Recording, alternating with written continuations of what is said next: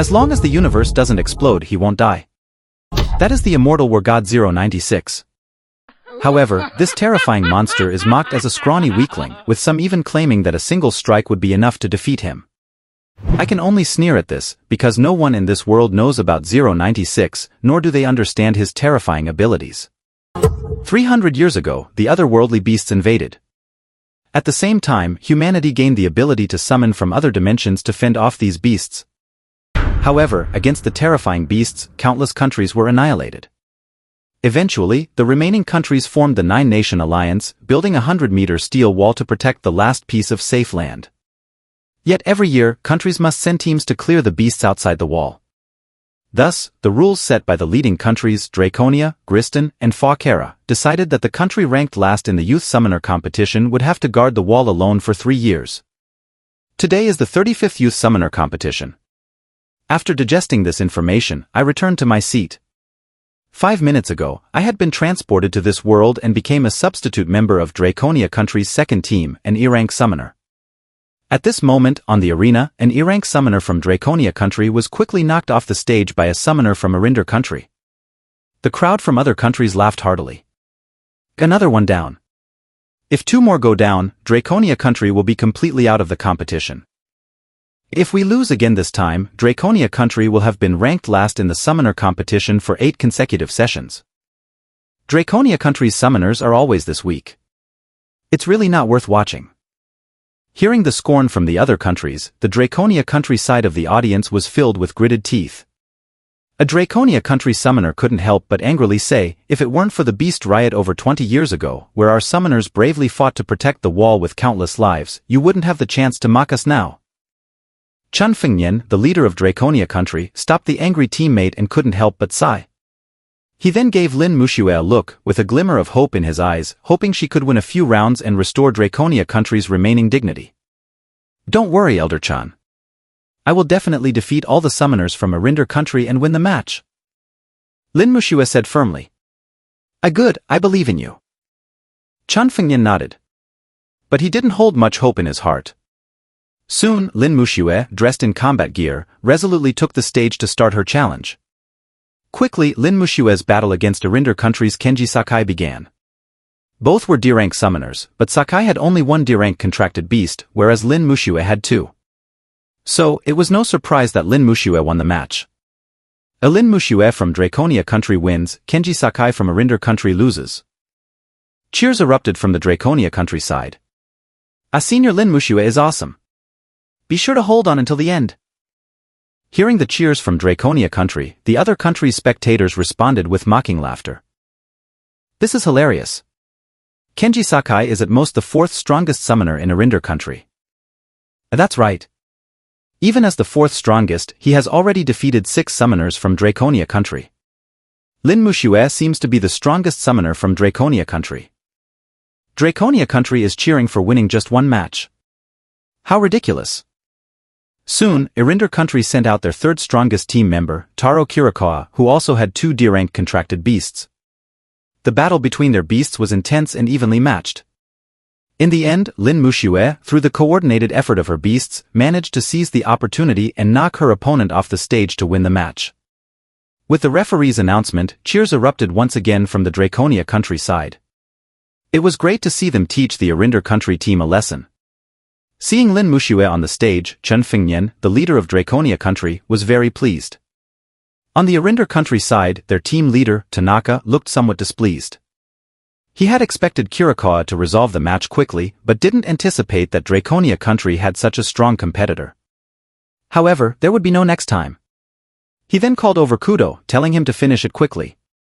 Kirikawa is such a useless waste. He can't even handle a Draconia country summoner. Now I have to step in personally. After cursing a few times, Kudo stood up and prepared to go to the arena. On the stage, the 3rd Arinder country competitor, Shinji Kudo, also a D-rank summoner, entered the fray. However, Lin Muxue's battle strategy had already been exposed, relying on the 3-tailed fox's special trick to catch her opponents off guard. Thus, Kudo kept a tight rein on the 3-tailed fox, not giving it a chance to exploit any openings. Lin Muxue had no choice but to be eliminated. Seeing the strongest competitor from Draconia country being eliminated, the other competitors' seats erupted into laughter again. Kahaha. It's hilarious. I wonder what Draconia country is cheering about. Every time I watch Draconia country's matches, it's always this boring. There's only one Draconia country competitor left. Let's wrap this up quickly. The mood on the Draconia country side was somber. With Senior Lin Mushue eliminated, Draconia country is completely defeated. There's only one person left for Draconia country, but we don't have any strong competitors left. I think we should send Brother Li Hao. He has 2 E-rank summoners and should be able to hold out for 10 rounds. At this moment, Li Hao also stood up and said to the team leader, Elder Chun, let me take the last match. Although I don't consider myself a match for the Arinder country opponent, I will definitely not disgrace Draconia country. As Li Hao was about to take the stage, I suddenly spoke up, how about I go instead? At my words, everyone was stunned for a moment, then they all turned to look at me. Seeing that I was a reserve from the second team, others immediately expressed their dissatisfaction. Don't make trouble. If you go, you'll probably be eliminated in less than 1 round, and Draconia country will be completely embarrassed. However, I didn't let the team's dissatisfaction deter me. I walked up to Chun Fengnian and said, Elder Chun, let me go. I'm confident in myself. Looking at my determined face, Chun Fengnian pondered for a moment, then nodded, all right, you can take the last match. Elder Chen then explained to Li Hao, conserve your strength for now and use it to wear down the Viridia country competitor later. I didn't pay much attention to Elder Chen's words. I knew everyone didn't have high expectations of me and thought I would be cannon fodder. But since I had stepped up, I was confident of winning. On the other country's side, seeing Draconia country send out an unknown second-string player, there was another round of discussion and speculation. What's the point of going up there? Just admit defeat, it's a waste of time. Shinji Kudo from Arinder country sneered, Draconia country has no one left? They sent out a useless person like you. I suggest you surrender quickly. Facing Kudo's provocation, I wasn't angry at all. Instead, I remained calm and completely ignored his taunts. With the referee's signal, the match officially began.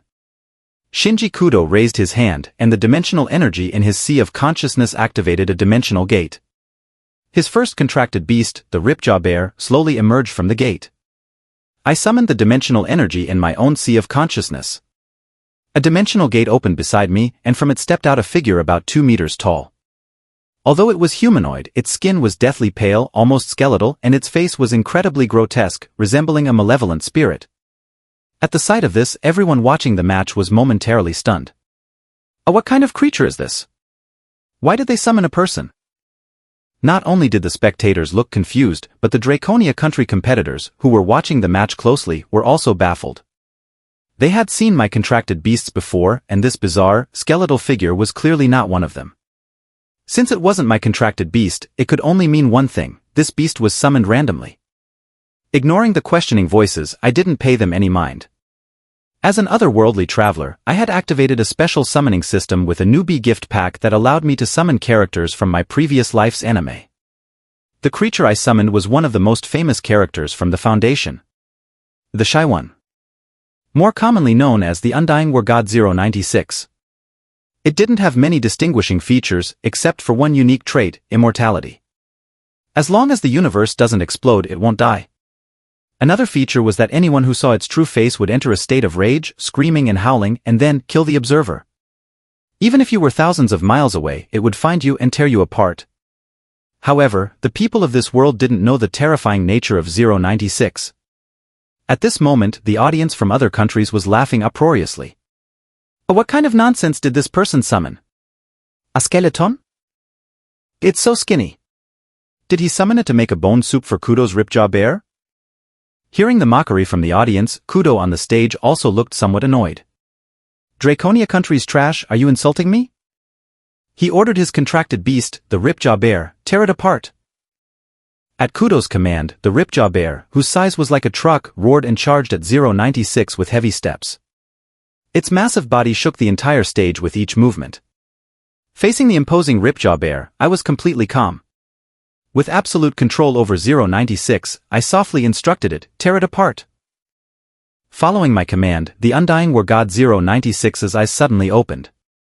Seeing the Ripjaw bear, it immediately went into a berserk state and charged recklessly at the bear, which was several times its size. The Ripjaw bear looked down on 096 with evident disdain. When 096 got close, it swung its massive paw and slammed the skeletal figure into the ground. On the massive stone arena floor, cracks appeared where 096 lay, revealing the tremendous force of the Ripjaw bear's strike. The spectators erupted in laughter once again. Kahaha!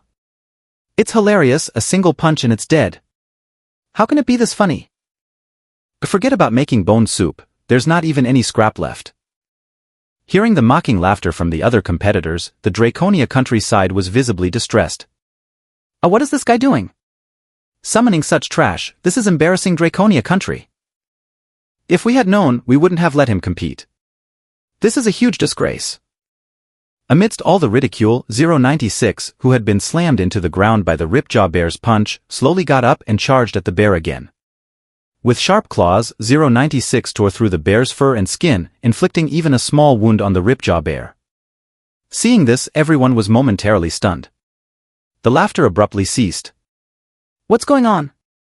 Not only were the spectators bewildered, but Shinji Kudo was also completely dumbfounded. He knew very well that his Ripjaw bear's full-force attack could pierce several centimeters of steel plate. How could it not kill that skeleton? It's impossible.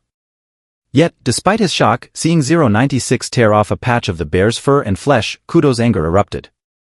Facing the charging 096, the Ripjaw bear swung its enormous paw, slapping 096 on the head and knocking it back to the ground. Then, the bear's massive paws rained down relentlessly on 096. The giant stone arena, battered by the bear's relentless strikes, had cracked and broken, forming a large pit, with 096's body embedded into the ground. The Ripjaw bear, not knowing how many times it had struck, finally stopped when it felt no movement from 096. All eyes were fixed on this scene from the stands of various countries. At this point, the skeleton must be smashed into pulp and completely dead. Just as everyone thought this, 096, who had been pummeled by countless blows, slowly rose from the pit. Its skeletal, pale body was completely unscathed. Seeing this, everyone was once again astounded. Not dead. It's still not dead. In the astonished, disbelieving gazes of the crowd, 096 roared and charged at the massive Ripjaw bear once more. 096 leaped onto the Ripjaw bear, sinking its sharp teeth into the bear's flesh, tearing off another patch of fur and flesh. The Ripjaw bear, in pain, quickly pulled 096 off itself and then lifted its thick, bucket-like legs to stomp down heavily on 096. It smashed 096 back into the ground.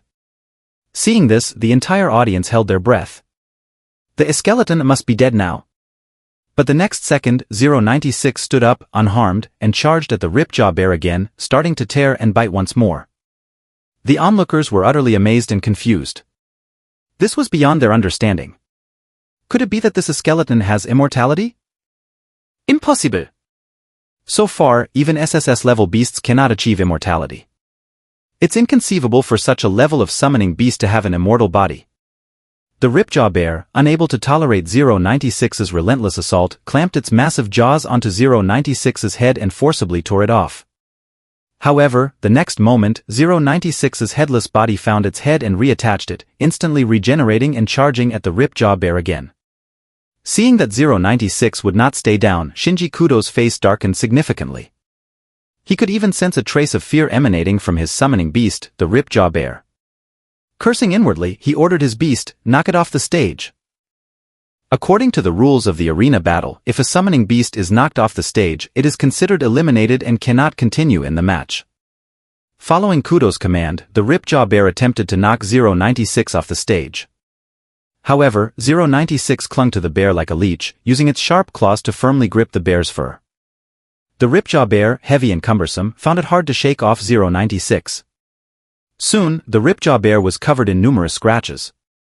Although these injuries were minor and didn't threaten the bear's life, if this continued, 096 might end up biting it to death. Kudo's face turned ashen. He had no choice but to summon his second beast, the armored crocodile. Although this action filled him with tremendous humiliation, he had never imagined that dealing with a Draconia country substitute would require him to summon his second beast. This was the greatest disgrace of his life. The armored crocodile, receiving its orders, immediately charged at 096, who was entangled with the ripjaw bear.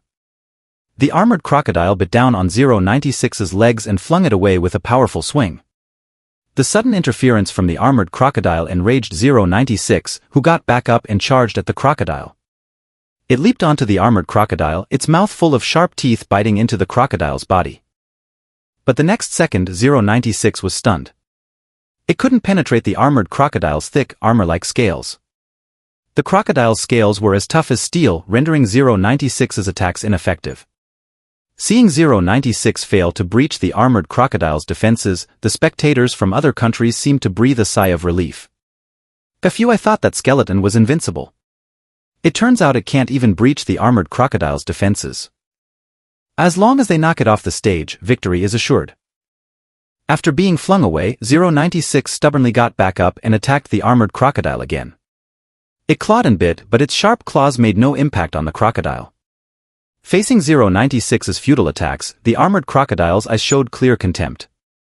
A summoning beast that couldn't even breach its defenses didn't deserve its attention. The crocodile simply used its massive tail to repeatedly smash 096. The ripjaw bear soon joined the fray. The two summoning beasts treated 096 like a toy, taking turns to attack and overpower it. Lying on the ground, 096 could no longer stand up. At this point, the armored crocodile, presumably tired of playing, opened its jaws wide and swallowed 096 whole. Seeing his summoning beast devour 096, Kudo finally smiled. The armored crocodile's stomach contained highly corrosive acid. Even B-level summoning beasts would be quickly dissolved into acid within the crocodile's stomach. Kudo doubted that the skeleton could withstand the corrosive power of his armored crocodile's stomach acid. From a distance, watching the scene quietly, I revealed a mysterious smile. Kudo had just seen 096 being utterly beaten without the chance to fight back and had planned to summon another helper. But the next moment, he saw the armored crocodile swallowing 096.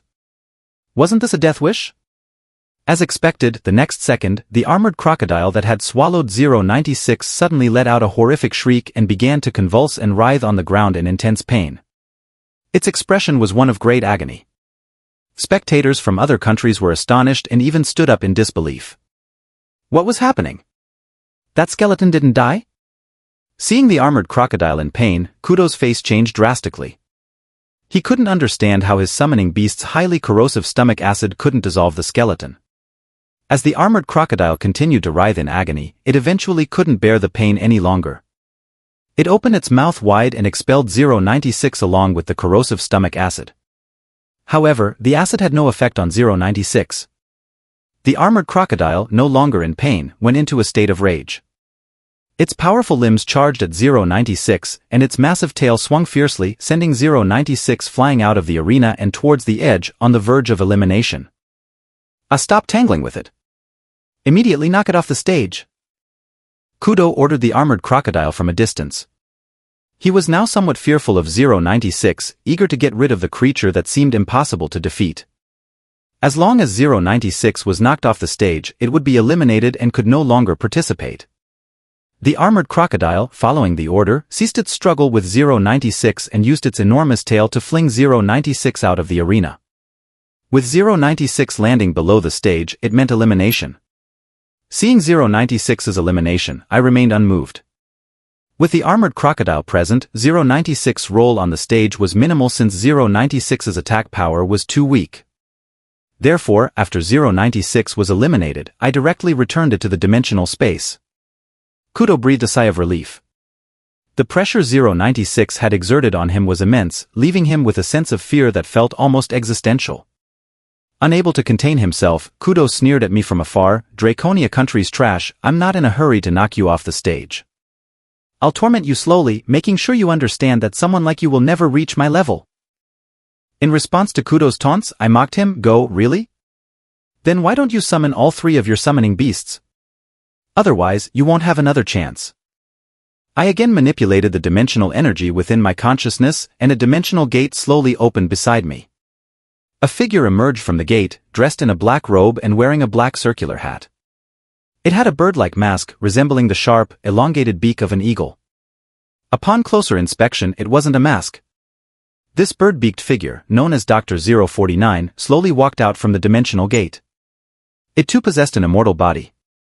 When the containment facility was in chaos, Dr. 049 sought to test who the strongest being in the facility was. During the riot, it challenged all the containment objects within the facility. It first killed a group of armed personnel in the facility, then found the infamous Peanut 173. Against the fastest creature in the world, 173, Dr. 049 crushed its head with a single stomp. Dr. 049 then went to the room of the Immortal War God 096. With a slap, it crushed 096's head. Driven mad with rage, Dr. 049 slaughtered countless powerful containment objects along its path, crushing the head of Mask 035 and killing Corrosive Elder 106, until it encountered the Flame Demon 457. Dr. 049's challenge ended only when it was driven away by the Flame Demon 457. It knew that not all containment objects were within its capacity to challenge. For instance, entities like Pseudo-God 343, Immortal Destroyer Lizard 682, and Flame Demon 457 were far beyond Drive 049's strength. Nevertheless, in this world, Dr. 049 could easily overpower several D-grade summoning beasts without much effort. Seeing me summon another humanoid-like entity, discussions began among the spectators. What is this Draconia country substitute summoning now? Just by looking at its size, it seems weak. It probably couldn't even withstand a single slap from Kudo Shinji's crackjaw bear. The Draconia country team also frowned at the figure on the stage. They had never seen this summoned creature before. Was it another one of my random summons? On the stage, Kudo Shinji, seeing an entity that was neither human nor animal, looked down on it with disdain. However, remembering the unusual nature of 096, he did not let his guard down. He commanded his summons, tear it apart. Following Kudo Shinji's command, the crackjaw bear and the armored crocodile began to charge at Dr. 049. Dr. 049 looked at the two summoned beasts with disdain. With his hands in his pockets, he slowly walked toward the advancing armored crocodile and crackjaw bear. His stride was composed and confident, showing no regard for these D-grade beasts. Seeing Dr. 049's contempt, the crackjaw bear and armored crocodile went into a state of fury. The next moment, the crackjaw bear's massive paw swung towards Dr. 049's head, but it missed and struck nothing but air.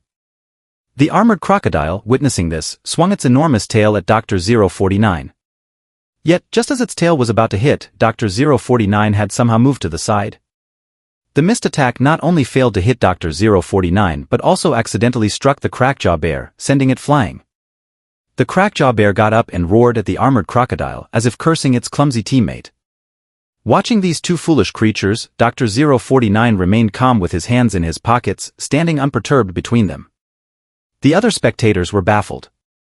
They hadn't seen how Dr. 049 dodged the crackjaw bear and armored crocodile's attacks. It seemed as if Dr. 049 could teleport, moving so fast that they couldn't keep up.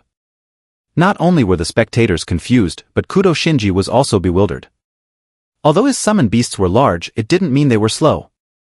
Despite the size of the crackjaw bear and armored crocodile, they couldn't land a hit on Dr. 049. Every time they tried to strike, Dr. 049 effortlessly evaded their attacks, not suffering a scratch. Dr. 049's figure flickered on the stage, moving so fast that it left blurry afterimages. Seeing this, other country representatives were astonished. A representative from Lithoria country couldn't help but say, "What kind of creature is this? Its speed is as fast as my night leopard cat." A representative from Gristan country commented to a nearby Draconia country representative, Lang Tian, "Your Draconia country has really produced a remarkable talent." The representative from Arinder country sneered, "What's the use of just speed? Can it escape effectively in a fight against a fierce beast?" Back in the Draconia country spectator area. Suddenly, everyone felt a sense of unfamiliarity with me and these two creatures I had summoned. What exactly were they? The most astonished of all was Elder Chan. As an expert in summoning beasts, these two creatures were far beyond his understanding. On the stage, seeing that his summoned beasts were unable to land a hit on 049, Kudo Shinji's face turned extremely dark. He ordered the crackjaw bear and armored crocodile, "Stop hesitating. Armored crocodile, use your tail to restrain it, and crackjaw bear, guard its retreat." Despite Kudo Shinji's orders, the crackjaw bear and armored crocodile still couldn't touch 049, who maintained a calm and confident demeanor with his hands in his pockets throughout. Seeing this, Kudo Shinji couldn't help but shout at me, "Draconia country's waste, is that all your summoned beasts can do, dodge?" In response to Kudo Shinji's provocation, I smirked disdainfully. With absolute control over 049, I didn't want to waste any more time. I commanded, "Deal with them quickly." Following my command, 049's figure flashed, and the next moment, it appeared behind the crackjaw bear. Its hand suddenly emitted a cyan blue glow, and with a slender, human-like hand, it lightly slapped the crackjaw bear's massive body. Though it seemed like a gentle strike, the crackjaw bear was sent flying and landed heavily on the ground. In the next moment, 049 appeared beside the crackjaw bear, its foot slamming down on the crackjaw bear's thigh. The impact caused a gory mess, and the crackjaw bear let out a miserable roar. Then, 049 lifted its foot and kicked the severely injured crackjaw bear off the stage. At this moment, everyone watching was stunned. The entire sequence, from 049 bringing down the crackjaw bear, injuring it severely, to kicking it off the stage, happened in just a few seconds. It was too fast. Before the spectators could even react, 049 was already moving again, heading straight for the armored crocodile. With its blinding speed, the armored crocodile could only thrash its massive tail wildly in front of itself, trying to keep 049 at bay. But 049 managed to slip past and appear directly in front of the armored crocodile. Its cyan blue glowing hand reached out and clawed at the armored crocodile's scaled armor. With a sound like metal being shredded, 049's attack breached the armored crocodile's defenses, tearing away a patch of its black, armor-like scales along with flesh. Although this damage was not fatal, the intense pain caused the armored crocodile to lash out in a frenzy, whipping its massive tail at 049, but it couldn't even graze the edge of 049's clothing. Having had enough, 049 swiftly moved again, firing a high-dose tranquilizer that landed precisely in the previously injured spot on the armored crocodile. Within just 2 seconds, the once active armored crocodile lay motionless on the ground, and 049 stepped forward to kick it off the stage. Seeing this, all the representatives from various countries and team leaders were in disbelief. Kudo Shinji's crackjaw bear and armored crocodile had been eliminated? What kind of creature is that with the bird-like beak? How is it so powerful? Amidst the shock and astonishment of everyone, 049 slowly walked toward Kudo Shinji, who was standing at the edge of the stage. With hands still in its pockets, 049 moved with a deliberate, confident stride. Watching 049 approach, Kudo Shinji's entire body trembled. He never expected that his contracted beast, the armored crocodile, renowned for its defensive capabilities and able to endure several rounds even against C-class summoned beasts, would be eliminated in just a few rounds by this bird-beaked creature. It was terrifying. Absolutely terrifying. At this moment, Kudo Shinji had completely lost his previous arrogance and was now filled with fear. As he saw 049 slowly approaching, Kudo Shinji hurriedly tried to summon his third contracted beast using the dimensional energy in his consciousness. But the next second, he saw a black hole suddenly appear beneath 049's feet, and before he could react, 049 fell into the black hole. Stunned, Kudo Shinji was completely bewildered.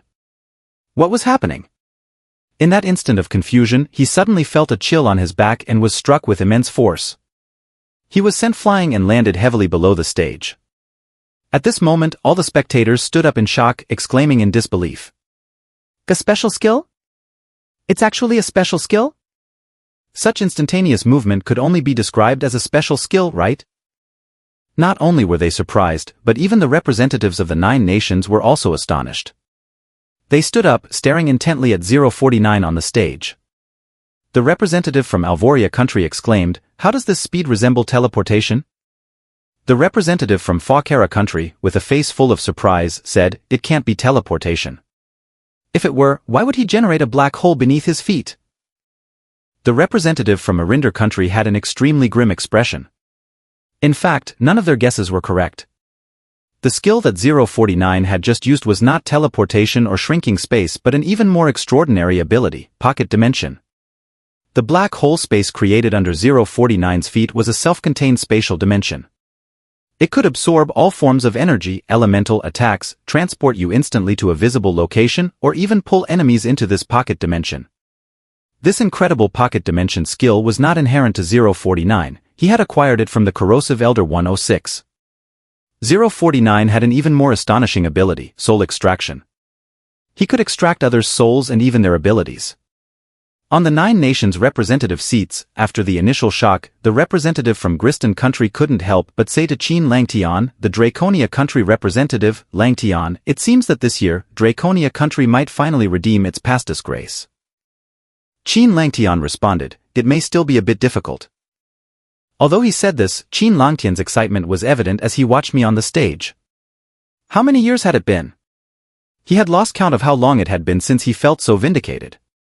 Since the beastly riots 20 years ago, countless talents from Draconia country had perished, leading to a dramatic decline in its fortunes. Draconia country had been at the bottom of the summoner competitions every year. Over the years, Qin Langtian had endured countless taunts and frustrations. But today, he had discovered a genius from Draconia country who defeated Kudo Shinji from Arinder country in just a few rounds. This suggested that the contestant's strength was likely above the D-class level. This year, they might not finish at the bottom. In that moment, he saw hope. The other national teams were in an uproar.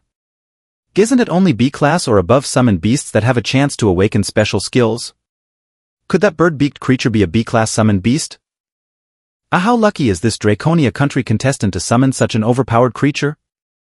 While the representatives from other countries were discussing fervently, the Draconia country side was eerily silent.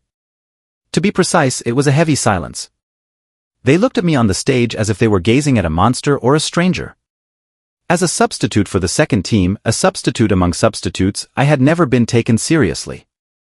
Yet today, it was as if I had transformed into a different person. Could it be that this guy had been hiding his strength all along? Lin Mushue's beautiful eyes shone with an unusual light.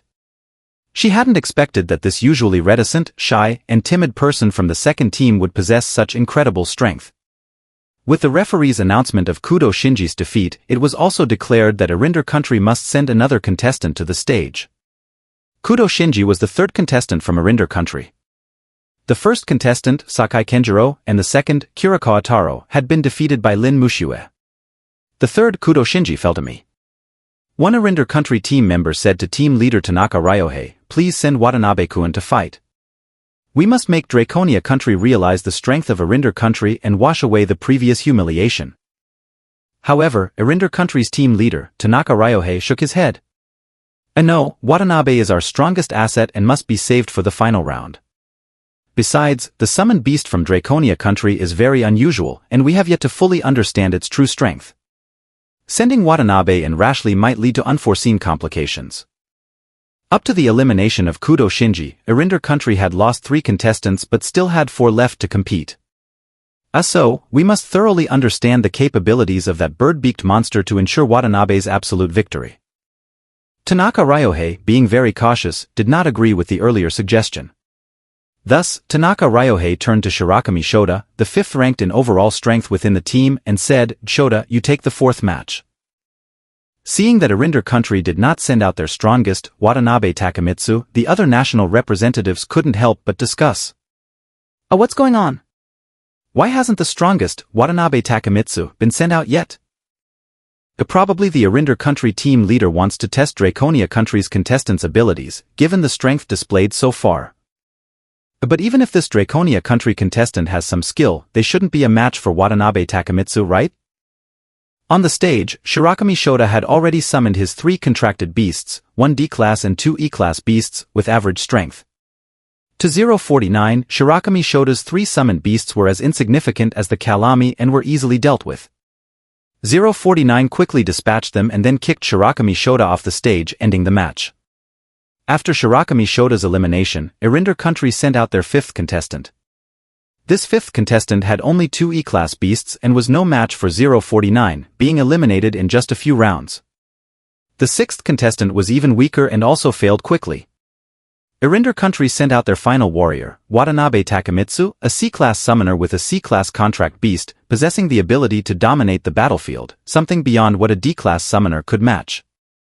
Seeing Watanabe Takemitsu take the stage, the Draconia country team members were sweating with anxiety.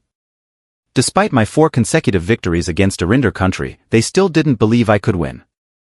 Even if I had been hiding my strength, they assumed I was at most a D-class summoner, not a match for a C-class summoner. On the stage, Watanabe Takemitsu looked at me with a serious expression but with a hint of disdain in his eyes. After observing the previous fights, he had a general understanding of my bird-beaked summon's abilities. It was fast and powerful, could incapacitate summons with a tranquilizer-like needle, and had a special ability that created a black hole, allowing near-instantaneous repositioning. However, he believed that by fully focusing on defense when this ability was used, it wouldn't pose a significant threat. Watanabe Takemitsu spoke confidently, "Draconia country, you're lucky. Your summon is powerful, but you're no match for me." I smirked dismissively, "Are Arinder country people just staring at the sky with their butts up?" Watanabe Takemitsu didn't quite grasp my insult, but the Draconia country team erupted in laughter upon hearing it. The phrase "staring at the sky with their butts up" implied blindness to the obvious, and they found it perfectly fitting. Realizing the insult, Watanabe Takemitsu's face darkened with anger. Very well, Draconia country. I'll show you the difference between a C-class summoner and a D-class summoner." He presumed I was a D-class summoner. In truth, I wasn't sure of my current rank. After awakening the system, all the contract slots in my sea of consciousness had vanished, and the 2 contract beasts I had signed with the original host were gone. Now, I could only summon beasts provided by the system. Currently, the system's summons were all containment items from the Foundation, with no updates on more powerful ones due to insufficient energy for summoning. Given my current dimensional energy, I could summon up to 3 beasts of roughly equal strength. This made me a D-class summoner in terms of summoning capacity, though my actual strength was another matter. Watanabe Takemitsu opened a dimensional gate and summoned his 3 D-class contract beasts, the red-lined serpent king, the saber-toothed tiger, and the black-horned rampaging bull. The red-lined serpent king, while not very strong in attack, was dangerous because its bite could poison even a C-class beast to death within a minute. It was Watanabe Takemitsu's favorite D-class summon. The saber-toothed tiger had 2 enormous fangs extending like swords, with significant offensive power. The black-horned rampaging bull, once in a berserk state, could be quite troublesome even for a D-class summon. Instead of immediately summoning his C-class beast, Watanabe Takemitsu decided to test the waters with his 3 D-class summons. On my side, Dr. 049 remained composed and confident, calmly observing the 3 contract beasts of Watanabe Takemitsu as if ignoring everyone else. Facing only 049 alone, Watanabe Takemitsu said to me, "Draconia country, are you sure you're only sending out 1 summon to fight me? I advise you to summon all your summons quickly, or you won't have a chance." I replied calmly, "1 is enough to deal with you." Hearing this, Watanabe Takemitsu smiled rather than getting angry. Good. Very good." Without further ado, Watanabe Takemitsu commanded his summons, the black-horned rampaging bull and the red-lined serpent king, to charge at Dr. 049.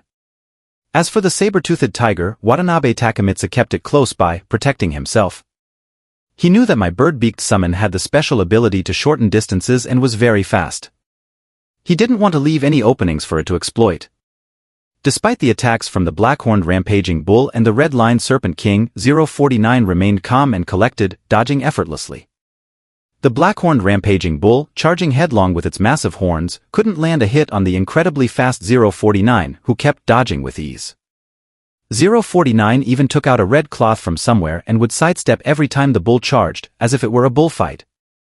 Seeing 049's antics, Watanabe Takemitsu clenched his teeth in frustration. However, as he saw the red-lined serpent king closing in on 049, a smile crept onto his face. Though snakes have no legs, their speed can surpass that of most legged creatures. Especially when they are hunting, their burst of speed is terrifying. Soon, the red-lined serpent king found its chance. At the moment 049 sidestepped, it suddenly surged forward with incredible speed, leaping into the air and biting 049, sending him flying. Seeing his red-lined serpent king bite 049, Watanabe Takemitsu could no longer hide his grin. His red-lined serpent king was a poisonous creature, even a C-class summon would succumb to its toxins. This was a guaranteed win. The spectators from other countries held their breath and whispered among themselves. On the Draconia countryside, everyone's hearts were in their throats. They were aware of the red-lined serpent king's terrifying poison and had almost lost hope. But I remained unfazed when 049 was bitten. After all, 049's real name was a plague doctor, and it could cure any disease. Such minor snake venom wouldn't affect him. Moreover, 049 had also gained the immortality ability from the Undying War God 096, making him invulnerable. So, on the stage, after 049 was bitten by the red line serpent king and sent flying, he struck the serpent with a glowing blue hand, creating a gaping wound along its body, and kicked the red line serpent king away. Seeing his red line serpent king being kicked, Watanabe Takemitsu continued to sneer because his serpent had already poisoned the bird-beaked creature. Watanabe Takemitsu then said to me, "My red line serpent king has bitten your summon. Without the antidote I provide, your summon will be dead from the poison in less than a minute. I suggest you concede now, or I won't give you the antidote." Although the Summoners Tournament didn't explicitly forbid killing the opponent's summons, having one of your summons die in the opponent's hands was looked down upon by all participating countries. The rule was to stop when it's clear, as it is a friendly match. This was the real reason for asking 049 to hold back earlier. To this, I responded, "I also advise you to concede now, or it will be unpleasant when my summon kicks you off the stage later." Hearing this, Watanabe Takemitsu sneered and said, "All right, Draconia country, since you don't care about the life of your summon, you can't blame me for what happens next." The spectators from other countries began to criticize me, seeing that I didn't care about the life of my summon. This Draconia country person is really shameless, disregarding the life of his summon. Is conceding that difficult? Facing the criticism from the other country's spectators, the Draconia country team members looked very grim. Voluntarily sacrificing your summon's life was despised throughout the entire league. However, I remained unflustered on the stage. After rejecting Watanabe Takemitsu's offer, I commanded 049 to take the initiative and end the fight quickly. Following my order, 049 moved forward, dodging several times to get in front of the black-horned rampaging bull. With its glowing blue hand, it struck the bull, creating a deep wound several centimeters long. The black-horned rampaging bull, though not as tough as Kudo Shinjiro's armored crocodile, had a very resilient hide with strong defense. 049's attack only caused damage, not severe injury. But with 049's agility, a few more strikes would make things uncomfortable for the bull. Watanabe Takemitsu was stunned. Normally, even if his red line serpent king's bite didn't immediately cause death, it would slow down and disorient the opponent. But why was this bird-beaked creature still so fast and agile? This didn't make sense. It must be a last-ditch effort. Watanabe Takemitsu ordered his black-horned rampaging bull to enter a defensive stance to buy time.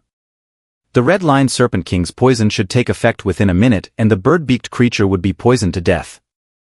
However, a minute passed quickly and 049 had already inflicted numerous wounds on the black-horned rampaging bull, which was groaning in pain. Despite this, 049's speed and attack power remained unchanged. To Watanabe Takemitsu's surprise, 049 seemed to have thoroughly enjoyed playing around. Facing the bull's counterattacks, 049 grabbed its horns and slammed it heavily onto the ground, then kicked it off the stage. After kicking the black-horned rampaging bull off the stage, 049 dusted off its hands and slowly turned to look at the red line serpent king. Seeing this, the spectators from various countries were stunned. I heard Watanabe Takemitsu's red line serpent king can poison even C-class summons. How come it has no effect on this bird-beaked creature? Didn't Watanabe Takemitsu's red line serpent king bite him? The Draconia country team members were also perplexed. Elder Chun, the team leader and a summoning beast expert, was well aware of the potency of the red line serpent king's poison.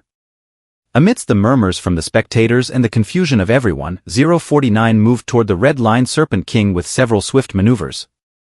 This red line serpent king was much weaker than the black-horned rampaging bull and 049 easily kicked it off the stage.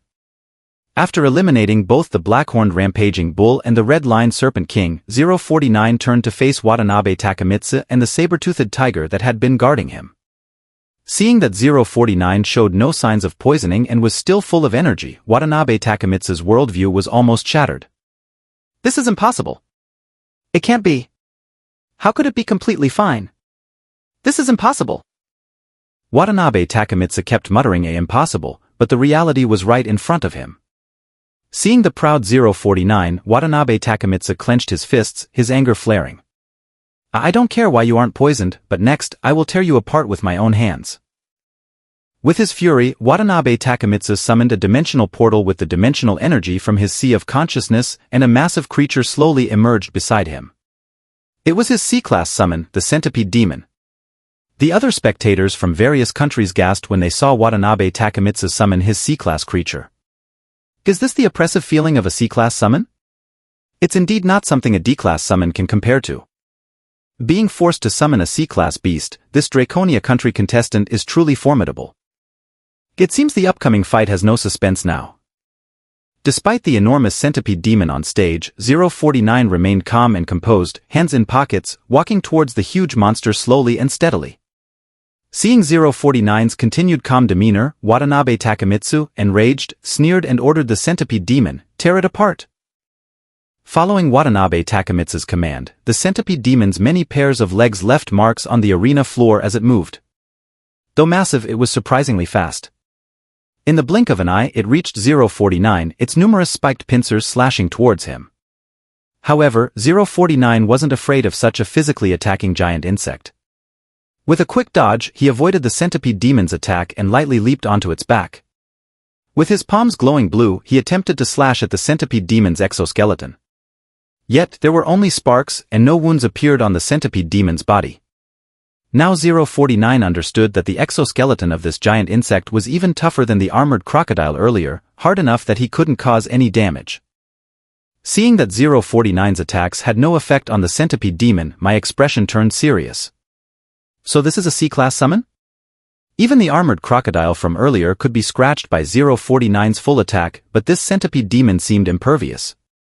It seemed that 049's strength, while sufficient for this world's C-class creatures, might not be enough against stronger B-class creatures.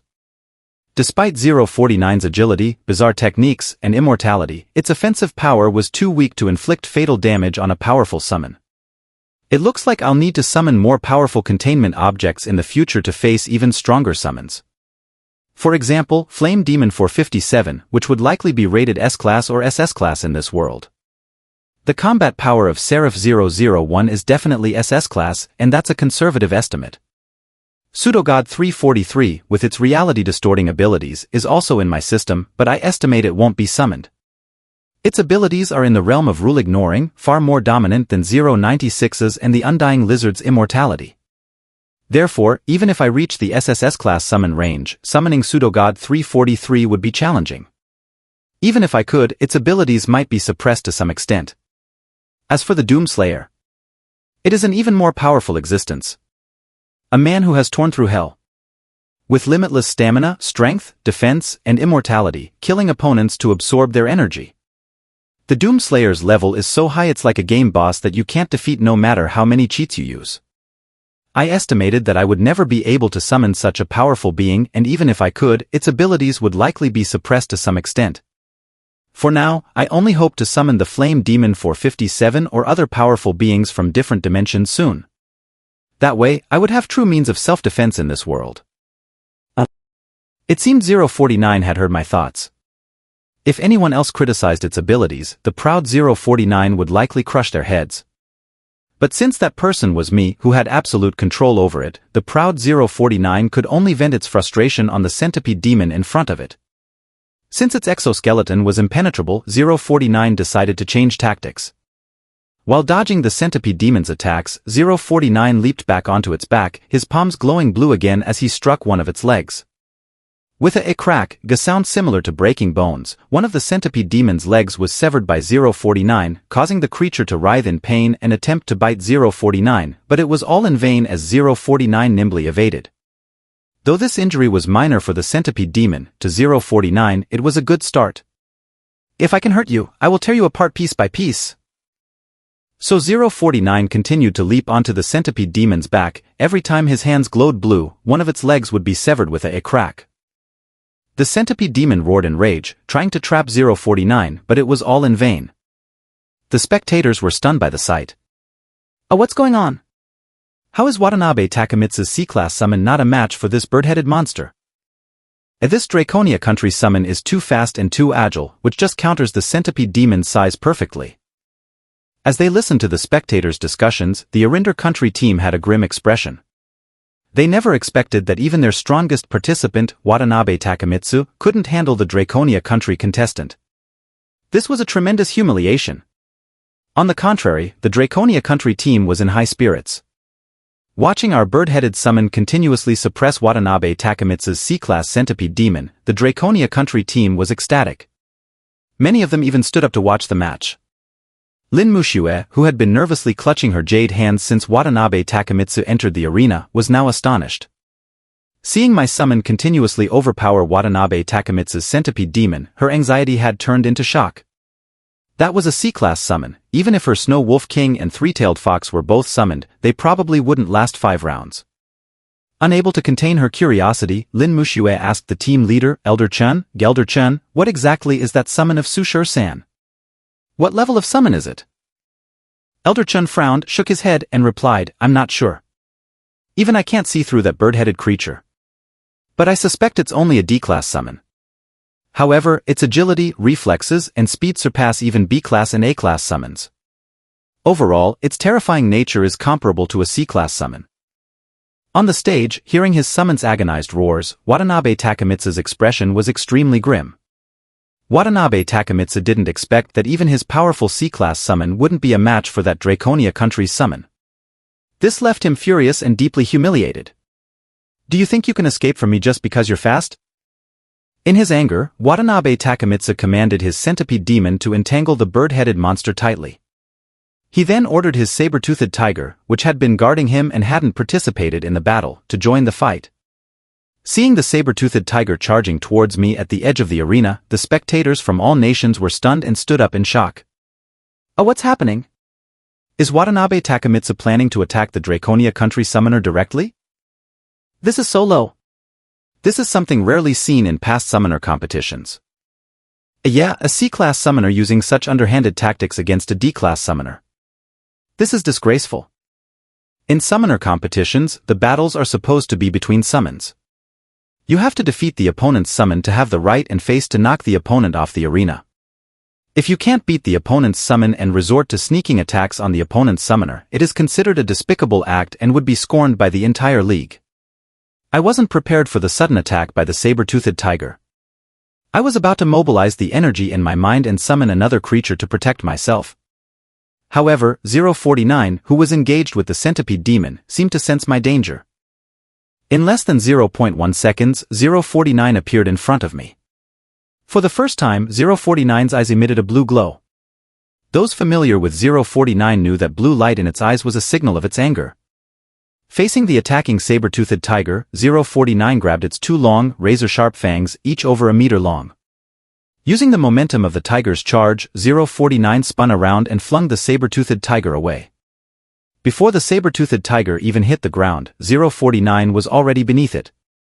With intensified blue light, 049's hand slashed across the saber-toothed tiger's body, leaving a gaping half-meter-long wound and causing blood to gush out. As the saber-toothed tiger fell to the ground, 049 grabbed its fangs again, and with even more intense blue light, he forcefully broke one of the fangs. The saber-toothed tiger howled in agony. Before it could howl twice, 049 kicked it off the arena. The sequence of events happened so fast that the spectators barely had time to react before the saber-toothed tiger was eliminated. Everyone was stunned. To eliminate a D-class summon in just a few seconds, could this be the true strength of this bird-headed monster? It's unbelievable. What level of summon is this bird-headed creature? Amidst the astonishment of the crowd, 049, after eliminating the saber-toothed tiger, slowly turned around and looked at the enormous centipede demon in the distance. The blue light in its eyes intensified even further. Seeing this, Watanabe Takemitsu at the edge of the arena felt a hint of soul-deep terror. As Watanabe Takemitsu experienced fear, 049 slowly approached his final summon, the centipede demon. Amidst the astonishment of everyone, 049 charged at the centipede demon, flashing several times until it reached the front of the enormous creature and leaped onto its back. The centipede demon, desperately writhing its body, tried to use its sharp mandibles to attack 049, but it couldn't even touch him. 049, glowing with blue light, grabbed one of the centipede demon's legs and, with a sudden force, ripped it off. Thick black blood splattered everywhere, covering the arena, and the centipede demon emitted a tragic howl of pain. Seeing this, Watanabe Takemitsu's face turned grim. He commanded the centipede demon to ignore 049 and focus on knocking me off the edge of the arena. Obeying Watanabe's orders, the centipede demon abandoned its battle with the menacing 049 and lumbered towards me. Seeing Watanabe Takemitsu's summons turning against me, the spectators were once again in uproar. Watanabe's actions were met with widespread disdain. The Arinder country team was particularly upset. They hadn't anticipated that a Draconia country summoner would push their strongest player, Watanabe Takemitsu, to such desperation. Even if it meant being vilified by everyone, they were determined to eliminate the Draconia country summoner. On the other hand, the Draconia country spectators were infuriated by Watanabe's dishonorable actions and began cursing him. However, the rules of the arena did not prohibit attacking the opponent's summoner, so even the referees had no authority to stop Watanabe. Seeing this, my face turned cold. As I was about to summon help, 049, riding on the centipede demon, seemed even more furious. With a fierce strike, it severed a massive tentacle from the centipede demon's head. This tentacle seemed to be a weak point for the centipede demon. Once severed, the giant creature staggered and crashed to the ground, howling in agony.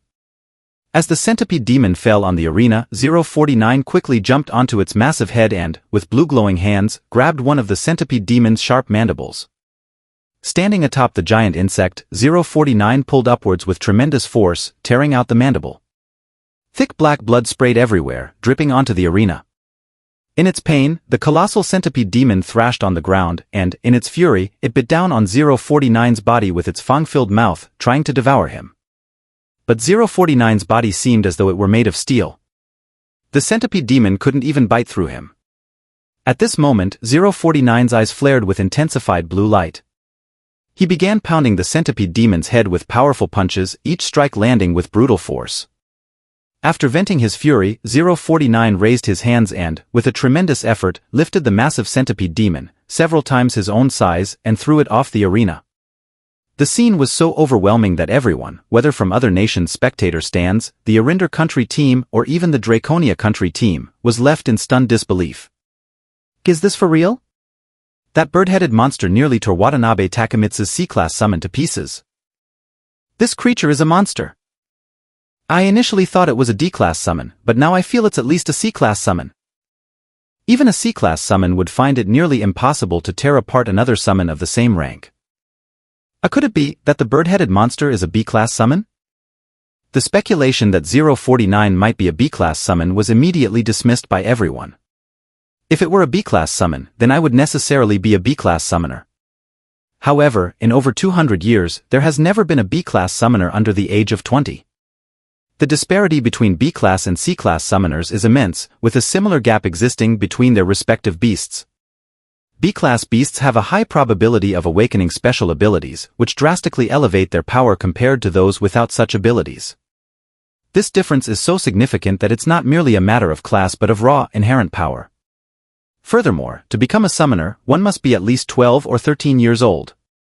Humans cannot train or harness dimensional energy while still in their infancy, as their bodies are too frail to handle such energy. Awakening the ability to absorb dimensional energy typically occurs around the ages of 14 or 15.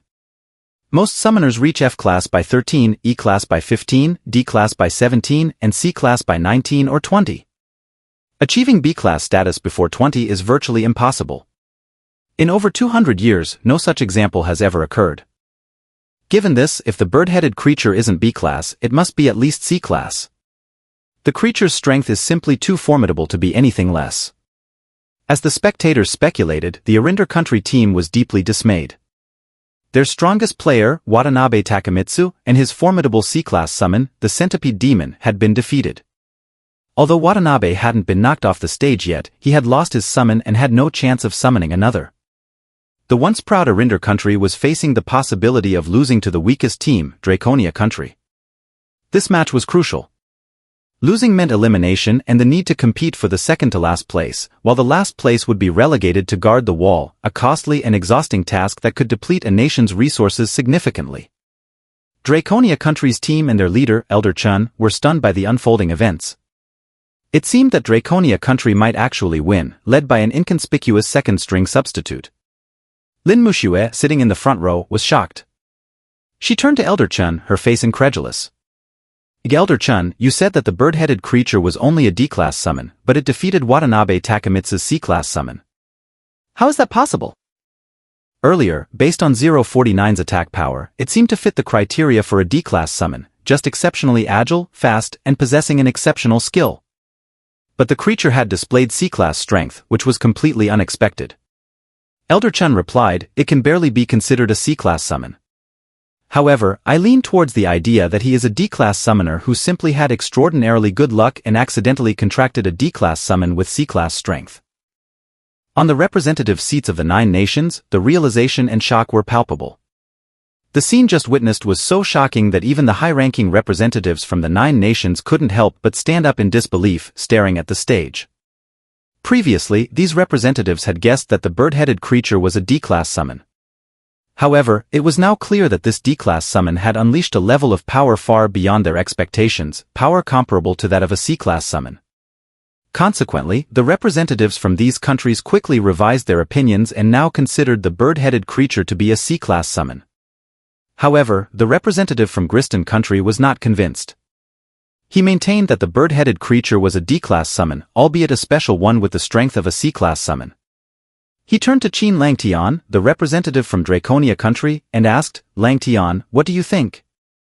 What class do you believe this summon of yours belongs to?" Qin Langtian pondered for a moment and replied, "I believe it is a D-class summon."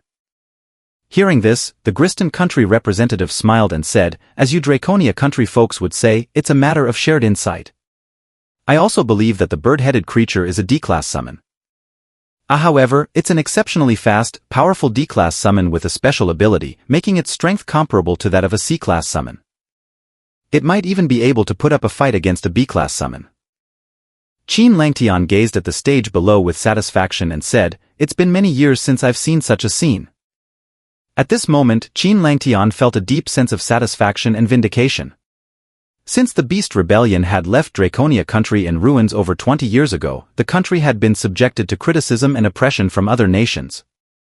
Its national strength had dwindled year by year, and it had been at the bottom of the rankings for 7 consecutive tournaments, becoming the laughingstock of the alliance.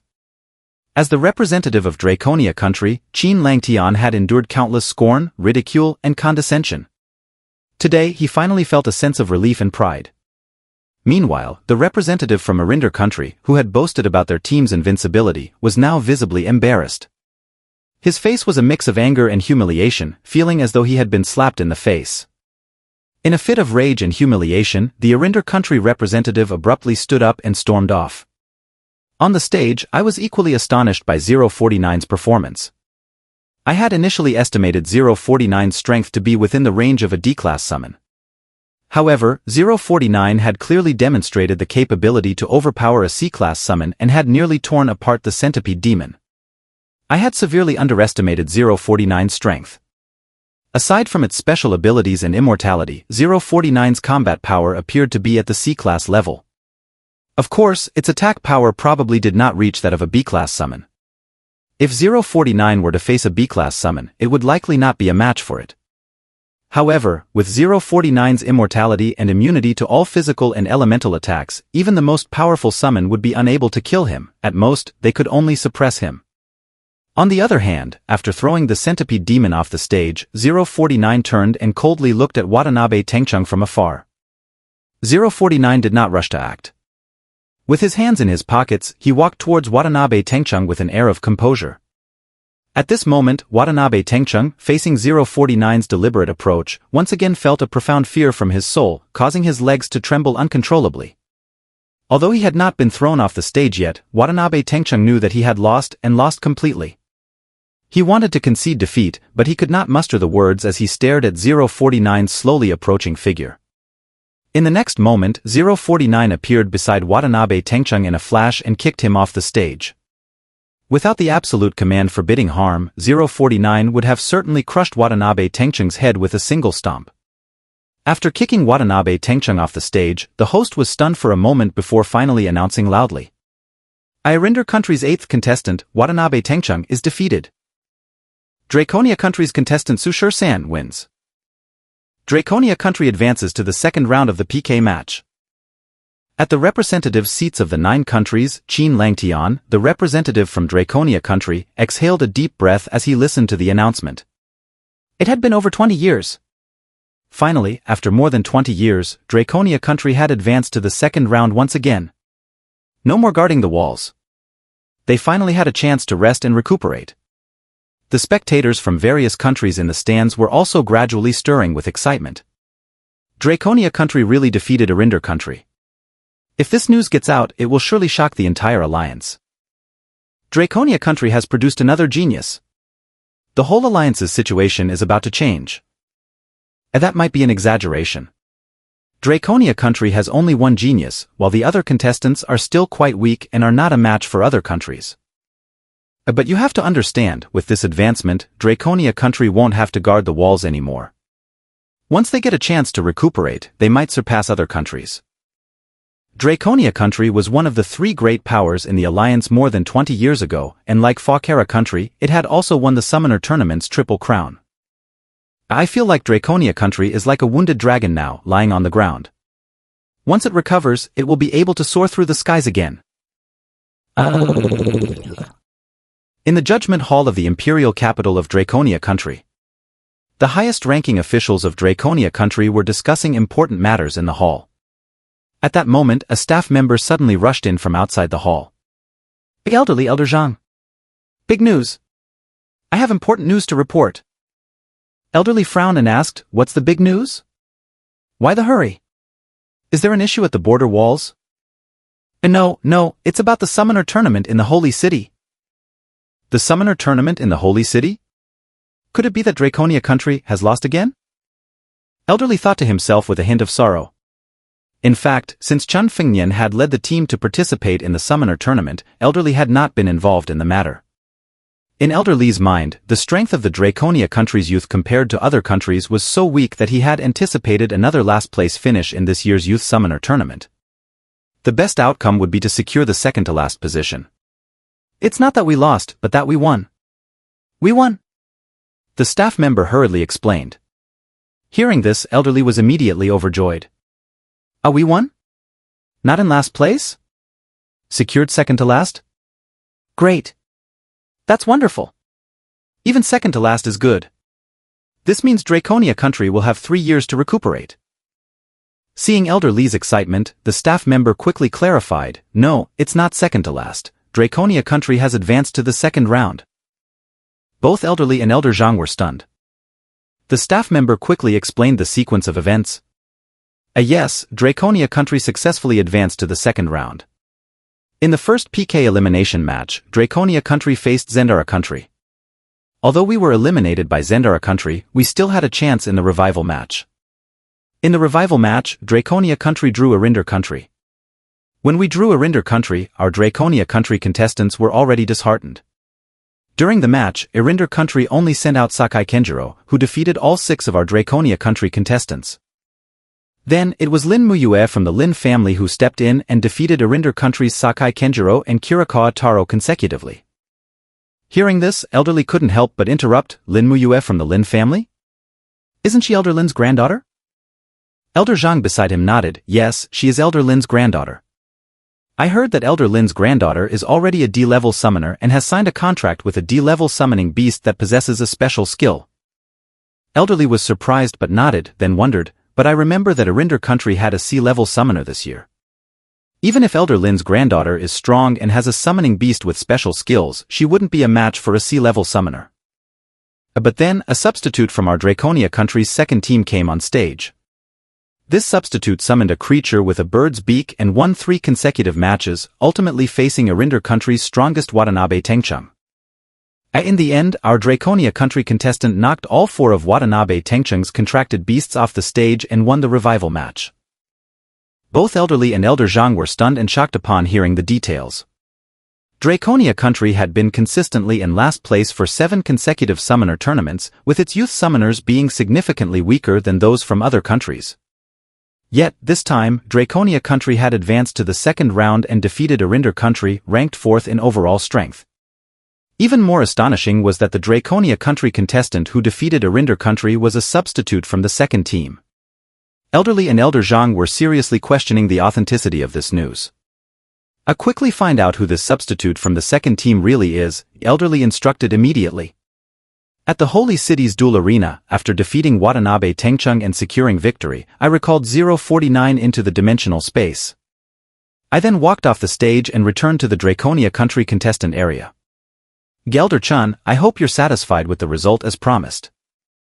Hearing this, Elder Chun was momentarily stunned, then his face broke into a beaming smile as he took both of my hands. A teacher was right about you. Your performance was truly outstanding.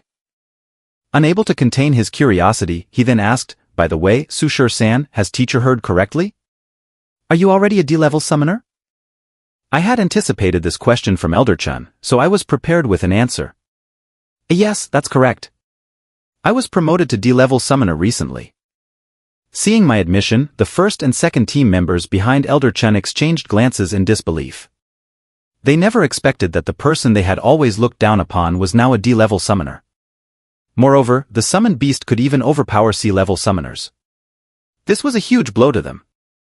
The first summoned beast I had called out, the Bone Warrior 096, had never been seen by Elder-chan. Hearing Elder-chan inquire about 096, I felt a headache coming on. After acquiring the system, it had forcefully erased the previous two contracted beasts and their positions in my consciousness. I wasn't sure how to explain this to Elder-chan. I had to say that summoned beast was randomly summoned. I just felt a strange connection with it, so I ended up summoning it. Alright, I won't press further. Everyone has their own little secrets. I'm just glad to see you becoming stronger, Elder-chan said, refraining from probing any further. Then Elder-chan asked, by the way, Sushir-san, can you summon that beast again?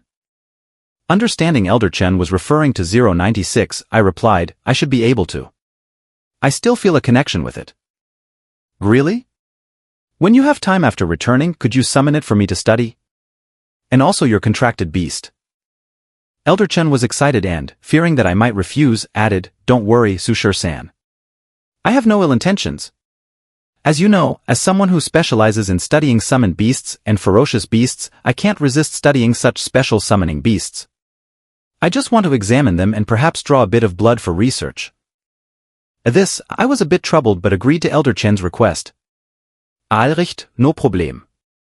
After the competition, I'll let you study them. On the other side, with my victory over Watanabe Tingchong, the match between Draconia Country and Arinder Country came to an end, which also marked the conclusion of the revival match. As expected, the slightly stronger Targon Country defeated Viridia Country and secured a spot in the second round. In the match between Draconia Country and Arinder Country, everyone had anticipated that Arinder Country would win and Draconia Country would lose. Arinder Country was on the verge of winning the revival match with just one more victory, but I unexpectedly emerged and turned the tide, securing victory for Draconia Country. The successful Draconia Country team and Targon Country team would now face off against the teams that advanced directly, Gristan Country, Zendara Country, Lithoria Country, and Alvoria Country, in the second round of PK elimination matches. As for the strongest Fakara Country team, as the previous champions, they would not participate in this second round of elimination matches. Thus, the next step would be for Draconia Country, Gristan Country, Zendara Country, Alvoria Country, Lithoria Country, and Targon Country to draw lots for the second round of PK matches. With the announcement of the competition host, it was time for the representatives of the 6 countries to draw lots for the second round of PK matches.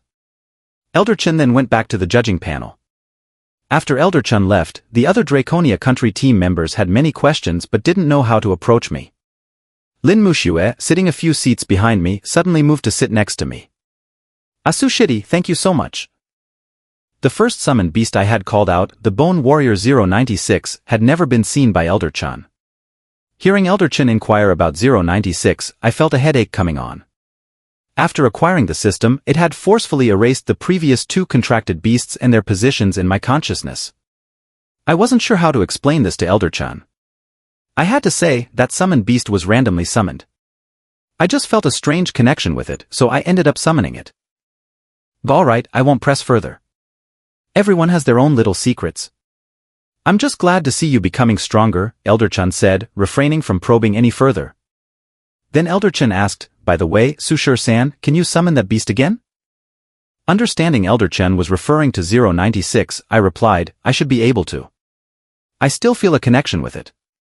Really? When you have time after returning, could you summon it for me to study? And also your contracted beast. Elder-chan was excited and, fearing that I might refuse, added, don't worry, Sushir-san. I have no ill intentions. As you know, as someone who specializes in studying summoned beasts and ferocious beasts, I can't resist studying such special summoning beasts. I just want to examine them and perhaps draw a bit of blood for research. At this, I was a bit troubled but agreed to Elder-chan's request. Allrecht, no problem. After the competition, I'll let you study them. On the other side, with my victory over Watanabe Tingchong, the match between Draconia Country and Arinder Country came to an end, which also marked the conclusion of the revival match. As expected, the slightly stronger Targon Country defeated Viridia Country and secured a spot in the second round.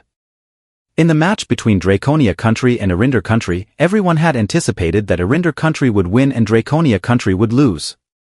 Arinder Country was on the verge of winning the revival match with just one more victory, but I unexpectedly emerged and turned the tide, securing victory for Draconia Country. The successful Draconia Country team and Targon Country team would now face off against the teams that advanced directly, Gristan Country, Zendara Country, Lithoria Country, and Alvoria Country, in the second round of PK elimination matches. As for the strongest Faucara Country team, as the previous champions, they would not participate in this second round of elimination matches. Thus, the next step would be for Draconia Country, Gristan Country, Zendara Country, Alvoria Country, Lithoria Country, and Targon Country to draw lots for the second round of PK matches.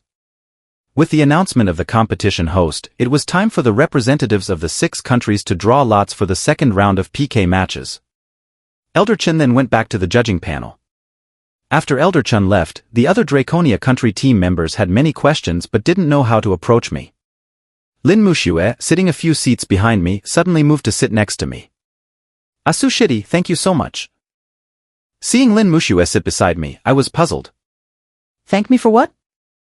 For securing victory for Draconia Country. Otherwise, we would have repeated our previous failures. You're a hero for Draconia Country, and the whole country will be grateful to you, Lin Muxue said sincerely. Then she couldn't help but ask me some basic information. Although I was a member of Draconia Country's second team and had trained with Lin Muxue, she knew very little about me, the previously inconspicuous member of the team. Indeed, it was the standard setup for a transmigrator, starting from an orphanage. You're an orphan? I'm sorry, Sushiti, I didn't mean to bring up painful memories, Lin Muxue apologized. Lin Muxue referred to herself as a senior sister in front of me because she was the oldest among the current team members in the training camp. It's fine, I said, shaking my head to indicate that it was no problem. Lin Muxue asked me more questions, and soon after, Elder Chun returned from the drawing of lots at the judges' table. The Draconia Country team members hurriedly asked, Elder Chun, how did the drawing go? Who did we draw for the second round? It's quite a coincidence, we've drawn Zendara Country again, Elder Chun replied. In the first round of elimination matches, Draconia Country had already faced Zendara Country. Zendara Country's strength was slightly inferior to Arinder Country's, but still beyond what the current Draconia Country could handle. Zendara Country had 6 D-grade summoners, which was more than Arinder Country. If not for the presence of the C-grade summoner Watanabe Tingchong in Arinder Country, their overall strength would not have matched that of Zendara Country. It was indeed a case of familiar enemies on a narrow road, to face Zendara Country again in the second round. However, this time, the Draconia Country team was clearly confident. Don't worry, now that we have Sushur-san, dealing with Zendara Country will be no problem.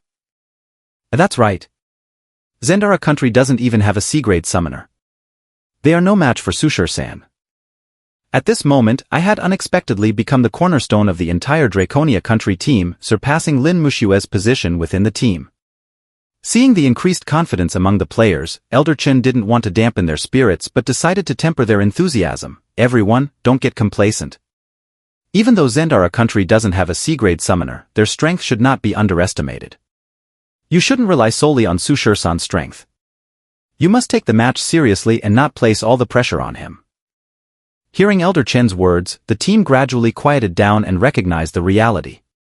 If it weren't for me, they would have been eliminated in the revival match. Alright, we don't have any matches today. Everyone should go back and rest. Make sure to take the competition seriously tomorrow. The Judgment Court of the Holy City had arranged accommodation and food for all the national teams. However, the Draconia Country team was so excited that they held a celebratory feast for me that night.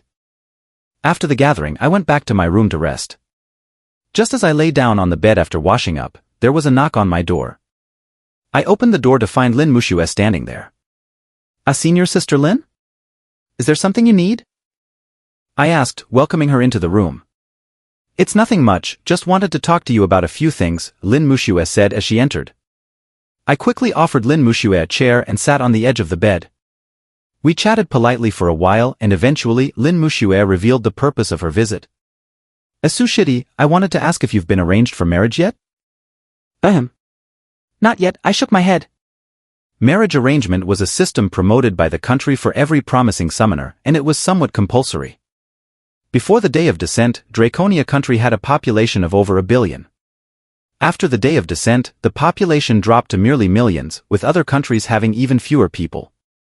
As a result, there were regulations stating that women must marry by the age of 14 and must have children within 2 years of marriage. For those with the dimensional body, who could become or were already summoners, there were more specific marriage arrangements. If a child's father and mother were both summoners, the child would almost certainly awaken the dimensional body and become a summoner in the future. Therefore, the country mandated a marriage system among summoners. As senior sister, I heard that your family has already arranged for you to marry Shin Xianang from the Shin family. Regarding this matter, Lin Muxue confirmed, yes, my family arranged this 3 years ago. Lin Muxue gave a wry smile and said, you know, this kind of arrangement is beyond my control. Draconia country is quite lenient with the marriage system, but in other countries, I might have already been sent off to other countries for breeding.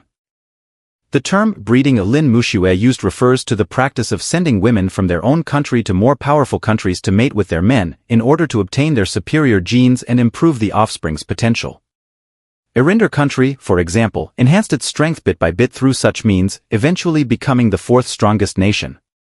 Even though Draconia country is currently in a weak position, ranking last among the 9 countries, it still maintains its pride and does not send its people off for breeding. As the most talented summoner of the Lin family in the imperial capital, Lin Muxue was arranged to marry Shin Xianang from the Shin family 3 years ago.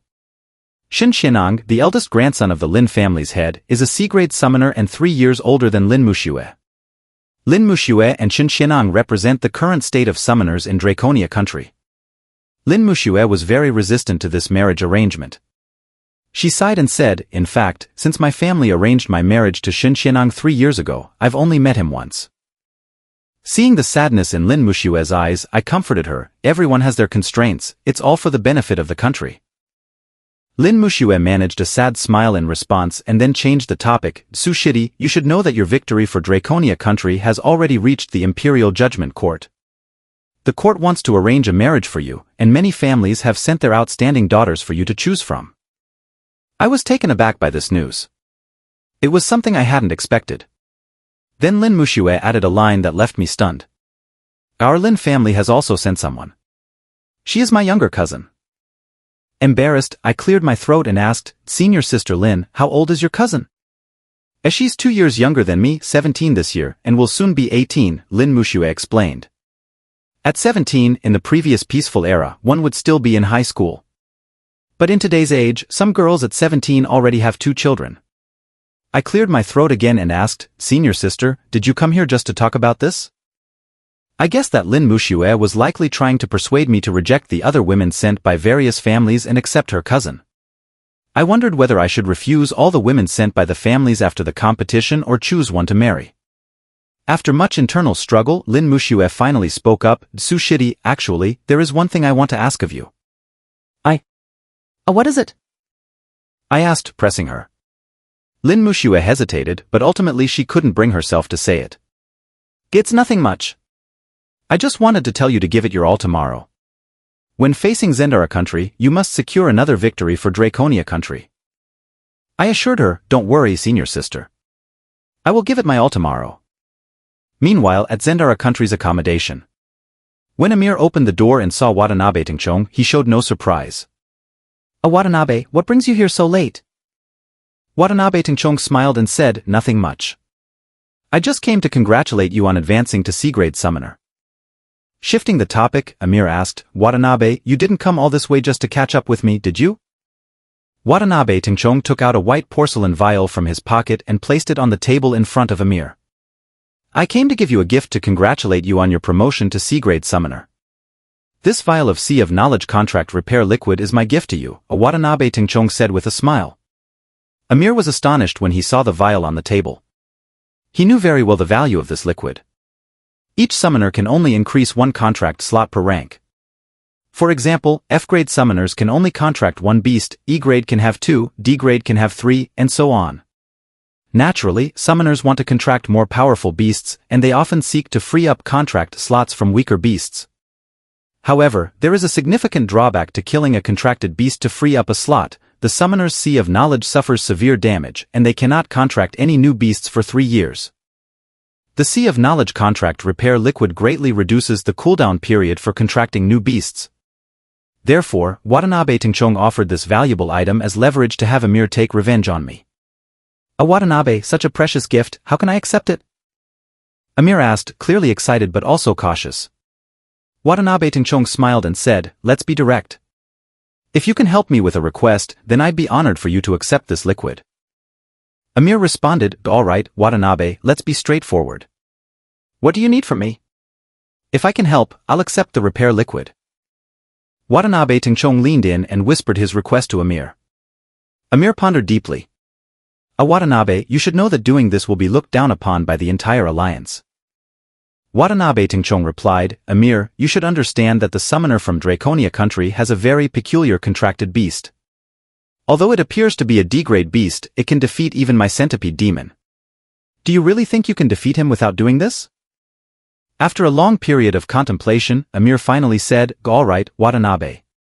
I will accept the repair liquid. As for tomorrow's match, don't worry, I will do as you requested, and I will also work on my teammates. The next day, by 10 a.m., participants and spectators from all countries arrived early at the arena. Yesterday's match had been a huge shock. Irinder country, which was expected to win easily, had lost to Draconia country, which had been in last place for 7 consecutive tournaments. The strongest summoner from Irinder country, Watanabe Tingchong, was defeated by a substitute from Draconia country. This sensational news had spread throughout the Holy City and eventually throughout the entire alliance. The host of the competition took the stage and addressed the participants. The 35th Youth Summoner Competition, Round 2 of the knockout stage, is about to begin. Let us welcome the first match between Gristan country and Targon country. Gristan country was one of the 2 strongest countries, just behind Fawkera country, with multiple C-grade summoners and even their substitute team being full of D-grade summoners. On the other hand, Targon country ranked lower among the 9 countries, at 7th place, just above Viridia country. They had only 4 D-grade summoners and no C-grade summoners, making them one of the weaker teams compared to Draconia country. Against Gristan country, Draconia country had no chance of winning. Soon, Gristan country sent out a random player from their main team and effortlessly defeated all 8 players from Targon country, ending the match and eliminating Targon country from the competition. We now invite the 2 teams for the second match, Lithoria country and Alvoria country. This match also had no suspense. Alvoria country was the 3rd strongest country after Fawkera country and Gristan country. Their main team boasted 2 C-grade summoners, and the rest were all D-grade summoners. In contrast, although Lithoria country was stronger than Targon country, they were still no match for Alvoria country. Thus, Lithoria country was also eliminated by Alvoria country and would have to wait for the revival match. We now invite the 2 teams for the third match, Zendara country and Draconia country. For the first match, Elder Chun chose Li Hao from the second team. Li Hao, you will take the first match. Try to wear down the opponent's strength. Don't worry, Elder Chun, I won't let Draconia country down. Li Hao resolutely took the stage to face Zendara country's first player. Zendara country's first player was Charlie Liu, who was the 3rd strongest in their team and had 3 D-grade contracted beasts. Li Hao only had 2 E-grade summoners, making the strength gap substantial and the outcome inevitable. However, Charlie Liu clearly toyed with Li Hao during the match. He let his contracted beasts pin Li Hao's beasts to the ground, injuring them severely step by step, then kicked Li Hao's beasts off the stage. Afterward, Charlie Liu threw Li Hao off the stage, causing him to crash heavily and spit out a large mouthful of blood, clearly injured and struggling to stand. The Draconia country team was quite angry. Usually, in arena matches, fights are meant to be controlled. While it's normal for summoned beasts to get injured, intentionally harming the summoner is clearly targeting them. Li Hao was assisted by his teammates with a pale face, obviously suffering significant injuries. A good kid, it's not your fault, Elder Chun said sympathetically as he looked at Li Hao with some frustration. He turned to Zhang Zhenyuan, saying, Zhenyuan, you go up next. Zhang Zhenyuan was one of the 3 D-grade summoners from Draconia country, though he was relatively weak among D-grade summoners, with only 1 D-grade beast. Naturally, he was no match for Charlie Liu's 3 D-grade beasts. Despite holding on for several rounds, Zhang Zhenyuan was eventually defeated and thrown off the stage by Charlie Lu. The Draconia Country team couldn't help but clench their fists. These Zendara Country people are really going too far. Just winning the match wasn't enough, they had to go so hard? Why don't we just send in 13 to teach this Charlie pig a lesson? In response to the Draconia Country team's plea, Elder Chun said, don't rely on 13 for everything. If all the matches were only about 13 participating, what's the point of this summoner competition for you all? How would you improve your combat abilities? When you're outside the walls facing fierce beasts, they won't hold back. So treat your opponents as if they are those fierce beasts. He then turned to Lu Huangyu and said, Huangyu, it's your turn to take the stage next. Lu Huangyu was also one of the 3 D-grade summoners from Draconia Country, with strength second only to team leader Lin Muxue and possessing 2 D-grade beasts. When Lu Huangyu took the stage, although he found it somewhat challenging to deal with Charlie Lu, he managed to hold out for 20 to 30 rounds. However, in the end, he was still knocked off the stage by Charlie Lu and sustained injuries. Lin Muxue stepped forward, saying, Elder Chun, let's not have the other junior brothers go up anymore. Let me take the next match. With Draconia Country having no more D-grade summoners apart from Lin Muxue and me, sending E-grade summoners would just be giving away easy points. Alright Xiaoxue, you take the next match, Elder Chun agreed without hesitation. Lin Muxue then took the stage to face Zendara Country's Charlie Lu. Although Lin Muxue only had 2 D-grade contracted beasts, the Snow Wolf King and the Three-Tailed Fox, her Three-Tailed Fox had a special skill capable of turning the tide of battle. However, after yesterday's match against Arinder Country, the fact that Lin Muxue's Three-Tailed Fox had a special skill was no longer a secret. As a result, Charlie Lu was particularly wary of Lin Muxue's Three-Tailed Fox and made sure she didn't get any chances. Ultimately, Lin Muxue was also defeated by Charlie Lu and knocked off the stage. However, since Lin Muxue was quite powerful, she wasn't severely injured. After Lin Muxue returned, Elder Chun didn't hesitate and decided it was my turn. 13, it's your turn next. I walked slowly to the stage, ready to face Charlie Lu. As I took the stage, the entire duel arena, including the audience seats, focused their attention on the match, watching intently. Some spectators were eager to see how a substitute player like me would fare against a C-grade summoner. Amidst everyone's attention, as the arena referee announced the start of the match, Charlie Lu once again summoned his 3 D-grade contracted beasts. The dimensional gate next to me also slowly opened, and bird-beaked Dr. 049 walked out. Upon seeing the bird-beaked 049, the audience in the stands and other countries' contestants buzzed with excitement as if they had seen a big celebrity. Charlie Lu's expression grew serious when facing 049. He glanced over at Captain Amir, who was seated in the Zendara Country audience. Seeing this, Amir nodded slowly at Charlie Lu, signaling him to proceed with the plan. Receiving Captain Amir's instructions, Charlie Lu acted without hesitation, commanding one of his D-grade contracted beasts to charge at 049. Charlie Lu's 3 D-grade contracted beasts were the spiked wolf spider, the long-tusked boar king, and the lion moose beast. The beast charging at 049 was the massive spiked wolf spider with its entire body covered in backward-facing spines, 8 long legs, and 8 eyes. In general, insect-type summoned beasts, or fierce beasts, are somewhat stronger than other summoned beasts of the same level because insect-type beasts often have greater explosive power and attack strength. Moreover, they usually possess exoskeletons, providing better defense. This was one reason why Lin Muxue couldn't defeat Charlie Lu. As the spiked wolf spider charged at 049, 049 swiftly dodged and began battling the spiked wolf spider.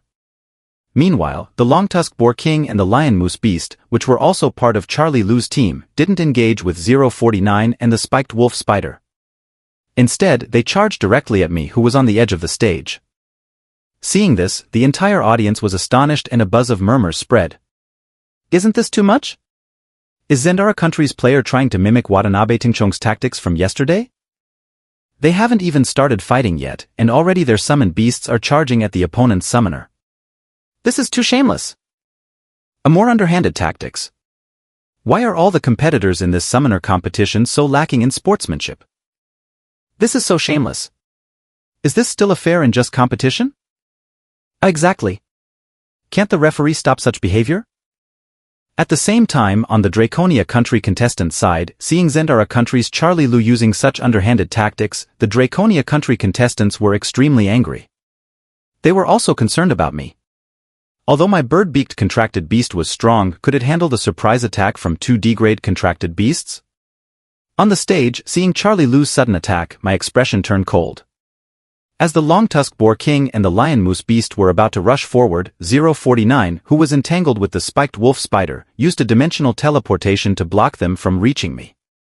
Facing the long-tusked boar king charging in front, 049 grabbed its massive tusks and, using its momentum, threw it forcefully away. Against the lion moose beast coming from behind, 049 swiftly dodged to my side, teleporting us away from the attack. But that wasn't the end. The spiked wolf spider, which had been fighting 049, also charged toward us. Its target remained clear, me, the summoner. Seeing this, 049 had to momentarily disengage from the fight, teleporting in front of me to shield me from danger. Charlie Lu's 3 contracted beasts relentlessly pursued us. As long as 049 stopped, the remaining 2 beasts would charge at me. Charlie Lu's beasts had a clear goal, to focus on me, the summoner. As long as one beast held 049 back, the other 2 would come after me. Although 049 could easily defeat any one of the beasts, engaging in battle meant I was in danger. Therefore, 049 had to use its agility to evade Charlie Lu's 3 beasts while continually escorting me to safety. Despite the chaotic situation, Charlie Lu's 3 contracted beasts still couldn't catch 049 or corner me. The match turned into a scenario where 049 was fleeing and the beasts were chasing, making it seem like an impossible escape. Watching the scene of Charlie Lu's 3 contracted beasts pursuing me and 049 constantly maneuvering to avoid them, the audience erupted in murmurs of disapproval. This Send Our Country contestant is really shameless. Can't they fight honorably? Exactly. Using 3 contracted beasts against 1 and employing such underhanded tactics. How shameless! They have thicker skin than the city walls. Can't the referee do anything? Isn't this supposed to be a battle between summoned beasts? What's the point of watching if they're attacking the summoner? There's nothing the referee can do since the rules of the tournament don't explicitly prohibit attacking the summoner. Zendara Country is exploiting a loophole, clearly learning from yesterday's Watanabe Tengchong. On the Draconia Country contestant's side, seeing Charlie Lu's despicable tactics, everyone was extremely outraged. That Charlie Lu is so shameless. What should we do now? If Charlie Lu's 3 beasts keep up the relentless pursuit, 13's situation will become very precarious. Why doesn't 13 summon his other 2 contracted beasts? Yeah, 13 has 2 more contracted beasts. It's useless. 13's other 2 beasts are only E-grade. Even if summoned, they won't change the situation much. Damn it! These people are so shameless. This has never happened in previous tournaments. Aren't they ashamed? In reality, the concern of the Draconia Country team for me was entirely unnecessary. I could easily summon 2 powerful allies, but I had no intention of doing so. There are 2 reasons for this. Firstly, Charlie Lu's 3 summoned beasts were not yet a threat to me, so I did not need to worry about being eliminated. Secondly, my intention was to test the upper limits of 049's abilities, to see if 049 could protect itself and defeat 3 D-grade summoned beasts surrounding it. If 049 was unable to do so, I could always summon additional help to assist me. Thus, under the siege of Charlie Lu's 3 summoned beasts, I refrained from summoning other helpers to observe 049's true strength. On the stage, 049 faced the siege of Charlie Lu's 3 D-grade summoned beasts, fighting them off while constantly keeping an eye on my position. If any summoned beast broke free and posed a threat to me, 049 would quickly disengage from battle and teleport me away from danger. As a result, 049 was fighting under considerable strain, constantly distracted. This also made it difficult for 049 to deal with Charlie Lu's 3 summoned beasts. However, this situation could not continue indefinitely. So, 049 created distance between us and the 3 summoned beasts. It then set me down and charged towards the lion moose beast with the intent to break the passive situation by eliminating the beasts one by one. The lion moose beast, with relatively weak defenses, was grabbed by 049's glowing blue hand. Leveraging its momentum, 049 slammed the beast to the ground. With its hand like a blade, 049's blue glowing palm sliced through the lion moose beast's front limb, causing blood to spurt. With a stomp, 049 crippled the limb, causing the lion moose beast to roll on the ground in pain. But within this brief moment, the massive long-tusked boar king had already charged towards me. 049 quickly flashed over, grabbing its enormous tusks and using its body to absorb the attack's impact. The Boar King's charge slid 049 back several meters, creating sparks on the ground. After dissipating the force, 049 flipped the massive Boar King onto its back with a powerful throw. With a stomp, 049 broke one of the Boar King's tusks, causing it to scream like a wild boar. Yet, in these few seconds, the spiked wolf spider had already closed in on me, the distance reduced to just a few meters. Seeing this, everyone in the audience instinctively held their breath, anxiously watching the scene. I also mobilized the dimensional energy in my sea of consciousness, preparing to summon another helper to deal with the imminent danger. But the next moment, I saw a black hole form beneath 049. Trusting 049 completely, I abandoned the idea of summoning additional help. Indeed, as the spiked wolf spider's barbed legs swiped towards me, 049 appeared beside me and led me away from the attack. Had it been even a second later, I would have had a deep wound across my torso. After setting me down safely, 049's eyes suddenly glowed with a deep blue light. It quickly closed in on the large spider, leaping onto the spiked wolf spider. At the same time, 049 saw that the previously tusk-broken Boar King had gotten back up and was charging at me again. Seeing this, 049 shot several tranquilizer darts at the Boar King. While firing the tranquilizers, 049 did not stop moving. It stomped down hard, breaking one of the spider's additional legs. Normally, the spiked wolf spider's body, covered in barbs with particularly sharp ones on its legs and a very tough exoskeleton, would not be harmed by typical summoned beast attacks and would likely injure the attacker instead. But 049 ignored the sharp barbs on the spider's legs. With another wretched scream echoing across the arena, 049 showed no mercy to the large spider, its body seemingly transforming into a giant hammer. With every stomp, 049 shattered the spider's spiked legs. In moments, 049 had broken 5 of the spider's 9 legs. The spider tried to struggle to its feet but was kicked off the stage by 049. Meanwhile, the lion moose beast, which had lost one of its front limbs to 049, had managed to get back up and was charging towards me. Despite its reduced speed, it was still quick but not nearly as fast as 049. In the next second, 049 appeared in front of it, blocking its path and quickly kicking the beast off the stage as well. The Boar King, meanwhile, lay motionless on the ground. With that, 049 had completely dealt with Charlie Lou's 3 summoned beasts. Seeing all his summoned beasts eliminated, Charlie Lou's face turned grim. He was about to concede defeat, but before he could utter a word, 049 appeared in front of him and kicked him off the stage. Charlie Lou fell heavily beneath the stage, coughing up blood. Want to surrender? Not so easily. One must also taste the bitterness of being knocked off the stage. After Charlie Lou was kicked off, the audience fell into a deep silence. From the moment 049 started, until all 3 of Charlie Lou's summoned beasts were knocked off the stage, it took less than half a minute. To the spectators, this scene was profoundly shocking. Under the assault of 3 D-grade summoned beasts, not only did 049 protect its master without a scratch, but it also managed to retaliate and defeat all 3 opponents in under 30 seconds. Such power was even more impressive than some C-grade summoned beasts. After the initial shock, the audience erupted into cheers.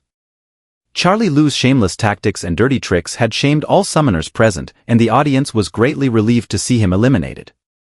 Oh, well done. Such shameless scum deserved to be knocked off the stage with a vengeance. I can't even win with a sneak attack, pathetic and despicable. A fair competition is admirable even in defeat, but sneaky tactics are disgraceful even if victorious. Failing with such underhanded methods makes you a fool. Oh my gosh, is the Draconia country's contestant really this strong? Facing 3 D-grade summoned beasts and not only holding his ground but defeating all 3 so decisively. Of course. Yesterday, even Watanabe Tingchong's C-grade summoned beast couldn't succeed in a sneak attack. Amid the cheers of the audience, the Draconia country team also breathed a sigh of relief. They had been deeply concerned about my ability to handle Charlie Lou's sudden attack. Fortunately, my summoned beast proved to be extremely capable, not only protecting me but also eliminating all 3 of Charlie Lou's summoned beasts.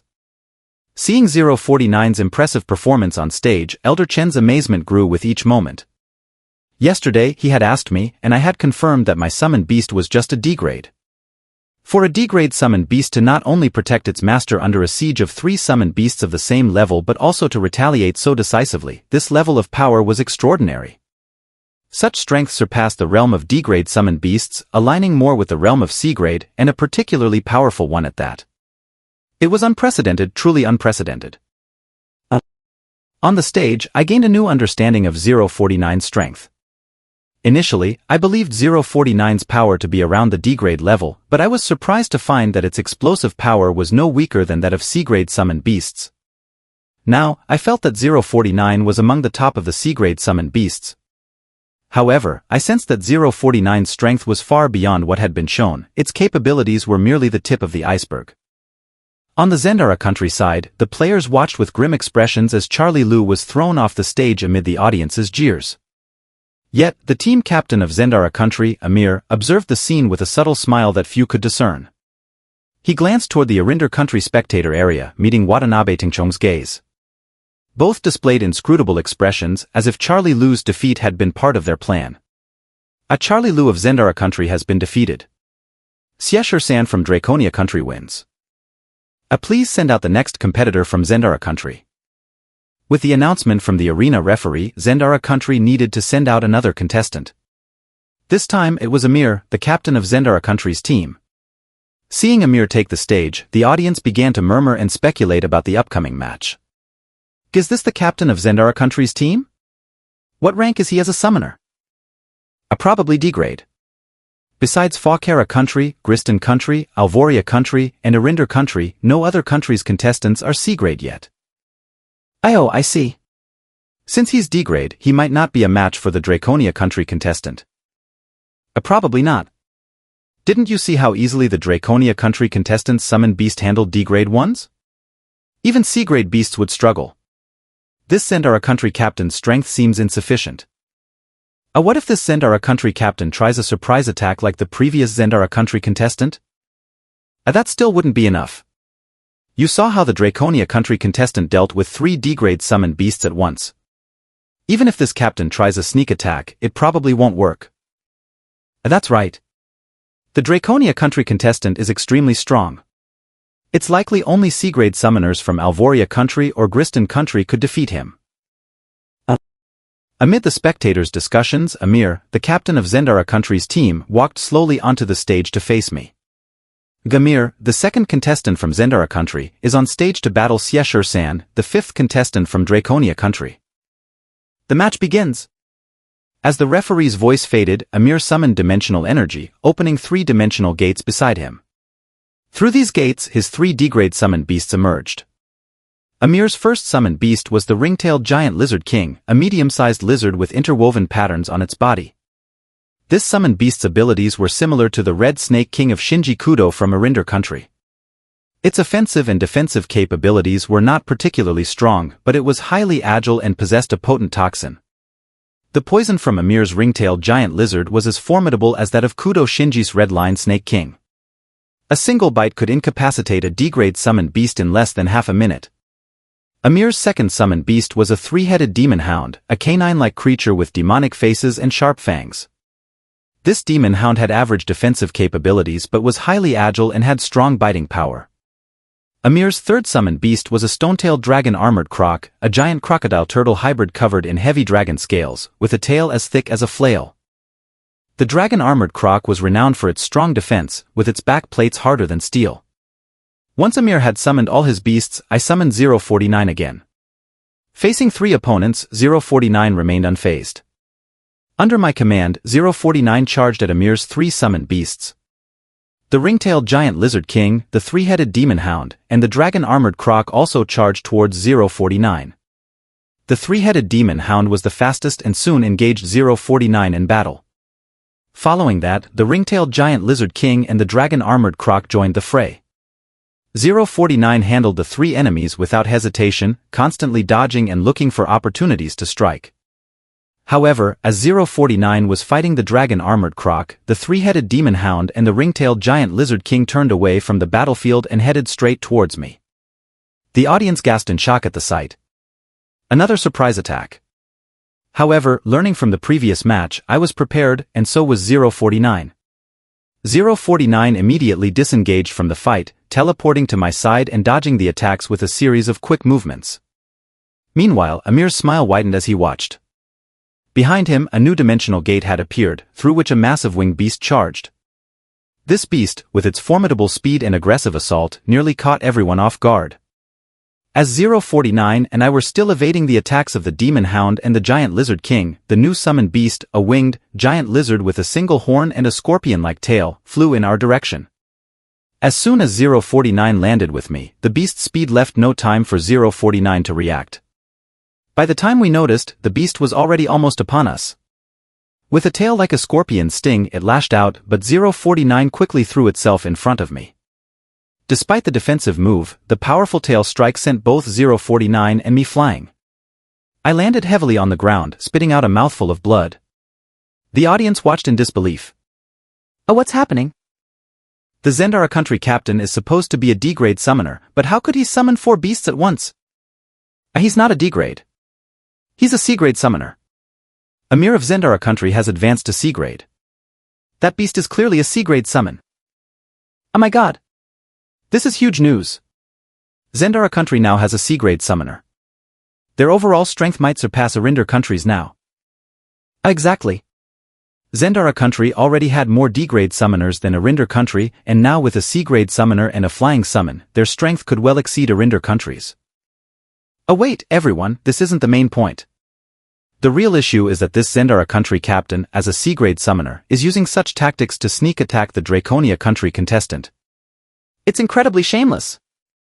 Right, and before the sneak attack, he even used his D-grade summons as cover, clearly afraid the attack wouldn't land. It's utterly disgraceful. On the representatives' viewing seats, watching Zendara country's despicable tactics, Qin Langtian couldn't help but clench his fists, a flicker of anger igniting in his heart. However, he chose to remain restrained and did not act out. The rules of the arena did not explicitly forbid attacking the opponent's summoner. While Amir's actions were shameful, they were within the rules, and no one had the authority to halt the match. The Zendara country representatives were not surprised by Amir's actions, as they had been aware of the plan all along. Not only were they aware, but the Arinder country representatives also knew about it. Their lack of opposition indicated their tacit approval. On the stage, Amir watched as I was thrown by his sky dragon beast, a cold smirk forming on his lips. The recent attack was all part of his plan. Last night, Watanabe Tingchong had sought out Amir with the purpose of teaching me a lesson, preferably rendering me incapacitated. Disabled. Amir, wary of 049's speed, had devised this apparent sneak attack as an actual scheme. Amir first had his teammate Charlie Lu test 049's abilities, to see if the bird-headed monster could protect me against the onslaught of 3 D-grade summoned beasts. If 049 failed to protect me and Charlie Lu could eliminate me alone, Amir wouldn't need to intervene. If 049 managed to protect me, then Amir would step in. As expected, the bird-headed monster proved formidable, successfully defending me from the 3 D-grade summoned beasts and even eliminating Charlie Lu's summons. After Charlie Lu's elimination, Amir concluded that while the bird-headed monster's abilities were indeed extraordinary, that was likely its limit. It could protect me and counterattack against 3 D-grade summoned beasts, but what about with an additional C-grade summon? It would surely falter. So, Amir first had his 3 D-grade summoned beasts pretend to sneak attack me while closely monitoring 049's movements. When 049 took me away, Amir quickly determined the location of 049's escape and sent his Sky Dragon Beast for a swift and decisive strike. Amir's Sky Dragon Beast, a fast-moving flying beast, was expected to catch me off guard. Amir was confident that I would have no chance to react to the surprise attack. Indeed, as Amir had anticipated, the Sky Dragon Beast's attack was successful, knocking me away and inflicting serious injuries. The only regret was that the Sky Dragon Beast's strike didn't land directly on me but was partially blocked by 049. Otherwise, it might have rendered me permanently disabled. On the other side, after being thrown and landing on the ground, blood spewing from my mouth, I felt as if my internal organs had been displaced, akin to being hit by a vehicle. Had it not been for the exceptional physical condition of summoners and 049's efforts in blocking most of the force, that strike, if fully absorbed, would have likely resulted in severe injuries, if not death. Clearly, Amir was determined to inflict serious harm. Struggling to rise, I looked at Amir in the distance with a gaze that could not help but become a bit more malevolent. So you like sneak attacks, and scheming, and using numbers to your advantage? Then bring it on. In the distance, Amir saw that I could still stand up and smiled. He ordered his 3 D-grade summoned beasts and the Sky Dragon beast to continue their attack. He had now completely assessed 049's strength. While 049 could protect me in a 1 vs 3 situation, adding a C-grade summoned beast would certainly tip the balance. Given this, Amir intended to toy with me, especially since he had received a bottle of priceless recovery liquid from Watanabe Tingchong. It wouldn't be fitting to return without seriously injuring me. Amir's 4 summoned beasts launched their attack again. The nimble 3-headed demon hound led the charge, followed by the ring-tailed giant lizard king. The cumbersome dragon-armored crocodile turtle brought up the rear, and the C-grade sky dragon beast hovered in the air, ready to dive in for a surprise attack. Seeing this scene, the audience in the viewing seats sighed, seemingly lamenting my situation. It's over. Draconia Country's contestant is doomed. Facing 4 opponents, there's no chance of winning. Yeah, if it were just a contest of summoned beasts, Draconia Country's contestant's beasts might have been able to handle them, but Zendara Country's contestant is so despicable. Targeting the summoner is shameless. Not only did the audience feel disheartened, but the Draconia Country team also felt their spirits plummet. They had hoped that 13 would restore Draconia Country's former glory. Instead, they faced the underhanded tactics of Arinder Country and Zendara Country. When they couldn't win, they resorted to sneak attacks and schemes. In the midst of everyone's despondency, only I on the stage maintained a cold smile. Wiping the blood from my mouth, I slowly got up. The dimensional energy in my mind seemed to be burning with intensity. As Amir's 3-headed demon hound approached, a dimensional gate slowly appeared in front of me.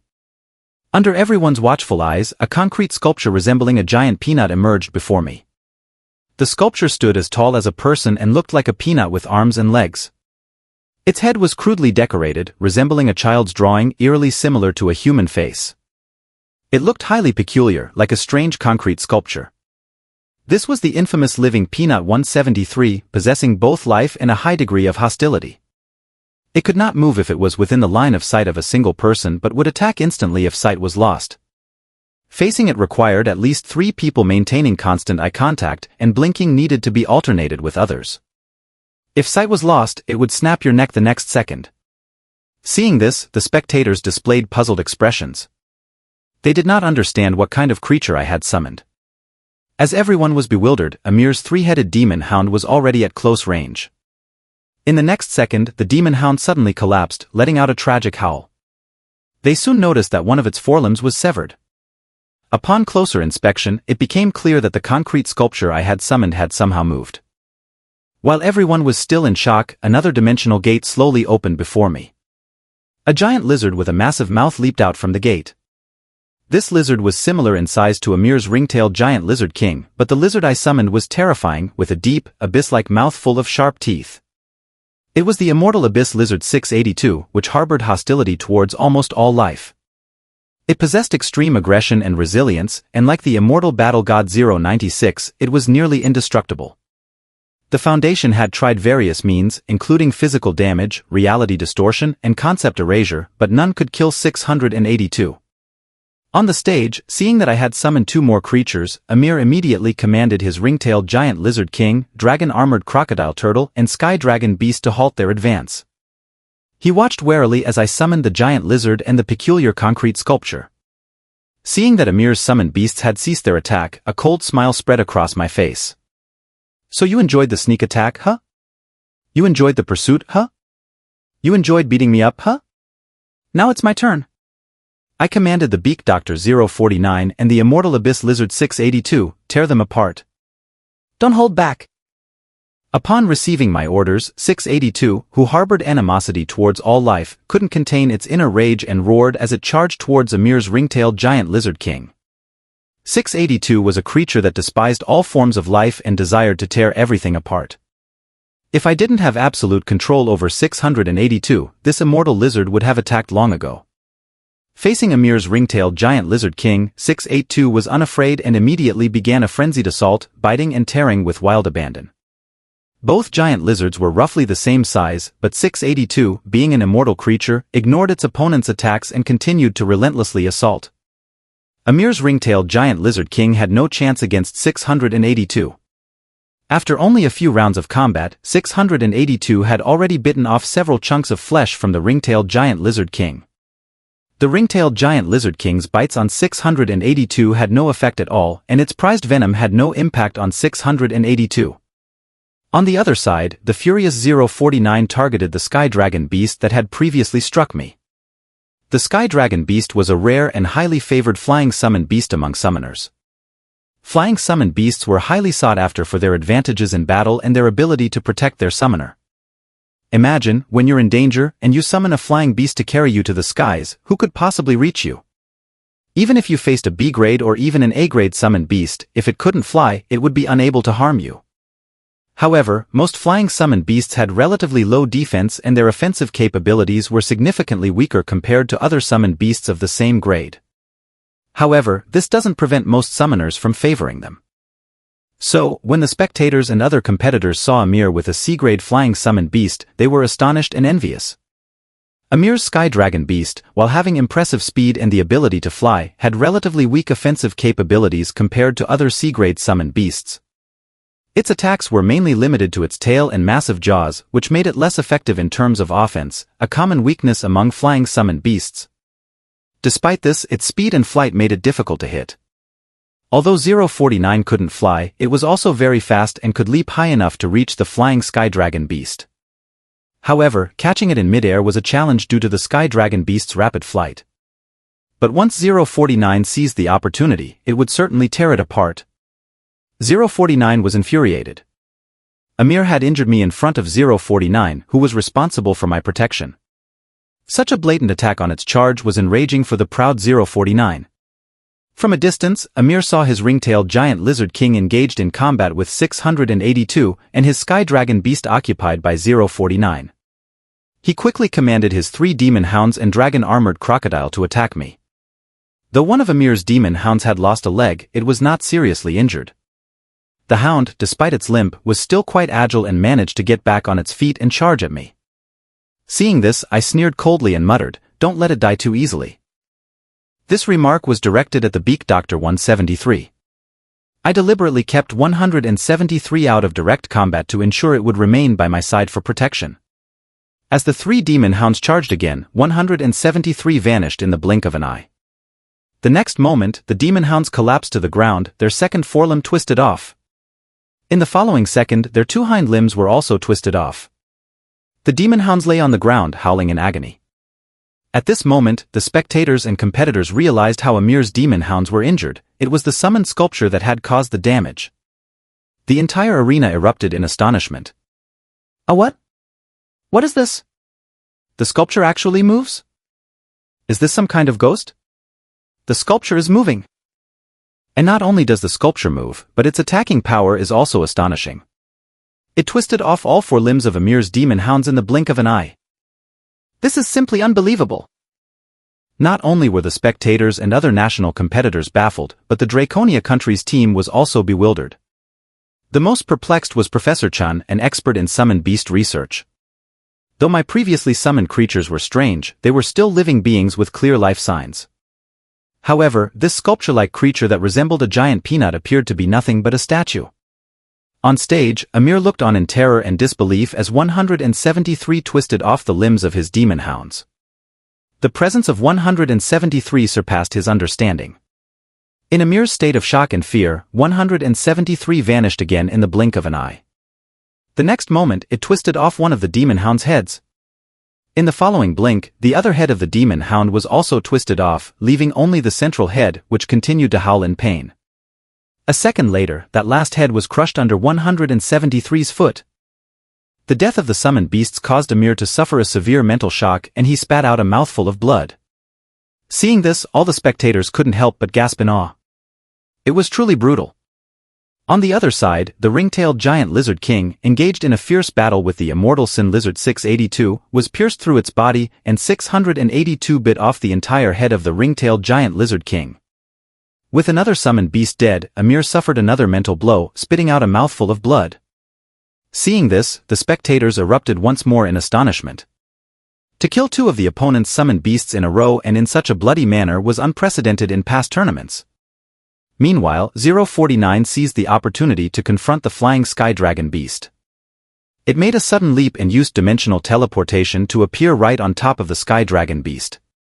The Sky Dragon Beast tried to shake 049 off, but 049 clung tightly to its wing. Then, 049's glowing blue hand shattered one of the Sky Dragon Beast's wings. The Sky Dragon Beast lost its balance and crashed onto the arena. 049 did not give the Sky Dragon Beast a chance to recover. It immediately broke the other wing, completely grounding the Sky Dragon Beast. After that, 049 moved to the Sky Dragon Beast's rear and began to crush its tail, segment by segment. The arena echoed with the Sky Dragon Beast's agonizing cries.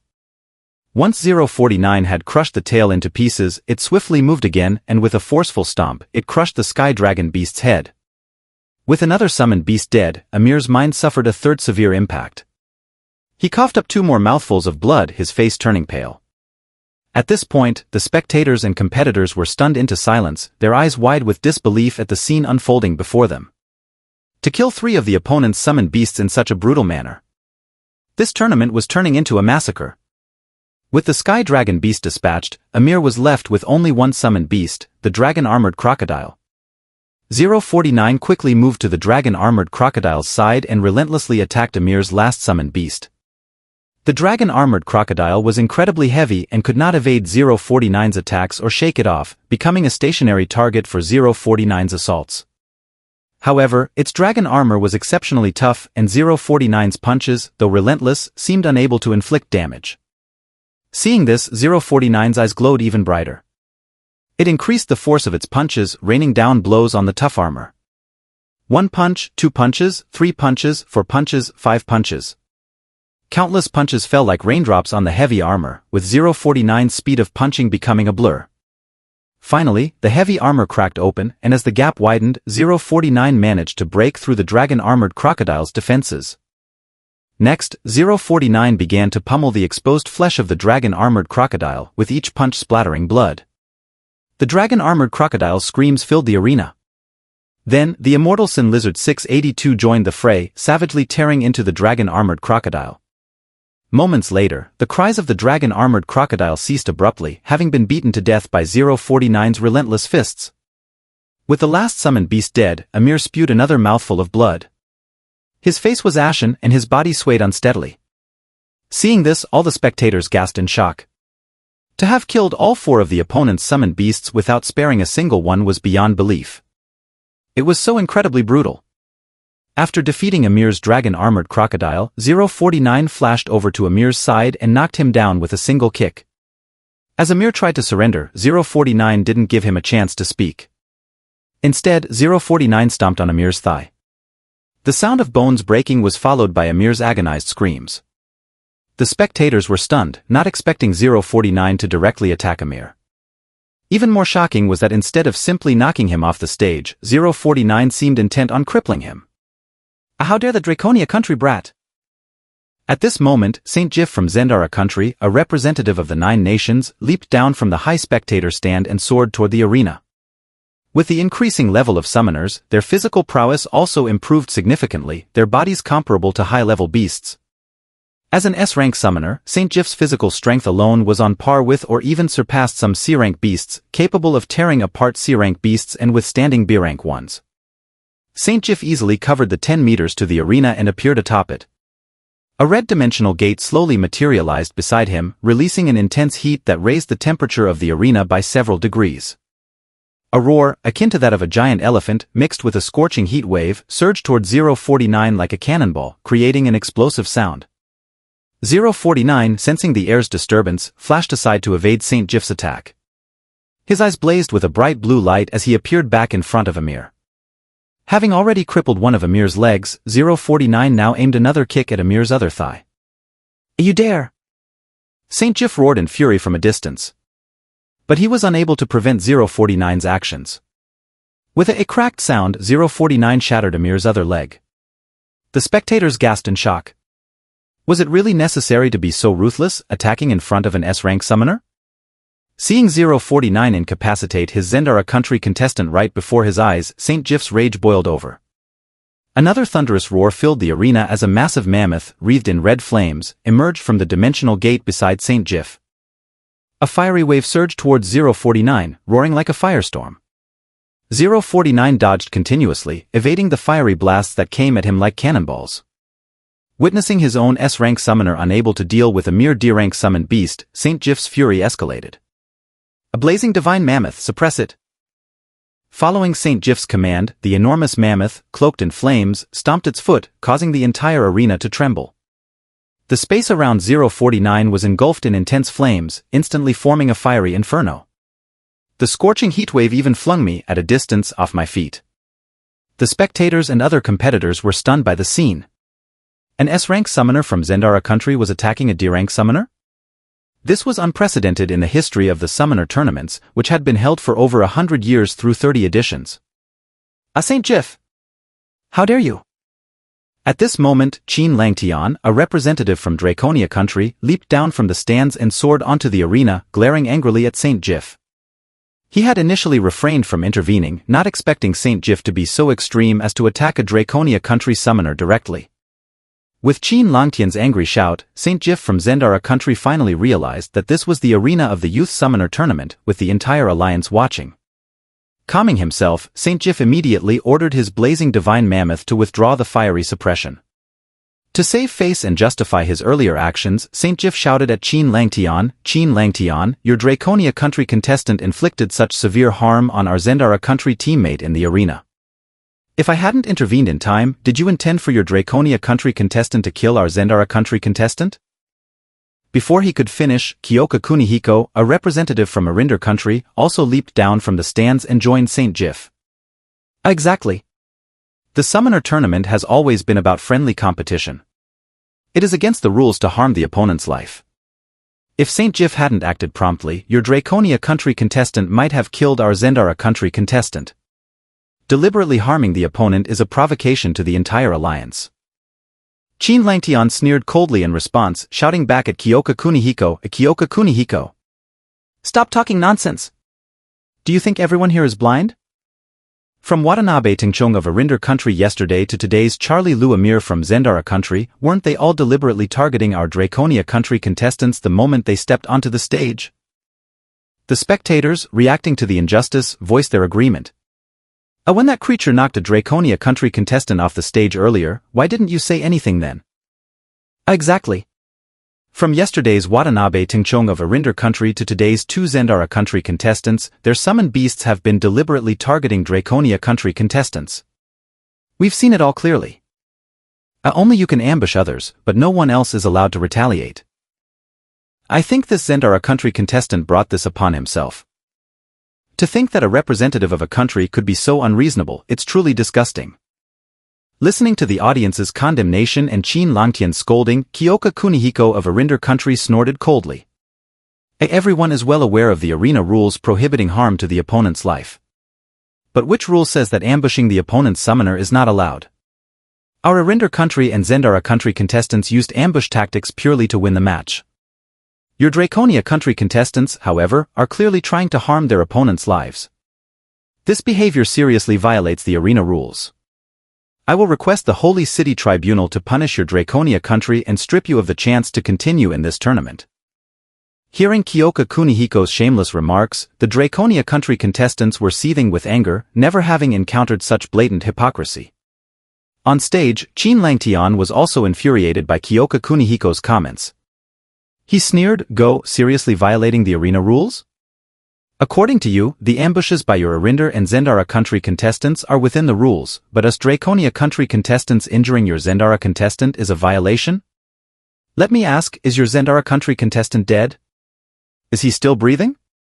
Since he's not dead, what basis do you have to claim that we Draconia country contestants violated the rules? Is that so?" Kyoka Kunihiko was momentarily speechless. Indeed, 049 had only crippled Amir without killing him. Technically, this didn't violate the arena rules. However, Kyoka Kunihiko didn't care about the specifics. The decline of Draconia country over the past 20 years had made him look down upon what was once a superpower. The only reason Zendara country's contestant is still alive is because St. Jif acted in time. Everyone saw it, your Draconia country contestant had his summoned beast break Zendara country's contestant's legs. If you had continued, wouldn't your Draconia country's summoned beast have killed the Zendara country contestant? Moreover, your Draconia country contestants have already cruelly killed 4 of our summoned beasts. Such ruthless actions surely deserve to be judged by the Holy City Tribunal. Kyoka Kunihiko, in a fit of rage, shouted, "Qin Langtian, I advise you to watch your words. Do you still think Draconia country is the powerful Draconia country of over 20 years ago? Do you think Draconia country wants to go to war with Arinder country and Zendara country?" Hearing this, Qin Langtian retorted angrily, "A war? Does Draconia country fear you?" Gah! Kyoka Kunihiko couldn't help but laugh coldly. "Qin Langtian, you clearly can't see the current situation of Draconia country. Or is it that you can't put yourself in your current place? If a war were to start, your tiny Draconia country would be as insignificant as ants before our powerful Arinder country and Zendara country." With that, a dimensional gate slowly appeared beside Kyoka Kunihiko. A gigantic white serpent with 7 heads slithered out of the gate. This was Kyoka Kunihiko's S-rank summoned beast, the 7-headed Shanryu. To the left was Saint Jif's blazing divine mammoth, and to the right was Kyoka Kunihiko's 7-headed Shanryu. The appearance of these two S-rank summoned beasts created an immense pressure, causing the entire arena to fall into a deathly silence. Seeing this, the Draconia country contestants were seething with anger. They felt they were being openly provoked and pressured. On the stage, Qin Langtian looked at Kyoka Kunihiko's 7-headed Shanryu and Saint Jif's blazing divine mammoth and began to laugh loudly.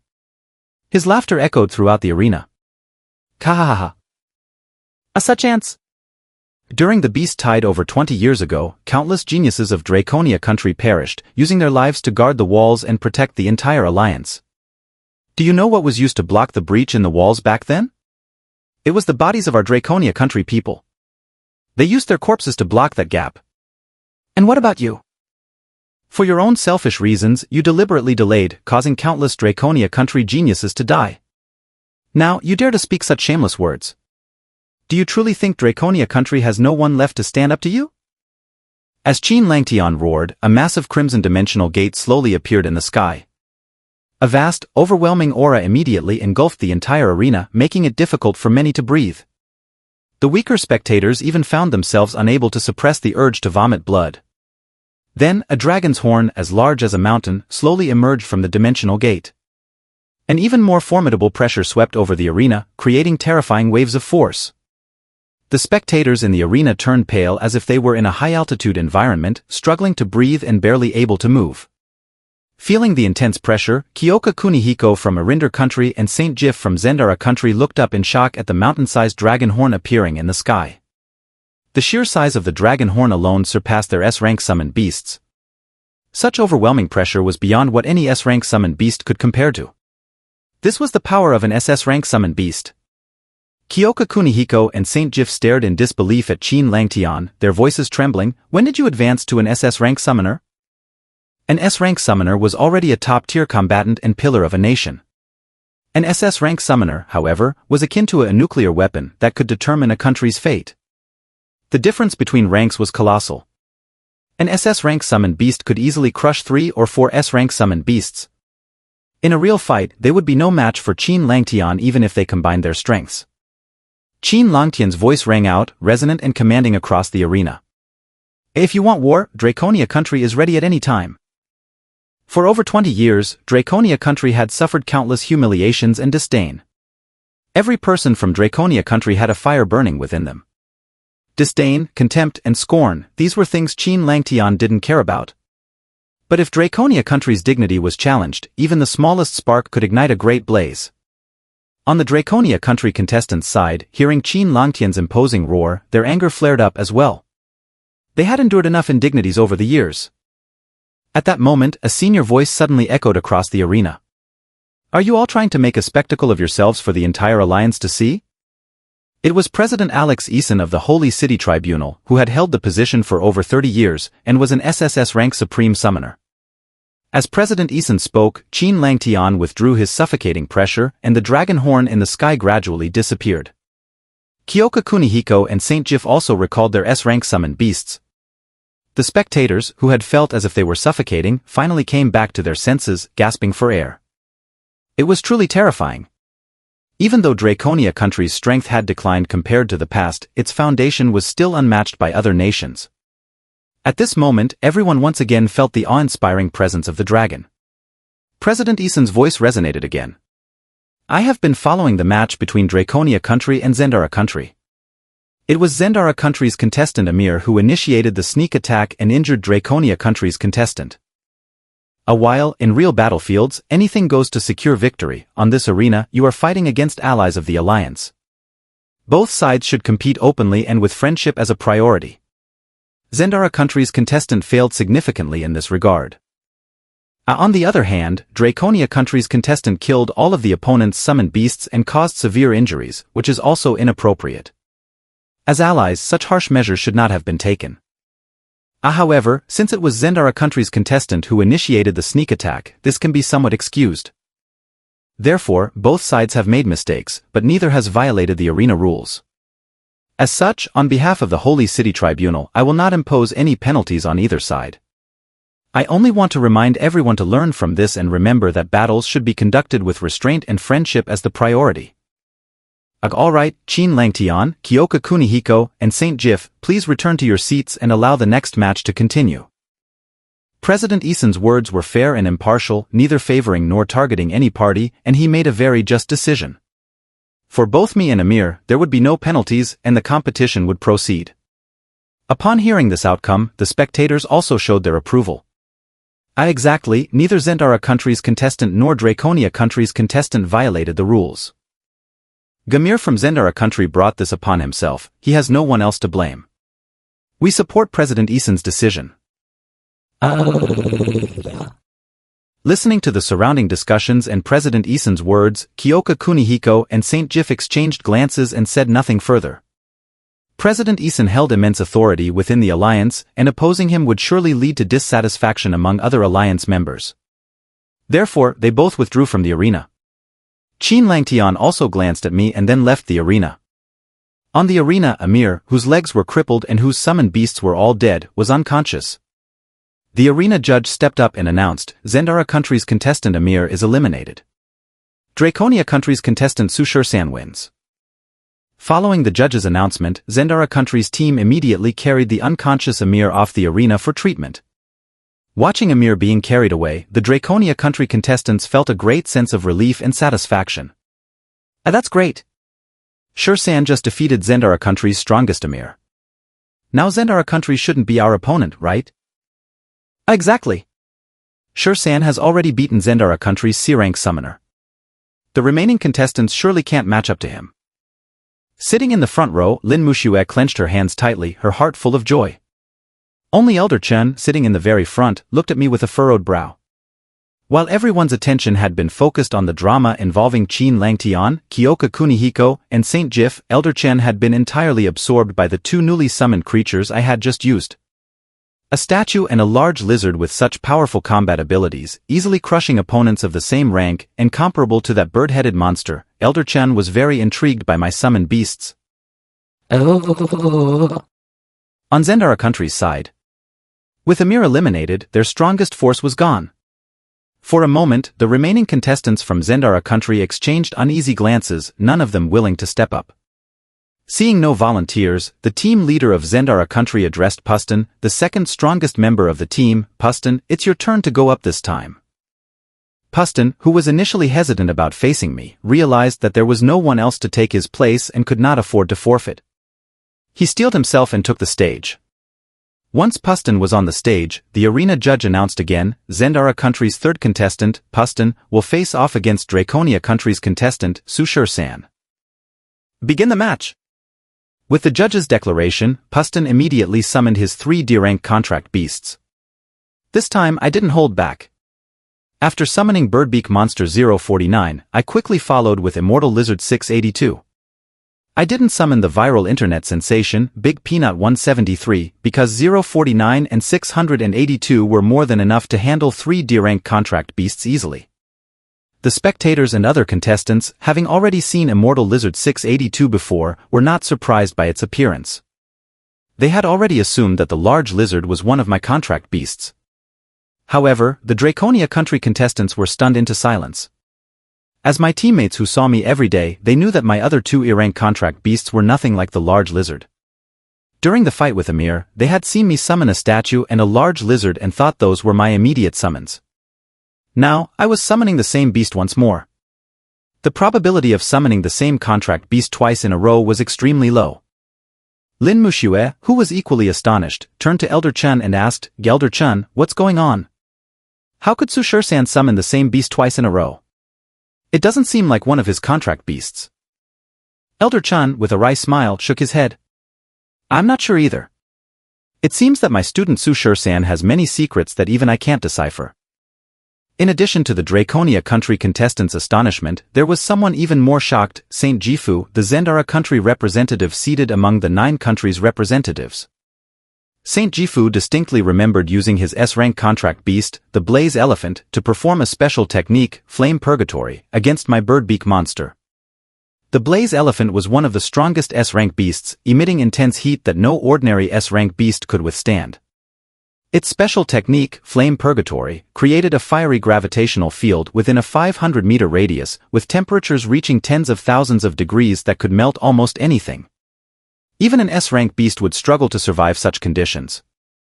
At the time, with Qin Longtian's intervention drawing attention away, Saint Jifu had focused on that confrontation, assuming that his Blaze Elephant's attack had turned the birdbeak monster to ashes. After all, how could a D-rank beast withstand the Blaze Elephant's special technique? To his shock, Draconia country's contestant had summoned it again. Could it be that the Flame Purgatory had not fully subdued the birdbeak monster? Or had the birdbeak monster somehow withstood the Blaze Elephant's fiery assault? This was impossible. It must have been a mistake. Perhaps the Flame Purgatory hadn't fully reached it. But how could 049, with its supposed immortality, be defeated by mere flames? Even if Saint Jifu's Blaze Elephant was incredibly powerful, it could only suppress 049, not destroy it. On the arena. After Puston from Zendara country and I summoned our contract beasts, the battle began. However, Puston was only a D-rank summoner, and despite having 3 D-rank contract beasts, he was no match for Birdbeak Monster 049 and Immortal Lizard 682. While 049 alone could have taken some time to deal with 3 D-rank beasts, adding Immortal Lizard 682 made it effortless. Consequently, 049 and 682 quickly eliminated Puston's 3 contract beasts and ultimately knocked Puston off the stage. Since President Eason had already intervened earlier, I didn't use lethal force against Puston. I only severely injured his 3 contract beasts and knocked him off the stage. Puston merely coughed up some blood, and compared to Amir, who had suffered more severe injuries, Puston's wounds were relatively light. The arena judge announced, Zendara country's contestant Puston is eliminated. Draconia country's contestant Su Shisan wins. Please have Zendara country send out their next contestant. Following the announcement, the Draconia country side erupted in cheers. "Oh, we've won again. Draconia country is the best." The spectators in the holy city also cheered for me. Strength always commands respect. Despite facing a sneak attack from Zendara country, I managed to turn the tide and secure victory, which naturally won over the audience. On the Zendara country side, the remaining contestants looked very grim. With their 3rd-ranked contestant Charlie Liu also eliminated, although they still had 4 chances to challenge, they were demoralized. Zendara country seemed to have angered Draconia country, and stepping up meant taking a beating, not just for their summoned beasts but for themselves as well. They hesitated, not wanting to step forward. The Zendara country team leader, seeing the situation, sighed and shook his head. He decided to concede voluntarily. Yes, they chose to concede. With the loss, there would still be a chance in the revival match, so preserving strength for that was a better strategy. The Zendara country team leader sent a message to the judges to concede the elimination match. After Zendara country's concession, the arena judge immediately announced, in the 2nd PK elimination match, Draconia country wins. I stepped down and returned to the Draconia country contestant area. All the Draconia country contestants had already risen to welcome me. Advancing to the 3rd round was something they hadn't even dreamed of. Elder Chen approached with great excitement, gripping my hands and expressing his gratitude. Ashur-san, we owe it all to you. On behalf of Draconia country, thank you. I responded politely, Elder Chen, it's nothing. It's what I'm supposed to do. At this moment, Lin Muxue also came forward. Instead of thanking me, she asked with concern, Junior Su, I saw you were injured on the stage earlier. Are you okay? While others were caught up in the victory, Lin Muxue remained worried about my injuries. She had seen me being struck by Amir's heavenly dragon beast, spitting out a large amount of blood, and was very concerned. Thank you for your concern, Senior Sister Lin. It's just a minor injury, nothing to worry about, I said, shaking my head. At this moment, Elder Chen also expressed his concern. Asusher-san, are you sure you're okay? Do you need to see a doctor? Elder Chen, there's really no need to worry. I'm fine, I assured him. Indeed, there was nothing serious. As a summoner, my physical condition improves with my level and the increase in dimensional energy in my consciousness. With the system enhancing my body further, my physical resilience was comparable to that of a fierce beast. The injuries I sustained were minor. The arena judge then announced, in the 35th Youth Summoner Tournament, Alvoria Country, Gristan Country, and Draconia Country have successfully advanced to the third round of the PK knockout stage tomorrow. Lithoria Country, Targon Country, and Zendara Country will draw lots at the judge's desk for the upcoming revival matches. Yesterday, during the PK draw, Lithoria Country drew Alvoria Country, Targon Country drew Gristan Country, and Zendara Country drew Draconia Country. As expected, Lithoria Country lost to the strong Alvoria Country, Targon Country was completely overwhelmed by Gristan Country, and Zendara Country suffered a crushing defeat to Draconia Country. However, the three eliminated countries still had a chance in the revival matches.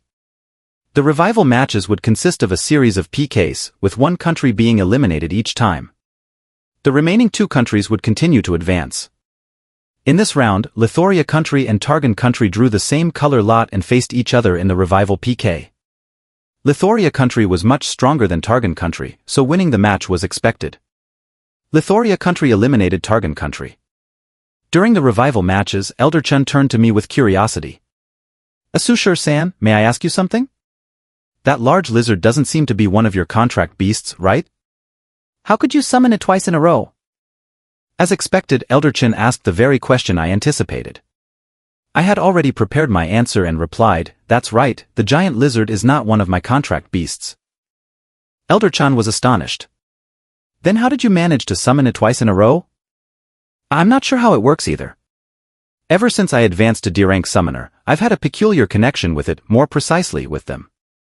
I can sense their presence through the dimensional energy in my consciousness, which is why I can summon them consecutively, I explained. Are they them? You mean, besides the giant lizard, there's also that strange statue? Elder Chen frowned. Yes, that's correct, I confirmed with a nod. This revelation made even the well-informed Elder Chen gasp in surprise. Such a phenomenon was beyond his experience and knowledge. Is there a limit to how often you can summon them? Can you summon them at any time? Elder Chen continued to inquire. I nodded again. Yes, I can summon them anytime now. My connection with them is very strong. Elder Chen was astonished, as this exceeded his understanding of summoning. However, there were too many mysteries in this world. Since neither I nor Elder Chen could make sense of it, he chose not to press further. Instead, he turned his curiosity to the viral internet sensation, Big Peanut 173, and asked, what exactly is that strange statue? It seems very fast. I had anticipated Elder Chen's questions and replied, I'm not sure what kind of creature it is. All I know is that it is alive, has self-awareness, and contains a powerful energy. I always provided vague and mysterious answers to such questions, leaving others to imagine and speculate. Elder Chen thought for a while but couldn't figure it out. Since I had admitted that I didn't know either, he didn't press further. As the Targon Country team lost to Zendara Country once again, Lithoria Country and Zendara Country successfully advanced to the third round of the PK knockout stage. After the revival matches, the arena judge announced, teams advancing to the third round PK knockout stage, please proceed to the judge's desk to draw lots. The advancing teams are Lithoria Country, Zendara Country, Draconia Country, Gristan Country, Alvoria Country, and Fawkera Country. Fawkera Country, as the champion from the previous tournament, had a bye for the first two rounds of PK knockout matches but would participate in the third round. Soon, Elder Chen returned, and the other Draconia Country team members eagerly asked, Elder Chen, which country did we draw in the third round? The Draconia Country team was quite anxious about the third round, given the presence of Fawkera Country, a powerhouse on par with Gristan Country, and the formidable Alvoria Country. Elder Chen smiled and said, fortunately, we drew Zendara Country again. Hearing this, everyone breathed a sigh of relief and was very pleased. The strongest fighter from Zendara Country, Amir, had been incapacitated by me and was still in the hospital, unconscious. When the Zendara Country team learned they had drawn Draconia Country again, their expressions were as if they were constipated, looking very distressed. After the draw, there were no more matches for the day. The audience and representatives from other countries gradually left the venue. Elder Chun took the Draconia country team back to the hotel, where that evening he hosted another celebration banquet for me. Everyone was extremely happy. The next day, the competition continued. During the draw for the third round yesterday, Draconia country drew Zendara country once more, while the other 4 countries were matched as follows. Lithoria country drew Gristan country, and Alvoria country drew the strongest team, Fawkera country. On the day of the official matches, the sequence was drawn again. Lithoria country faced Gristan country in the first match. Lithoria country's strength was weaker than Zendara country's Arinder country, only slightly stronger than Targan country. Their advancement to the third round was purely due to luck. Facing the second strongest team, Gristan country, there was no chance for them. Lithoria country didn't have a single C-rank summoner, while Gristan country had 3. The disparity in strength was immense, leaving no suspense. Lithoria country lost the match, and Gristan country secured victory in the third round knockout match. In the second match, it was Draconia country against Zendara country. However, this time, Zendara country did not send anyone to compete and simply forfeited. Seeing Zendara country forfeit again, the audience erupted in boos. Oh wow, Zendara country really has thick skin. They surrendered yesterday and again today. Can't they just have one match? That's right. Even if they can't win, it's better to face the match honorably and openly. Losing wouldn't be so shameful.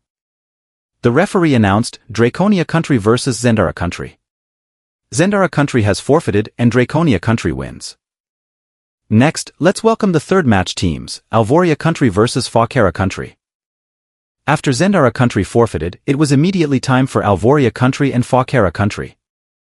Among the 9 countries, Alvoria country held a solid third place in overall strength, surpassing Zendara country and Arinder country, making it the clear third.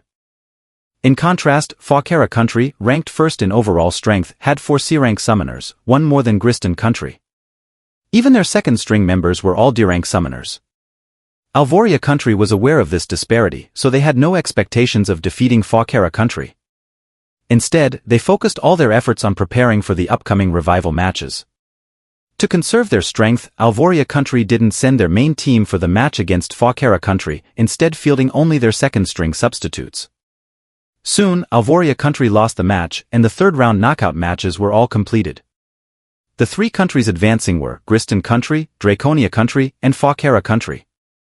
After the announcement, representatives from Lithoria country, Zendara country, and Alvoria country went to draw lots at the judge's desk. The draw was soon completed, and Alvoria country and Zendara country drew the same colored lot, meaning they would face off first. Zendara country was already weaker than Alvoria country, and with their main force Amir incapacitated by me, they had no chance against the fully prepared Alvoria country team. Thus, Zendara country was eliminated by Alvoria country. Alvoria country won 2 consecutive revival matches and successfully advanced to the 4th round of the PK knockout stage. The arena judge announced, please, Gristan country, Draconia country, Fawkera country, and Alvoria country, proceed to the judge's desk to draw lots for the 4th round PK matches. After the announcement, Elder Chun went to draw lots at the judge's desk. This time, the Draconia country team was extremely anxious. The 4th round would inevitably involve one of the 3 major powers in the league, Fawkera country, Gristan country, or Alvoria country. Any match against these 3 major powers would be challenging for Draconia country. Soon, Elder Chun returned, and the Draconia country team couldn't help but ask, Elder Chun, which country did we draw for this round? Elder Chun sighed and replied, we drew Gristan country. The Draconia country team exchanged glances, feeling disheartened. Gristan country's strength was only second to Fawkera country. They had 3 C-rank summoners, who were among the stronger ones in that rank. Seeing the team's concern, Elder Chun offered reassurance, don't be discouraged. Just give your best effort in tomorrow's match. The result is secondary. This time, reaching the 4th round is already a significant achievement for Draconia country. We didn't expect to advance beyond the 3rd round, let alone the 2nd round. Just avoiding last place is a victory in itself. Hearing Elder Chen's comforting words, the team members felt somewhat relieved. Indeed, Draconia country's goal was not to expect too much but to perform their best and avoid finishing at the bottom. But now, having made it to the 4th round, even if they are eliminated by Gristan Country, the worst possible ranking is 4th place, which is already quite impressive. Alright everyone, go get some rest and prepare for tomorrow's match. The Draconia Country team returned to their hotel. This time, they didn't hold a celebration banquet for me. With the match against Gristan Country approaching, the mood among everyone was quite somber. Meanwhile, Qin Langtian had sent the schedule of today's matches back to Draconia Country. The entire nation was in high spirits, celebrating their progress. In the evening at the Saint City Hospital near the Alliance's duel arena. In a room on the 3rd floor, Amir, who had been severely injured yesterday, finally woke up. After regaining consciousness, the doctors informed him that both of his thighs had been completely fractured. Although surgery had been performed to reconnect the bones, recovery would take at least 3 to 4 years. Even if he recovered, he would be left with lasting issues, unless he advanced to an S-rank summoner, which would fundamentally alter his physical condition and potentially allow for full recovery. Upon hearing this, Amir felt as if the sky had fallen. Regret and anger consumed him entirely. He was so furious that he almost wanted to kill me with his bare hands to alleviate his rage. Seeing the sky outside growing dim, he called out to the doctors and nurses outside, "Doctor. Nurse. Is anyone there?" Soon, a nurse on duty came to his aid. Amir quickly asked, "Did Zendara Country advance in the 2nd round qualifiers yesterday?" This hospital was the best in Saint City and was located right next to the duel arena. The doctors and nurses were naturally keeping track of the youth summoner competition. The nurse recounted the results of yesterday's matches. Hearing that Zendara Country had once again drawn Draconia Country and had directly forfeited, Amir clenched his fists and seethed, "Draconia Country, I want you dead." He then asked the nurse, "Miss Nurse, could you use the communicator to call Watanabe Tenku from Arinder Country?" Just as Amir finished speaking, Watanabe Tenku walked into the room. "Brother Amir, no need to trouble yourself. I've already arrived." After entering the room, Watanabe Tenku gestured for the nurse to leave. Seeing Watanabe Tenku, Amir felt immense anger towards him as well, but his fury was primarily directed at me. So, he managed to conceal his anger towards Watanabe Tenku. "Brother Amir, I'm very sorry. I didn't expect the Draconia Country summoner to be so powerful, causing you such severe injuries. I feel deeply responsible and am willing to do everything I can to make it up to you," Watanabe Tenku began with a stream of insincere words. Amir snorted coldly inwardly but chose not to expose Watanabe Tenku's pretense. He responded, "It's not your fault. I underestimated the Draconia Country summoner's strength. I also didn't expect him to be so strong with 2 formidable contract beasts. Regardless, I want him dead," Amir roared. Amir then asked, "Was the draw for tomorrow's 4th round conducted today?" "Which team did Draconia Country draw?" "A Gristan Country," Watanabe Tenku replied. Amir couldn't help but burst into laughter. "This time, I will make sure that Draconia Country's summoner ends up in the hospital just like me, unable to get out of bed." Watanabe Tenku was puzzled and asked, "Do? Amir, do you have a plan to deal with the Draconia Country summoner?" Amir sneered. "Do you know I have a sister?" "Yes, I know. I've heard she's extremely beautiful, just 17 this year, and there have been countless proposals from families seeking to marry her," Watanabe Tenku nodded. "That's right. The vice-captain of the Gristan Country team, Skynov, met my sister a year ago and has been obsessively pursuing her ever since. However, my sister has never agreed to his advances." Understanding dawned on Watanabe Tenku. "Is so, Amir, you want Skynov to deal with the Draconia Country summoner?" "Exactly. If he is so infatuated with my sister, he should agree to help me deal with the Draconia Country summoner." Watanabe Tenku understood completely. After contacting Skynov via communicator, Skynov arrived at the hospital promptly upon learning that Amir wanted to see him. Skynov, who was as old as Amir, was much larger in build, standing close to 2 meters tall and resembling a human tank. Upon entering the room and seeing Amir lying in bed, Skynov asked with concern, "Big brother, brother-in-law, are you alright?" Despite being the same age, Skynov had always referred to Amir as Big Brother ever since he had met Amir's sister, indicating his desire to become Amir's brother-in-law. Amir skipped the pleasantries and got straight to the point. "Skynov, I asked you here to request your help with something. I want you to personally incapacitate the Draconia Country summoner in tomorrow's match." Skynov frowned upon hearing this request. "A big brother, I'm afraid I can't agree to this. As you know, Gristan country and Draconia country have always maintained good relations. Doing this in the arena would undoubtedly cause conflict between our two nations. It's not as serious as you think. Even if you do this on the field, it would only be considered a personal vendetta and wouldn't escalate to a national conflict. Amir then added, if you agree to incapacitate the Draconia country summoner, I'll promise to let my sister marry you. A what?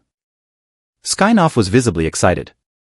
Big brother, are you saying you'll let Miss Deshawn marry me? Amir nodded. Yes, if you can incapacitate the Draconia country summoner, I'll agree to let my sister, Deshawn, marry you. Skynov, you know my sister has always listened to me. If I arrange this for you, you two will definitely get married. Amir painted a promising picture for Skynov. Hearing that Amir could facilitate their marriage, Skynov was ecstatic. However, the prospect of incapacitating the Draconia country summoner on the field still posed a risk of causing a diplomatic rift between the two nations. But thinking of Amir's sister, Skynov gritted his teeth and agreed, all right, I'll do it. At this time I had already returned to my room to rest. But just as I lay down, there was a knock at my door. I opened it to find Lin Mushue standing there. Senior sister, is there something you need? Actually, it's nothing much. I just wanted to have a chat with you. I brought a stool for Lin Mushue and sat on my bed, with the two of us facing each other. Junior brother Su, don't put too much pressure on yourself for tomorrow's match against Gristan country. Even if we lose, it's no big deal. With you, Draconia country has already made it to the 4th round, and that's a cause for national celebration. You're already a hero of Draconia country. Even if we lose to Gristan country, the tribunal of Draconia country will reward you when you return. I appreciated her words. Don't worry, senior sister. I understand that. But no matter what, I will give my all in tomorrow's match. Lin Mushue nodded, and then we both fell into silence. Sitting face to face, there was a slight awkwardness. Lin Mushue broke the silence and asked, Junior brother Su, what do you think of me? What do you mean? I didn't quite understand her question. I mean, what do you think of me as a person? Lin Mushue clarified. I thought for a moment and replied, well. Senior sister, you're a very good person, talented, with a great personality and a strong sense of responsibility. Upon hearing my response, Lin Mushue sighed internally, realizing that I was rather oblivious. Junior brother Su, I meant, what do you think about my appearance? Without hesitation, I answered, Senior sister, of course, you're very beautiful and you have a great figure. My words were not flattery but the honest truth. Lin Mushue was indeed very attractive. Standing at 1.7 meters tall, she had a tall, slender figure, long, smooth legs, and her features were so delicate they seemed like they'd stepped out of an anime. In reality, she was even more stunning than the beauties in anime. Many admired her, including the male trainees in the training camp who gazed at her with starry eyes. At this point, Lin Mushue asked, Junior brother Su, do you like me? As she asked this, Lin Mushue's cheeks flushed slightly, and she tucked a strand of hair behind her ear, unable to meet my gaze directly. I felt a bit awkward but answered honestly, of course I like you. With someone as beautiful as you, there's no man who wouldn't like you. Lin Mushue was pleased with my answer and immediately asked, if senior sister wanted to be your girlfriend, would you be willing? I smiled awkwardly, Senior sister, you're joking, right? Aren't you already promised to Shin Xianang from the Shin family? Lin Mushue smiled and clarified, I'm just using that as a metaphor. Suppose senior sister wanted to be your girlfriend. Would you be willing? Without hesitation, I nodded and replied, of course, I'd be willing. Who wouldn't want such a beautiful girlfriend like you? I wasn't a hypocrite. Anyone would like someone as attractive as Lin Mushue? Hearing my response, Lin Mushue was very happy. Then, Lin Mushue said, Junior brother Su, I'd like to ask you for a favor. I want you to marry me. Lin Mushue explained, what I mean is, I want you to have a fake marriage with me. A fake marriage? What do you mean? I didn't quite understand Lin Mushue's intention. Lin Mushue explained, Junior brother, you know that a few years ago, my family betrothed me to Shin Xianang of the Shin family. Over the years, I have been preparing for the summoner competition, which has delayed the marriage. Otherwise, I would have already married into the Shin family. But Shin Xianang is 3 years older than me, and I have only met him once. I really don't like him, but I can't go against my family's orders. However, if someone with even greater talent appears, I would have another choice. Upon hearing Lin Mushue's words, I understood her intention and tentatively asked, "Senior sister, are you saying you want to have a fake marriage with me?" Facing my confusion, Lin Mushue clarified, "Although my family arranged my marriage to Xin Xianang 3 years ago, it was only a verbal agreement between my grandfather and the old man Xin. We haven't formalized it with a marriage contract, and my grandfather was mainly impressed with Xin Xuanang's cultivation talent. If I find someone with equal or better talent than Xin Xianang who has brought honor to Draconia country, my grandfather will certainly let me choose for myself." I understood Lin Mushue's meaning now. She then added, "Junior brother, don't worry. If we have a fake marriage, I won't interfere with your actions at all. Draconia country now practices polygamy. Even if we get married, it won't affect anything. You can marry others without any issues. I won't meddle in your life after marriage." Indeed, due to Draconia country's weakening national power and decreasing population, it encourages procreation and practices polygamy. In some regions, it is even mandatory for each household to have a child every year, which is the case in other countries as well. Although Lin Mushue said this, I still felt a bit conflicted. The Xin family in the imperial capital has a significant influence, and there is even an S-rank summoner within the family. The clan leaders from both families made an agreement 3 years ago. Even though it was a verbal agreement, it would be highly regarded and not easily broken. Lin Mushue seemed to be thinking too optimistically. I hesitated and said, "Senior sister, since your family has made a promise with the Xin family, if you want to marry me, will your grandfather agree?" Lin Mushue explained, "If it were an ordinary person, my grandfather would definitely not agree. But if it's you, junior brother, he would certainly agree. You are now a hero of Draconia country." Upon hearing this, I thought for a long time and then replied, "All right, as long as senior sister's family agrees, I have no problem with it. This small favor I wouldn't refuse. After all, having a fake marriage with Lin Mushue wouldn't affect much, and if it became real, I would be very willing." "Ahem. That's more like it." Lin Mushue smugly curled her lips, very pleased. "Junior brother, since you agree, I will explain the situation to my family after the competition. Our Lin family will arrange the wedding for us." The next day, the 4th round of the Youth Summoner competition. The audience of the Alliance had already taken their seats, and the arena was filled with the sound of cheering. The atmosphere was lively and unprecedented. The 4th round of the elimination matches was highly anticipated. Competitors from other countries, including those who had been eliminated, had also come to watch. Soon, it was time for the match. The referee drew lots to determine the order of the teams. The result was that Fawkera country and Alvoria country would be the first to compete.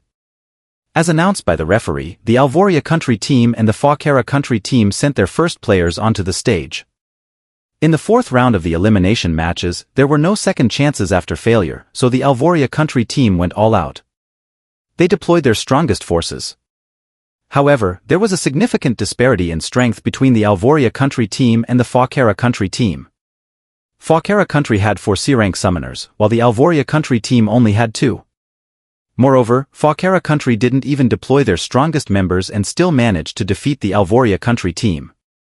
The referee announced, in the 4th round of the elimination matches, Alvoria country is eliminated. Fawkera country wins and advances to the finals. The spectators were neither surprised nor dismayed by Alvoria country's defeat, it was entirely expected. It seemed that only the Gristan country team might be able to challenge the Fawkera country team. With the referee's announcement, it was now time for Draconia country to face Gristan country. The match between the rising underdog, Draconia country, and the second strongest nation, Gristan country, was obviously highly anticipated. The spectators couldn't help but discuss. "Who do you think will win this match?" Obviously, it will be the Gristan country team. Although Draconia country performed strongly against Irinder country and Zendara country, Irinder country, Zendara country, and Gristan country are on entirely different levels of strength. A Gristan country has 3 C-rank summoners. I heard that the strongest fighter from Gristan country, Vasily, has 3 C-rank summon beasts. Is that possible? Didn't he sign lower-level summon beasts before? 3 C-rank summon beasts? Is that possible? Didn't he sign lower-level summon beasts before? I heard that Vasily has been strictly protected by his family elders since he became a summoner. An A-rank summoner has been by his side at all times. He only signed a D-rank summoned beast when he reached D-rank, and upon advancing to C-rank, he had 3 contract slots and signed 3 powerful C-rank summoned beasts. Among the discussions, Gristan Country sent out a contestant. This contestant was relatively weaker within the Gristan Country team, being a D-rank summoner but possessing 3 D-rank summoned beasts. This showed the depth of strength from the 2 major powers. Even their weakest members started at D-rank. For Draconia Country, they did not send me out first but instead sent Zhang Sifan. After all, the summoner competition was an excellent opportunity for summoners to hone their combat skills, and Elder Chun certainly hoped to see his trainees gain more combat experience. However, Zhang Sifan was no match for the Gristan Country contestant. He was defeated in just a few rounds, even though the Gristan Country contestant had deliberately held back. Nevertheless, Zhang Sifan was not injured at all. The Gristan Country contestant was very polite, and after defeating Zhang Sifan's summoned beast, he allowed Zhang Sifan to concede voluntarily. After Zhang Sifan was eliminated, Elder Chun sent Lu Huangyu to the stage. Lu Huangyu fared similarly to Zhang Sifan, being eliminated after a few rounds. Next up was Lin Muxue. She had 2 D-rank summoned beasts that worked very well together but still lost after 20 or so rounds. At this point, besides me, Draconia Country no longer had any D-rank summoners left. Therefore, Elder Chun decisively sent me out. When I took the stage, I faced the Gristan Country D-rank summoner and resolved the battle swiftly with my summoned beast, the Birdbeak Dr. 049. Of course, I didn't injure the opponent's summoner either. Since Draconia Country is a nation known for its courtesy and the Gristan Country contestant was kind to our team, I naturally reciprocated the politeness. After the Gristan Country contestant left the stage, their team sent another D-rank summoner. This D-rank summoner was somewhat stronger than the previous one, but still not a match for me. I defeated the second D-rank summoner easily, making the Gristan Country team leader realize that D-rank summoners were no longer a threat to me. Consequently, he decided to send out a C-rank summoner from their team. At this point, the Gristan Country vice-captain, Skynov, volunteered, "Captain, let me go next." Alright, the Gristan Country team leader agreed without hesitation. Thus Skynov took the stage. A Gristan Country's Skynov is on stage, facing Draconia Country's Sushur-san. Let the match begin. As the referee's voice faded, 3-dimensional gates slowly appeared beside Skynov. Through one of the gates emerged a gigantic black bear. This bear was much larger than Arinder Country's Kudo Shinji's Ripjaw bear, resembling a truck standing upright. Its black fur was like steel needles, and its massive size created a suffocating sense of pressure. This was Skynov's C-rank summoned beast, the Black Bear King. Another gate revealed a huge scorpion with black armor shimmering in the light. Its massive scorpion tail had a hooked poison stinger, and its pincers were incredibly thick, seemingly capable of cutting through a car. This black-armored Scorpion King was even more formidable than Amir's spiked wolf spider. The final summoned beast Skynov summoned was a large, agile D-rank cat-like creature. Skynov mounted this feline summoned beast directly upon summoning it. I too summoned 3-dimensional gates, calling forth my own summoned beasts, Birdbeak Dr. 049, the Undying Plague Lizard 682, and the Internet Celebrity Peanut 173. In reality, Birdbeak Dr. 049 and Undying Plague Lizard 682 were more than sufficient to handle Skynov, who had only 2 C-rank contracted beasts. Summoning Internet Celebrity Peanut 173 was merely a sign of respect for the opponent. Seeing my summoned beasts, Skynov showed no fear and appeared confident. However, he suddenly changed his mind and called out to me, "Brother from Draconia Country, I think everyone is tired of seeing battles between summoned beasts.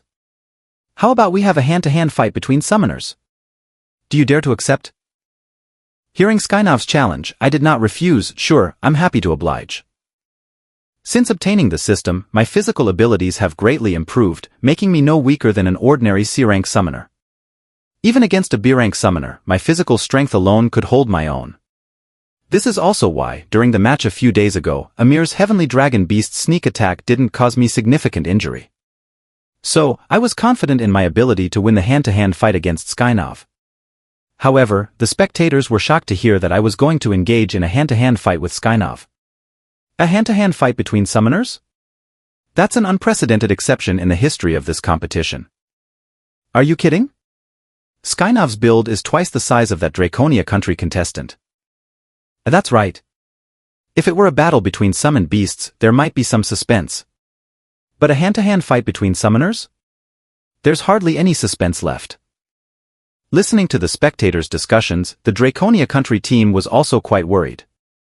Engaging in a hand-to-hand fight with Gristan Country's Skynov was a disadvantageous decision. It was essentially pitting one's own weakness against the opponent's strength. Everyone thought I was being overly ambitious, and fighting Skynov in a physical contest was clearly not a wise move. But I didn't share that opinion. After we agreed to the duel, we each sent our summoned beasts back to their respective dimensional spaces and began the hand-to-hand combat. Hand-to-hand combat is a fundamental skill for every summoner. It's meant to train summoners in their reaction and self-defense abilities when facing fierce beasts. During my time at the training camp, I had weekly hand-to-hand combat sessions organized personally by Master Chun. Skynov, on the other hand, was the top performer in the Gristan Country training camp's hand-to-hand combat course. So when Skynov heard my agreement, he was 100% confident that he could defeat me. Not only did he want to defeat me, but Skynov had also promised Amir the day before that he would cripple my legs. However, because Gristan Country and Draconia Country had a long-standing friendship, Skynov was cautious not to go too far. Thus, during the fight, Skynov said to me, "Brother from Draconia Country, our Gristan Country has a long-standing friendship with your Draconia Country. I really don't want to harm you, but someone has offered a condition I can't refuse, asking me to cripple your legs. I have no choice but to do it. When I kick you later, just pretend your legs are crippled and act as seriously as possible. This will help me report back. Don't worry, I won't really injure you. At most, I'll just break a few bones. It might be painful, but after the match, I'll give you a bottle of contract recovery liquid as compensation." Although I didn't know what the condition was, I admired Skynov's approach. It was clear that he wasn't a petty person. He not only informed me beforehand but also sought my consent and offered a precious bottle of contract recovery liquid as compensation. That showed great sincerity. In a typical duel, I would agree. A minor fracture for a bottle of contract recovery liquid was a fair trade.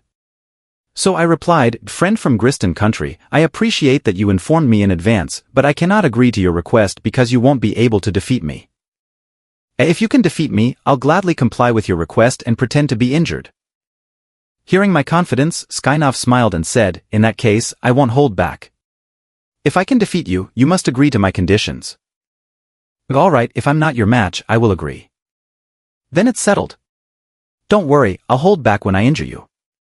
However, Skynov's confidence was evident. Once I agreed to the condition, he began to exert real effort, throwing punches and kicks with all his strength. Since obtaining the system, my physical abilities had significantly improved, making me highly agile. Skynov found it difficult to land a hit on me. Facing my constant evasion, Skynov increased the speed of his attacks, pressing harder and harder, looking for the right moment to grab me and execute a body slam. The body slam was a powerful move in combat techniques. If it landed, I would struggle to get up for quite a while. This technique also required strong core strength, but Skynov was clearly confident in his move. After grabbing me, Skynov exerted force with his arms and waist to lift me up and then threw me forcefully toward the ground. In response to Skynov's body slam, I remained calm, locking my hands around his arms. At the moment of impact, I used his own strength to reverse the move and slammed him onto the ground. My strength was by no means inferior to Skynov's, and with the advantage of leverage, a counter body slam left Skynov stunned. Skynov got up, shaking his heavy head, staring at me in disbelief. He hadn't expected my strength to match or even exceed his, which made him question whether I was a B-rank summoner. Determined, Skynov charged at me again, using his well-practiced combat techniques. I responded to his attacks by dodging and deflecting, looking for opportunities to counterattack. The essence of combat lies in evasion, and I utilized my advantages to keep Skynov thoroughly suppressed. Soon, I executed an arm bar throw, sending Skynov crashing heavily to the ground, unable to rise again. At this point, Skynov was both bewildered and surprised, realizing that my combat skills were superior to his. Resigned, Skynov had no choice but to surrender to the referee. He wasn't the type to be a sore loser, he respected strength and was genuinely impressed by me. The referee announced, "Skynov from Gristan Country has surrendered, and Sieshur-san from Draconia Country wins. Please have Gristan Country send out the next competitor." The audience was in an uproar, stunned that Skynov, with his considerable size, had been overwhelmed and surrendered in a hand-to-hand fight. And no kidding, Skynov from Gristan Country is twice the size of his opponent, yet he's not his match. This guy's fighting skills are amazing, he's like a monster. This Draconia country fighter is as formidable as his summoned beasts. He looks frail but is incredibly powerful. The Draconia country team was equally astonished to see me outperform Skynov in hand-to-hand combat. In the training camp, although I had participated in Master Chen's weekly combat classes, my performance had been mediocre. Had I been hiding my true strength from them all this time? On stage, after Skynov's surrender, he struggled to his feet and approached me, giving me a hug. He complimented, "Brother from Draconia country, I didn't expect you to be so strong. I underestimated you. A friend from Gristan country, you're quite strong yourself." I responded warmly to Skynov's respectful demeanor. "A brother from Draconia country, after the tournament, when we visit your Draconia country, I'll definitely come by and challenge you again." We exchanged pleasantries and Skynov gave me one more big hug before leaving the stage. Back at the Gristan country team's seats, Skynov apologized to the team leader, "Captain, I'm sorry for losing. I let you down." The Gristan country team leader did not blame Skynov, "It's alright. It's clear you did your best. The Draconia country fighter who surpassed you in hand-to-hand combat is truly a combat expert." At this moment, a strikingly beautiful woman with golden hair and blue eyes, named Sophia, sneered, "What a waste. Always bragging about being unmatched in hand-to-hand combat, yet you couldn't even beat that Draconia country fighter." Sophia, another C-rank summoner from Gristan country, ridiculed Skynov. "If you're so capable, why don't you go?" Skynov retorted without giving her any quarter. I will," Sophia replied defiantly. She then turned and headed towards the arena. The Gristan country team leader didn't stop her, as he had originally planned to send Sophia out next. As Sophia stepped onto the arena, the crowd erupted in astonishment. Sophia, a top-tier beauty among the white people, looked almost like a virtual character, glowing even under the sunlight. Amid the audience's exclamations, Sophia walked up to the arena facing me. With the referee's announcement, the match officially began. However, Sophia had no intention of summoning her beasts. Instead, she shouted across the arena, "Hey, Draconia country kid, how about a hand-to-hand fight with me?" I was taken aback. I hadn't expected this stunning beauty from Gristan country to challenge me to a physical fight. Fighting a beautiful woman like her was awkward. The audience was also bewildered by Sophia's challenge. Seriously? People from Gristan country, whether man or woman, are so bold? Even a woman wants to engage in hand-to-hand combat? Seems so. I heard that people from Gristan country grow up fighting bears. They're definitely a warrior race. On the stage, seeing my hesitation, Sophia taunted, "What's there to hesitate about? Are you scared?" I replied, "I'm afraid of hurting you." Hurt me?" Sophia laughed. "You should worry about yourself." With that, Sophia removed the elastic band from her wrist, methodically tying up her hair as she walked towards me. Seeing that Sophia genuinely wanted to engage in a hand-to-hand fight, I decided to accommodate her. As Sophia closed in, she launched an attack with a powerful right straight punch aimed at my face. I raised my arm to block, but her seemingly delicate punch still caused me some pain. Sophia's punch was surprisingly strong. After her right straight punch was blocked, Sophia followed up with a left hook aimed at my chin. I instinctively stepped back to avoid it. The next moment, Sophia's long, straight leg kicked swiftly towards my face. I raised my left arm to block, but her kick hit my forearm, causing a sharp, fiery pain. Just as I was trying to process this, Sophia leapt into the air, spinning and using her entire body's force to deliver a sidekick to my face. I instinctively raised my arm to block again, but the force of her kick was immense. I was pushed back several steps and nearly stumbled to the ground. I was even more bewildered. Before I could fully react, Sophia closed in again, attacking with rapid punches and kicks, her speed and agility unmatched, and the force of her strikes considerable. I was being continuously pressured by Sophia, forced to retreat and dodge. Seeing me, the Draconia country representative, being overpowered by a beautiful woman from Gristan country, the other competitors from various countries were dumbfounded, as if witnessing a ghost. On the other hand, the competitors from Gristan country remained calm, as if this were a common occurrence. They knew Sophia's true strength. This unrealistically beautiful, long-legged lady was actually the second best in Gristan country's combat training camp, only behind Skynov. Though she was second, Sophia's combat skills were top-notch among all the competitors. Skynov was the best due to his massive size, which made it hard for Sophia to break through his defenses. If Sophia's strength were equal to Skynov's, her superb combat skills and agility would definitely have allowed her to dominate Skynov. Since I didn't have Skynov's defense, Sophia's top-notch combat skills were the perfect counter to me, allowing her to dominate from the start. Realizing that I couldn't match her, I decided to use a different strategy. As Sophia delivered a downward strike towards me, I didn't dodge. Instead, I took the blow on my left shoulder, enduring the pain, and seized her ankle, pinning her right leg firmly on my shoulder, rendering her immobile. Seeing her right leg restrained, Sophia attempted to punch my face. However, I yanked her leg back, executing a 180-degree split on her. Sophia's left leg was grounded, while her right leg was trapped on my shoulder and could not move. With her right leg immobilized and left leg compromised due to the loss of balance, Sophia was effectively controlled by me. I then said to Sophia, "Surrender, and I'll let you go." "Adrimon." Sophia retorted, her voice cold. Despite her defiance, I pulled her leg back further, increasing the split to 190 degrees. This angle made even someone as flexible as Sophia feel a sharp discomfort in her groin. She was both embarrassed and furious, shouting, "Let me go." "I'll let you go if you surrender," I repeated. "I never." Sophia snarled. In a burst of frustration, Sophia kicked her left foot, which had been supporting her, striking me in the chest. Though she lost her balance and fell heavily to the ground, the kick allowed her to free her right leg. I was momentarily stunned by the kick, thinking to myself that she was really ruthless, harming herself to hurt me. After freeing herself, Sophia, still furious, got up and charged at me again, attacking with renewed vigor and speed. Realizing that my previous tactic wasn't working, I decided to change my approach. As Sophia swung her fists, I quickly grabbed her wrists, pinning her hands, and wrapped my arms around her from behind. With my hold tight around her arms and our bodies pressed closely together, Sophia couldn't use her fists. However, her legs were still free, and she responded by stamping on my toes. I grimaced in pain, thinking she was really vicious. Since she was determined to fight, I decided to take it further. I threw Sophia down, both of us crashing to the ground.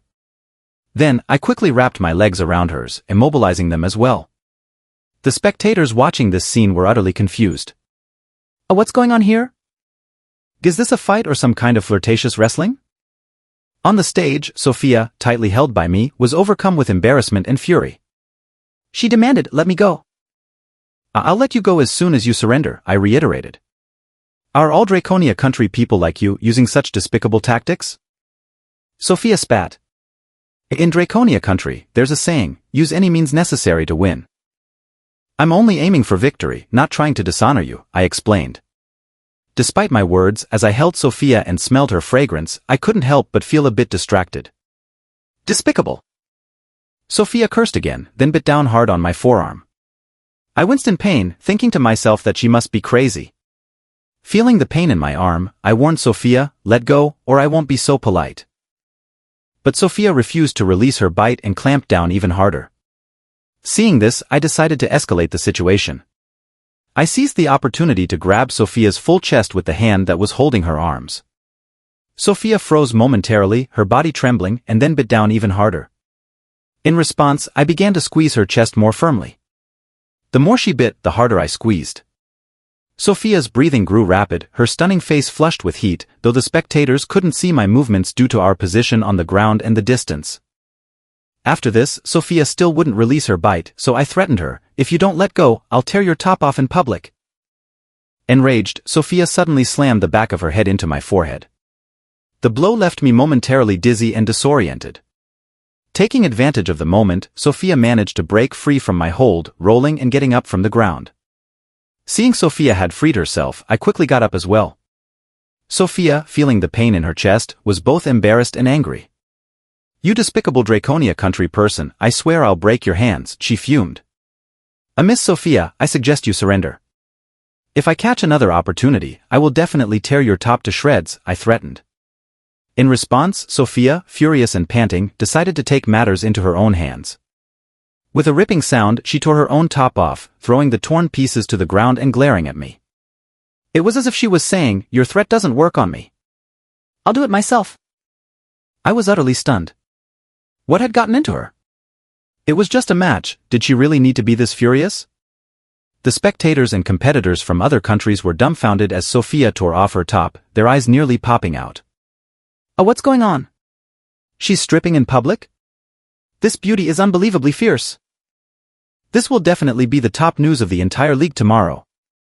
In an instant, the entire duel arena was buzzing with excitement. Of course, Sophia only tore off her top and was still wearing a white bra that covered her ample chest, so she didn't reveal anything inappropriate. The Griston Country competitors were astonished to see Sophia tear off her top on the stage, their eyes wide in disbelief. They were well aware of Sophia's fiery temper, but they hadn't expected her to be so bold as to do it in public. On the stage, after tearing off her top, Sophia charged at me with renewed anger, throwing punches and kicks with incredible force. Despite her seemingly delicate appearance, her strikes were powerful, and I could feel pain all over my body, probably covered in bruises now. The problem was, Sophia's fighting skills were far superior to mine, and I was completely outmatched in a direct confrontation, continuously being suppressed. It seemed I had no choice but to use the same tactic as before. I seized another opportunity, quickly pinning Sophia's arms and moving behind her to hold her tightly. Then, with a thud, I took her down with me, trapping her legs with mine to immobilize her completely. The spectators were puzzled. What is going on here? Why is he holding her again? Is this really a match? It looks more like a couple's playful scuffle. On the Draconia countryside, Lin Mushue saw me once again holding the Griston country beauty and felt inexplicably annoyed. She seriously suspected that I was deliberately taking advantage of the situation. On the stage, with Sophia tightly held by me, she was starting to lose patience. Can't you change your move?" she demanded. Her words were ambiguous and could easily be misinterpreted. "I can't help it. I'm no match for you in direct combat, so I have to do this." "Miss Sophia, I hope you understand my determination to win," I said. "I don't understand anything," she snapped. Sophia tried to use the same tactic again, attempting to slam the back of her head into my face. This time I was clearly prepared. I pressed my face against hers, making it impossible for her to use her head to attack. Being face-to-face with a stranger was pushing Sophia to the brink of rage. Prior to this, no other man had even touched her hand, and now she was being tightly held by one, feeling his breath on her. Sophia wanted nothing more than to see me suffer, but she couldn't move at all. Realizing I had completely controlled her, I whispered in her ear, "Miss Sophia, I advise you to surrender immediately. Otherwise, you might regret it later when I do something unpleasant to you." Sophia then bit down on my arm again, right at the same spot, causing me to wince in pain. "You dare do this? Even if you flee to the ends of the earth, I'll make sure to kill you," Sophia threatened. I wasn't fazed by her threats and increased the pressure on her arms, causing her to let out a small moan of discomfort. However, I didn't dare to remove Sophia's bra in front of so many people. Doing so would make her the subject of gossip throughout the entire league. So, I decided to use another form of intimidation. I whispered hotly into Sophia's ear, threatening her once more, "Miss Sophia, if you don't surrender now, I'll lick your face and cover your beautiful features with my saliva." After saying this, I went further and gently nipped at Sophia's earlobe, simultaneously blowing hot air on it. Sophia panicked completely and quickly said, "I surrender. I surrender." After the referee announced the result, I finally released Sophia. As she got up, she looked at me with a mixture of shame and anger, her eyes filled with a burning desire to tear me apart. I could only shrug helplessly and say to Sophia, "I'm truly sorry, Miss Sophia. I had no other choice. I had mentioned before that I'm someone who would go to any lengths for victory." I then added, "By the way, Miss Sophia, I was actually lying earlier. I've had a habit of brushing my teeth twice a day since I was young, and I even rinsed my mouth before coming up on stage." As soon as I said this, Sophia's anger exploded. "You shameless bastard. I will kill you." Sophia attempted to charge at me again, but was stopped by the referee. "Please have the eliminated contestant leave the stage quickly. Griston Country, please send out your next participant." Sophia, still fuming, had no choice but to leave the stage. At this point, the team leader from Griston Country spoke to Vasily, their strongest fighter and a summoner with 3 C-rank summon beasts. "All right," Vasily said as he stood up, preparing for the battle. Before stepping onto the stage, the Griston Country representative advised him, "Do not let your guard down during the match, but also avoid harming the opponent's summoned beasts. A win is a win and a loss is a loss. Even if you lose, do not use underhanded tactics that might spoil the good relations between our two countries. Draconia Country has been in decline for over 20 years and needs a chance to rise again and develop new talent. Lord Daniel told me yesterday that if necessary, you must ensure Draconia country advances to the finals. I know you are competitive, but this time, I hope you will consider the interests of both Dragon and Bear countries and even the entire league. Don't worry, leader. I know what to do.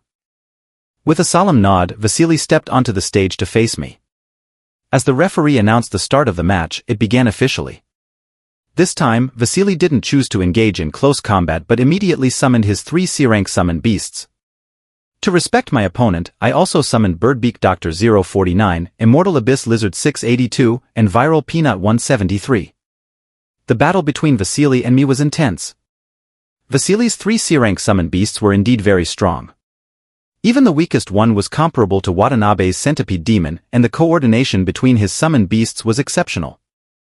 However, their opponents were Birdbeak Doctor 049, Immortal Abyss Lizard 682, and Viral Peanut 173, 3 entities that were not only undying but also incredibly powerful. Although Vasily's 3 summon beasts fought fiercely against Birdbeak Doctor 049, Immortal Abyss Lizard 682, and Viral Peanut 173, the immortality of the latter trio meant that as time passed, Vasily's beasts were at a growing disadvantage. After dozens of rounds and hundreds of exchanges, Vasily's summoned beasts were nearing exhaustion. Ultimately, Vasily had no choice but to concede defeat. The battle was intense but relatively fair. It was clear that Vasily's summoned beasts were holding back throughout the fight, likely not wanting to harm 049, 682, and 173. I had also instructed my summoned beasts not to injure Vasily's creatures. I had great respect for Vasily's decision to concede. If Vasily had let his summoned beasts go all out and used every trick in the book, defeating him might have been quite challenging.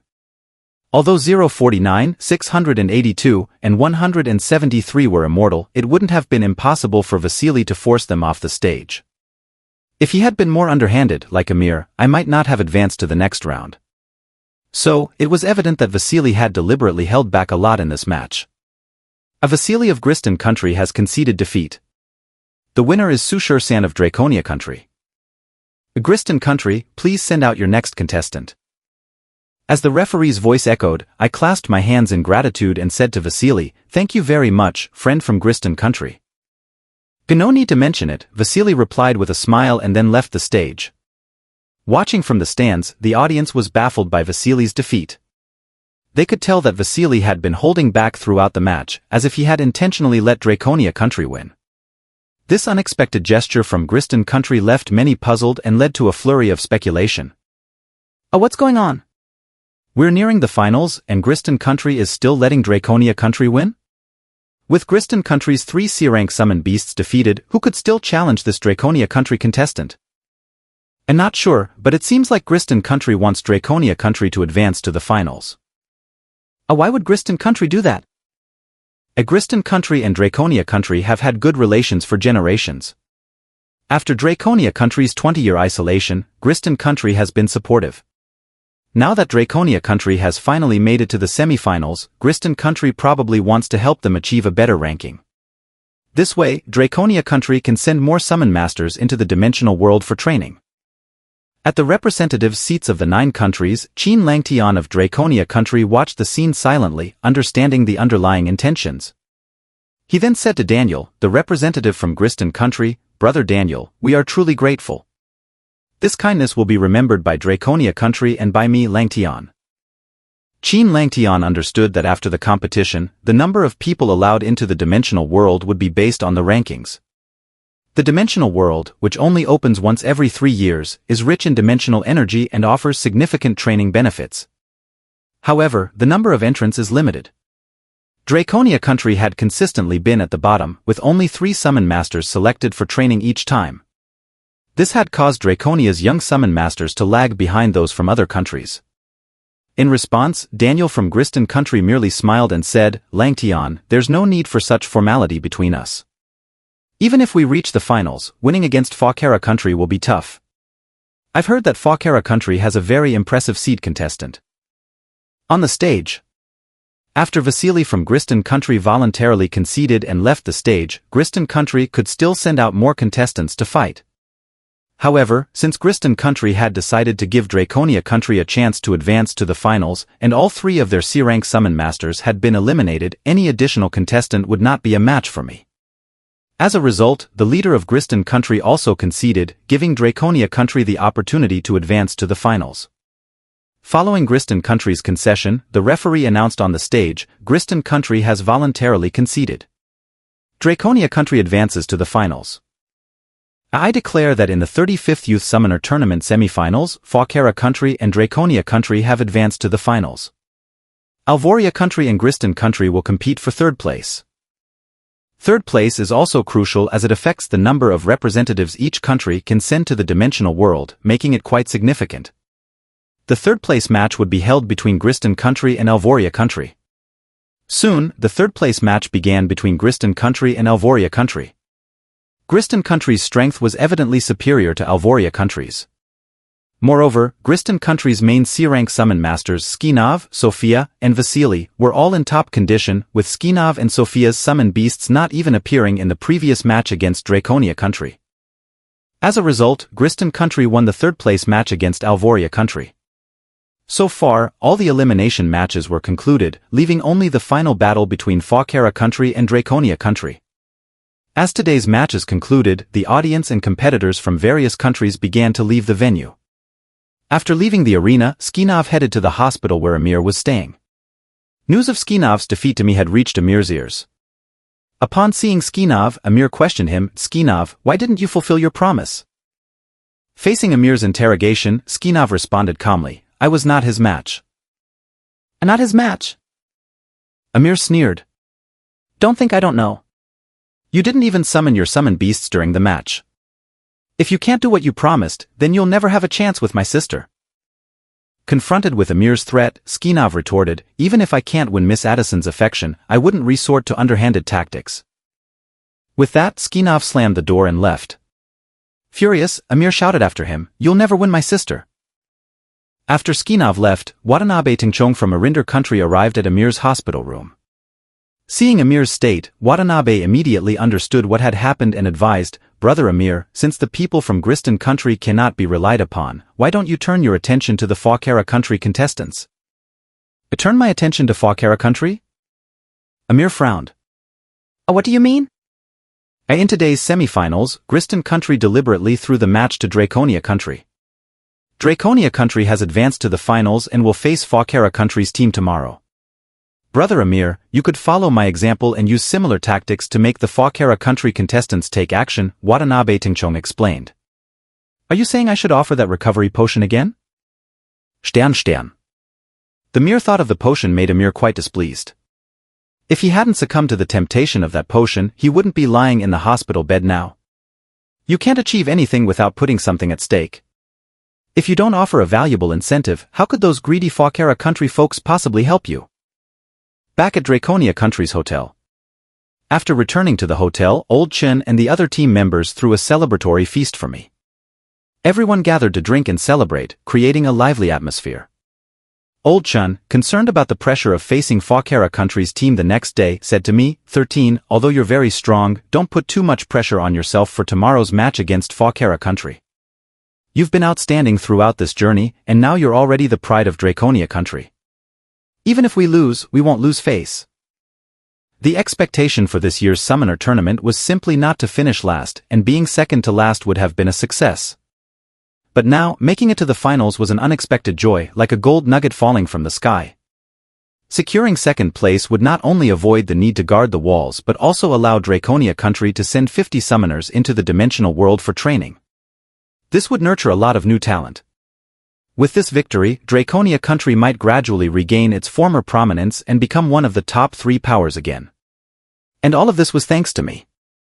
In response to Old Chen's caring advice, I reassured him, "Don't worry, Old Chen. I'm not feeling any pressure. I'll definitely give my all in the match against Falkera country tomorrow." After the celebration feast, I returned to my room to rest. As soon as I lay on the bed, I heard a familiar voice in my mind. It was the system's voice, which had been absent for a long time. "Congratulations, host. The system's summon inventory has been expanded.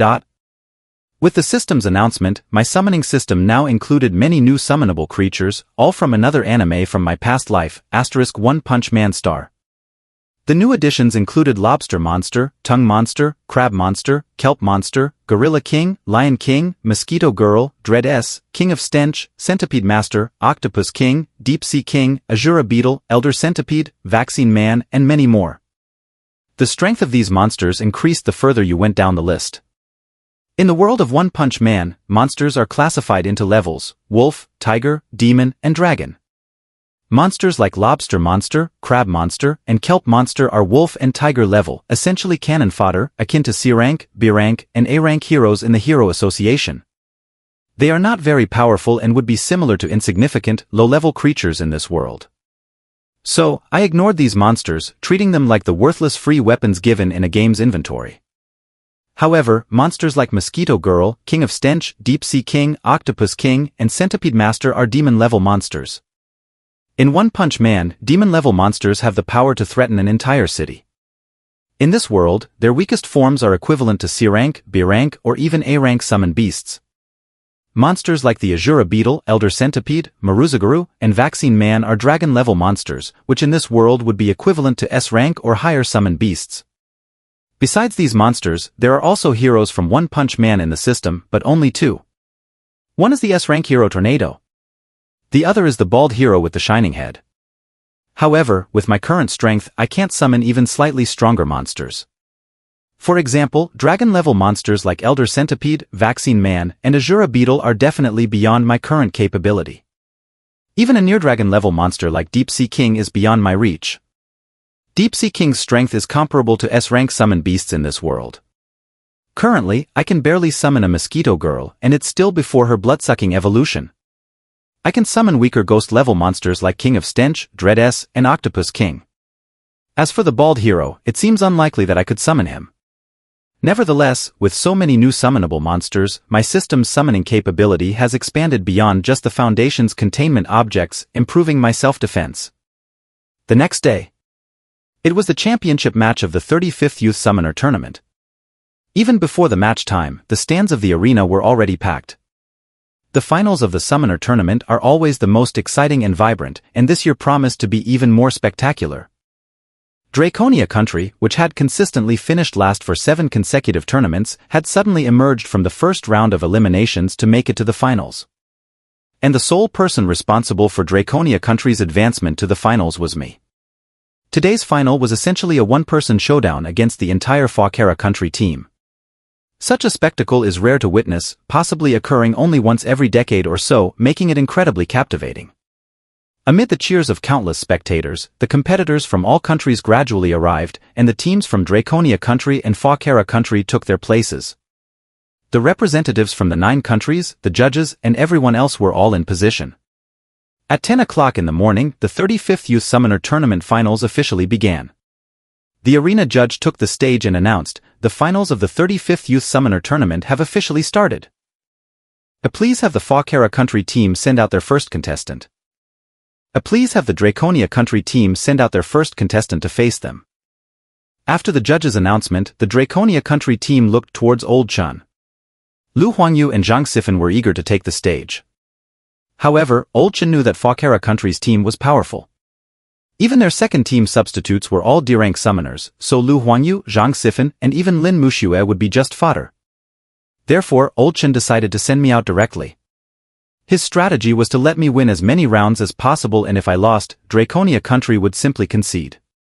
Thus, I took the stage as the first contestant for Draconia Country, while Fawkera Country sent out a D-rank summoner to start. But a D-rank summoner was no match for me. With the offensive power of Dr. Bird 049 and the Immortal Devil Lizard 682, the fight was over in less than half a minute. Although the relationship between Fawkera Country and Draconia Country wasn't particularly hostile, there was no great enmity either. Thus, the Fawkera Country contestant did not employ any underhanded tactics, so I also held back during the match and didn't use lethal force. After the first D-rank summoner from Fawkera Country was eliminated, the team leader sent another D-rank summoner to the arena. However, a D-rank summoner was no real threat to me.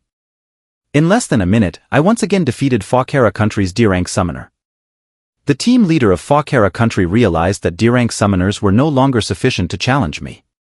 Therefore, he decided not to waste any more time and sent out the main C-rank summoners from Fawkera country. Fawkera country had the strongest team among the 9 nations, with 4 C-rank summoners: Davis, Johnson, Garcia, and Enelia. Davis, who was slightly weaker, was sent out first to face me. Even though Davis was weaker compared to his teammates in other countries' teams, he would still be a formidable opponent against people like Watanabe, Tengchung, and Amir. As soon as Davis took the stage, he summoned his 2 C-rank contract beasts and 2 D-rank contract beasts. Since it was the finals, I didn't dare to be careless. So, I immediately summoned Dr. Bird 049, Immortal Devil Lizard 682, and the internet celebrity Peanut 173. Throughout the tournament, I had only fought against 5 C-rank summoners: Watanabe Tengchung from Arinder country, Amir from Zendara country, and 3 from Gristan country: Sknav, Sofia, and Vasily. However, during my matches with Sknav and Sofia, neither of us summoned our beasts, so those encounters didn't count as real fights. In other words, my encounters with C-rank summoners before the finals were only with 3 of them. I had defeated Watanabe Tengchung and Amir with absolute strength and showed formidable power against Vasily. However, my victory over Vasily was due to him intentionally going easy. Thus, in everyone's minds, my strength was perceived to be somewhere between Watanabe Tengchung and Vasily. The battle quickly heated up as both sides clashed. Immortal Devil Lizard 682, who despised all forms of life, charged forward and attacked one of Davis's C-rank summoned beasts. Dr. Bird 049 followed closely, and Peanut 173 stayed nearby to protect me. Dr. Bird 049 and Immortal Devil Lizard 682, with their almost limitless energy and immortality, proved to be highly agile. The longer the battle continued, the more Davis's summoned beasts struggled to keep up. Davis noticed this problem after several rounds. His summoned beasts were increasingly exhausted, and he attempted to deal with the less agile large lizard first. However, he found that the lizard seemed impossible to kill. Its injuries healed quickly, which greatly shocked him. Unable to kill the lizard, Davis tried to knock 682 off the stage, but was repeatedly thwarted by 049. With the combined efforts of 049 and 682, Davis's summoned beasts gradually exhausted their strength, and eventually 049 knocked Davis's summoned beasts off the stage, eliminating Davis.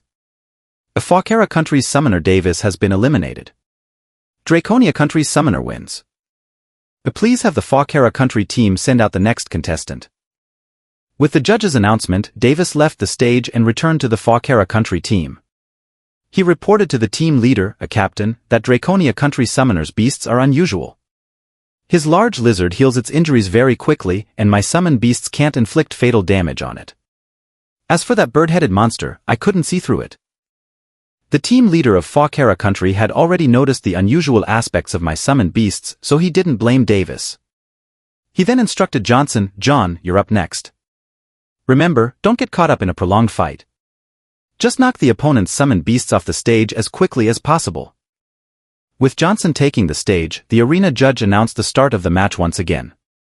Following the team leader's advice, Johnson summoned all his contract beasts at the start of the match and launched a fierce assault on 049 and 682. His goal was clear: first, knock 682 off the stage, and then team up to deal with 049. Although Johnson's plan was sound, implementing it was not easy. Despite 682's relatively weak power within the Foundation in this world, its destructive capability could only be considered at a C-rank level. What was most terrifying was its regeneration and adaptability. It could evolve with the harsh environment. Knocking 682 off the stage was no easy feat, especially with 049 ready to support at any moment. After many rounds of effort, Johnson managed to knock 682 off the stage, but 049 quickly dealt with his 2 C-rank contract beasts, eliminating Johnson. The spectators erupted in surprise at seeing me eliminate 2 C-rank summoners from Fawkera country consecutively. They hadn't expected that summoners like Davis and Johnson, who each had 2 C-rank contract beasts, would not be a match for me. Among the representatives of the 9 countries, everyone was deeply shocked by the recent battle. The abilities of the 3 summoned beasts I called out were unlike anything they had ever seen.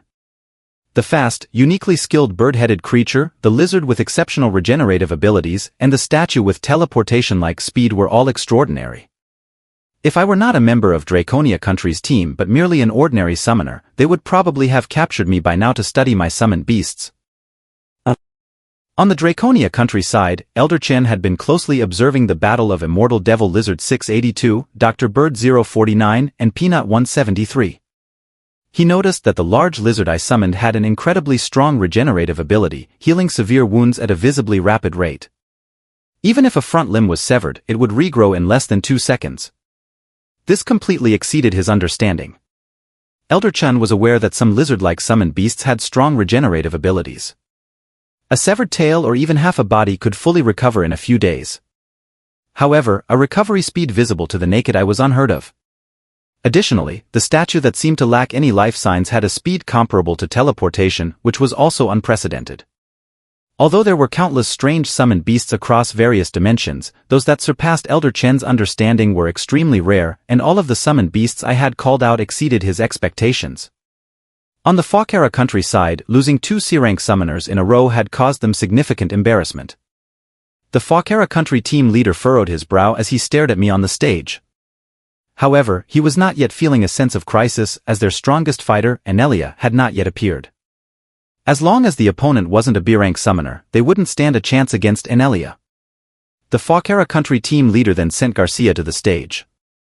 At this moment, from a distance at Zendara country's seating area, Zendara country's captain, Amir, was wheeled over to the spectator seats. Yesterday, following Watanabe Tingchong's suggestion, Amir had approached Garcia from Fawkera country with a proposal. He offered Watanabe's recovery potion as a condition for Garcia to incapacitate me on the stage. Driven by greed and a focus on profit, Garcia agreed without hesitation. Today, Amir came to the venue in his wheelchair, eager to witness Garcia's attempt to eliminate me firsthand. As the judge's voice fell, Garcia, the vice-captain of Fawkera country, summoned his energy from his sea of consciousness, and 3-dimensional gates slowly appeared beside him. From one of the gates emerged a gigantic snail with a massive spiraled shell. From the second gate came a summoner beast resembling a jellyfish with countless tentacles. The beast looked like a huge umbrella adorned with various patterns. Its umbrella-shaped body was fringed with tentacle-like appendages, the longest of which were extremely thick, measuring 20 to 30 meters. Each of these thick tentacles bore eyes. The third-dimensional gate revealed a giant praying mantis with a deep brown body and enormous front legs resembling scythes. These were Garcia's 3 C-rank summoned beasts, the 100-eyed Snail King, the Thunder Queen Mother, and the Shining Winged Mantis King. In this summoner competition, Fawkera country had participated in several rounds, but it was the first time Garcia, as the vice-captain, had taken the stage and summoned his beasts in front of everyone. Thus, the spectators were highly curious about his 3 summoned beasts and couldn't help but comment. A large snail, a jellyfish-like summoned beast, and a big praying mantis. They don't look very strong. Seeing Garcia's 3 summoned beasts, I summoned Bird Beak Dr. 049, Immortal Devil Lizard 682, and Internet Celebrity Peanut 173 once more. As soon as 682 was summoned, it charged aggressively at Garcia's 3 summoned beasts. The opponent was Garcia's Shining Winged Mantis King. The Mantis King was about the same size as 682. As an insect-type summoned beast, it was agile, had strong attack power, and high defense. The Mantis King's enormous scythe-like forelegs struck Immortal Devil Lizard 682, severing a section of its tail. However, within just a few breaths, 682's severed tail had regrown and continued to attack Garcia's Shining Winged Mantis King. Despite its high agility, strong attack power, and robust defense, the Mantis King couldn't immediately overcome 682. Garcia's Mantis King's attacks, as sharp as giant cleavers, inflicted deep, long wounds on 682. Such severe injuries would likely have been fatal for an ordinary summoned beast. Yet, 682 could heal within a short time, making it impossible to inflict a fatal blow on it. Thus, the 2 summoned beasts were at a standstill, neither able to gain the upper hand over the other. Seeing that his Shining Winged Mantis King couldn't kill the giant lizard, Garcia frowned and summoned his Thunder Queen Mother to join the battle. The Thunder Queen Mother, resembling a giant jellyfish, undulated its body beside Garcia. One of its thick tentacles suddenly extended, wrapping around 682, which was engaged in a struggle with the Shining Winged Mantis King. In the next moment, the tentacle turned blue-purple, and an incredibly strong high-voltage electric shock of several 100,000 volts burst forth from it, electrifying 682. The entire arena was filled with the crackling sound of electricity. No, it wasn't just a crackling sound, it was the explosive sound of electricity. Accompanying the electric explosions were dazzling sparks, resembling tongues of fire dancing across the stage. 682's entire body instantly charred, and black smoke began rising from it. The spectators, seeing the Thunder Queen Mother's high-voltage current, were astonished. Is this the power of the top country? The capability of this summoned beast is unbelievable. The Draconia country's summoned lizard is charred by the electricity, can it still be alive? I can even smell the scent of cooked meat. The spectators were convinced that 682 had been electrocuted to death. Garcia, seeing the lizard's condition, also believed the same. He was extremely confident in his Thunder Queen Mother, knowing it could release up to 1 million volts of high-voltage electricity. Even a C-rank summoned beast with high defense would be fried into a crispy state if entangled by his Thunder Queen Mother's tentacle and subjected to its electric current. No matter how strong the lizard's regeneration ability was, he didn't believe it could survive being completely roasted and turned into a pile of charred remains. But the next moment, as the blackened 682's outer layer of charred skin slowly peeled away, 682 reappeared before everyone's eyes, completely unharmed. It charged towards the massive Thunder Queen Mother, biting off one of its thick tentacles and tearing it off. The spectators were once again in uproar. It survived being electrified like that? The flames caused by the high-voltage explosions were visible all over the stage. The power was evident to the naked eye. Even the representatives from the 9 countries, sitting in their seats, were stunned. As seasoned S-rank summoners, they could feel the intensity of the high-voltage current released by Garcia's Thunder Queen Mother. An ordinary C-rank summoned beast would either be dead or severely injured from such an electric shock. Yet, that giant lizard was completely unaffected. It was truly astonishing. On the Draconia country's side, Elder Chan was also greatly shocked, as the situation exceeded his understanding once again. Of course, the most astonished of all was Garcia himself. Seeing that his Thunder Queen Mother's high-voltage electricity had no effect on the giant lizard, he was almost in disbelief. This is impossible! Garcia was so stunned that he lost his composure. Meanwhile, 682 had charged toward the Thunder Queen Mother again. Realizing he couldn't rely on killing the monstrous lizard, Garcia decided to focus on getting it off the stage as quickly as possible. He immediately ordered the hundred-eyed Snail King, release the slime. Following the command, the giant snail's undulating abdomen split open and a stream of yellowish liquid began to flow out, spreading across the entire arena. The yellow liquid appeared somewhat viscous but spread rapidly, engulfing half of the arena in just a few seconds. 049, seeing this, attempted to assist 682 but found itself immobilized by the sticky substance, struggling with each step. At this moment, the Thunder Queen Mother, noticing the situation, extended another thick tentacle and released high-voltage electricity into the liquid on the ground. This time, the Thunder Queen Mother had learned its lesson. After releasing the electric current, it swiftly whipped one of its tentacles around the scorched 682, flinging it off the stage. Although 682 was unharmed and quickly recovered, being thrown off the stage meant it was considered eliminated and could no longer participate in the fight. 682, full of resentment, tried to get back onto the stage, but I, holding absolute control, stopped it and promptly sent the unyielding cursed lizard 682 back to the dimensional space. The elimination of 682 was not due to its weakness but rather my oversight.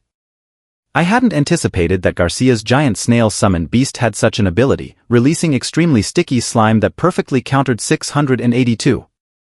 With 682 eliminated, only Birdmouth Dr. 049 and Internet Celebrity Peanut 173 remained on the stage.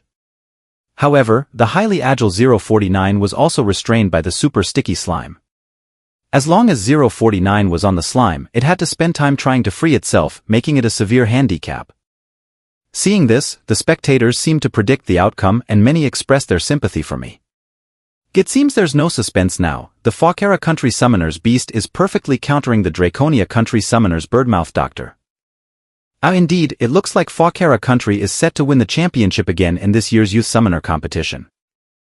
On the Griston Country side, seeing the impressive strength of Garcia from Fawkera Country, they pondered who could stand against him if Fawkera Country's Garcia were to face their own summoners. Skynov and Sofia were definitely not contenders, and while Vasily might be able to hold his ground, he would likely fall short. Moreover, the formidable Analia from Fawkera Country had yet to make an appearance. They couldn't help but reflect on how the strength of the Fawkera Country team had grown remarkably. Nevertheless, the Draconia country team did not appear too disheartened.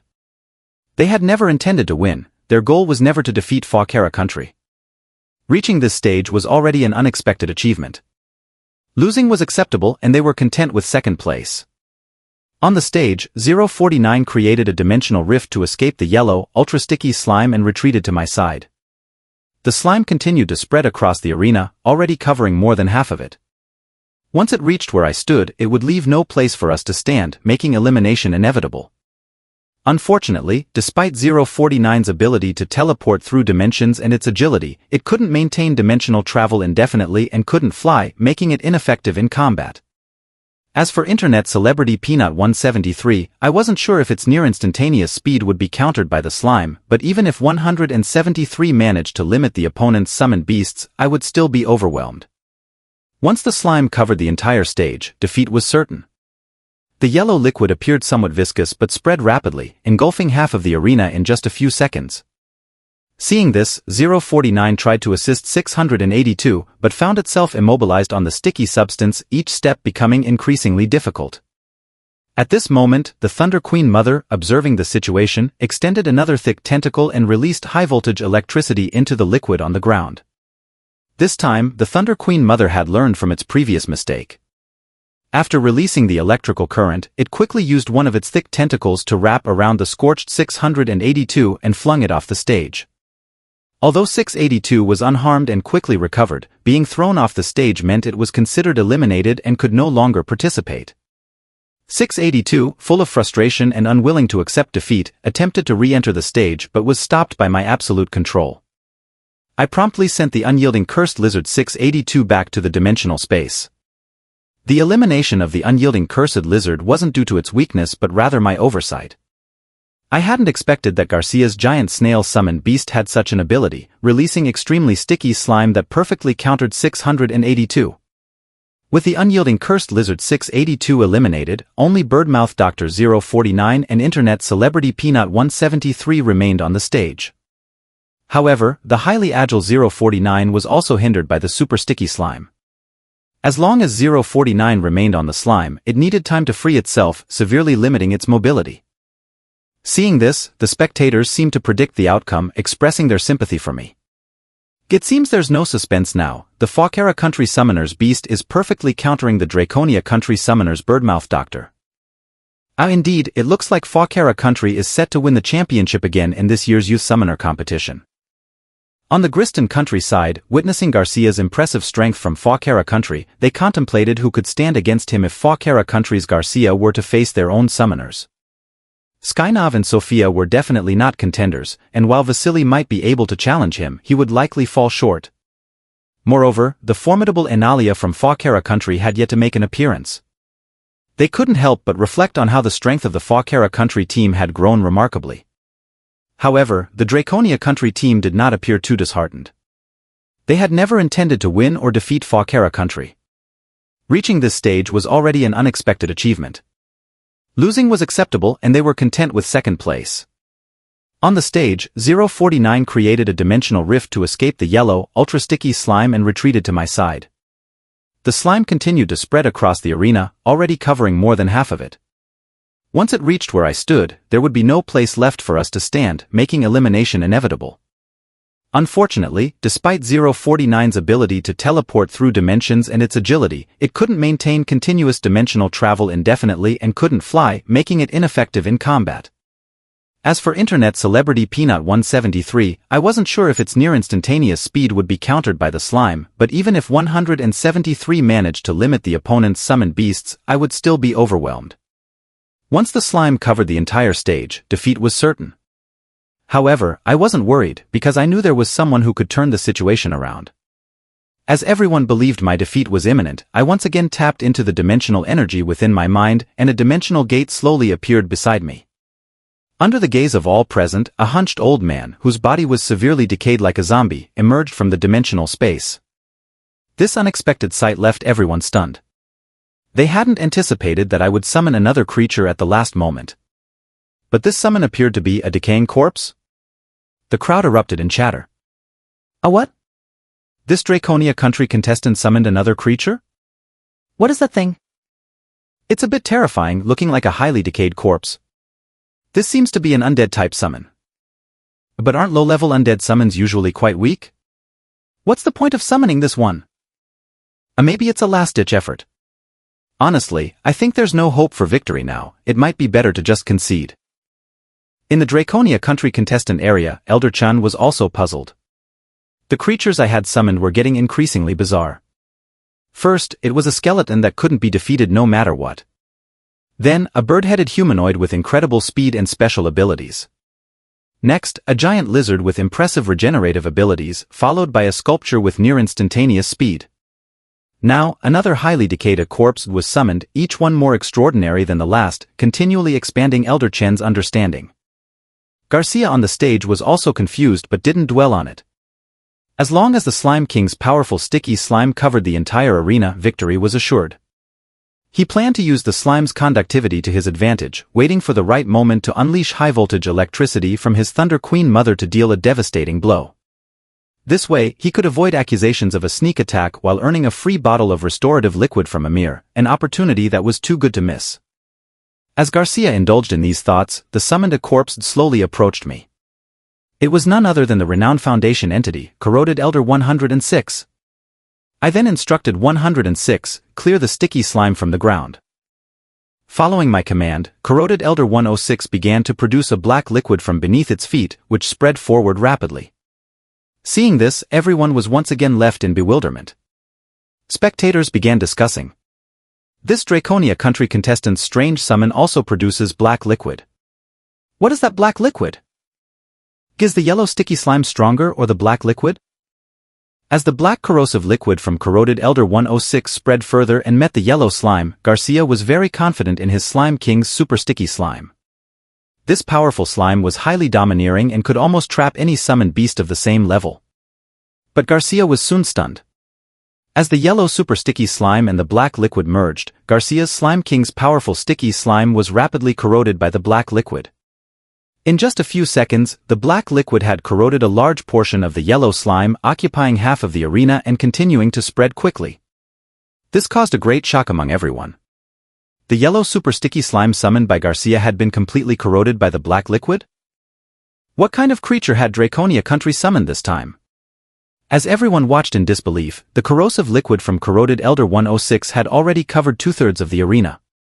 Seeing this, Birdbeak Dr. 049 couldn't wait any longer. Without the constraint of the yellow slime, it resumed attacking Garcia's summons. 049 wasn't afraid of Corroded Elder 100 and SIX's corrosive liquid because it had previously obtained the ability to resist it, although it couldn't produce such a liquid itself.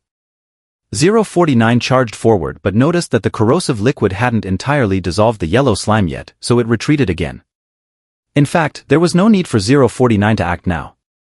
As long as Corroded Elder 100 and SIX's corrosive liquid spread across the entire arena, Garcia and his 3 summons would have no foothold left. It was an inevitable defeat. On the edge of the arena, Garcia saw that Corroded Elder 100 and SIX's black liquid had corroded most of the arena, and his Slime King's yellow super sticky slime was rapidly diminishing. This left him in a state of panic. He couldn't understand what this black liquid was. It was so domineering that it could even corrode his Slime King's super sticky slime. But he couldn't afford to think about it for long.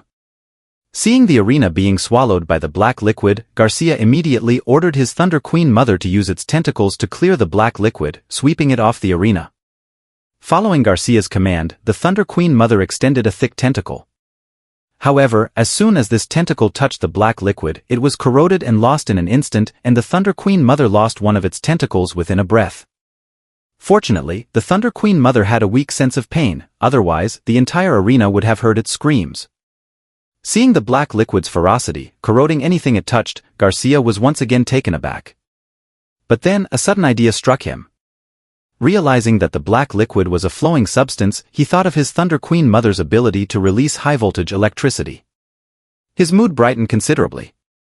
Metals and water are conductive, and since the black liquid was fluid, it surely contained moisture and was conductive.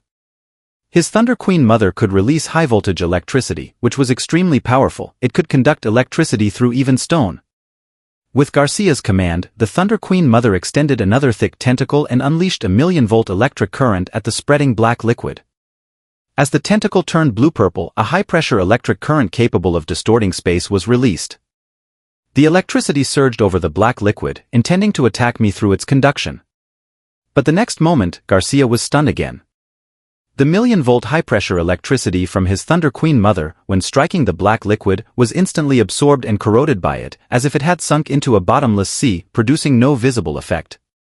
Not only was Garcia stunned, but the audience in the stands was also completely bewildered. The representatives from the 9 countries also stood up in shock. What was happening? What just occurred? The black liquid could even corrode high-voltage electricity? That was a million-volt high-pressure current. It was electricity, not physical damage from weapons like knives or clubs, but an elemental attack. To think that the black liquid could corrode even elemental energy attacks, this was simply unbelievable. On the Draconia countryside, Elder Chun was wide-eyed, having never seen such an astonishing phenomenon in his life.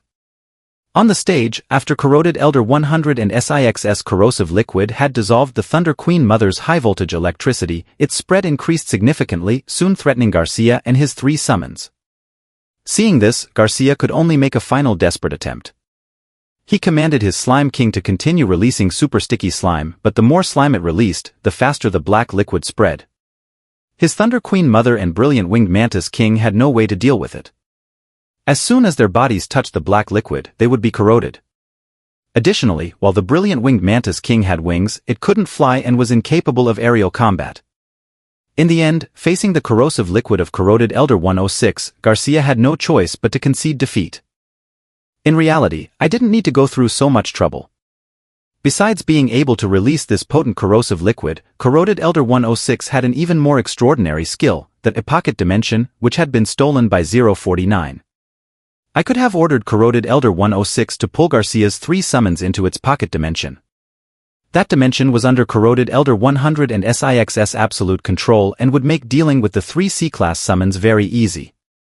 When Birdbeak Dr. 049 challenged the entire Foundation containment objects, he had previously fought against corroded Elder 106 and had been pulled into its dimensional space.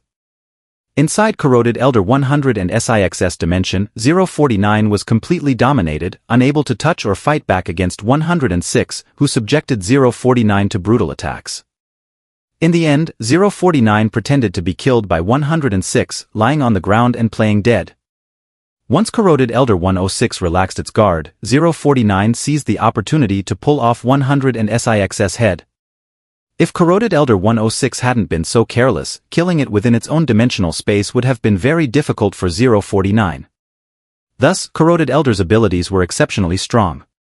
With just its extremely dominant corrosive liquid, it could counter most summons, ferocious beasts, in this world. I refrained from letting corroded Elder 106 use its space manipulation ability because I didn't want this extraordinary power to be exposed in front of so many people, much like keeping wealth hidden. Similarly, I only allowed 049 to use the dimensional teleportation derived from a pocket dimension while directly forbidding any other extraordinary skills.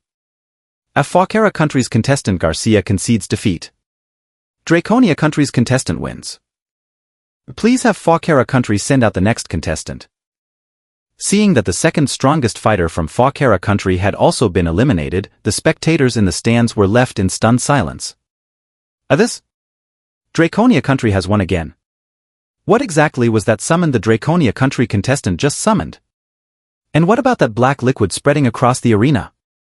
It's incredible. Absolutely incredible. Fakara country had 4 C-class summoners, and now Draconia country has eliminated 3 of them. Only 1 remains. Draconia country seems poised to win the championship. To single-handedly take on the entire Fakara country team, this guy is truly amazing. Win the championship? I think it might be difficult. I heard that Fakara country still has its strongest fighter, who has 4 C-class summons. This Draconia country contestant is strong, but he might not be able to handle them all. Amid the audience's discussion, Garcia returned to the Fakara country team, feeling somewhat speechless before the team leader. However, the Fakara country team leader did not blame Garcia. It's alright. I saw your fight just now. It's not your fault. That Draconia country kid's summons are just too strange. After speaking, the team leader looked at Anelia, the strongest fighter of Fakara country. Princess Anelia, do you have confidence? If others heard the Fawkera country team leader referring to a young girl as a princess, they would likely be astonished. This team leader, an A-class summoner, actually addressed her as princess and showed her great respect. However, the other members of the Fawkera country team were not surprised, as they knew Annihilia's true identity. She was the eldest princess of the Fawkera country presidential royal family, the biological daughter of the current president of Fawkera country. Annihilia's identity was not widely known and was only known to those close to her, the members of the Fawkera country team and the team leader. Ordinary people in other countries were almost entirely unaware of her identity. Yes, I will secure victory for Fawkera country, Annihilia said coolly, nodding slightly, before resolutely stepping onto the stage. With Annihilia taking the stage, the spectators began to discuss animatedly. So this is the strongest fighter from Fawkera country? It's a girl? But she doesn't even look 18. Is she really a C-class summoner? This is truly frightening. As Annihilia stepped onto the stage, I observed her closely. Annihilia had golden hair that was slightly wavy and fell to her shoulders. Her skin was naturally fair and smooth, and although she wasn't as stunning as Sophia from Gristan country at first glance, she was a very beautiful young woman. Her delicate face was somewhat youthful, and she had a petite figure, resembling a golden-haired, blue-eyed little girl. Annihilia was only 18, to be precise, not yet 18 but just 3 months shy. To participate in the summoner tournament, young summoners must be under 20. C-class summoners like Watanabe Tingchong from Arinder country, Amir from Zendara country, and Skinav from Gristan country were all nearly 20. Throughout the history of the Alliance, reaching C-class summoner status before the age of 18 was rare. Annihilia was only the third person in Fawkera country's 100-year history to achieve C-class summoner status before turning 18. However, this matter was not publicized by Fawkera country, and very few people knew Annihilia's real age. With the referee's announcement, the next match began. I once again activated the dimensional energy in my sea of consciousness, and several dimensional gates slowly opened beside me. Bird Beak Doctor 049, Immortal Lizard 682, and Internet Celebrity Peanut 173 reappeared next to me. Meanwhile, Annihilia also activated the dimensional energy in her sea of consciousness, and a dimensional gate slowly appeared beside her. Following this, a flying summon with enormous wings emerged from the dimensional gate. This flying summon had very broad wings but a serpentine body, and its head vaguely appeared to be growing a pair of horns. The appearance of Annihilia's flying summon caused a stir among the spectators. Flying summons were among the most coveted by all summoners. Despite their rarity, many summoners dream of having a flying summon because it is so rare that most people never summon one in their lifetime. As Annihilia's flying summon appeared, another enormous dimensional gate slowly emerged beside her. Subsequently, a very thick green vine extended from the dimensional gate. Then, a second green vine emerged, followed by more and more. As more and more vines emerged from the dimensional gate, everyone was left guessing what kind of summon the strongest fighter from Fawkera country would reveal. The giant tree, with its numerous thick roots resembling octopus tentacles, could move its massive body. When this giant tree emerged from the dimensional gate, it rooted itself in front of Annihilia, and its numerous thick roots pierced through the massive stone platform and anchored themselves deep underground. Seeing this, everyone was stunned, followed by an uproar. A plant-type summon. A plant-type summon. Oh my god, this is the first time I've ever seen a plant-type summon in person. A plant-type summon, indeed. I wouldn't trade it for 10 flying summons. Not even for 100 flying summons. Not only were the spectators stunned and in an uproar, but the other contestants from the 9 countries were also astonished, staring enviously at the giant tree summon on the stage. Even the representatives from the 9 countries were extremely surprised, some even standing in shock, staring intently at the giant tree summon on stage. Plant-type summons were exceedingly rare, with a very low probability of appearing. Even in the entire alliance, among so many summoners, both high and low level, those who had plant-type summons were extremely few. The probability of encountering a plant-type summon was incredibly low. Ordinary creatures, such as cats, dogs, pigs, rabbits, and even small fish and shrimp, are born with a certain level of intelligence and awareness, whereas plants do not. To evolve into a summon with awareness, the first step is to gain intelligence, which greatly reduces the chance of a plant becoming a summon. As a result, plant-type summons are generally much stronger than summons of the same level. This is why plant-type summons are highly sought after by all summoners. What amazed the representatives from the 9 countries was not only that Annelia's summon was a plant type but also that it was a growth type plant summon. Summons can grow in strength along with their summoner's level. For example, Lin Mushue's three-tailed fox is a growth type summon. As Lin Mushue advances to A-class or S-class in the future, her three-tailed fox will continuously increase its strength, becoming an A-class or S-class summon. Annelia's plant type summon is also a growth type summon.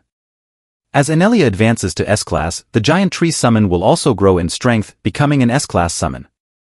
The probability of having a plant-type growth summon is extraordinarily low, almost a 1 in a billion chance. Not only is it a plant-type summon, but some of the representatives from the 9 countries also noticed that Annelia's other summon, the flying summon, is also a growth-type summon.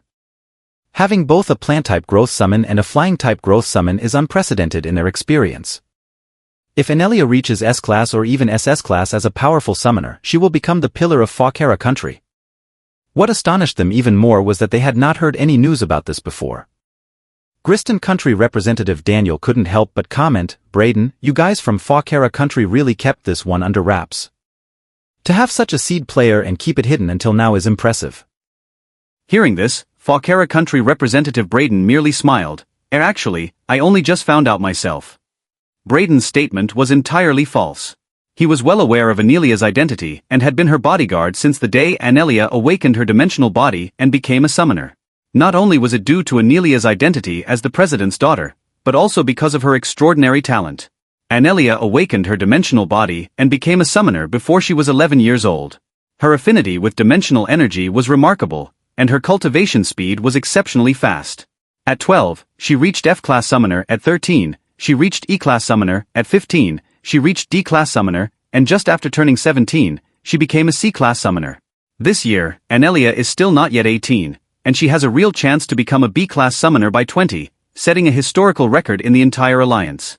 Therefore, all specific information about Annelia's identity, age, and summons is kept extremely confidential. If not for this summoner tournament and Garcia's defeat, Annelia might not have even appeared, and her summons would have remained a strict secret. On stage, after Annelia summoned the plant-type summon, the 2-dimensional gates beside her slowly closed. What's going on? The Fawkera country team leader summoned 2 summons? Does she plan to use her 2 summons to face off against the 3 summons of the Draconia country contestant? Even though plant-type summons are very strong, 2 against 3 seems a bit overconfident. Aha! You don't understand the capabilities of plant-type summons. As far as I know, in general, plant-type summons are invincible at the same level. That Draconia country contestant summon, that bird-beaked monster, is incredibly fast, agile, and has special abilities. It previously tore apart Irinder country's Watanabe Tungchong and Zendara country's Emir, showing very strong power. And moreover, it seems that the Draconia country contestant has another summon that hasn't been summoned yet, the terrifying corpse-like summon that can release corrosive liquid. If Draconia country summons that one as well, even with Annelia's plant-type summon, she might not be able to handle it. In fact, it's not that Annelia doesn't want to summon additional summons, but rather she doesn't have any more. Currently, she only has these 2 summons. When Annelia reached C-class, she signed a contract with these 2 summons, a powerful growth-type plant summon, the Phoenix Forest deity. To support her, Fawkera country has poured all its top resources into her. Amid the murmurs of the audience around, I carefully observed the young girl in the distance. The plant-type summon beside her resembled a towering tree, with its branches covered in writhing vines that gave off an eerie and oppressive feeling. It was my first time seeing a plant-type summon, but it didn't seem particularly special to me, so I directly commanded Birdbeak Dr. 049 and Immortal Cursed Lizard 682 to attack. The extremely aggressive 682 could hardly contain its rage and charged wildly at Annelia's 2 summons. Faced with 682's charge, Annelia's expression remained unchanged, and she didn't even speak. The Phoenix Forest deity beside her had countless vines writhing on its branches, and suddenly, a dozen or so of these vines shot out to entangle 682. 682 bit down on one of the vines and began to tear at it, but the other vines quickly wrapped around its body and started to grow rapidly. In just a few breaths, 682 was completely wrapped up, like a tightly bound package. Before 682 could break free, the vines grew again and threw it off the stage. Annelia had never intended to cause harm to 682 from the start because she knew this large lizard had a very peculiar and frightening regenerative ability. So, without any hesitation, she controlled 682 and threw it off the stage. Seeing 682 being eliminated in just one encounter, I couldn't help but furrow my brow. 682 wasn't eliminated due to weakness but because the opponent's summon was specifically designed to counter it. The plant-type summon on the opposite side had extraordinarily strong control abilities. It couldn't kill you, but it could control you and throw you off the stage. In a real life-and-death battle, 682 would be able to outlast the opponent by consuming its resources. After 682 was thrown off the stage, I had no choice but to send it back to the dimensional space. Now, only internet celebrity Peanut 173 and Birdbeak Dr. 049 were left on my side. On the other side, Annihilia's Phoenix Forest deity extended dozens of vines toward me. Seeing this, 049 positioned itself in front, but it couldn't block all the vines. The vines seemed to have a mind of their own. Some wrapped around 049, while others bypassed it and headed straight for me. I could only have Peanut 173 take the front. 173's speed was comparable to teleportation. Every time it struck, it could break a vine. However, the broken vines would regrow at the breakpoints endlessly. 173 kept blinking and shifting, but the number of vines around it continued to increase. Although 173's speed was like teleportation, the space around it was limited. It couldn't avoid the vines forever, and soon, one of the vines managed to wrap around 173, followed by more vines that wrapped it up completely. Then, the vines didn't give 173 a chance to break free and quickly extended underneath the stage, throwing 173 below. In just a few encounters, both Immortal Cursed Lizard 682 and Internet Celebrity Peanut 173 were eliminated, causing my frown to deepen. Now, only Birdbeak Dr. 049 was left on the stage. But 049's situation was also dire, being pursued and entangled by the frantically growing vines. 049 could only keep dodging. Because once a vine wraps around something, countless other vines will come to join in. The key point is that these vines will regrow very quickly even if they are cut. Seeing the unfavorable situation, I didn't hesitate and summoned Corrosion Elder 106 using the dimensional energy from my consciousness C. As soon as Corrosion Elder 106 appeared, I ordered it to release its corrosive liquid, spreading it forward. As long as the corrosive liquid from Corrosion Elder 106 reached Annihilated, even if her plant-type summon was very strong, it would not be able to withstand the corrosive attack. Annihilated had seen the previous battle and knew how powerful the black liquid was. As Corrosion Elder 106 released its corrosive liquid, her Phoenix Forest deity extended another dozen or so vines towards Corrosion Elder 106. Her goal was simple, to entangle Corrosion Elder 106 with vines and throw it off the stage, thus eliminating it. But the ideal was full of promise while reality was harsh. When the continuously growing vines wrapped around Corrosion Elder 106, they were instantly corroded away by the corrosive liquid on Corrosion Elder 106. The vines did not give up and continued to wrap around Corrosion Elder 106, with a dozen vines coming at once. But as soon as they touched Corrosion Elder 106, they were completely corroded away. Annihilated finally realized what kind of existence this terrifyingly decayed old man was, and these methods were insufficient to threaten it. So, she immediately changed her strategy and tried to stop the spread of the corrosive liquid. Suddenly, from the underground of the central stone platform, countless thick tree roots emerged. These roots intertwined and wove into a barrier wall across the stage. This barrier wall spanned the entire stage, completely blocking Corrosion Elder 100 and SIX's corrosive liquid on the other side. Seeing this, I furrowed my brows, not understanding Annihilata's approach. Using tree roots as a barrier to block the spread of corrosive liquid? When the corrosive liquid touches these tree roots, won't it just corrode them away, making the barrier ineffective? So, I thought Annihilata's method was somewhat foolish. However, what happened next left me stunned. When the corrosive liquid from Corrosion Elder 106 reached the barrier wall, it did indeed quickly corrode the roots it touched. But the corroded spots quickly grew new roots to fill the gaps left by the corrosion. The corrosive liquid continued to corrode, and the roots continued to grow rapidly. The faster the corrosive liquid corroded, the faster the roots grew.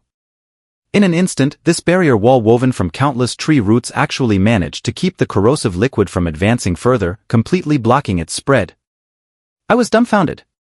The clown was actually myself. I truly didn't expect that Annihilata's plant-type summon's root growth speed could match the speed of Corrosion Elder's corrosive liquid. Not only was I stunned, but the audience and the representatives from various countries watching the match were also very surprised and began discussing excitedly. "Oh, what? What kind of operation is this? The speed at which the tree roots grow is terrifying. Yes, the strength of the Falkera country captain is indeed terrifying. It looks like Draconia country is bound to lose now. Seeing my deteriorating position on stage, everyone believed that defeat was inevitable. Even the Draconia country representatives, observing the situation on stage, felt hopeless and had given up any hope for victory. However, they were still pleased to have made it to the finals. Even if I lost, I would be considered a hero for Draconia country. Among the 9 country representatives, Qin Langtian from Draconia country looked at the situation on stage and shook his head in silence. He also recognized the gap between Anelia and me. It can be said that Anelia, with just her plant-type summon, could single-handedly take on all of my summons. Strich. On the stage. With Corrosion Elder 106 held back, Anelia let her Phoenix Forest deity focus on the highly agile 049. Countless vines crazily entwined around 049, forcing it to dodge continuously. However, the vines were too numerous. Wherever 049 tried to evade, they followed. Soon, a vine wrapped around 049, and then more vines rapidly followed, almost encasing 049 in a cocoon in just 2 or 3 seconds. Seeing this, 049's hands glowed blue, and it tore through the vines to escape. 049 knew that constant evasion and passivity would eventually lead to elimination, so it sought an opportunity. Thus, 049 skillfully avoided some vines and headed straight for the Phoenix Forest deity's core, aiming to destroy its core, which was the tree trunk itself. 049 understood that the vines would regrow endlessly, so if it remained passive it would eventually be worn down. However, when 049 reached the Phoenix Forest deity's core and struck the massive ancient tree with its glowing blue hands, it left no mark or damage. 049, unwilling to accept this, tried various attacks but couldn't inflict any damage on the Phoenix Forest deity's core. Even when it did cause some damage, the massive tree quickly recovered. Seeing this, everyone was not too surprised because they knew that plant-type summons generally had top-tier defensive capabilities at the same level. Anelia's Phoenix Forest deity had B-level defense. Although 049 had a highly unpredictable and varied skill set, its attack power was not very strong, otherwise it wouldn't have been forced to retreat by Flame Demon 457. Unable to harm the Phoenix Forest deity's core, 049 was continuously ensnared by the vines. To speed up 049's elimination, Anelia instructed the Bat-winged Dragon Serpent, which had been flying in the air, to work with the vines and quickly eliminate 049. Anelia's Bat-winged Dragon Serpent, with its large bat-like wings, was extremely fast. Together with the Phoenix Forest deity's vines, it dived repeatedly at 049 from the sky. When 049 was forced to the edge of the stage, Anelia immediately commanded, "Use Dragon Flame Attack." Following Anelia's order, the Bat-winged Dragon Serpent unleashed a series of fireballs from its mouth toward 049. The spectators and representatives from other countries watching the match were astonished by the Bat-winged Dragon Serpent's ability to shoot fire. Another special technique. Anelia's Bat-winged Dragon Serpent could actually shoot fire. Not only were the spectators from the Holy City and other countries shocked, but even the high-ranking representatives from the 9 countries were surprised. Could this talent be any more extraordinary? After the Bat-winged Dragon Serpent's fireballs were hurled at 049, it quickly evaded, but the explosive shockwaves still affected it, nearly causing it to fall off the stage. Fortunately, it used dimensional teleportation to escape to a safe area. Seeing this, the Phoenix Forest deity's vines pursued relentlessly, and the Bat-winged Dragon Serpent continued to chase from the sky, unleashing blazing fireballs at 049 once more. Constantly being pursued, 049 didn't hold back against the Bat-winged Dragon Serpent. When it launched its fire attack, 049 extended one hand, and a series of intense flames erupted from its palm, clashing with the Bat-winged Dragon Serpent's fireballs in mid-air and creating a dazzling display of sparks. 049 was using the fire skill from Flame Demon 457. When the audience saw that 049 could also use fire attacks, their eyes widened in shock. Did that bird-beaked summon from Draconia country also use a fire attack? Could it be that this bird-beaked monster has a special technique too? How does it have a fire skill? Not only were the spectators confused, but the high-ranking representatives from the 9 countries were also bewildered. It's rare for low-level summons to possess special skills, though not unheard of. For example, Lin Mushue's three-tailed fox has a special skill. However, the probability of a low-level summon having 2 special skills is incredibly low. Elder Chun, from the Draconia country representative team, was so shocked that his eyes nearly popped out. Typically, a summon or beast must reach B level to awaken a special skill, and S level powerful summons can have multiple special skills, usually 2 to 3. For a D level or C level summon to possess 2 special skills is an extraordinary rarity. If Elder Chun remembered correctly, there were fewer than 10 such summons in the entire league's history. On the stage, seeing 049 also using a fire skill, Annelia was astonished but quickly refocused on the battle. She directed the Phoenix Forest Deity and the Bat-winged Dragon Serpent to continuously restrict 049's space, aiming to eliminate it swiftly. Seeing 049 struggling to handle 2 opponents, I was also extremely anxious. I desperately wanted Corrosion Elder 106 to use spatial manipulation to pull Annelia's Phoenix Forest Deity into its pocket dimension. However, the Phoenix Forest Deity was far too large, pulling such a massive creature into a pocket dimension couldn't be done in a short time. Moreover, such a powerful ability was too overpowered. I didn't want to reveal it. So, I had to seek help. Since Annelia had a flying summon, I decided to summon one as well to deal with her Bat-winged Dragon Serpent and relieve 049's precarious situation. I drew upon the dimensional energy within my sea of consciousness, and a dimensional gate slowly appeared beside me. From within the gate came a buzzing sound, the kind made by countless mosquitoes flapping their wings. Soon, a mosquito-like humanoid emerged from the gate, surrounded by a swarm of mosquitoes. This was the highly popular monster from One Punch Man, Mosquito Girl. She had a human female form with mosquito wings and abdomen, and a protrusion on her forehead resembling a mosquito's mouthpart. Her body was striped in black and white. Mosquito Girl was one of the most popular monsters in One Punch Man, due to her striking appearance. Although Mosquito Girl's beauty was notable, she was a bloodthirsty fiend. She could command mosquitoes to drain the blood of nearby creatures, which would then enhance her power and help her level up. After leveling up, Mosquito Girl could easily overpower Genos, who had to self-destruct to take her down. Fortunately, at that time, the big bald hero was present and swiftly dealt with Mosquito Girl with a single slap. Mosquito Girl also served as a connection between the big bald hero and Genos. Mosquito Girl's strength was quite formidable. In this world, a blood-enhanced Mosquito Girl would be an A-level summon.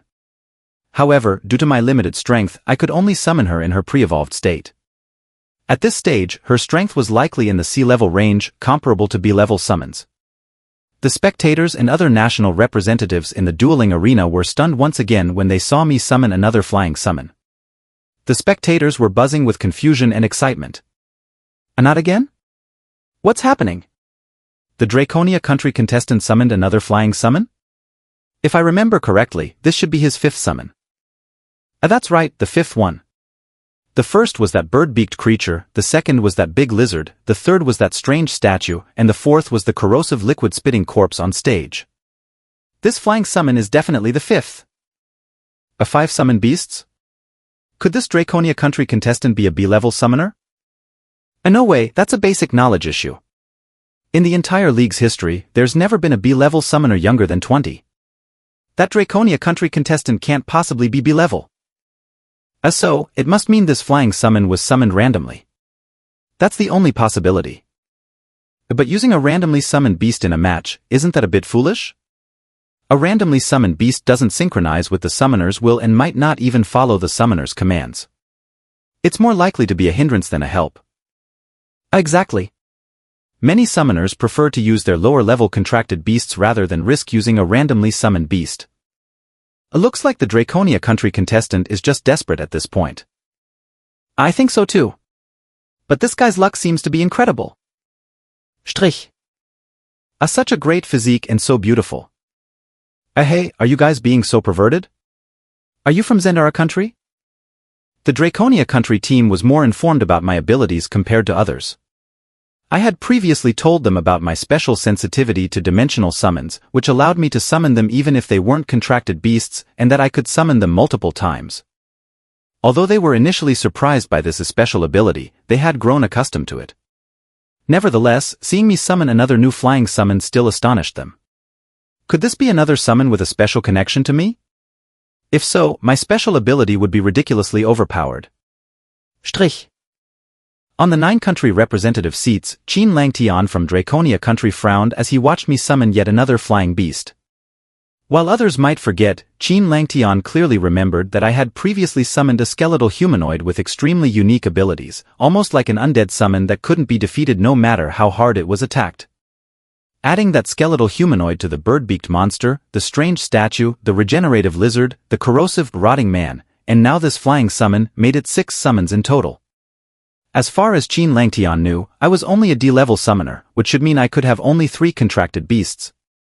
But now, it seemed he would need to have a detailed discussion with Elder Chen after the finals. Strich. On the stage.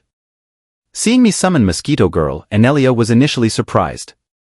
But her focus quickly returned to the battle. Mosquito Girl, having been summoned, flew swiftly to the battlefield to support me and engage in combat with the Bat-winged Dragon Serpent. Both Mosquito Girl and the Bat-winged Dragon Serpent were flying and fast, but Mosquito Girl was surrounded by a swarm of mosquitoes.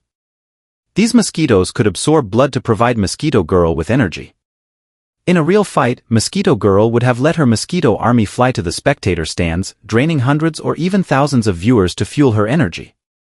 However, she couldn't do that. Even if she wanted to absorb blood, she could only target the opponent's summons on the stage. But Anelia's Phoenix Forest deity was a plant-type summon, and there was no blood in its vines, so Mosquito Girl's swarm of mosquitoes couldn't be of much use. Moreover, Anelia's Bat-winged Dragon Serpent had a fire-based special skill, which also meant Mosquito Girl's swarm wasn't a significant threat. Still, even without the mosquito swarm providing energy, defeating a Bat-winged Dragon Serpent, a sea-level summon, wasn't too difficult for Mosquito Girl. However, considering the opponent's speed and defense, it would still take some time for Mosquito Girl to eliminate it. With Mosquito Girl's help, 049's situation improved significantly, giving him a chance to fight back. From a distance, Anelia watched the battle on the stage, her pretty eyebrows slightly furrowed. She hadn't expected this Draconia country contestant to be so troublesome. Given the current situation, if the battle dragged on, it would only become more disadvantageous for her. After all, there was still the highly threatening corrosive elder in the background. Thus, Anelia commanded the Phoenix Forest deity to use all the vines it could summon to target 049. Countless vines appeared like massive green serpents slithering in the air, densely packed, enough to obstruct the view of the spectators. These vines wrapped around 049 from all angles, compressing the space in which 049 could evade, continuously pushing him towards the edge of the stage. Yet, 049 managed to use dimensional teleportation to escape to another safe area. Upon seeing 049 use dimensional teleportation, Anelia's lips curved into a pleasing smile. She instructed the Phoenix Forest deity, use the cage technique. Following Anelia's command, a green light suddenly emanated from within the Phoenix Forest deity's massive trunk. Just as 049, who had just used dimensional teleportation to escape to a safe zone, had no time to react, numerous thick roots quickly sprouted from the ground beneath him.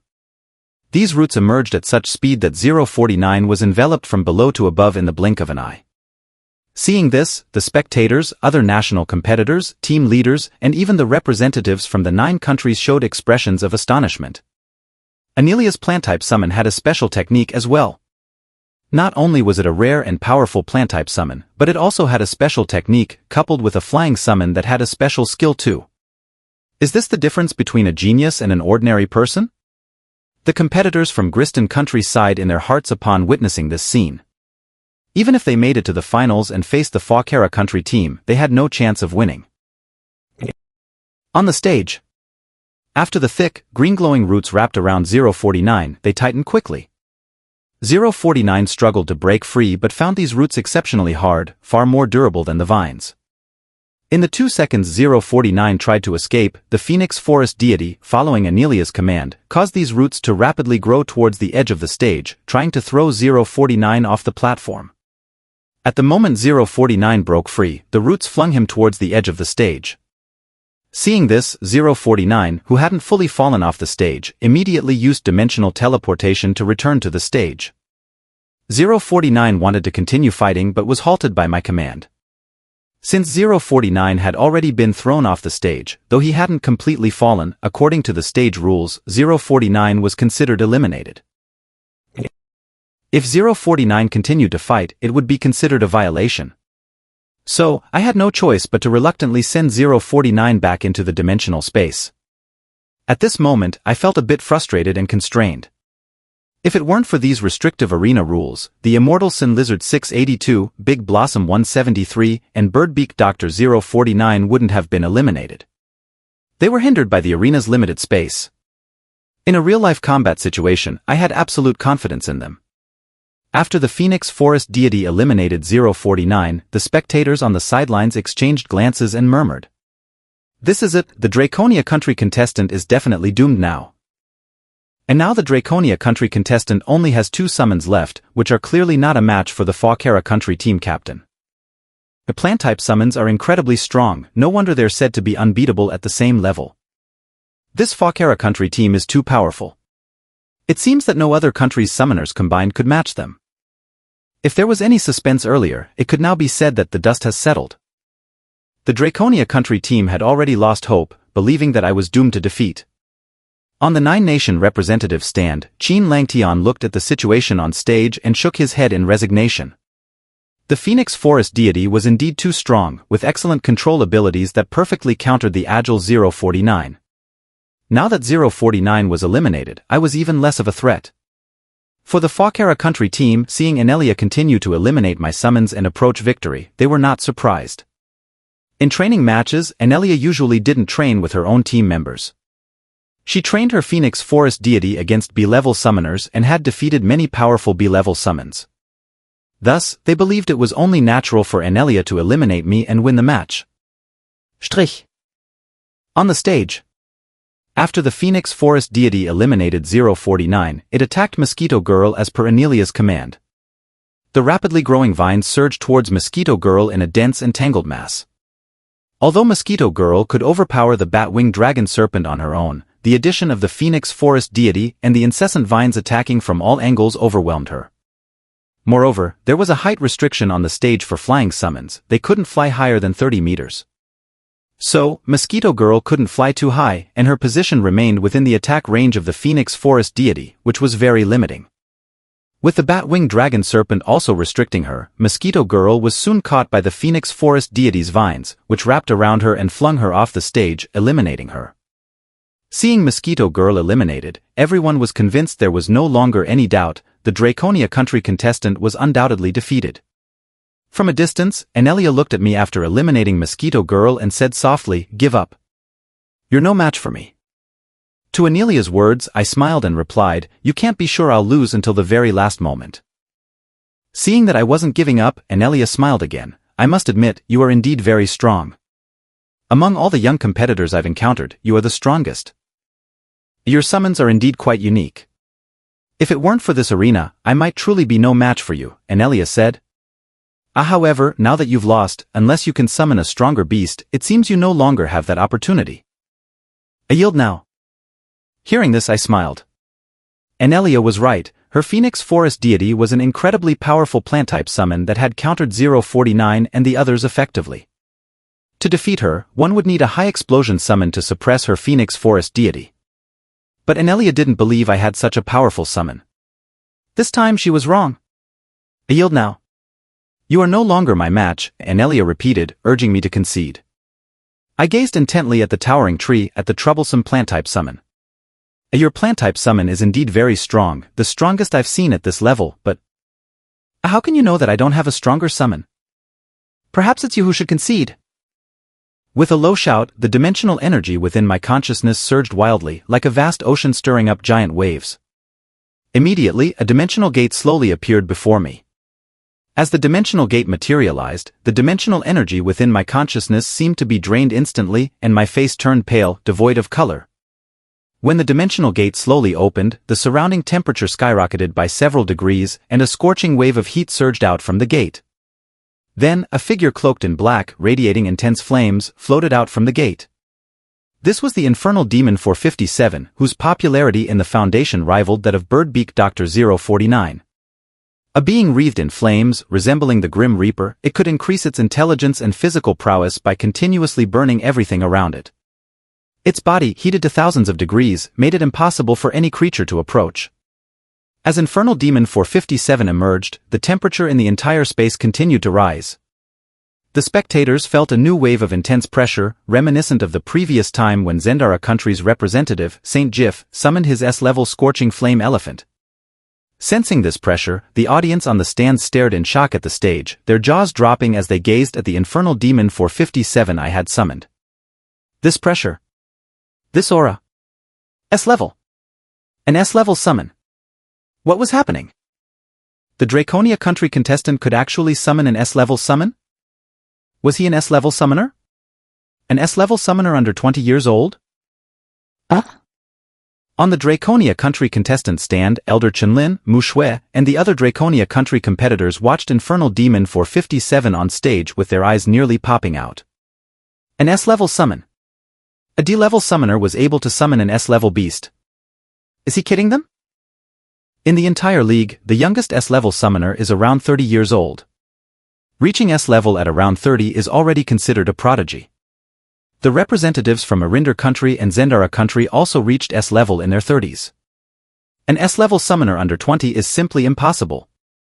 The 9 representatives from the 9 countries stood up in shock, unable to believe what they were seeing on stage. As top S-level summoners, they understood the significance of this pressure even more. Though there was a slight gap from an actual S-level summon, the overall aura was comparable to S-level. On the stage, with the appearance of Infernal Demon 457, the entire arena seemed to turn into a fiery mountain, with even the space around it becoming blurred from the intense heat. Annihilated, watching from a distance, felt the immense pressure and was stunned, her beautiful face expressing disbelief as she looked at the Infernal Demon 457. As the eldest daughter of the president of Fawkera country and the most talented summoner of Fawkera country, Annihilated had seen many powerful summoners. During her training she had trained with B-level summoners and occasionally with powerful A-level summoners. She had even fought against A-level summons with her Phoenix Forest deity and was very familiar with the power and pressure of A-level summons.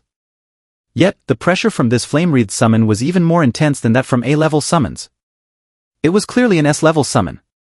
But how was this possible? While Annihilated was stunned, I, from a distance, felt as though my entire body had been drained, on the verge of collapse. At this moment, with only the dimensional energy in my consciousness, I was at best a C-level summoner. Infernal Demon 457, in this world, was definitely an S-level summon. Summoning it was already an extraordinary feat, and if it didn't completely drain me, it would be quite remarkable. So, when Infernal Demon 457 emerged, I felt as if I had been completely drained, my consciousness's dimensional energy nearly exhausted, leaving only a sliver. I was dizzy, pale, and trembling, nearly on the verge of fainting.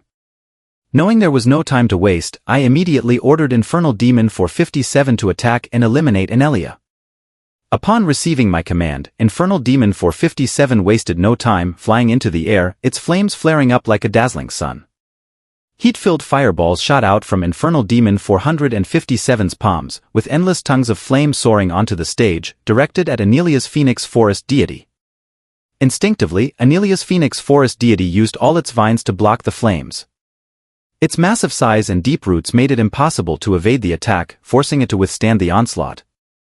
But those vines, which had troubled 049, were so fragile under Infernal Demon 457's fiery assault.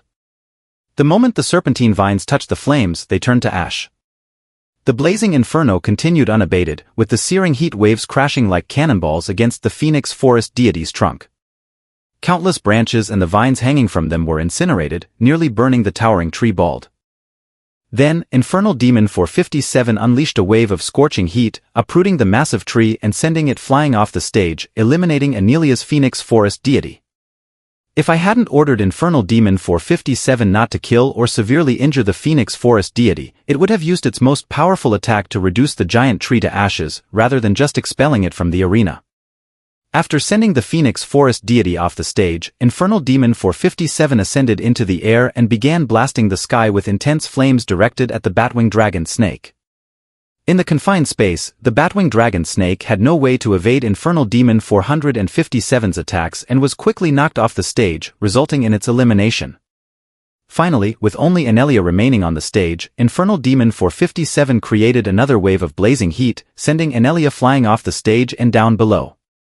However, Infernal Demon 457 did not harm her or severely injure her Phoenix Forest deity or Batwing Dragon Snake. This was all by my command. The reason I did this was that Annihilated had never hurt me or severely injured my summoned beasts during the competition. Even at the end, she had only advised me to concede rather than directly attacking. After Infernal Demon 457 had eliminated the Phoenix Forest Deity and the Batwing Dragon Snake and sent Annihilated flying off the stage, I quickly returned Infernal Demon 457 to the dimensional space, along with the Corrosion Elder 106, without any delay. If Infernal Demon 457 had stayed out any longer, I would have been completely exhausted. The entire process, from summoning Infernal Demon 457 to its elimination of the Phoenix Forest Deity and the Batwing Dragon Snake and then sending Annihilated off the stage, took just over 20 seconds, less than half a minute. In that short span, it nearly drained me completely.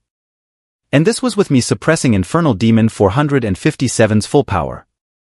In this world, Infernal Demon 457 would undoubtedly be considered a powerful S-level summoned beast. When Dr. 049 challenged the entire Foundation, it was driven to flee in panic when facing Infernal Demon 457, which relentlessly pursued it. If 049 hadn't been so agile and immortal, it would likely have been burned to ashes by Infernal Demon 457. Once Infernal Demon 457 disappeared, the arena returned to calm and the oppressive fiery aura dissipated. But the spectators in the duel arena remained eerily silent. When the silence was finally broken by heavy breathing, it erupted into a clamor. S-level summoned beast. The Draconia country contestant just summoned an S-level summoned beast. This level of pressure is identical to when the Zendara country representative summoned their S-level beast. A 20-year-old S-level summoner. How is that possible? This breaks the history of the entire league. This year's summoner competition is truly incredible. Even representatives from other countries were shocked and envious, thinking that I must be an S-level summoner. Only the 9 representatives from the 9 countries and their team leaders quickly saw through the situation. It was clear that I was definitely not an S-level summoner. First, there has never been a sub-20-year-old S-level summoner in the history of the league, and breaking that barrier is impossible. Second, if I were truly an S-level summoner, I wouldn't have had such a severe reaction after summoning that S-level beast as if I was about to collapse. The only possibility was that the S-level summoned beast had been summoned randomly by the Draconia country contestant. But even so, it was enough to leave them stunned. Randomly summoning an S-level summoned beast, the probability is incredibly low. On the stage, after eliminating Annihilated, I immediately sat down cross-legged to adjust my condition and used the little time I had left to recover the dimensional energy in my consciousness. Because there was another battle coming up, and with Falkera country's team having only lost 6 members, there was still one more chance for a contestant to appear. Infernal Demon 457 was on stage for just over 20 seconds and nearly drained me dry. My current limit is to summon Infernal Demon 457 for 30 seconds, beyond that I'd be unable to continue. At the moment, with only a trace of dimensional energy remaining in my consciousness, I might not even be able to summon Dr. 049. So, I needed to quickly recover my dimensional energy in preparation for the upcoming battle. As the crowd buzzed with excitement, the arena referee finally reacted and announced, Falkera country's contestant Annihilated has been defeated. Draconia country's contestant wins. Please have Falkera country send out their final contestant. As the referee's voice echoed, the audience's gaze once again focused on me sitting cross-legged on the stage. Meanwhile, after being eliminated, Annihilated stood up, brushed off the dust, and gave me a deep look. She understood that I had held back, otherwise she wouldn't have emerged unscathed.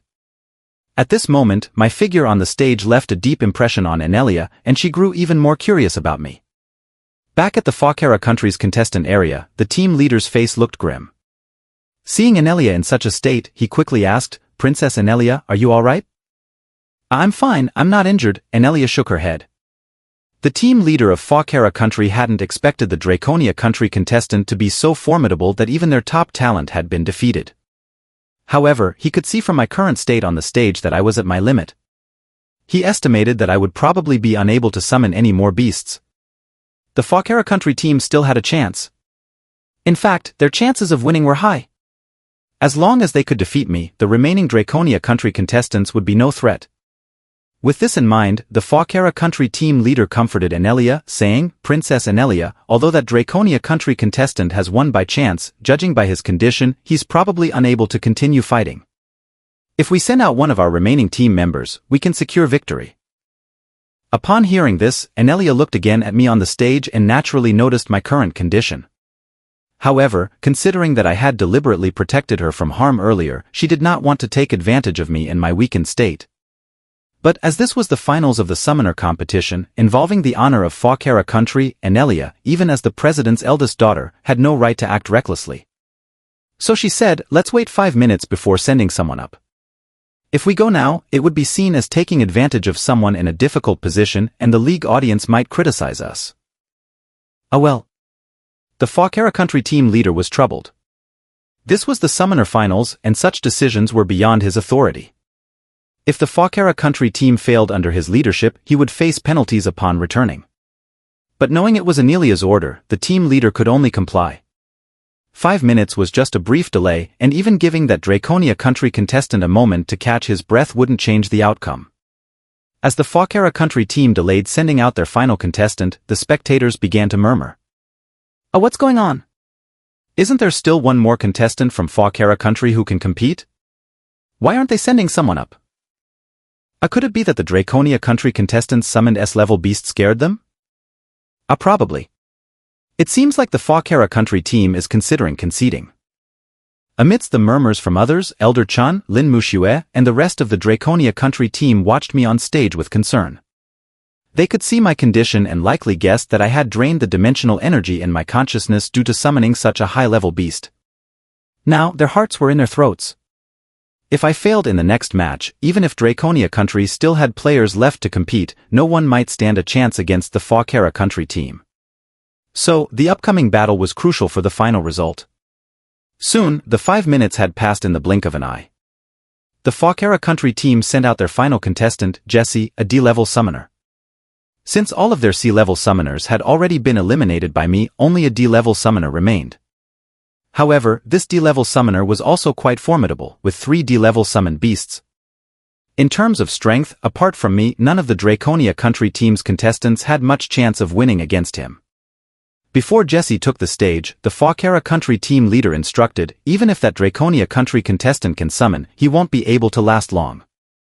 I'm not asking you to defeat him, I just need you to incapacitate him or force him to a point where he can't continue. At this point, Anelia added, even if we fail, we must not use underhanded tactics like sneak attacks. Understood. Jesse assured Anelia. Jesse then took the stage to compete. Fawkera country's final contestant, Jesse, is on stage to battle Draconia country's contestant Sushur-san. Both sides prepare. The match begins. As the referee's voice fell, I slowly stood up.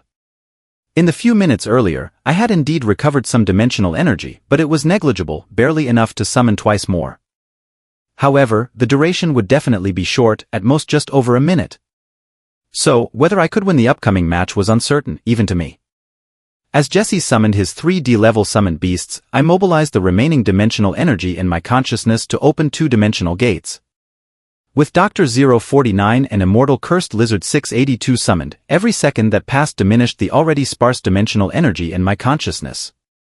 Normally, when my dimensional energy was sufficient, 049 and the summoned beasts on the opposite side could engage without much concern. But now, I struggled to last even a minute.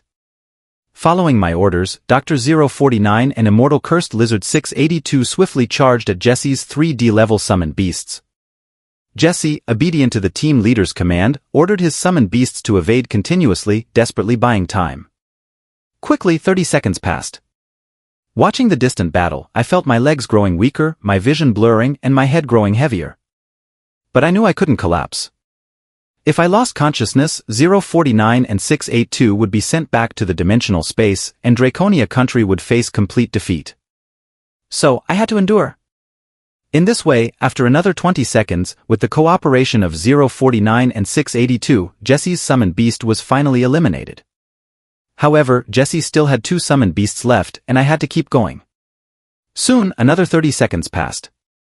At this point, I felt every second drag on endlessly. I was too weak to stand and could only kneel on the ground, my vision growing increasingly blurred and unable to make out the distant battle. I could only rely on my remaining willpower to stay conscious, using what little strength I had left to pinch my own thigh. Meanwhile, 049 and 682 managed to eliminate one more of Jesse's summoned beasts, leaving only one remaining for him to win. The spectators in the stands were deeply moved by my perseverance. Regardless of the world or place, the strong always earn respect, and those who steadfastly uphold their beliefs, even in the face of adversity, command even more respect. At that moment, everyone was touched by my determination and silently supported me. Soon, more and more people began to shout loudly in support. Draconia country contestant, you must hold on. Hang in there, victory is yours. These voices spread like wildfire, quickly igniting a blaze of support throughout the arena. The Draconia country team, led by Elder Chun, also began to cheer for me. 13, keep it up. Teacher knows you can do it. Asushiti, you must persist. You will bring victory to Draconia country. Qin Langtian from the Nine-Nation representative seat was also moved by my resilience. He clenched his fists and hoped for my victory, reflecting that with such young summoners, Draconia country's revival was just a matter of time. More than 20 years. Draconia country had finally avenged itself in the summoner competition. From now on, Draconia country's crouching giant dragon would soar to the skies. On the stage, amidst all the cheers and encouragement, I could barely hear anything. The surrounding noise was a blur, my vision was hazy, and I could no longer see the distant scene clearly. I could only close my eyes and mentally count the seconds. 1 second, 2 seconds, 3 seconds, 4 seconds. I only hoped to hold on for a few more seconds, giving Draconia country a better chance at victory. Meanwhile, with the combined efforts of 049 and the immortal cursed lizard, Jesse's last summoned beast was also knocked off the stage by 049. Then it was Jesse's turn. With a dimensional shift, 049 appeared next to Jesse and kicked him off the stage, declaring Jesse completely eliminated and Fawkera country's team defeated. In the finals, Draconia country's team had triumphed over Fawkera country's team. At that moment, the arena was eerily silent, followed by an explosion of cheers as everyone congratulated me. The referee, seeing the situation, immediately announced the result loudly. Fawkera country's last contestant, Jesse, has failed. Draconia country's contestant Sushursan wins. I declare that the champion of the 35th Youth Summoner competition is the Draconia country team. Kneeling on the ground, with my consciousness fading, I vaguely heard the words a champion and a Draconia country. Finally, I could hold on no longer, collapsing to the ground and losing consciousness completely. The cheers of congratulations from the spectators resonated throughout the arena. Lin Mushue from Draconia country quickly rushed to the stage to check on my condition. Other national competitors looked at each other in astonishment upon realizing that Draconia country had emerged victorious. However, this time, there was no disparagement, no refusal to accept the outcome.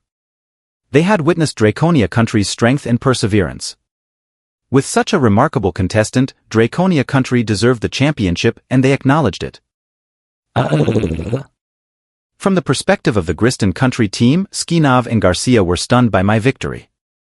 They wondered if they would have stood a chance if I had summoned that S-rank beast against them. The answer was clear, they wouldn't have had a chance. Even without facing that powerful S-rank beast, just the bird-headed monster, the regenerative lizard, the corrosive rotter, and the flying summon beast would have been too much for them. The victory was undoubtedly Draconia country's. Sophia was also deeply shocked. She hadn't anticipated that the Draconia country contestant was so formidable. However, she coldly sneered internally, thinking that no matter how strong he was, she would not let the incident from the arena yesterday go unpunished. On the Fawkera country team's side, their expressions were grim as they saw their team lose the championship to the seemingly weaker Draconia country. Enlia, watching me being carried off the stage unconscious by Lin Mushue, wore a blank expression, her thoughts unknown. At the Nine-Nation representative seats, Qin Langtian of Draconia country couldn't help but let out a deep sigh of relief upon hearing the referee announce Draconia country's victory. His entire body trembled with excitement. More than 20 years. After a full 20 years. He had finally seen this day again. He suddenly recalled the summoner competition from over 20 years ago, where he had stepped forward at the last moment, defeating the Fawkera country team captain to secure the victory for Draconia country. Beside him, the representative from Fawkera country had a particularly grim expression. He remembered that competition from over 20 years ago as well. He had been the captain of the Fawkera country team. In the hotel where the Draconia country team was staying, I was carried to my room while unconscious, and a specialized doctor was called to examine me. The diagnosis revealed that the massive consumption of dimensional energy had completely drained me, causing the fainting spell. However, there was no immediate danger, and rest would ensure a full recovery. Hearing that there was no significant danger, Elder Chun, Lin Mushue, and the other Draconia country team members breathed a sigh of relief. With no serious risk, they were at ease. Elder Chen then ordered that no one should disturb me during my rest. After the competition ended, Qin Langtian also arrived at the hospital to see Elder Chen. Learning that I was out of danger, Qin Langtian too was relieved. Qin Langtian then asked, Elder Chen, what exactly is this kid named San? What rank of summoner is he? During the past few days of the competition, Qin Langtian, as the representative of Draconia country, had been very busy and had not had the chance to inquire about these details. Elder Chen was at a loss for how to explain. Before this, my performance in the training camp had been quite average. I was merely a substitute on the second team, and Elder Chen had not paid much attention to me. Yet, during this competition, it was as if I had become a different person, with my strength suddenly increasing significantly and the summoned beasts being extraordinarily powerful. Such an inexplicable situation left Elder Chen unsure of how to explain it. So, he could only tell the truth. Well, this kid named San, during his time in the training camp, had average performance. I originally thought he was just an ordinary E-rank summoner. But after our Draconia country team was eliminated by Zendara country in the first round and we had to face Arinder country in the revival match, San volunteered to participate in the last match. That was when we discovered he had already advanced to a D-rank summoner. Qin Langtian immediately asked, then what about his summoned beasts? Elder Chen explained, according to San himself, of those summoned beasts, only the one with a bird's beak is his contracted beast. The others were summoned randomly. Randomly summoned? How is that possible? Qin Langtian clearly found it hard to believe. I didn't believe it at first either, Elder Chen admitted. But according to San, these summoned beasts all come from a dimension and he has a very peculiar connection with them. Even without contracting them, he can summon them multiple times. Qin Langtian furrowed his brows, deeply shocked. To establish a connection with other dimensional summoned beasts without contracting them, wasn't that something only an S-rank summoner could achieve? Even after reaching S-rank himself, he had only been able to sense certain S-rank summoned beasts after a long period, summon them, and attempt to form contracts with them. Such abilities were unique to S-rank summoners, so how could a D-rank summoner achieve this? Even if it were possible, how could a low-level summoner like him summon powerful S-rank beasts? Generally, powerful S-rank summoned beasts have their own independent consciousness. It's not simply a matter of wanting to contract with them, they must willingly agree. Some powerful summoned beasts even despise humans, considering them inferior and themselves noble, and they would never agree to a contract. Therefore, even for an S-rank summoner, contracting an S-rank beast is not a simple task, let alone randomly summoning one. The probability was extremely low. If this were truly the case, then Draconia country had stumbled upon a treasure. This kid might even surpass him in future achievements. Yes, that's what San said. I didn't ask for more details. Everyone has their own secrets, and even if I asked, he might not tell the truth. Qin Langtian nodded thoughtfully, his mind evidently racing with thoughts. If this were indeed the case, he would definitely report it to the Judgment Hall, ensuring that I would be given special attention and training. Elder Chen said, Langtian, you'll have to leave this child in my care. I still have many matters to attend to. I probably won't be able to leave with you when you return to Draconia country in a few days. I need to stay behind to handle the remaining tasks. Don't worry, Langtian. I'll definitely take good care of this child. Such an outstanding kid reminds me of you when you were young, Elder Chen replied. Elder Chen referred to Qin Langtian as a teacher because Qin Langtian had once been his student. The past is like smoke, it's been so many years in the blink of an eye. Teacher, you've grown older too, Qin Langtian said with a sigh. At Draconia country's Judgment Hall. As soon as Draconia country won the competition, Qin Langtian eagerly sent the news to the Judgment Hall. The high-ranking officials at the Judgment Hall were even more excited than when they married young. They immediately began preparing to announce the news throughout Draconia country and make all the arrangements to welcome the hero of Draconia country with the highest honors. When I regained consciousness, I felt like I was lying in my own bed. Opening my eyes, I saw Lin Muxue sitting on the edge of my bed, resting her arm on the bed and dozing off. I sat up, and the movement immediately woke Lin Muxue from her nap. Seeing me awake, Lin Muxue's face lit up with joy. Shi Xiangsu, you're finally awake. She quickly placed a pillow behind me, helping me sit up and lean against it. As senior sister, what was the result of the match? Did I win in the end? My first question was about the match outcome. Lin Muxue immediately explained, Shi Xiangsu, of course you won. You secured the championship for Draconia country in the finals. Hearing this, I felt completely relieved. I then asked, how long was I unconscious? Oh well, it's been 3 days, Lin Mushue replied. 3 days? I was surprised. That was quite a long sleep. I immediately checked the dimensional energy in my sea of consciousness. I found that the dimensional energy was abundant, and I could sense that the energy had increased significantly. With the current level of energy in my sea of consciousness, I was now a true C-rank summoner, much stronger than before my unconsciousness. This was undoubtedly a pleasant surprise. Awakening to find my strength increased so much and being able to summon 4 beasts simultaneously was amazing. Shixiangsu, do you feel any discomfort anywhere? Lin Mushue asked with concern. I shook my head immediately. No, thank you for your concern, senior sister. I feel great, and the dimensional energy in my sea of consciousness is even more abundant than before. That's good to hear, Lin Mushue said, visibly relieved. Then Lin Mushue stood up. Since you're awake, we should head back to Draconia country. I'll let Elder Chen know. Afterwards, Lin Mushue left the room to inform Elder Chen of my awakening. Elder Chen came to my room immediately and expressed his concerns with more questions. Then, everyone packed up their belongings and prepared to return to Draconia country. The high-ranking officials at the Judgment Hall were eagerly waiting. Draconia country was about a day's journey by bus from the Alliance Holy City. Even though it was evening by the time we arrived in Draconia country, many people were there to welcome us. These were the high-ranking officials of the Judgment Hall, including Li Lao and Zhang Lao, who were prominent figures in the country. So, when I and the other team members got off the bus, we were also startled by the grand reception. Upon seeing us, Elderly and Elder Zhang came forward to greet us. Brother Fengnian, it's been a while. How have you been? The two of them first shook hands with Elder Chan. Since Elder Chen was a few years older than them and was the most authoritative and representative expert on fierce beasts in Draconia country, as well as a longtime mentor at the national training camp, even Elderly and Elder Zhang, despite their high positions, had to address Elder Chen as Big Brother.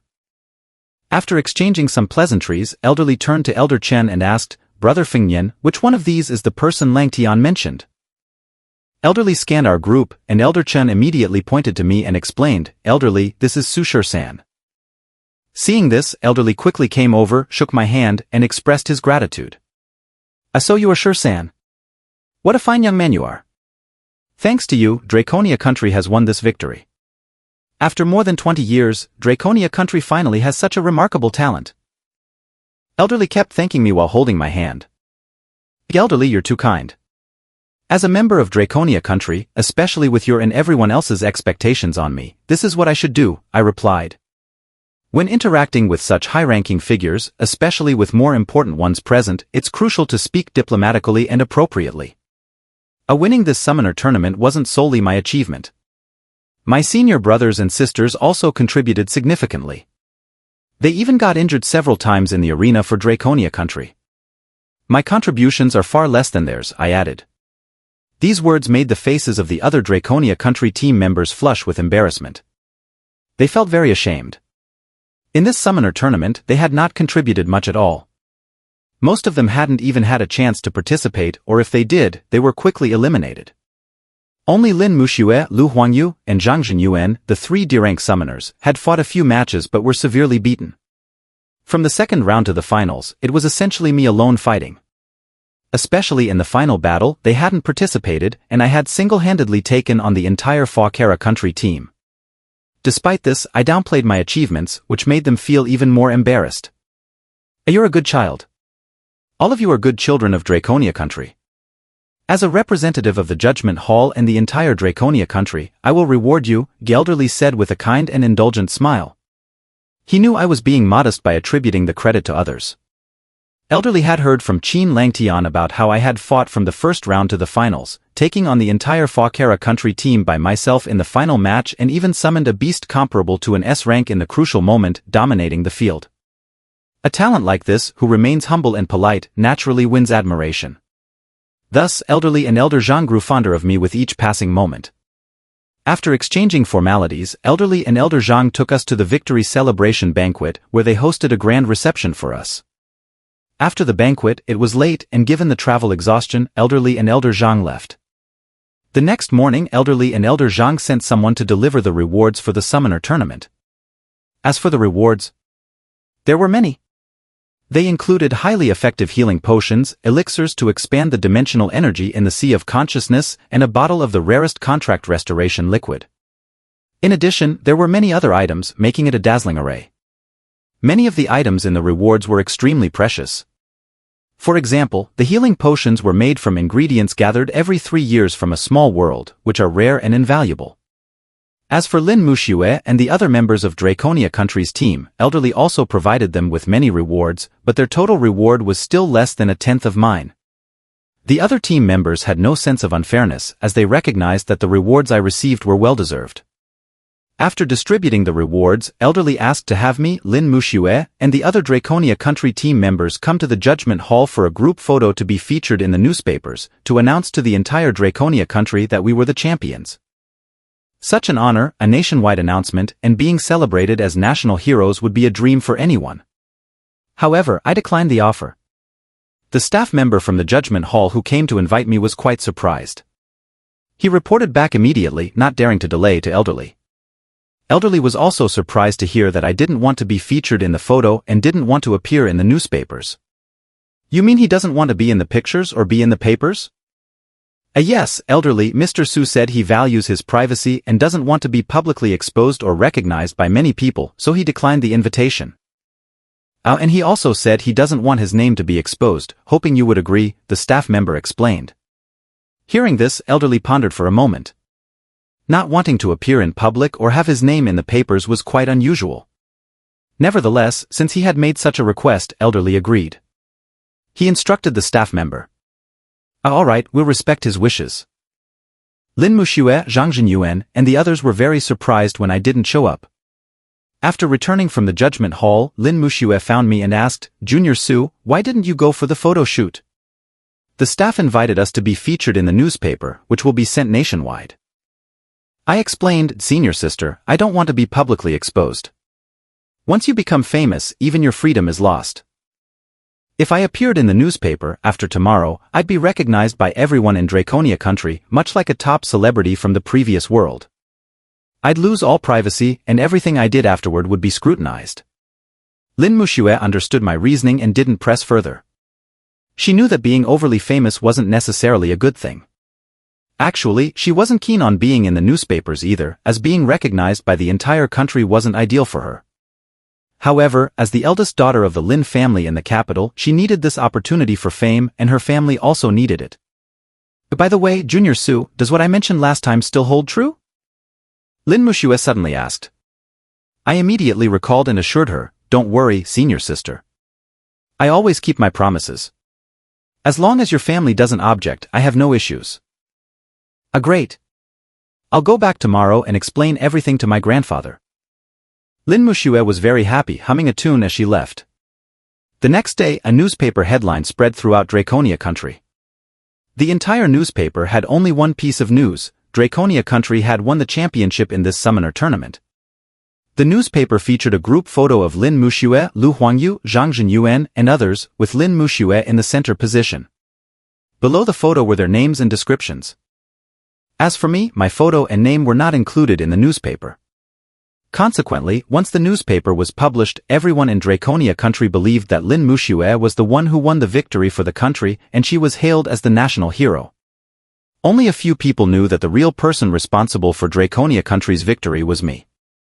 On this day, the entire nation celebrated with joy, and people everywhere were cheering and celebrating. The Judgment Hall of Draconia Country was also extremely busy due to this event.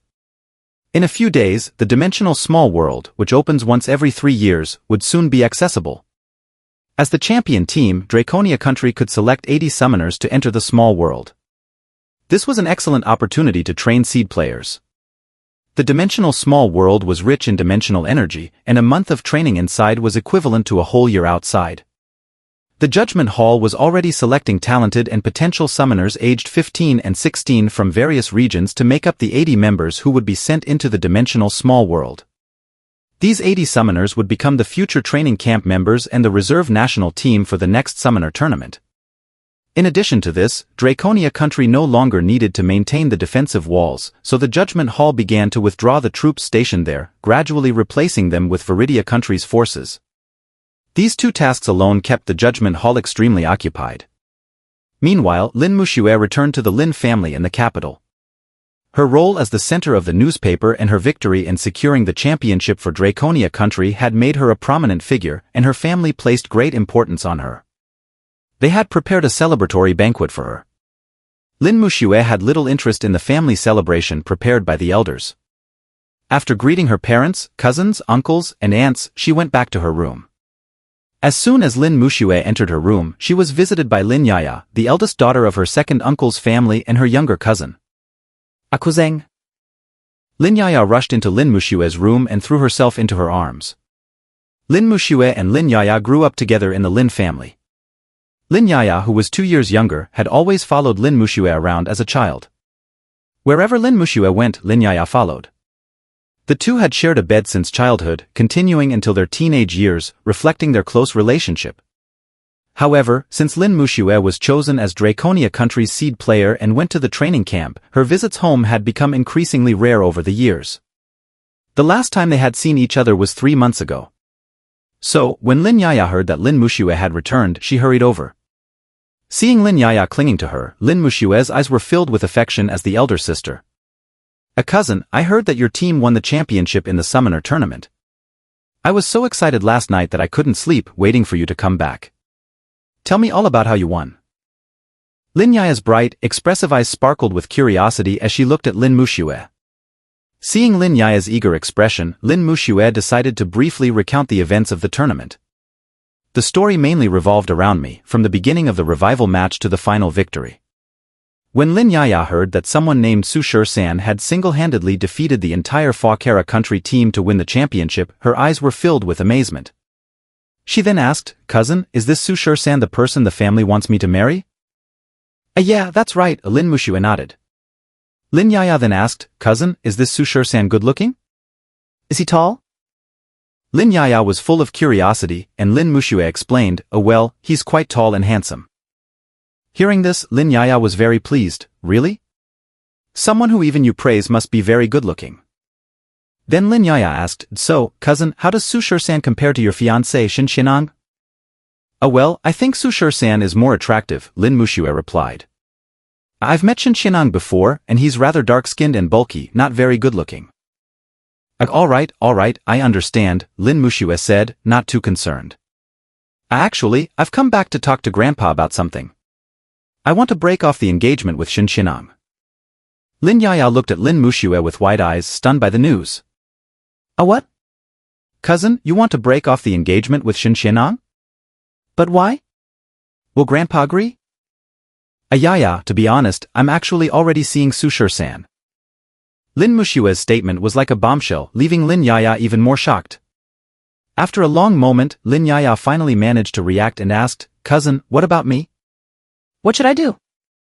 Seeing Lin Yaya's adorable, confused expression, Lin Muxue chuckled. "I was just teasing you. I'm not actually seeing Su Shur-san, I just asked him for a favor." What favor?" Lin Yaya asked, still curious. Lin Muxue had always been open with Lin Yaya and explained that she had planned to fake a marriage with Su Shur-san to use it as a pretext to break off the engagement with Shin Shinang. Lin Yaya, with her eyes wide in curiosity and shock, looked at Lin Muxue with an expression of admiration. "Cousin, you're amazing. But will Grandpa agree to this?" Lin Muxue thought for a moment before replying, "I think Grandpa will agree." Lin Muxue was confident about this, of course. However, Lin Yaya suddenly looked worried. "Cousin, if you marry Su Shur-san, what will happen to me?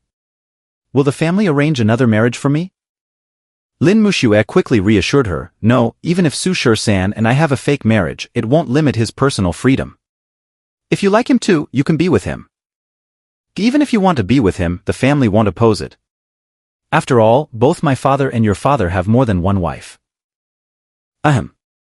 Lin Yaya thought for a moment and then hugged Lin Muxue's arm. "Cousin, can you talk to Su Shur-san and suggest that I also have a fake marriage with him? That way, we can all be together." "I don't have a problem with that, but I can't decide on my own. It depends on his willingness," Lin Muxue explained. The two girls were discussing the fake marriage with me in the room while the banquet at the Lin family's place was coming to an end. After the banquet, Lin Muxue went to find the elder of the Lin family, Lin Songji. Lin Muxue went straight to the point and said, "Grandpa, I need to talk to you about something." "Ah, my dear granddaughter, go ahead." "What is it?" Lin Songji said with a loving smile, his face beaming with joy. The newspaper published by the Judgment Hall had specifically introduced Lin Muxue and the Lin family. Now, everyone in Draconia country knew that the person who led them to victory was from the Lin family, Lin Songji's granddaughter. "Grandpa, I want to break off the engagement with Shen Xianang," Lin Muxue said directly, without hesitation. Lin Songji's smiling face instantly froze. He couldn't help but frown and scold Lin Muxue, "Nonsense. The engagement with the Shen family was arranged by your grandfather and me years ago. Just last night at your victory banquet, your grandfather from the Shen family even sent gifts to congratulate you. How can you think of breaking off the engagement? What will I do with this old face of mine?" Lin Muxue knew her grandfather would react this way, so she continued, "Grandpa, the reason I want to end the engagement with the Shen family is because I've found someone I like. He's called Sushir-san. He's the one who led our Draconia country to victory in the competition," Lin Muxue explained with a neutral expression. Upon hearing this, Lin Songji was stunned. "Aksu-shizan? Is he the one who defeated the entire Fawkera country team by himself?" While outsiders might not know my name and believe it was Lin Muxue who led Draconia country to victory, the prominent families of the capital, like the Lin family, surely had some insider information. In reality, it was Sushir-san, a summoner, who led Draconia country to victory by single-handedly defeating the Fawkera country team in the finals. Lin Songji, of course, was aware of this insider information. Not only the Lin family knew this, but other prominent families in the capital had also been informed. They had all sent their children to arrange marriages, hoping to tie this future genius to their families. The Lin family was also preparing to send Lin Yaya to compete for my attention. "That's right, Grandpa. The person I like is him. Is he not as outstanding as Shen Xianang?" Lin Muxue asked in return. Lin Songji fell silent, weighing the situation internally. Lin Songji wanted Lin Muxue to marry Shen Xianang and join the Shen family because he saw the Shen family as an equal match to the Lin family in terms of strength. A marriage between the two families would be mutually beneficial. But now, there was a new opportunity that was just as significant as the Shen family, a talented young summoner who had single-handedly defeated the entire Fawkera country team and won the competition for Draconia country. Such a talent could achieve great things in the future and might even become a major figure in the Judgment Hall, a towering presence in the future. Who wouldn't want to bind such a talent to their own family? Now, the Lin family had this opportunity. On one side was the Shen family, which was as strong as the Lin family. On the other side was a talented youth with boundless potential who could surpass both the Shen family and the Lin family. Lin Songji knew which was more important. So he decisively chose the latter, me. As for Shen Xianang? He was insignificant. However, Lin Songji still had some doubts and asked, "Muxue, be honest with me. Are you sure you like Sushir-san? Or rather, does Sushir-san like you?" Lin Muxue quickly clarified, "Grandpa, to be honest, Sushir-san and I have had mutual feelings for each other since we were at the training camp. If you agree, we could even get married right away." At this moment, Lin Muxue added, "Grandpa, the reason I like him is also because of his abilities. During the finals between Draconia country and Fawkera country, Sushir-san defeated all the talents from Fawkera country by himself and even summoned an S-rank summoner beast at the crucial moment." A S-rank summoner beast? Lin Songji was startled, having just learned about this. To summon an S-rank summoner beast at such a young age implied that Sushir-san's potential was at least that of an S-rank summoner. With this realization, Lin Songji's resolve was further solidified. "All right, Grandpa supports your decision. If you truly like him and he likes you as well, then Grandpa agrees to your relationship. As for the Shen family, Grandpa will handle it." "Thank you, Grandpa. I knew you would support me," Lin Muxue said happily upon receiving her grandfather's approval. On my side, after returning from the Holy City, I spent 2 more days at the dormitory. On the 3rd day, I finally received an unexpected visitor, delivering a letter. There were about 8 or 9 envelopes, and the messenger said they were all from one person. After taking the envelopes, I returned to my room and curiously opened one. I wondered who had sent these letters. The envelope contained a lot of miscellaneous writing, and a lively, cute girl with a ponytail appeared in my mind. She was the owner of the letters, Xiakuer, my childhood friend. We grew up together in an orphanage. Xiakuer was the same age as me, but I was several months older. From a young age, Xiakuer treated me as her older brother, and we had lived together since we could remember. When we were 12, according to the orphanage's rules, we had to start working to support ourselves since the orphanage wouldn't provide free food and lodging until we were 18. So, we worked part-time during the day, giving part of our earnings to the orphanage while continuing to live there. When we turned 13, I unexpectedly awakened my dimensional body, capable of absorbing dimensional energy. I was recruited by the local summoner high school training camp, where I trained.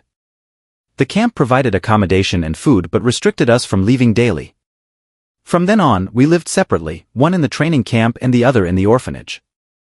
We went from seeing each other every day to once a week or even once every 2 weeks. I stayed in the training camp for over 2 years.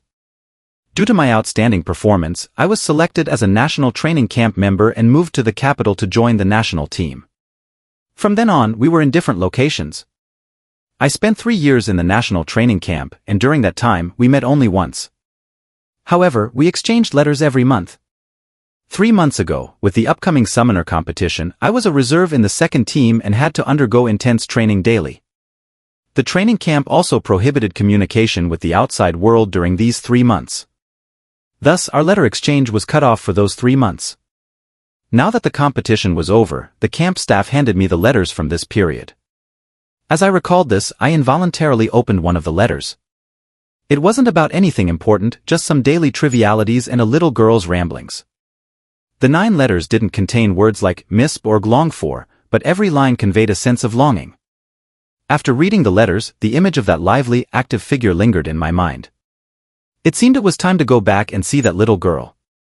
Xiakuer had also mentioned many times in her letters that she hoped I would visit her after the competition. I had promised Xiakuer in my letters that I would visit her, so naturally, I had to go.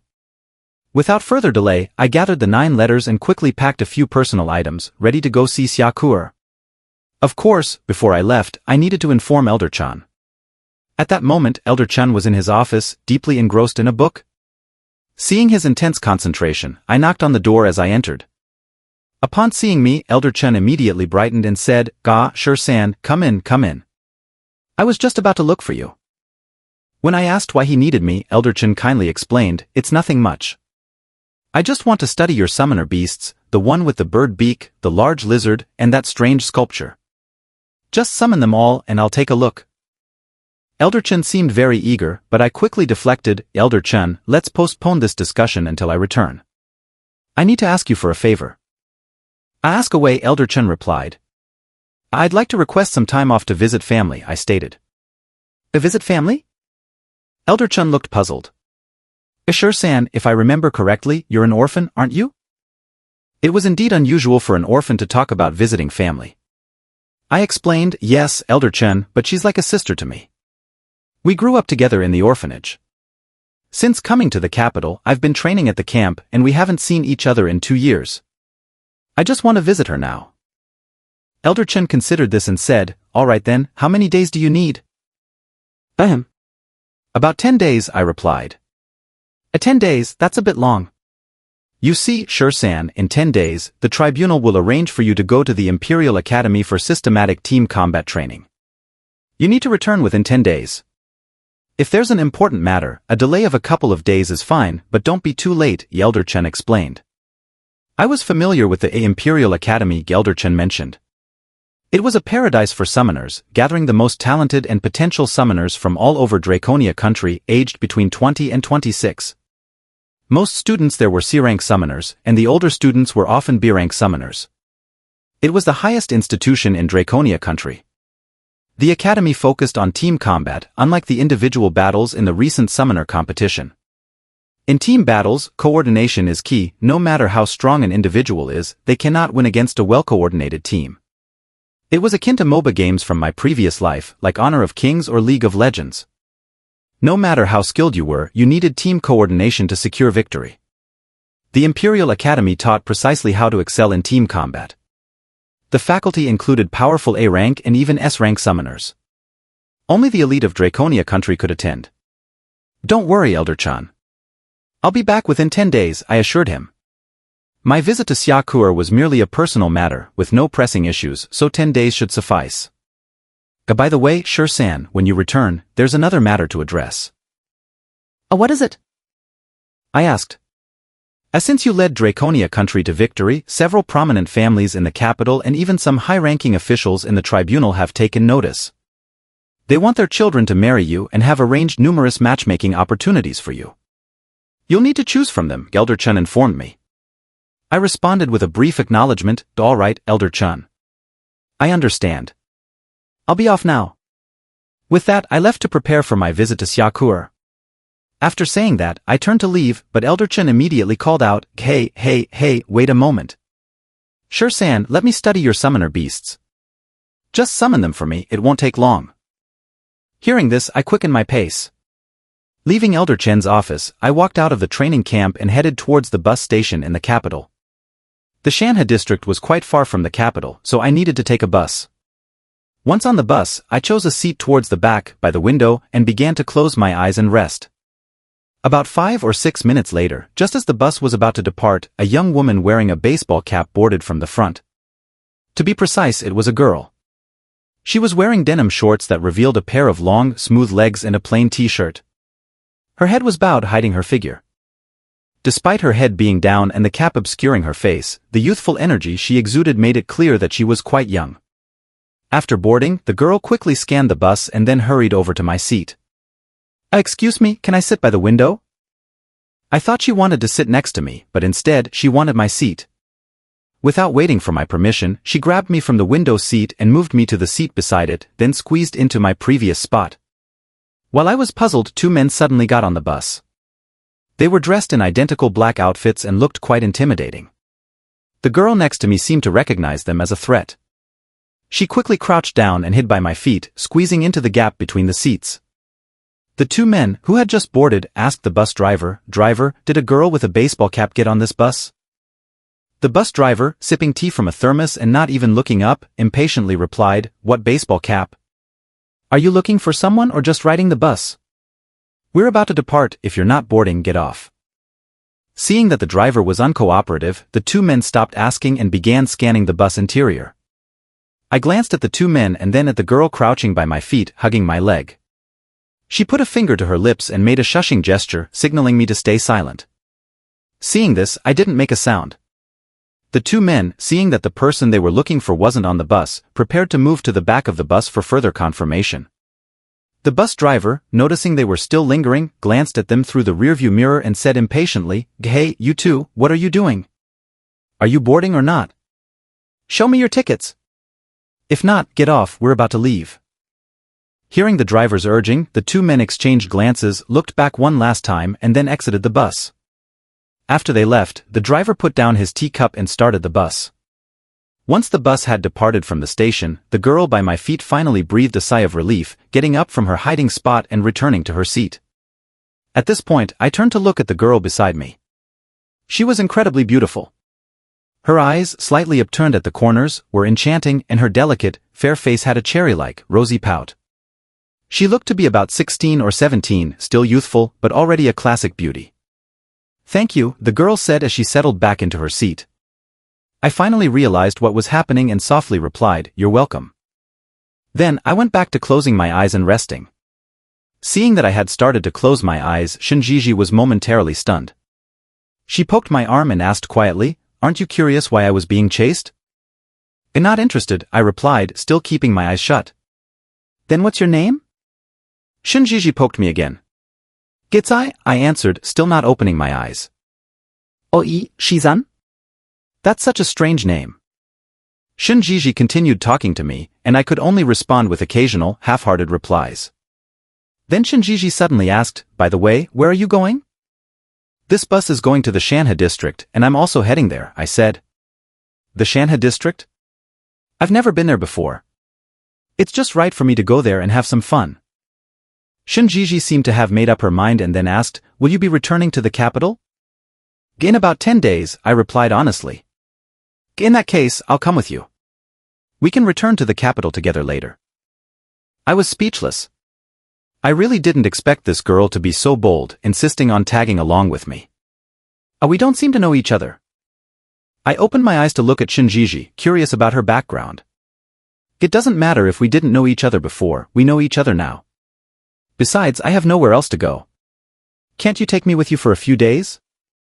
Shinjiji spoke with such a matter-of-fact attitude that it seemed she considered it perfectly normal. Aren't you afraid I'm a bad person who might sell you off to a coal mine? I said with a smile. Shinjiji looked up at me with a determined gaze and replied, You don't look like a bad person to me. Besides, even if you were, I'm not afraid. To be honest, I'm a summoner. You can't defeat me. With her chin raised and a proud expression, Shinjiji seemed quite pleased with her identity as a summoner. Go, you're a summoner? Then I'd better not mess with you, I said with a smile. Shinjiji continued chattering away beside me. I had no choice but to pretend to rest and close my eyes. Seeing that I was resting, Shinjiji yawned, probably also tired, and then leaned against the window to sleep. The distance from the capital to the Shanha district was over 200 kilometers. In my previous life, driving on a highway, it would take about 3 hours. However, the infrastructure in this world was quite poor, with no highways and even roads or paved streets were rare, it was all dirt roads. The bus I was on had departed at 2 p.m., and it would likely reach the Shanha district around 8 or 9 p.m. By 4 p.m., we had only traveled about 80 kilometers. The bus continued to bump along until nearly 6 p.m. when it suddenly stopped with a creak sound, apparently having stalled. Due to inertia, all the passengers on the bus were jolted awake. Everyone looked towards the driver. The driver hurriedly got out to check and found that the engine had malfunctioned. He then told the passengers, I'm sorry everyone. The bus engine is broken and we can't proceed for now. Hearing this, the passengers were immediately in an uproar. What do we do now? It's almost dark. Are we going to spend the night here? Seeing the commotion among the passengers, the driver quickly said, Don't worry, everyone. There's a radio on the bus, and there's a town called Xianguan nearby. I can contact the Xianguan bus station through the radio. They will send someone to fix the bus, and it should only delay us by about an hour at most. Upon hearing this, the passengers began to relax. You can stay on the bus or get off and stretch your legs. It will be fixed within an hour at most. With that, the passengers on the bus started to get up and stretch their legs. After sitting for such a long time, they were all eager to move around a bit and use the restroom. The noise inside the bus finally woke Shinjiji from her sleep. She groggily opened her eyes and realized she had been using my leg as a pillow. A hint of blush quickly appeared on her cheeks, and she said flusteredly, Sorry, I fell asleep and didn't know what was going on. Shinjiji covered her face with her hands, feeling shy and not daring to look directly at me. Seeing this, I couldn't help but tease her, You're so thick-skinned, and yet you're embarrassed? You're the one with a thick skin, Shinjiji rolled her eyes at me. She then stretched lazily and noticed that all the passengers had already gotten off. Are we there yet? Not yet.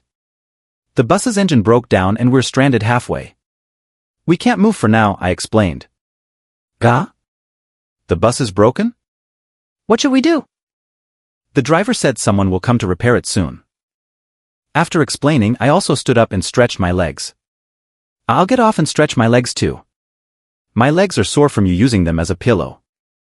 Shinjiji blushed again, looking at me as she followed me off the bus. It was already around 6 in the evening and the sky was gradually darkening. I looked at the fiery clouds in the sky and walked a bit further to stretch my muscles. Shinjiji followed me closely. Hey, aren't you really curious about why I was being chased? Shinjiji asked me the same question for the third time, but my answer remained the same, I was not interested. Since I wasn't interested, Shinjiji was even more determined to talk. Actually, I ran away from home. My father wanted me to marry someone. He said this person is a genius and wants me to marry him. I haven't even met him and I don't want to marry him, so I took the opportunity to sneak away. The 2 people from Noon were sent by my father to catch me, Shinjiji explained. Hearing this, I understood. Such situations are quite common nowadays, as opposed to my previous world where romantic relationships were more self-determined. In this world, marriages are often arranged by parents or families. Shinjiji's rebellious nature suggested she had been pampered by her parents, so she ran away when faced with such a situation. But I didn't dwell on it too much, such things were fairly common. Running away won't help. When you go back, you'll still have to follow your parents' arrangements, I couldn't help but say. I won't do that. If my father insists on making me marry that person, I'll hang myself. I'll commit suicide. My father loves me so much, he will definitely compromise.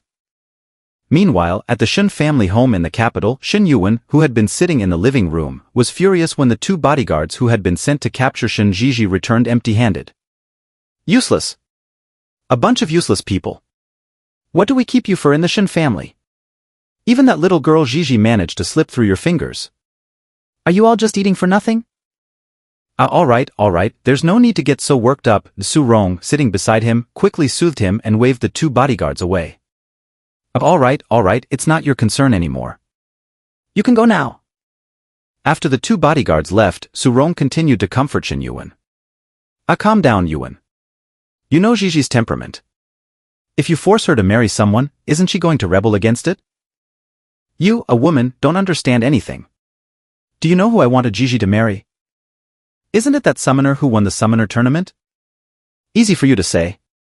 Do you know what that represents? The summoner who led our Draconia country to victory, who single-handedly defeated the entire Fawkera country team, is a genius that only comes around once in decades. The tribunal has already listed him as a top candidate for future development. His potential is immeasurable. If our family can get Gigi to marry him and bring him into the Shen family, the future status of the Shen family in the capital will be immeasurable. You make it sound easy. It's not just us who know about this. Other families are also sending their children to form alliances. Whether or not it will be our Gigi is still uncertain. Why are you so anxious? Besides sacrificing our daughter's happiness for this so-called status, I have watched Gigi grow up. I firmly disagree. Just indulge her. When she comes back, I'll deal with her. This girl has become increasingly unreasonable because of your indulgence. While the couple argued, another person arrived in the living room, Mr. Lin from the Lin family, who wanted to see Grandpa. Back on our side, after waiting for over half an hour, the repairman arrived, having been contacted by the bus driver via radio. Riding a motorcycle with repair tools, he fixed the bus in about 20 minutes under the watchful eyes of the crowd. After the repairs, the bus started up again and the passengers resumed their journey. By this time, it was already completely dark, and the driver used the headlights to navigate more slowly. With the earlier delay, it was expected to reach the Xianguan station around 10 in the evening. Around 9 o'clock in the evening, with only 30 kilometers left to Xianguan, the bus suddenly broke down again with a clunk sound, stopping in the middle of a forest. The driver got out with a flashlight to check and found that the recently repaired engine had failed again. He cursed under his breath and then contacted the Xianguan bus station via radio. However, the station staff informed him that it was too late and the repair person would not be available until tomorrow morning, around 4 o'clock at the earliest. Hearing this, the driver was also quite frustrated. He had to tell the passengers the truth. I'm really sorry, everyone. The bus's engine broke down again. We'll have to wait until 4 in the morning for repairs. It's only 9 o'clock now, so everyone should rest on the bus and get some sleep. Tomorrow morning, someone will come to fix it. However, since it was only 9 o'clock and they had slept during the day, the passengers were quite energetic and unable to sleep. Thus, someone suggested getting off the bus to sit around, build a campfire, and chat. The suggestion was quickly agreed upon and everyone got off the bus. Using the bus headlights, they gathered dry branches and built a campfire a short distance from the bus. They then sat around the fire and chatted. In this world, which lacks the smartphones of my previous world, this was the only way to pass the time. Gigi, clearly unfamiliar with this kind of experience, was quite excited by the novelty of sitting by a campfire in the middle of the night in the wilderness. She sat beside me, occasionally joining in the conversations of the other passengers. Just as the group was chatting around the campfire, a sudden roar shattered the night's tranquility. A deafening roar broke the silence of the night, and a massive beast with the body of a lion and the head of a goat leaped out from the forest, its green eyes fixed menacingly on the group by the campfire. The passengers who had been chatting around the fire were instantly terrified by the appearance of the beast, and many were paralyzed with fear. Some of the more timid female passengers couldn't even stand up. Those with a bit more courage scrambled towards the bus, trying to seek refuge inside. Chaos erupted as people panicked, screaming and running about. Gigi, who had been sitting down, was also startled by the sudden appearance of the beast. However, being a summoner, she was somewhat more composed than ordinary people. She immediately stood up and shouted to the other passengers, "Don't be afraid. I'm a summoner. I'll handle this beast. Quickly, get back to the bus." Gigi's words seemed to have a calming effect. Hearing that she was a summoner gave the passengers a sense of security. The women who had collapsed on the ground quickly regained their strength and scrambled to their feet, heading towards the bus. At this moment, I also looked at the beast that had emerged. In fact, beasts weren't only found outside the walls, there were also some within human territories. These beasts usually kept hidden in the deep mountains and forests, making it impossible for humans to eradicate them completely. What surprised me was that a beast was lurking so close to the town. However, this particular beast was just a normal goat-headed beast with a power level of F rank. It could be dealt with by a couple of F rank summoners or an E rank summoner. But for ordinary people, even using a machine gun would be difficult. An F rank beast could withstand the bullets from a regular machine gun. Before enough bullets could be fired, it could pounce and kill you. To handle such a beast, at least a rocket launcher or a team with 10 machine guns would be needed. "Oh, what are you dawdling for? Get to the bus quickly." Gigi, noticing that I seemed stunned and petrified, urged me. Hearing this, I stepped back slightly, leaving the situation to Gigi. Since she was so confident, I decided not to reveal my own summoner identity. However, I didn't retreat far. If Gigi couldn't handle the goat-headed beast, I would step in at any moment. As I stepped back, Gigi began to summon energy from her mind. A dimensional gate slowly appeared beside her. A white lion, Gigi's contracted beast, stepped out from the gate. Gigi's white lion was of similar size to the goat-headed beast but was much more majestic. Its beautiful white fur was immaculate, and its large eyes and mane made it look like a high-end version of a lion, akin to a lion's version of a ragdoll cat. Seeing that Gigi was indeed a summoner and had summoned a beast, the passengers on the bus felt a sense of relief as if they had taken a calming pill. The goat-headed beast, upon seeing Gigi's white lion, did not retreat but charged at it with aggression. Gigi, undaunted, commanded her white lion, "Little White, attack it." Following Gigi's command, the white lion leaped towards the charging goat-headed beast. The two massive creatures immediately engaged in a fierce struggle. However, Gigi's white lion soon started to lose ground. The goat-headed beast frequently overpowered it, and the lion had many injuries, its once beautiful white fur now stained with blood and dirt. Seeing her white lion injured, Gigi was extremely anxious from a distance. "A Little White, hang in there. You must hold on and drive that ugly beast away." Gigi was on the verge of tears as she watched her white lion getting hurt. The passengers on the bus, seeing that Gigi's summoned beast was not matching up to the beast, felt a renewed sense of despair. Although Gigi had good potential, she had been pampered and had not trained rigorously, so she was still just an F-rank summoner. The white lion she had contracted was also only an F-rank beast. Gigi had chosen it not because of its strength, but because of its appearance. At this rate, Gigi's white lion was soon going to be overwhelmed. Seeing that Gigi's white lion was on the verge of defeat, I decided it was time to reveal my identity. I summoned the immortal Sin Lizard 682 using the dimensional energy from my mind. As soon as 682 appeared, it charged at the goat-headed beast and, within a few moves, pierced through its body. After all, 682 was capable of easily defeating ordinary C-rank beasts, so killing an F-rank beast was as easy as slaughtering a dog or a chicken. Gigi was stunned by the sudden appearance of 682. She looked back at me and noticed the dimensional energy around me was still lingering.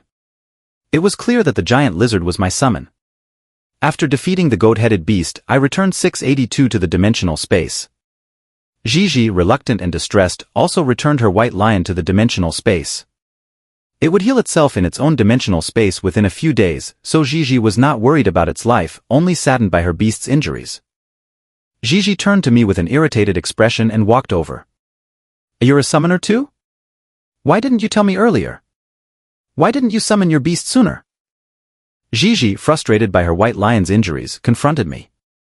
I shrugged and replied, "You seemed so confident, so I thought you could handle the beast. After all, it was only F-rank, I figured any summoner could deal with it. I didn't expect you'd struggle so much." Gigi was left speechless by my response and kicked me in frustration. If she had known earlier, she would have trained harder and contracted more beasts to avoid being looked down upon like this. "You're the weak one. Your whole family is weak." Feeling embarrassed, Gigi could only continue to argue with me. At this point, the passengers, seeing that the goat-headed beast was dead, began to come down from the bus. They quickly ran over to thank Gigi and me. I modestly declined their thanks, saying, "Please don't mention it. Ensuring your safety is our duty." Gigi, standing beside me, couldn't help but roll her eyes. After the crisis was resolved, everyone was no longer interested in chatting outside and returned to the bus to sleep. The night passed without further incident, and by around 4 in the morning, while it was still dark, the repairman from the Shanha district station arrived. With the driver's cooperation, the bus was quickly repaired. The passengers set off again. This time, there were no further issues, and the bus completed the remaining 30 kilometers in an hour. The group successfully arrived at the Shanha district station around 5 in the morning. Gigi continued to stay with me. After leaving the station, Gigi couldn't help but ask, "Hey you. Why didn't you tell me you're a summoner? You lied to me yesterday, saying you were just handing out flyers. You were full of nonsense. Who goes around announcing they're a summoner? Also, we're not close, why should I tell you?" I replied nonchalantly. Gigi was left speechless by my response. She continued to ask, "Then what exactly do you do? Are you from some family in the capital? Or are you in the military? Or from a training camp?" "None of the above. I'm just a drifter," I answered. Gigi clearly didn't believe my story. "Hey, where are we going now? Didn't you say you were going home to visit family? Where's your home?" "If you want to come with me, stop asking so many questions," I said, brushing off her curiosity as I flagged down a passenger electric tricycle. I vaguely remembered that Xia Kuer lived in the Dongxiang Street area of Shanha district, not far from the orphanage. Soon, I arrived at Dongxiang Street by electric tricycle. "Is this where you live?" Gigi asked as she got off the tricycle, looking curiously at the relatively rundown street. Although the street was dilapidated, it was very lively. Xia Kuer had mentioned in her letter that she rented a place on the east side of the street and sold crystal cakes nearby.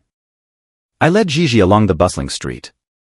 At the end of the street, in front of a stall, a girl with a high ponytail and an apron stood behind the counter. A sign next to the stall read "Crystal Cakes" in large characters. There were many customers at the stall, frequently coming to buy a bag of cakes for 5 yuan. At that moment, 3 people approached the stall. The leader was a man with dyed yellow hair, walking with a swagger. A customer buying crystal cakes saw these 3 and immediately dropped their 5 yuan, grabbed their cakes, and ran away as if they had seen a plague. "It's time to pay the stall fee." "You owe the stall fee now," the man with yellow hair said as he casually grabbed a crystal cake and stuffed it into his mouth, then shouted at the girl in front of him. The girl was Xia Kuer, my childhood friend. Seeing Lu San and his group coming again, Xia Kuer frowned and said, "Didn't I already pay 1,000 yuan for the stall fee this month? Why are you asking for more?" "Of course, the price has gone up. This month it's 2,000, Lu San replied, taking a few more crystal cakes and handing them to his 2 henchmen. Why do I have to pay 2,000 when no one else does?" Xia Kuer demanded angrily. Why? Because you sell more. You make 6 or 7,000 yuan a month. Is it unreasonable to pay 2,000? If it weren't for us letting you set up your stall here, you wouldn't make a cent. How much I make is my business. Besides, I haven't heard that other places require a stall fee. Hey. You little brat, stop wasting words. Pay up or I'll overturn your stall. And that Wang Sisi, the slut, is your friend, right? She owes our boss 10,000 yuan. She said you'd cover it first. Hand over the 10,000. Hearing this, Xia Kuer was even more reluctant and refused directly. Why should I pay? How do I know if Sisi really owes you money? You have no proof.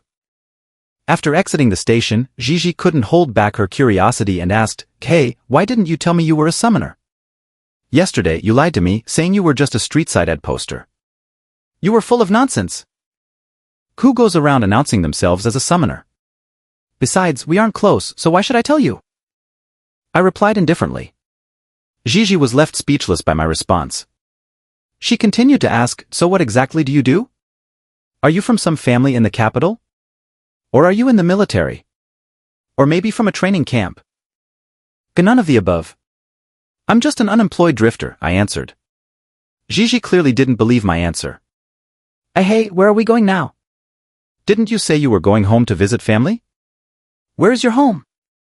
If you want to come with me, stop asking so many questions, I said, ignoring her and hailing a passenger electric tricycle.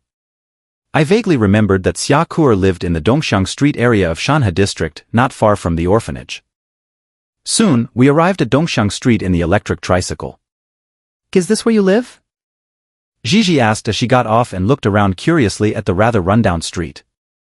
Although the street was old, it was very lively. Xia Kuo had mentioned in her letter that she rented a place on the east side of the street and sold crystal cakes at a stall not far from the street. I led Gigi along the bustling street toward the end. At a stall, a girl with a high ponytail and an apron was standing by the stall. Next to the stall was a sign reading a crystal cakes.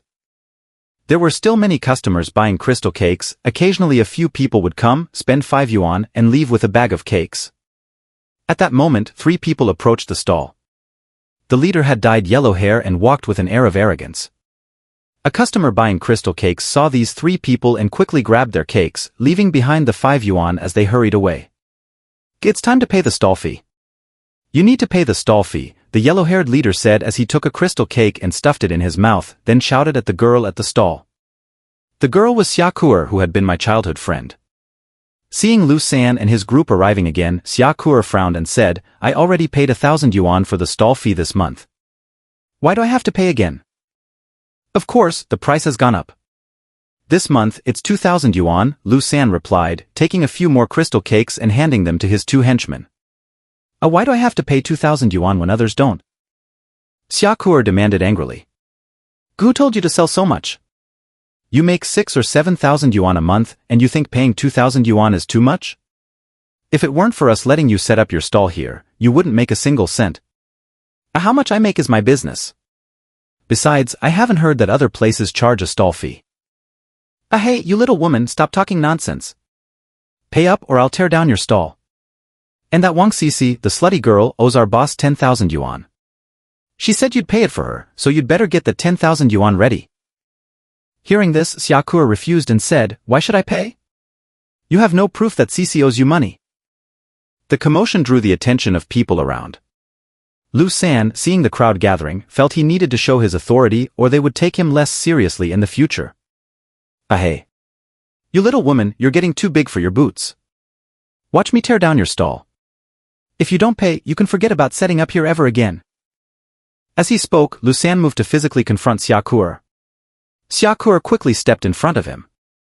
Just as Lu San was about to push Xia Kuo aside, a figure suddenly emerged from the crowd. Then came a scream. Before anyone could see clearly, Lu San was sent flying several meters away, crashing to the ground and clutching his stomach in pain. Everyone was stunned for a second and then turned to look at the newcomer. The person was me who had just arrived. Upon arriving, I saw the crowd gathered and quickly spotted Xia Kuo through them.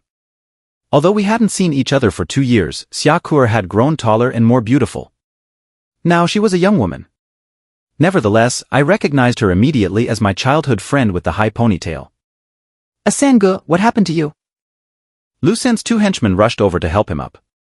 Lu San, holding his stomach and looking pained, glared at the person who kicked him, an apparent young kid. Lu San was enraged.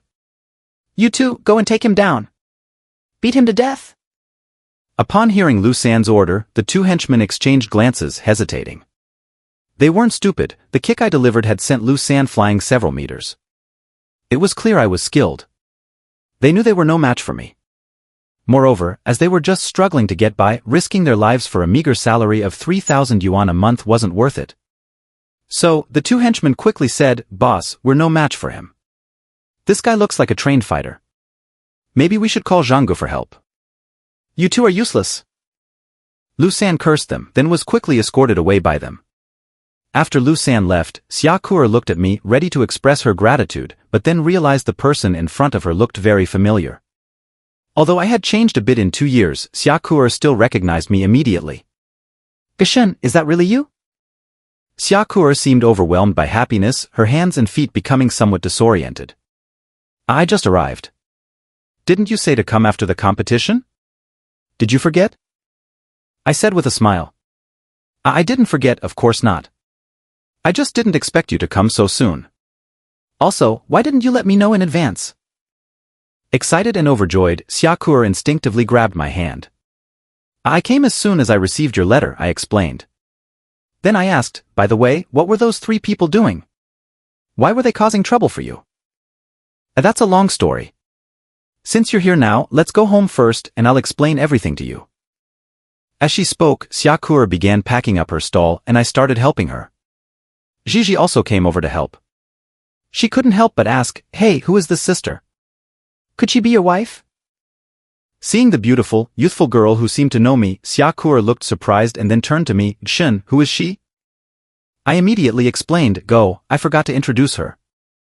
This is a friend I met on the way. Her name is Shinjiji.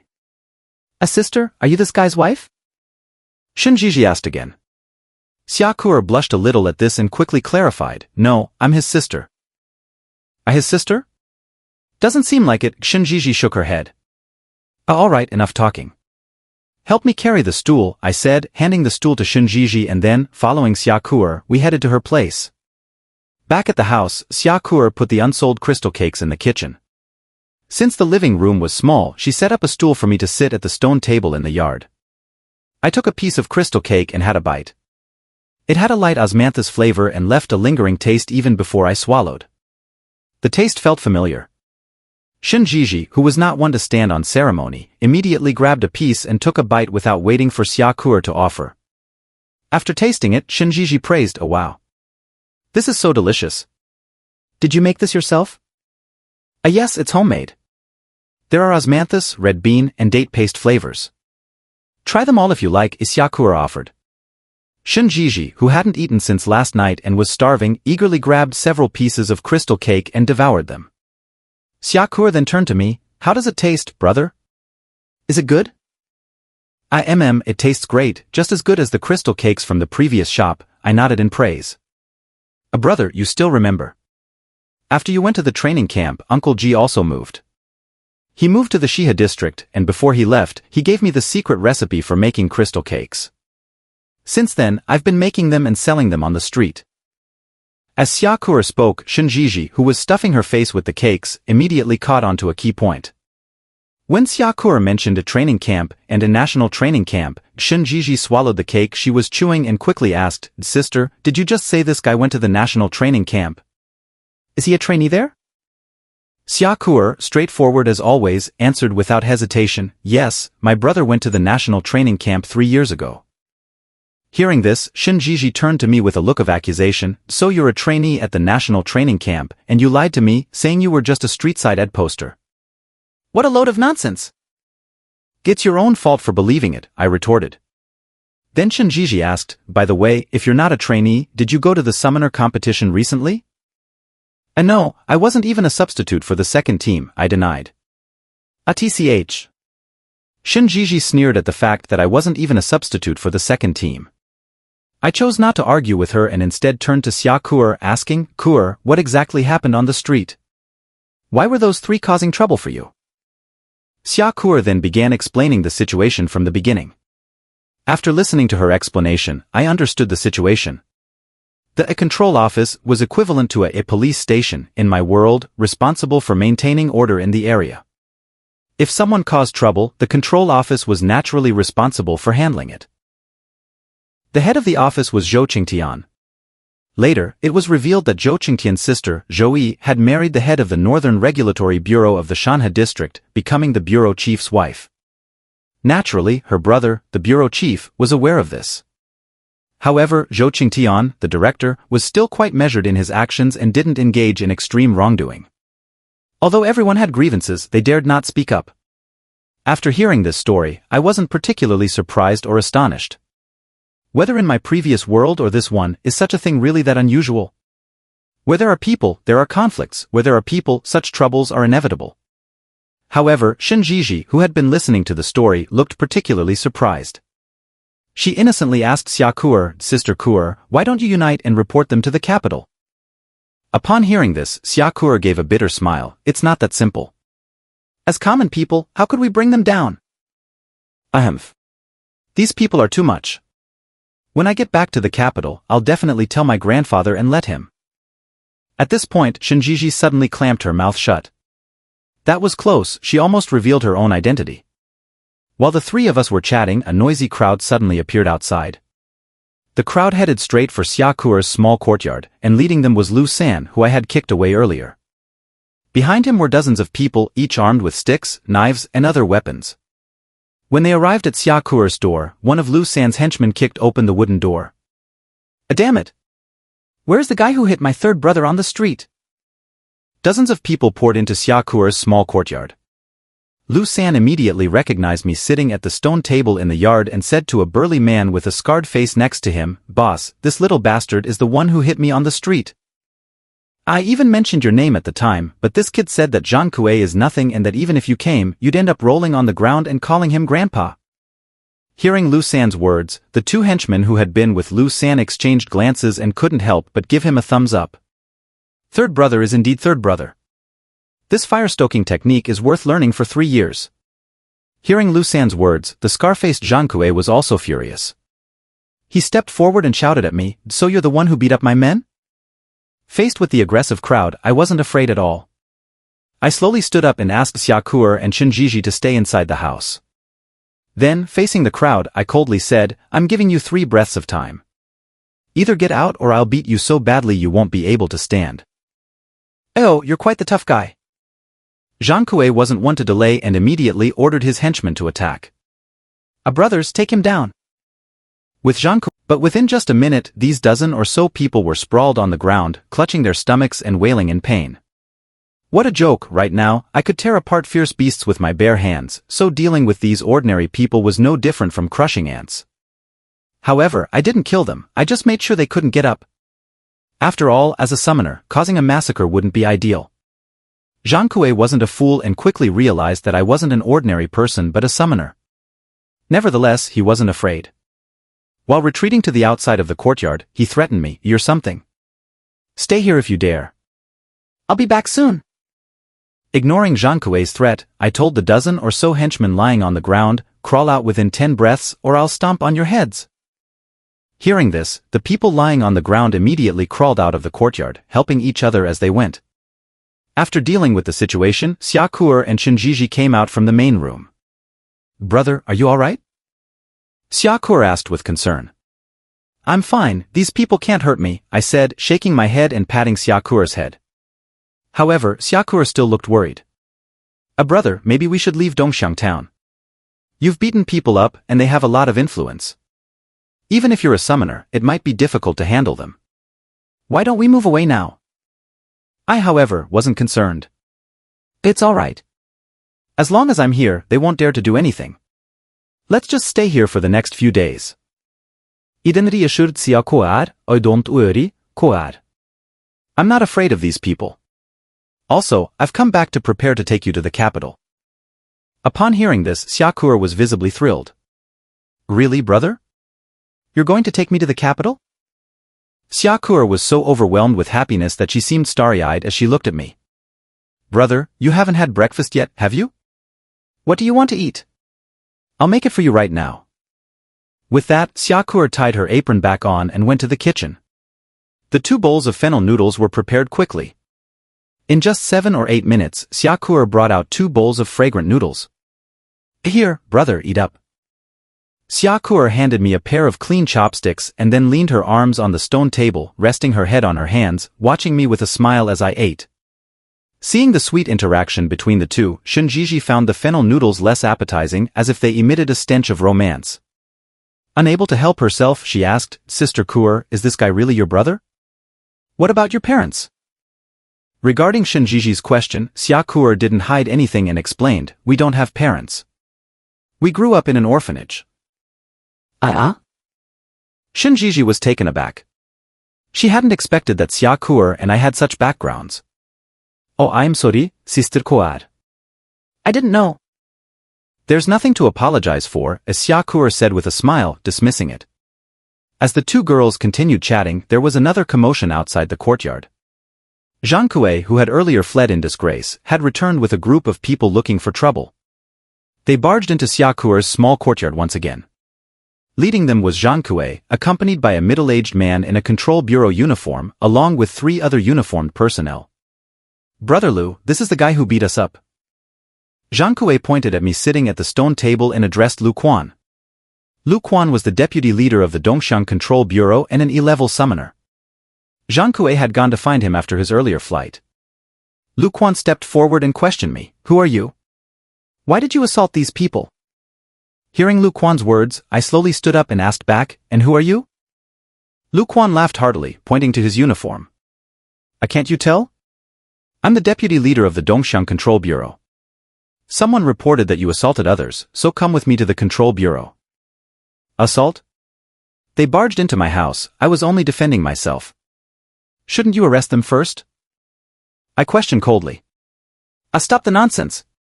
When I tell you to come with me, you come. What, do you want to defy the Control Bureau's orders? Lu Quan was clearly not interested in arguing with me. In this area, they were the authority. I wasn't interested in engaging in a pointless argument either. What if I refuse? Oh, so you're looking for trouble. You've got some guts, kid. Seeing that I wasn't giving him face, Lu Quan directly ordered his 3 team members, go, subdue him. At Lu Quan's command, the 3 uniformed team members rushed toward me, trying to capture me. I moved around the stone table and swiftly kicked them back. Zhang Kuei quickly said to Lu Quan, Brother Lu, this guy is very skilled. He's probably a summoner. A summoner?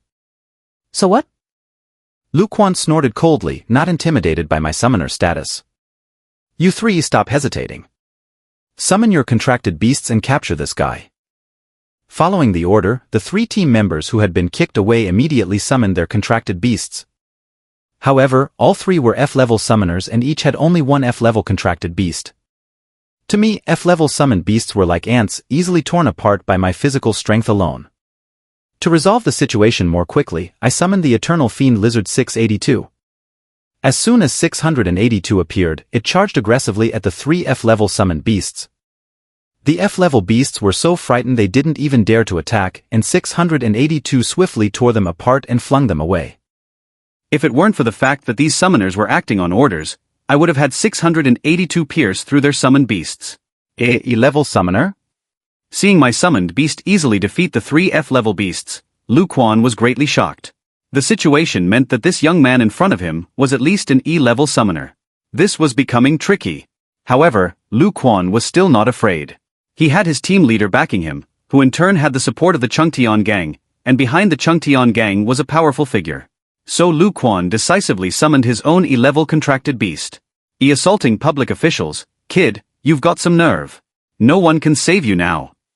With that, Lu Quan commanded his E-level summoned beast to charge at the Eternal Fiend Lizard. But whether it was F-level or E-level, the difference was negligible to the Eternal Fiend Lizard. In just a few rounds, the Eternal Fiend Lizard 682 had heavily injured Lu Quan's E-level beast and sent it flying. It even used its tail to send Lu Quan flying out of the courtyard. Lu Quan crashed heavily to the ground, spitting out a mouthful of blood, and was deeply shocked. The fact that I could defeat his beast in just a few rounds made Lu Quan realize that I was not merely an E-level summoner but likely a higher-level summoner, probably D-level. A D-level summoner so young. Who exactly was this person? While Lu Quan was astonished and calculating, he wasn't afraid because he had backing. You're quite something, kid. You dare to hit public officials. Just wait. Lu Quan, holding his stomach, struggled to get up and said to his 3 team members and the stunned Zhang Kuei, stop dawdling. Use the radio to contact the team leader and call for backup.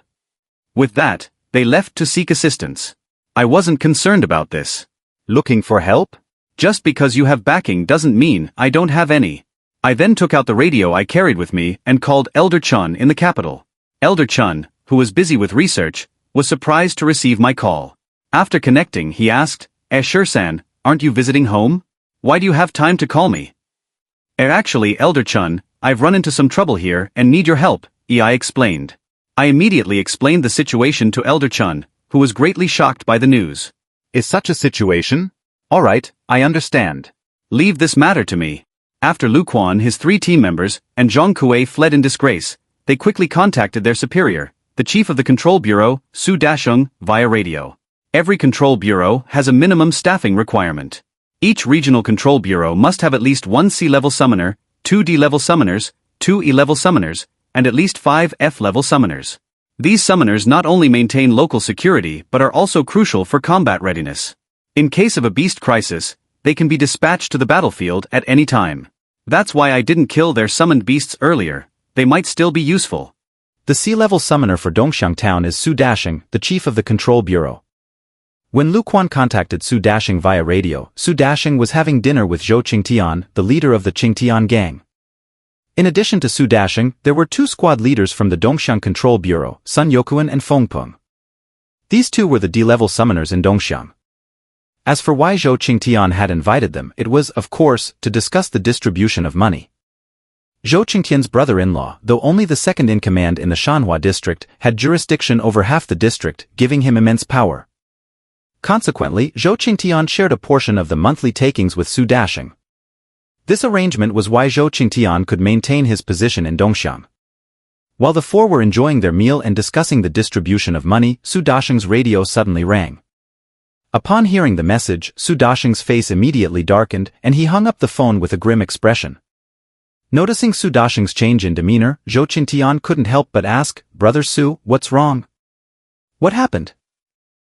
"As someone in Dongxiang has beaten up Lu Quan and the others," Su Dashing replied.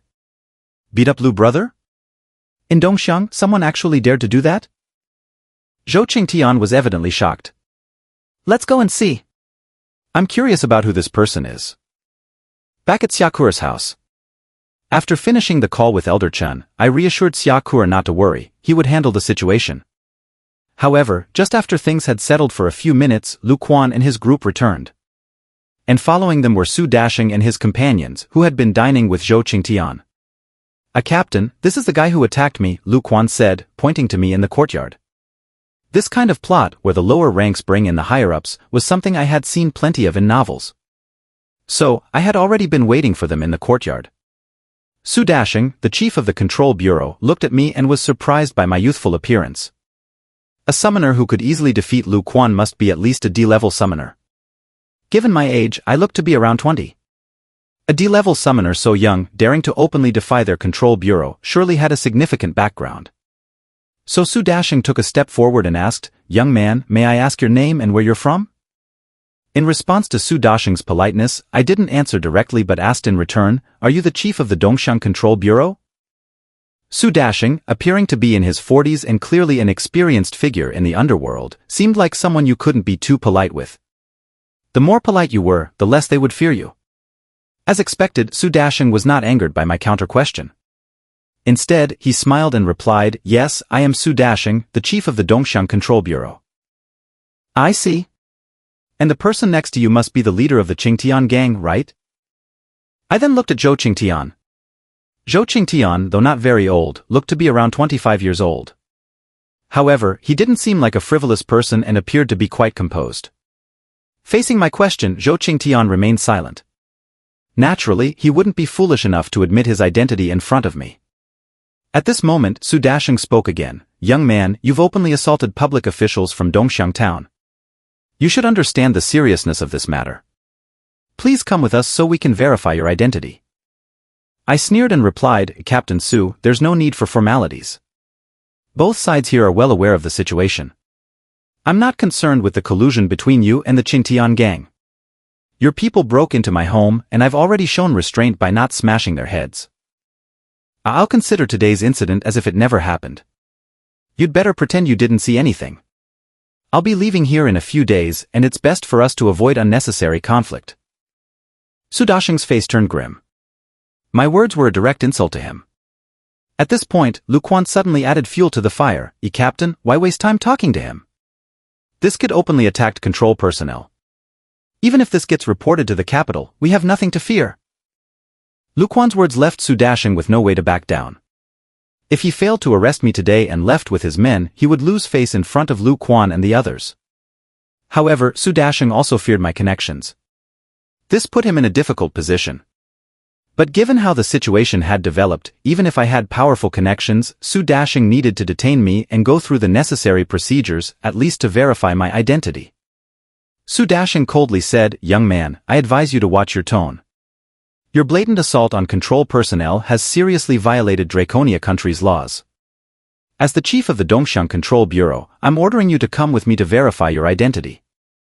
If you refuse to comply, even if you're a military officer, we have the authority to detain you." I wasn't going to give in. Detain me? Not with your level of authority. You'd need to call in your superior for that. Su Dashing was now utterly enraged. You dare to insult Chief Dai? Even if the King of Heaven himself came today, I'd still take you in. Without further ado, Su Dashing, knowing I was also a summoner, summoned his sea-level contracted beast, a great horned deer, a very ordinary sea-level summoner beast known for its powerful charge and trampling attacks. Seeing their chief summon his beast, the squad leaders Sun Yokuin and Feng Peng also summoned their 2 D-level summoner beasts each. Hidden inside the main room, Xiakuer couldn't help but worry about me. She felt useless at the moment. If only she were a summoner too, she could help me. Beside her, Shinjiji also expressed concern. As a summoner herself, she could immediately tell that Su Dashing was a sea-level summoner. With 2 D-level summoners alongside him, facing 3 opponents seemed like a suicide mission. Shinjiji felt anxious. If she were in the capital, she could call upon a whole group of summoners from her family. But from her current location in the Shanhua district, her abilities were insufficient to assist me. In the courtyard, however, I looked down on Su Dashing and his companions. Since the summoner competition ended, my strength had significantly improved. My dimensional energy was now incredibly robust, allowing me to easily summon 4 beasts comparable to sea-level summoners. Comparatively, Su Dashing was just an ordinary sea-level summoner, his power accumulated over time. His summoned beast was also quite ordinary and even weaker than Watanabe Takaki from the Arinder country team. Dealing with such opponents was effortless for me. As for the 2 D-level summoner beasts nearby, they were mere cannon fodder. I immediately summoned the Birdmouth Doctor 049 and the Immortal Abyss Lizard 682. Seeing my summoner beasts, a large lizard and a humanoid beast with a bird's beak, Su Dashing couldn't help but frown, feeling a bit disdainful. The bird beak summoner looked clearly weak to him. Su Dashing commanded his great horned deer, suppress them. The massive deer stomped its hooves, snorted out hot breaths, and charged at 049 and 682. Fearing that the battle might destroy Xiakuer's courtyard, I instructed 049 and 682, drag them out of the courtyard. Following my orders, 049 swiftly moved in front of the great horned deer. Facing its charge, 049 grabbed its antlers with both hands to block the impact and then used its strength to fling the massive deer out of the courtyard, quickly following it. Su Dashing was alarmed. The speed and strength of the bird-beak creature were astonishing. He hadn't even seen how it moved so quickly. Meanwhile, the Immortal Abyss Lizard 682, unable to contain its agitation, charged at the 2 summoner beasts of Sun Yokuin and Feng Peng. To 682, current D-level summoner beasts were mere weaklings, not even worth its interest in torturing. 682 bit and tossed the 2 summoner beasts out of the courtyard, preparing to finish them off in the open space beyond. Seeing how powerful my summoner beasts were, defeating their beasts and forcing them to retreat with no chance of counterattack, Su Dashing's face turned pale with shock. He quickly summoned his remaining 2 D-level summoner beasts, and Sun Yokuin and Feng Peng summoned their E-level summoner beasts to join the fray. The battle now turned into a 7 against 2 situation. To 049 and 682, these summoner beasts were nothing more than ants.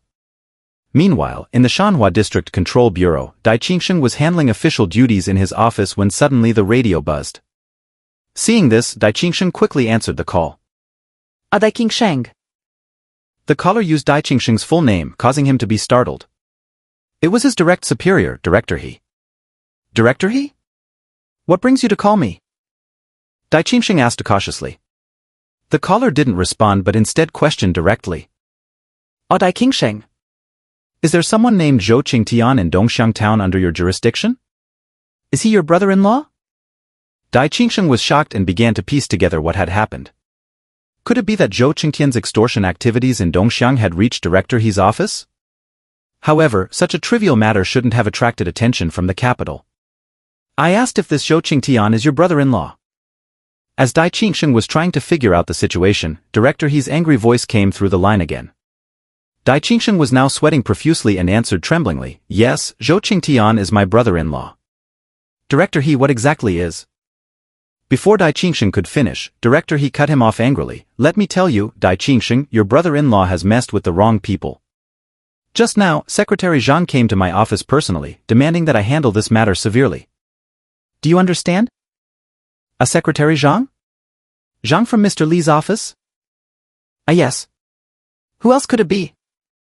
Upon hearing this, Dai Qingsheng felt as if the sky had fallen. What kind of trouble had his brother-in-law stirred up to alarm Mr. Li? It was over. This was the end. Dai Qingsheng. Let me tell you. If you don't handle this properly and actually offend that big shot, I'll personally come over and take your head off. After this, the call was abruptly ended. With a crash, Dai Qingsheng fell from his chair in shock. He quickly called Su Dashing in Dongxiang town. Su Dashing, who was in the middle of the fight with me, saw his radio suddenly ring. Reluctant to be distracted from the battle, he knew he had no choice but to answer it. He answered the call in a hurry. As soon as he connected, Dai Qingsheng's angry voice came through. Su Dashing. I'm asking you, is that Zhou Qingtian brat with you? Su Dashing was startled. The call was from Dai Qingsheng. I'm asking you. Is Zhou Qingtian with you? Hearing Dai Qingsheng's roar, Su Dashing was completely stunned. What was going on? Why was Director Dai calling him personally and so furious? Regardless, Su Dashing had to respond, yes. Yes, Director Dai. Young Master Zhou is with me. Hearing Su Dashing's confirmation, Dai Qingsheng demanded, did you offend someone in Dongxiang town today? Offend someone? Su Dashing was puzzled and glanced at me in the courtyard. Could Director Dai be referring to him? Seeing Su Dashing's hesitation, Dai Qingsheng was sure. Su Dashing and his brother-in-law, Zhou Qingtian, must have inadvertently angered a significant figure. Su Dashing, I'm telling you. If you really offended this big shot and the higher-ups come after you, I'll be the first to come and take your head. Gay. A big shot? Su Dashing's legs went weak, nearly causing him to collapse. Su Dashing. I order you to bring Zhou Qingtian here immediately. Break one of his legs first and then bring him to me. Right now. Immediately. After this outburst, Dai Qingsheng hung up, leaving Su Dashing trembling in the wind. Su Dashing wasn't a fool. Even if he were, he could guess that this situation was entirely because of me. For the past 2 years, no one had questioned their protection rackets in Dongxiang, but as soon as they offended this young man, Director Dai called in a panic. Looking at this young man's strength, still young yet stronger than him and a sea-level summoner, Su Dashing realized it was over. Who was this young man, that even Director Dai was so afraid and referred to him as a big shot? The more Su Dashing thought about it, the more frightened he became. Now, having offended this young man, threatened to capture him and already taken action, Su Dashing couldn't help but feel he deserved to slap himself. Su Dashing turned and looked at his contract beasts in the distance. He had just wanted to order them to stop attacking when he noticed that his stag with twisted antlers had its antlers broken off by the bird-beaked creature, was pinned down by it, and was being stomped on. His other 2 D-level contract beasts were also lying on the ground, unable to move. Additionally, the 2 D-level contract beasts of Sun Yokuin and Feng Ping were severely injured and also pinned down by the large lizard. Ignoring his shock at my strength and his own injured contract beasts, Su Dashing grabbed Zhou Qingtian by the collar and brought him before me. Without saying a word, he dropped to his knees and forced Zhou Qingtian down onto the ground as well. This young master, I sincerely apologize for today's events. Please do not hold it against me. Forgive me this once. Seeing Su Dashing kneel before the young man, Feng Peng, Sun Yokuin, and Lu Quan, who were watching from a distance, were all dumbfounded. Even they, as clueless as they might be, could guess why Su Dashing was kneeling. Just moments ago, he had been so arrogant. Now, after a phone call, Who exactly was this young man? Not only were they shocked, but Zhou Qingtian, who was being pinned down, was also bewildered. What was going on? Why was Su Dashing suddenly so afraid of this young man? His brother-in-law was Dai Qingsheng of the Shanhe district. Who would dare to offend him? Brother Su, what on earth is going on? With my brother-in-law around, should we really be afraid of? Zhou Qingtian began to question Su Dashing, but before he could finish, Su Dashing slapped him hard, leaving him stunned. Shut up. At that moment, Su Dashing was filled with rage toward Zhou Qingtian. If it weren't for him, there wouldn't be these problems. After slapping Zhou Qingtian, Su Dashing stepped forward and broke one of Zhou Qingtian's legs with a vicious stomp. He then turned back to me, apologizing, "Young master, I truly apologize for today's events. Consider this as compensation. Please have mercy and forgive us. Just treat us as if we don't exist." Su Dashing's apology was extremely sincere and humble. Seeing Su Dashing's humiliation and Zhou Qingtian lying on the ground with a broken leg, Sun Yokuin, Feng Peng, and the others were even more terrified. to apologize to this young man, Su Dashing had even broken Zhou Qingtian's leg? Zhou Qingtian was Dai Qingsheng's brother-in-law. For Su Dashing to break Zhou Qingtian's leg just to apologize. Who exactly was this young man? Listening to Zhou Qingtian's screams and observing Su Dashing's servile apology, I was not particularly surprised. I knew that Elder Chen must have contacted someone powerful behind the scenes, which was why Su Dashing was so terrified. Elder Chen was the most authoritative and influential summoner researcher in Draconia country, a professor at the national training camp, and held multiple high positions in the tribunal. Figures like Qin Langtian, who were high-ranking officials and military leaders, had once been his students. Even powerful figures like Elder Li and Elder Zhang had to address Elder Chen as Big Brother, indicating how formidable Elder Chen's connections were. After receiving my call, Elder Chen had contacted Secretary Zhang of the tribunal. This Secretary Zhang was Mr. Li's secretary, responsible for handling national affairs on his behalf. Elder Chen had informed him of the events that occurred in Dongxiang town. Secretary Zhang, naturally, knew of my identity, Draconia country's hero, a prodigy currently being nurtured by the tribunal and a future pillar of Draconia country. Such a genius had been threatened in Dongxiang town and was about to be captured. This is a major issue. So, Secretary Zhang personally went to He Chongguang's office. He Chongguang is the highest-ranking general overseeing the 13 districts of Draconia country. All regulatory bureaus in these districts fall under his jurisdiction. Secretary Zhang immediately informed He Chongguang of the incident in Dongxiang, though he did not reveal that the person being threatened was me. However, knowing that Secretary Zhang made a personal visit meant that the individual involved must be someone significant. He Chongguang, recognizing this, considered me a big shot and directly contacted Dai Qingsheng. Looking at the humble Su Dashing and Zhou Qingtian, who was screaming on the ground, I'm not one to hold a grudge unnecessarily. Su Dashing had already apologized. I'm not a petty person and had no intention of making things difficult for him. I thought I told you that we would pretend this never happened. Why didn't you listen? It's all my fault. Young master, please be magnanimous and forgive us this once. Fine, I'll give you another chance. Leave within 1 minute, and I'll consider this matter as if it never happened. Upon hearing this, Su Dashing felt immensely relieved. He quickly returned his severely injured contract beasts to the dimension space and dragged the injured Zhou Qingtian away, repeatedly thanking me as he left. Sun Yokuan, Feng Peng, and Lu Quan hurriedly followed Su Dashing out. After escaping from Xia Kuer's courtyard, Su Dashing felt a great sense of relief. At that moment, Zhou Qingtian, being dragged by Su Dashing, spoke up, Su Dashing. How dare you break my leg? Just wait.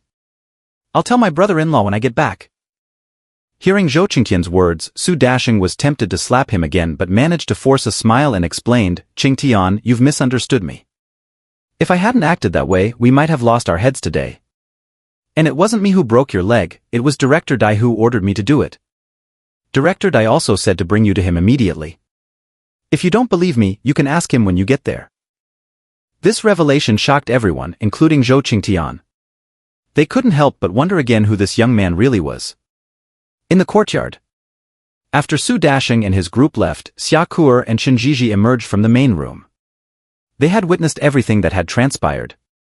Shinjiji was not only amazed by my strength but also by my identity. Someone who could scare a high-ranking general so much must have a formidable background. So, Shinjiji directly asked me, hey, who did you call earlier? Those people seemed really afraid of you. I had already prepared an explanation. I called my teacher at the national training camp. His name is Chan Fengnian, but everyone calls him Elder Chan. He must have used his connections after hearing that I was being bullied. Elder Chen is your teacher? Shinjiji asked, surprised. Although Shinjiji was not a member of the national training camp, she was aware of Elder Chan because her brother was one of his students and she had met Elder Chan before. She also understood his influence at the tribunal. I see, Shinjiji said, accepting the explanation without further questioning. Xia Kuer, though not familiar with Elder Chan, was also pleased to know that I had such an impressive teacher. At this point, Shinjiji suddenly asked, by the way, what level of summoner are you? How come you're so powerful? Shinjiji had witnessed the battle between me and Su Dashing's group. Su Dashing was clearly a sea-level summoner with sea-level contract beasts. Although Su Dashing is weak among sea-level summoners, he is still a sea-level summoner. Given that I defeated all three of them with ease, it indicates that my strength must be at least at the sea level. For such a young sea-level summoner who is also a member of the national training camp, it's surprising that Shinjiji has never heard of me before. It's not like I didn't mention it before, I'm an S-level summoner, I casually replied. Shinjiji rolled her eyes at me in response. Since I wasn't willing to elaborate, she didn't press further. After dinner, as the evening wore on and darkness fell, the surroundings became quiet. In this world, there are no brightly lit high-rise buildings, and ordinary households can't afford electricity. Xiakure's small courtyard doesn't have electricity, so they use kerosene lamps for illumination at night. With nothing much to do in the dark, the only option was to sleep. However, since my arrival was sudden, Xiakure hadn't prepared a bed for me. Her small tile-roofed house only has one bed, so I had to make do with a makeshift bed on the floor, while Xiakure and Shinjiji slept on the bed. Xiakure and I hadn't seen each other for a long time, so we sat in the courtyard, looking at the stars and chatting. By the way, when will you be returning to the capital? Ahem. Probably in 7 or 8 days. I've asked for 10 days off from my teacher. In 10 days, I'll be starting at the Imperial Capital Academy. So where will we stay when we return to the capital? Xiakure asked. I'll arrange a place for you. I'm not sure where exactly, but I'll rent a separate house for you, I said. But Xiakure noticed another implication in my words. Rent a separate house? Brother, aren't we going to live together in the capital? I explained, of course not. After we return to the capital, I'll be attending the Imperial Capital Academy, where I'll continue my training. The training will likely be semi-closed. Xiakure immediately looked disappointed.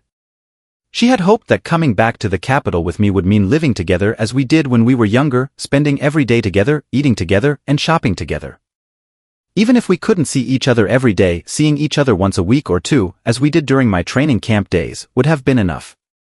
Brother, I don't want to go back to the capital with you this time, as Xiakure suddenly said. There, we won't be able to see each other every day, and I don't think I'll adapt well to the capital, Xiakure explained. I fell silent, understanding her feelings. This small piece of land is where she grew up, her friends from the orphanage are here, as is Granny Zhang, the director. She was born and raised here, it's her hometown. For her to leave her hometown for a strange place where she has no family or friends, and where she won't be able to see me every day, is understandably difficult. I could only say, Kur, whatever decision you make, I'll support you. If you choose to stay here, I support you. But don't worry, after I graduate from the Imperial Capital Academy, I'll definitely come back and bring you to the capital. We'll be together every day then. Okay, when you graduate in 2 years, I'll definitely come. As long as I can be with you, I don't mind where we go, as Xiakure finally showed a sweet smile again. We chatted late into the night and Xiakure, unable to keep her eyes open, fell asleep in my arms. The next day, Xiakure decided not to make crystal cakes for the market, so the three of us spent the day strolling around East Village. Later, I visited the orphanage where I had lived before. It was just as I remembered, with no changes since the last time I had been there. On the third day, I went to the training camp located 10 kilometers outside East Village. This training camp was where I was admitted after my awakening, and I spent 2 years training there. The camp's chief instructor is named Huashoqing, a B-level summoner. During my training, Huashoqing took good care of me because I worked hard and showed good talent. He even gave me a slot to enter the national training camp. I was visiting instructor Hua for 2 reasons: first, to see him, and second, to ask him a favor.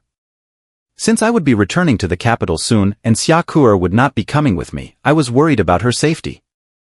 I feared that Su Dashing and his group might cause trouble for her after I left. Even though these people were scared out of their wits and would not dare to provoke me again, I wanted to ensure Xiakure's safety before I left. Upon entering the camp, I found Huashoqing's office as easily as I remembered and knocked on the door. Come in, Huashoqing's voice came from inside. Who are you? Huashoqing did not recognize me at first glance. Instructor Hua, it's me. It's been 3 years. Have you forgotten me so quickly? Oh. It's actually you, 13. You've grown so tall. Come on in and sit. We chatted for a while, catching up on old times. After some pleasantries, I placed a bottle of fine wine and a vial of the Judgment Institute's healing liquid on Huashoqing's desk. Instructor Hua, this is a token of my gratitude for your past care. I brought these from the capital. Please accept them. Huashoqing ignored the wine and stared intently at the small vial. What is this healing liquid? Where did you get such a precious thing? Hu Shouqing was visibly shocked. The vial contained the most precious restorative liquid, which he had seen only once before. Such healing liquid is invaluable and cannot be bought with money. This vial of healing liquid is worth a life. Its effect is astonishing, specifically designed to treat summoner injuries. Even fatal wounds can be healed with this liquid, which has the power to save a life and restore health in the shortest time possible, as long as the person is still breathing. That's why Hu Shouqing was so astonished. He quickly tried to refuse. This is too precious. It was a reward from Elder Chan. You should keep it for yourself. Instructor Hua, please don't refuse. I brought this specially for you. You must accept it, I insisted, pressing it into his hand. Hu Shouqing wasn't a fool and could tell that I must be asking for a favor. He asked directly, 13, is there something you need help with? Just tell me, if I can help, I certainly won't refuse. Instructor Hua, you understand me well. I won't keep you guessing. I then explained the situation with Qing Tianbang and what had happened. Hearing that Qing Tianbang's people had bullied Xia Ku'er, Hu Shouqing was extremely angry. He assured me, 13, don't worry. Once you return to the capital, I'll take care of Xia Ku'er. No one in East Village dares to bully her. With my goal accomplished, I was about to find an excuse to leave. However, just before leaving, Hu Shouqing suddenly said, go, before you go, I have one more thing to trouble you with. These little brats of mine find their daily training too boring and insisted that I arrange a PK match with trainees from other camps. They think that would be more interesting. These youngsters always talk big but lack real skill. If we don't give them a reality check, they won't understand that there are always bigger and tougher opponents out there.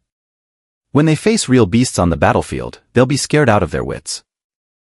So, 13, since you're here, take this opportunity to give them a lesson. Naturally, I agreed to Hu Shouqing's request. All right, Instructor Hua, I'll give these juniors a lesson. Hu Shouqing then took me to the training field of the camp. The training field was very large because it was used by hundreds of trainees at the same time. I had also trained on this very outdoor field for 2 full years. When we arrived at the training field, all the trainees were engaged in their exercises, several hundred of them. I gather. With Hu Shouqing blowing the whistle for assembly, the trainees immediately stopped their training, quickly grouped together, and stood neatly in front of him. After the head count, Hu Shouqing cleared his throat and addressed the several hundred trainees. You guys keep complaining that training is boring and that you want a PK match with trainees from other camps. I couldn't find anyone from other camps, but today, I've brought you an old senior. Hu Shouqing pointed to me. This is my former student and a senior from your previous 2 classes. He also trained here before and later entered the national training camp. Hearing that I was a national training camp trainee, the hundreds of trainees looked at each other in surprise. They had heard that trainees from the national training camp were the elite of Draconia country and had opportunities to compete in summoner tournaments. I plan to have this senior face you all in a friendly match so you can get a clearer picture of your own abilities. After Hu Shouqing's announcement, the trainees exchanged glances again. A friendly match with a senior from the national training camp. That sounded thrilling. It was much more interesting than their usual training. So some trainees began to ask me questions. As senior, Instructor Hu said you'll have a friendly match with us. Since we're no match for you one-on-one, are you going to challenge us all at once? To this question, I nodded. Yes, you can all take me on at once. Since it was already mentioned, one of the taller trainees asked loudly, Senior, how many of us do you think you can challenge at once? At this question, all the trainees fell silent, staring at me in unison. They were also eager to know the answer. A senior from the national training camp should be able to challenge 10 of them at once, right? I smiled slightly, looked at the young trainees, and asked in return, how many of you are there in total? Report, Senior, there are 372 of us in this training camp. Hearing this, I smiled again. Then I can take on all 372 of you at once. Upon hearing this, the entire field erupted in shock. Challenging over 300 people at once, this senior really knows how to brag. Even Hu Shouqing and the other instructors were taken aback. Challenge over 300 people at once? Although these little guys are all F-rank summoners and their contracted beasts are mostly F-rank as well, making them like rookies, they still number over 300. If they summon all their beasts, it could form a small-scale beast tide. While level differences can't be compensated for by numbers alone, having a large number can still lead to a significant impact. Hu Shouqing was getting anxious. He wanted me to give them a lesson and hoped I would challenge 10 or 8 of them at once to put them in their place. Who would have thought I would challenge over 300? If I overestimate my abilities and lose, it would only make these brats even more arrogant. Huashoucheng cleared his throat and subtly reminded me, 13, you don't need to be so aggressive in teaching them a lesson. Instructor Hua, you asked me to give them a lesson. Don't worry, I'll be gentle. I won't injure them. The trainees immediately started cheering, all right, senior, you said it yourself. If you really take on all 300 of us, don't say we're ganging up on you. Though I seemed a bit overconfident, I had already made the challenge. Backing out now would only make the trainees look down on me even more. So, Huashoucheng had no choice but to agree and let me face all 300 of them. Under Huashoucheng's command, the trainees quickly dispersed into groups of 3, forming a formation that was both spread out and concentrated. Then, over 300 trainees began to channel energy from their minds, and dimensional gates slowly opened on the training field. One by one, summoned beasts stepped out through the gates, each of a different type. Although these summoned beasts were all F rank, the sheer number of them created an overwhelming presence.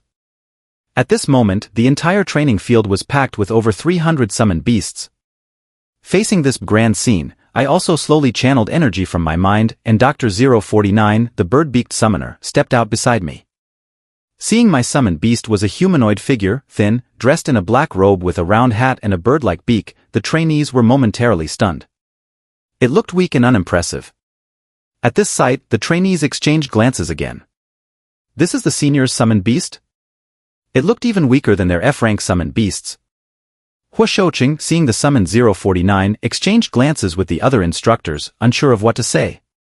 Is this really 13's contracted beast? It seems to have no intimidation factor at all.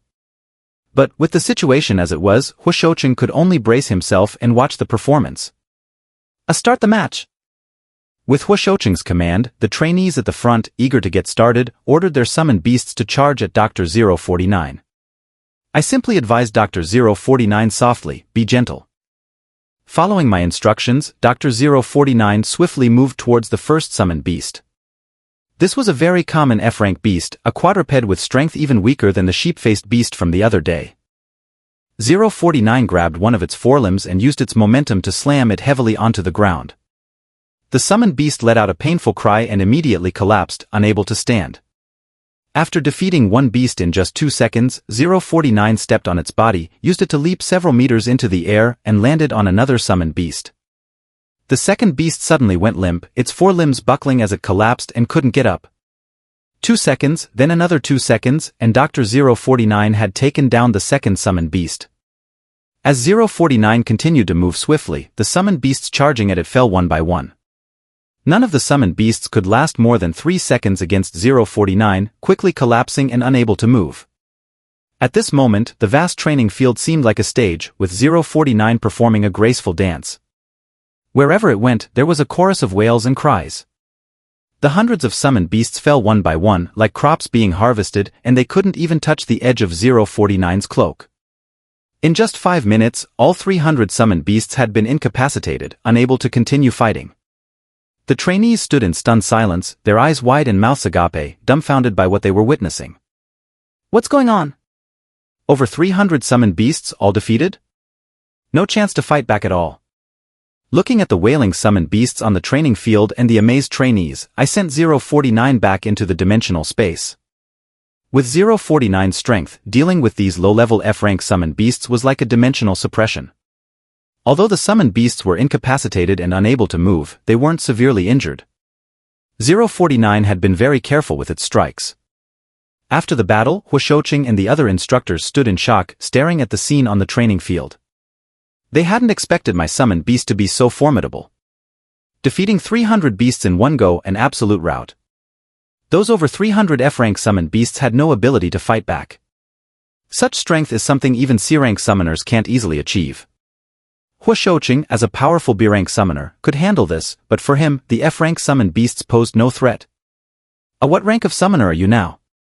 How can I not see through you? Huashoucheng couldn't help but ask with curiosity. I just advanced to D rank, I replied. Just happened to contract a rather special summoned beast, I added with a smile, admitting only to being D rank. Oh, Instructor Hua, how about it? Are you satisfied with the results? Looking at the stunned trainees on the field, Huashouqing nodded. Yes, after today's lesson, these little brats should understand the difference. Then, Huashouqing blew the assembly whistle again. With the sound of the whistle, the shocked trainees quickly reacted, hurriedly returning their summoned beasts to the dimensional space and regrouping. Within a minute, all 300 trainees were once again standing before Huashouqing. Little brats, did you realize the gap between you and the senior? Over 300 of you couldn't even handle one person, and you were beaten like stray dogs. With your level of skill, and you're always shouting about challenging trainees from other camps. Let me tell you, with your talent, you're nothing in front of true geniuses. But there's one thing you can surpass them with: effort. Listening to Huashouqing's words, the trainees all lowered their heads in shame. After dealing with everything, when I returned home, Xiakuer and Shinjiji hadn't come back yet. I wasn't interested in waiting, so I stayed at home to practice. Time quickly moved to the 4th day. During lunch, Xiakuer told me that some of the old friends from the orphanage wanted to invite me to gather at the Chuanxian restaurant in Dongxiang, now that they heard I was back. I missed these friends from the orphanage very much, so I nodded and said, all right, let's meet up tomorrow. On the 5th day, Xiakuer and I, followed by Shinjiji who had been preparing all morning, arrived at Chuanxian restaurant, the best restaurant in Dongxiang town. Lu Bo and Kong Xiang had reserved a private room on the 3rd floor. At this time, only Chunqi was in the private room. Chunqi was visibly shocked when she saw me. Hey, oh my gosh, how did you change so much? Is this really you, 13? In Chinchi's previous impression, I was a short, skinny boy with dark skin and a childish face, looking quite naive and plain. But women change a lot as they grow up, and Chinchi had transformed from a thin, dark girl into a vibrant and beautiful young woman. I could say the same about you. You've changed even more than I have. I smiled at Chunchi as the group settled down. During our chat, Lu Bo and Kong Xiang arrived. Back in the orphanage, the 5 of us had a great relationship, but later, Lu Bo and Kong Xiang went to the Shihe district together to start a business and had only just returned. They had accumulated quite a bit of money and were planning to open a brick factory in Dongxiang, intending to become their own bosses. Hearing that they were doing well, I was also very pleased. As we were eating, the door of the private room was suddenly and forcefully pushed open. With a loud bang, a few people entered, led by a young man in his 20s who looked very casual. As soon as he entered, he said to us, "Get out, all of you. Stop eating and get out quickly."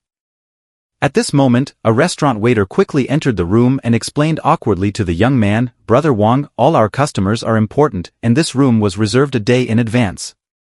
They are eating now, it's really not appropriate to kick them out. How about I get you another room? The one next door has just been cleaned." Wang Daong rudely slapped the waiter's head and said arrogantly, "Why are you so clueless? Don't you know this is Brother Quan's favorite place? Whenever we come here to eat, we must sit in this room." At this point, Lu Bo and Kong Xiang recognized Wang Daong. Wang Daong was from the Dongxiang Control Office, responsible for reviewing land and shop permits. Since Lu Bo and Kong Xiang wanted to open a brick factory in Dongxiang, they needed his approval. The previous afternoon, Lu Bo and Kong Xiang had arranged a dinner with Wang Daong and given him a generous red envelope, which is why he agreed to handle their brick factory matter. So, Lu Bo and Kong Xiang quickly approached, "Brother Wang, it's us. We had dinner together yesterday. Don't you remember us?" Seeing Lu Bo and Kong Xiang approaching, Wang Daong recognized them at once. "Oh, it's you too." Although Wang Daong had accepted their red envelope and had not made things difficult for them yesterday, he patted Lu Bo's shoulder and said, "If I were dining here alone today, I would definitely give you face. But today, I'm here with Brother Quan, so you all need to leave." Hearing that Wang Daong insisted they leave, Lu Bo and Kong Xiang's faces fell. They had specially invited us, their old friends from the orphanage, for this meal, and they were being asked to leave before it was even over. Nobody would be happy about that. So Lu Bo continued to smile and said, "Brother Wang, please have a heart. How about you move to the next room? I'll cover all the expenses for today." At this moment, Shinjiji, who was serving food at the table, glanced at Wang Daong and said, "Hey, you 3, don't you understand the concept of first come, first served? You're telling us to leave, why don't you get out instead?" Hey, you little brat, looking for a fight, are you?" Hearing someone insult her, Wang Daong arrogantly prepared to teach Shinjiji a lesson. At this moment, I, who had been silent, didn't bother to argue with Wang Daong and his group. I swiftly threw a chopstick which pierced directly through Wang Daong's palm. Immediately a scream erupted. Get out! My cold voice echoed throughout the private room.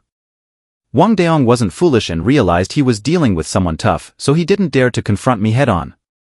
You little punk, you'd better watch out. After leaving this threatening remark, Wang Daong and his group left. In less than 10 minutes, Wang Daong and his group returned. Brother Quan, it's this guy who hurt me. Wang Daong pointed at me and immediately reported to Lu Quan. When Lu Quan saw me, his legs instantly went weak and he dropped to his knees. Why is it this guy? Brother Quan, what's wrong with you? Why are you kneeling? It's not even the new year. Wang Daong was completely baffled by Lu Quan's reaction. Lu Quan, without a word, stood up and slapped Wang Daong hard, knocking him to the ground. Then Lu Quan hurriedly turned to me and stammered, "Little brother, this has nothing to do with me. I don't even know this guy." Alright, just get out. I didn't see anything, I said dismissively. Lu Quan was overjoyed, quickly dragging the fallen Wang Daong and his two subordinates out of the private room. After that, we continued eating, drinking, and chatting. The earlier incident was just a small interlude. Seeing how scared Lu Quan and his group were of Wang Daong, I no longer worried about Xia Kuer. Time flew by, and it was time to return. Xia Kuer hugged me for a long time before I left, clearly reluctant to part. In the end, Shen Jiji and I set out again for the capital city.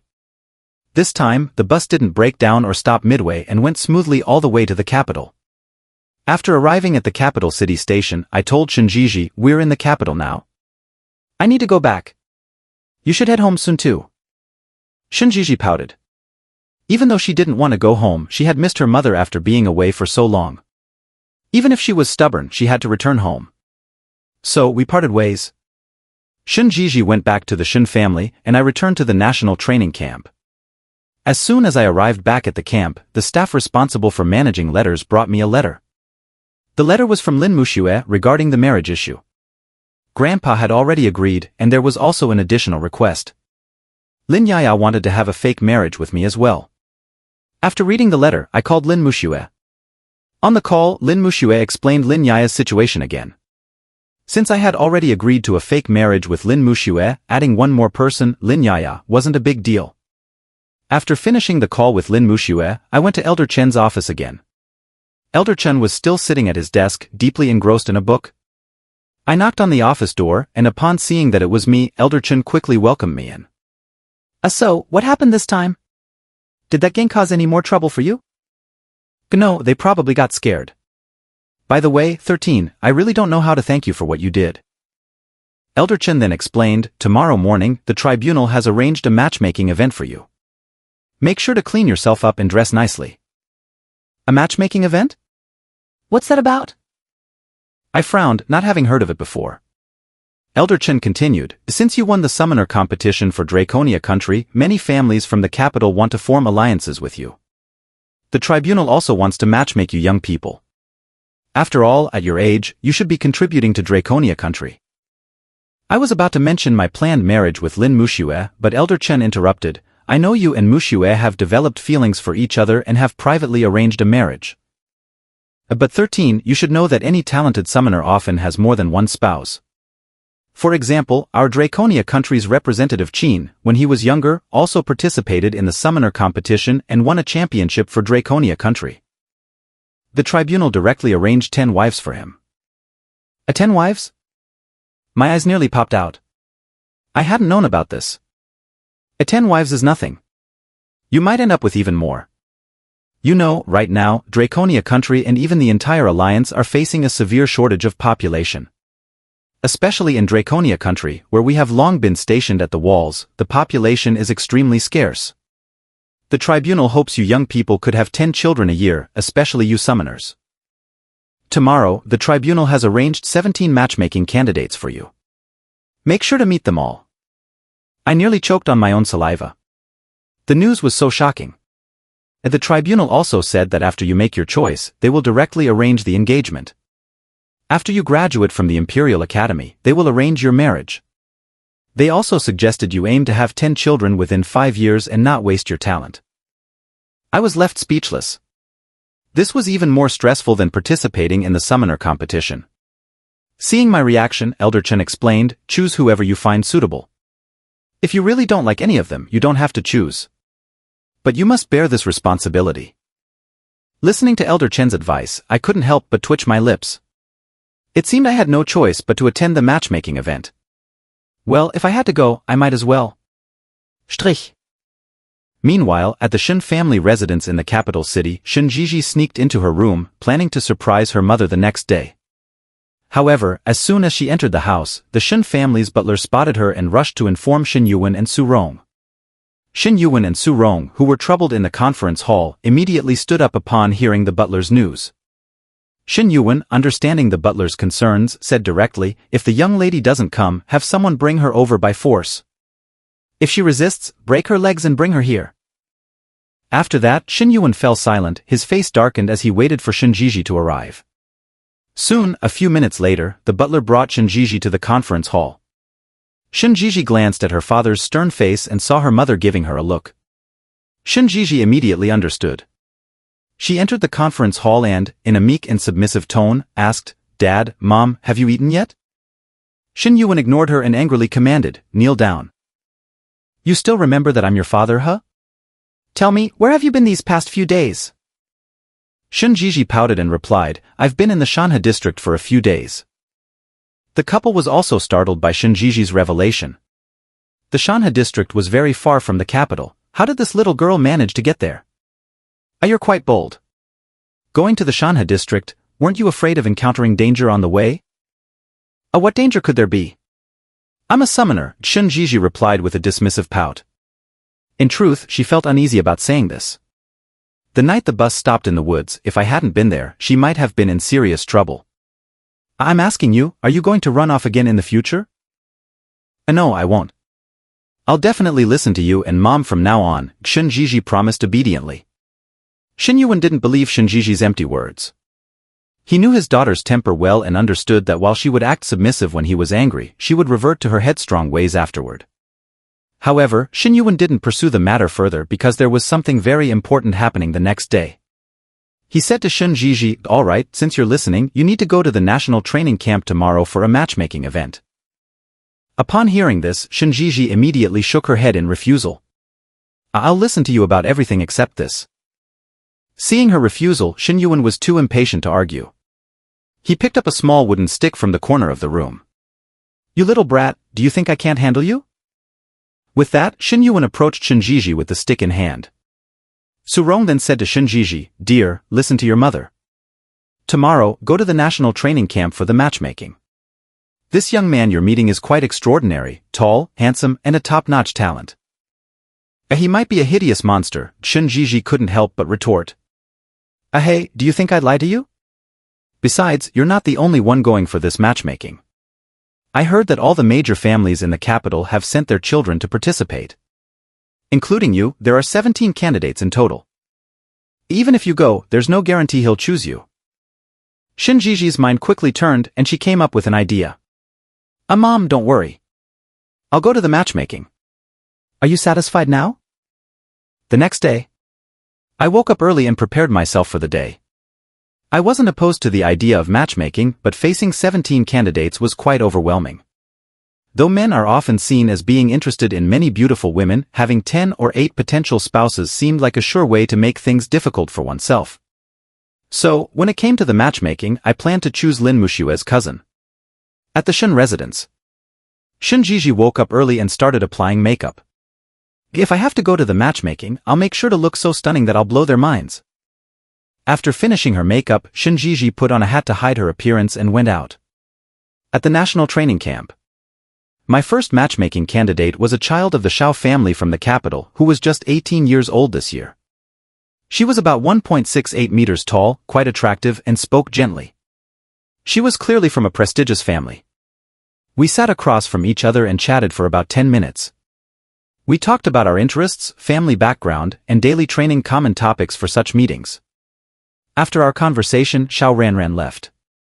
The process repeated for the next candidates. I must say, the children of major families in the capital were all very beautiful, elegant, and refined. After the 6th matchmaking candidate left, the staff brought in another candidate. The next candidate was a very delicate-looking girl, almost like a porcelain doll, who appeared to be around the same age as Shinjiji. As soon as she walked in, without waiting for me to say anything, she said, "Are you 13? You look quite handsome." I was about to ask who she was when the girl introduced herself. Oh hello, I'm Lin Yao. My cousin is Lin Mushue. Upon hearing this, I immediately understood. Go, so you're the Yayu Lin Mushue mentioned. I often hear my sister talk about you. I thought you would look average, but you're actually quite handsome. Hearing Lin Yao's compliment, I quickly grew fond of this charming and talkative little girl. You speak so nicely too, I said. Lin Yao laughed, her eyes curving into crescent shapes like the moon. My sister told me about your fake marriage. Did she mention that I also want to have a fake marriage with you? I nodded. Okay, I'll help you. Actually, I've already agreed to it with your sister. Even if you hadn't mentioned it, I would have agreed. A great 13 gig, thank you. Lin Yao was lively and full of talk, and I liked her more and more. After chatting for a while, we moved on to the next matchmaking candidate. It wasn't until the 12th candidate that Shinjiji saw me and was immediately stunned. Oh, what the heck? Why is it you? Shinjiji's face showed a mix of shock and confusion. She didn't expect the person she was being matched with to be me, someone she had spent a lot of time with. Hearing Shinjiji's words and recognizing her familiar voice, I frowned. You are. Since she was wearing a hat, I couldn't see her face and wasn't sure. Shinjiji quickly removed her hat. When I saw her, I was startled. At this moment, Shinjiji realized she was wearing ugly makeup and quickly turned her back. It's your aunt here. Hearing this, I finally recognized Shinjiji. I couldn't help but burst into laughter. Oh, what's this all about? Is this how you normally dress when you go out? Don't tell me this is your little quirk. After laughing, I got a basin of water and quickly removed her outrageous makeup. She asked, what the heck are you? How come the person I'm matched with is you? Since it had come to this, I didn't hide it anymore and explained, all right, I won't pretend anymore. I'm actually the one who led Draconia country to victory during a crisis, winning the championship with incredible strength, a handsome and dashing figure. All right, I'm not interested in who you are anymore, Shinjiji interrupted. Actually, Shinjiji had already guessed who I was. Realizing this, Shinjiji kicked me on the leg and said, you dare to trick me. You said you weren't a member of Team 1 or even Team 2. I should have known you were lying. And weren't you hiding your identity from me when we were in Dongxiang? I challenged. I had my reasons. Besides, I never admitted that I wasn't from the Shin family. You just didn't ask, Shinjiji defended. I waved my hand and said to Shinjiji, all right, I understand. You can go back now. Hearing this, Shinjiji immediately became displeased. What do you mean, just go back? Do you think I'm so easily fooled? If I had known it was you I was being matched with, I wouldn't have gone through all this trouble. I would have just married you directly.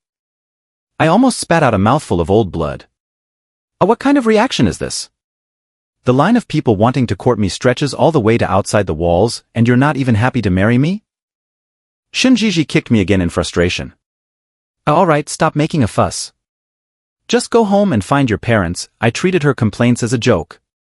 After spending so many days together, I did quite like Shinjiji, but it was a simple liking, just like with Lin Yao. Being with a young girl like her didn't really stir any feelings in me. I'm not joking. I really want to marry you, but not for real, just a fake marriage to fool my parents, Shinjiji explained. This left me quite flustered. I blurted out, you also want a fake marriage with me?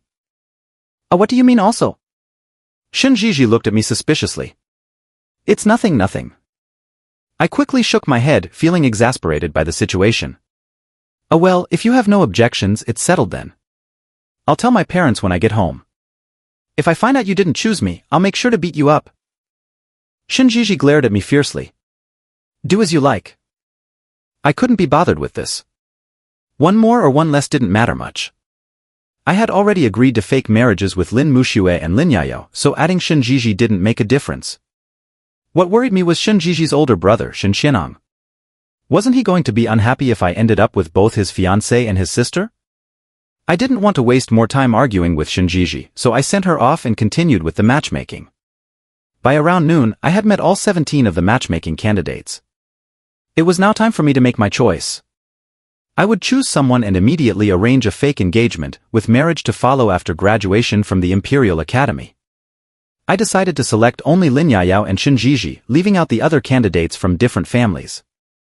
With Lin Yayao and Shin Jiji along with Lin Muxue, although it was a fake marriage, it would be enough to appease the Judgment House. On the other side, in the Draconia country military stationed at the wall. Since Draconia country won the summoner tournament, the troops stationed at the wall have been gradually withdrawing in batches, leaving the wall to the Viridia country forces. Shin Jiji's older brother, Shin Xianong, was part of the stationed troops. In 3 days, he would be returning to the imperial city with his unit. However, at this moment, a shocking piece of news reached him. After the matchmaking, I went to Elder Chen to give him my response. Seeing me arrive, Elder Chen asked, "How many did you choose?" I explained, "Master, the girls were indeed quite attractive, but I didn't get along with most of them, so I selected only 2, one from the imperial city Shin family named Shin Jiji." Shin Jiji? Elder Chen thought for a moment and then recognized her. Oh, I know that girl. Her brother is Shin Xianong, who was also one of my students. He later went to the Imperial Academy and, as far as I know, volunteered to join the military and was stationed at the East District Wall. You know Shin Xianong too? I asked in surprise. Of course. He was once a student at the National Training Camp. His talent was among the best I've encountered in recent years. He had the chance to represent Draconia country in the previous Summoner tournament and even served as a team leader. However, during the Bone Age test, he was slightly older and thus couldn't participate in the tournament. If he had participated, Draconia country wouldn't have ended up in last place. I remember he was already a C-level summoner at that time. Since he entered the Imperial Academy and joined the military, it's been 3 or 4 years. I don't know how much his strength has developed since then. Hearing Elder Chen's explanation, I couldn't help but think that Shin Xianong was indeed a rare talent in Draconia country in over a decade. No wonder the Lin family wanted to ally with the Shin family. At this point, Elder Chen asked, "By the way, who is your second choice?" "The second is a girl from the Lin family named Lin Yayao," I explained. Elder Chen pondered for a moment and recalled, "I remember that girl. She's Lin Muxue's younger cousin, right?" Upon realizing this, Elder Chen looked at me with a strange expression. A cough. I coughed awkwardly. "Elder Chen, it's not what you think. I simply like the girl's personality," I reassured him. "Young people's affairs are beyond my understanding. Since you've chosen these 2 girls, I'll proceed with the normal reporting to the Judgment House." "They'll arrange your engagement," Elder Chen said. He added, "If you find this arrangement lacking later on, after you graduate from the Imperial Academy, the Judgment House can arrange more matchmaking candidates for you." I felt somewhat embarrassed. This situation was really troublesome. After that, I left Elder Chen's place. The next day, the Judgment House sent the marriage proposal gifts to both the Lin and Shin families on my behalf. The Shin family was naturally pleased. With Shin Jiji marrying me, they would likely have a remarkable son-in-law in the future, making the Shin family even stronger. The Lin family was equally happy. With 2 of their family members marrying me, their relationship with the Shin family had become even more solid. Of course, where there's joy, there's also worry. Shin Jiji's mother, Su Rong, was very concerned about her son Shin Xianong. Originally, Shin Xianong had been betrothed to Lin Muxue, but a few days ago, Lin family's elder had come to cancel the engagement. Shin Xianong was supposed to return in a few days, which really troubled Su Rong. Early the next morning, I went to the Imperial Academy. The Imperial Academy was located at the northernmost part of the Imperial City, built on a barren land far from the city's bustling center. Surrounding the Imperial Academy were no other buildings. Within a 10-mile radius, there was no sign of human habitation. This isolation was meant to allow the Academy to focus on training. At the entrance of the Imperial Academy, the gatekeeper was actually a C-level summoner. Upon arrival, Lin Muxue was waiting for me at the gate. Both of us were entering the Imperial Academy for training. In addition to Lin Muxue and me, the other first-team members from the Summoner Tournament had also arrived at the Academy. Under Lin Muxue's guidance, I followed her into the Academy. "Thank you so much for handling the fake marriage. Yesterday, the Judgment House sent the proposal gifts to the Lin family, and my parents and grandfather were very happy," Lin Muxue said. "It's nothing, just a small favor," I replied casually. "By the way, senior sister, I don't know much about the Imperial Academy. Can you tell me more about it?" Lin Muxue nodded and explained, "The Imperial Academy is the highest institution in Draconia country. It consists of the youngest and most talented geniuses of Draconia country.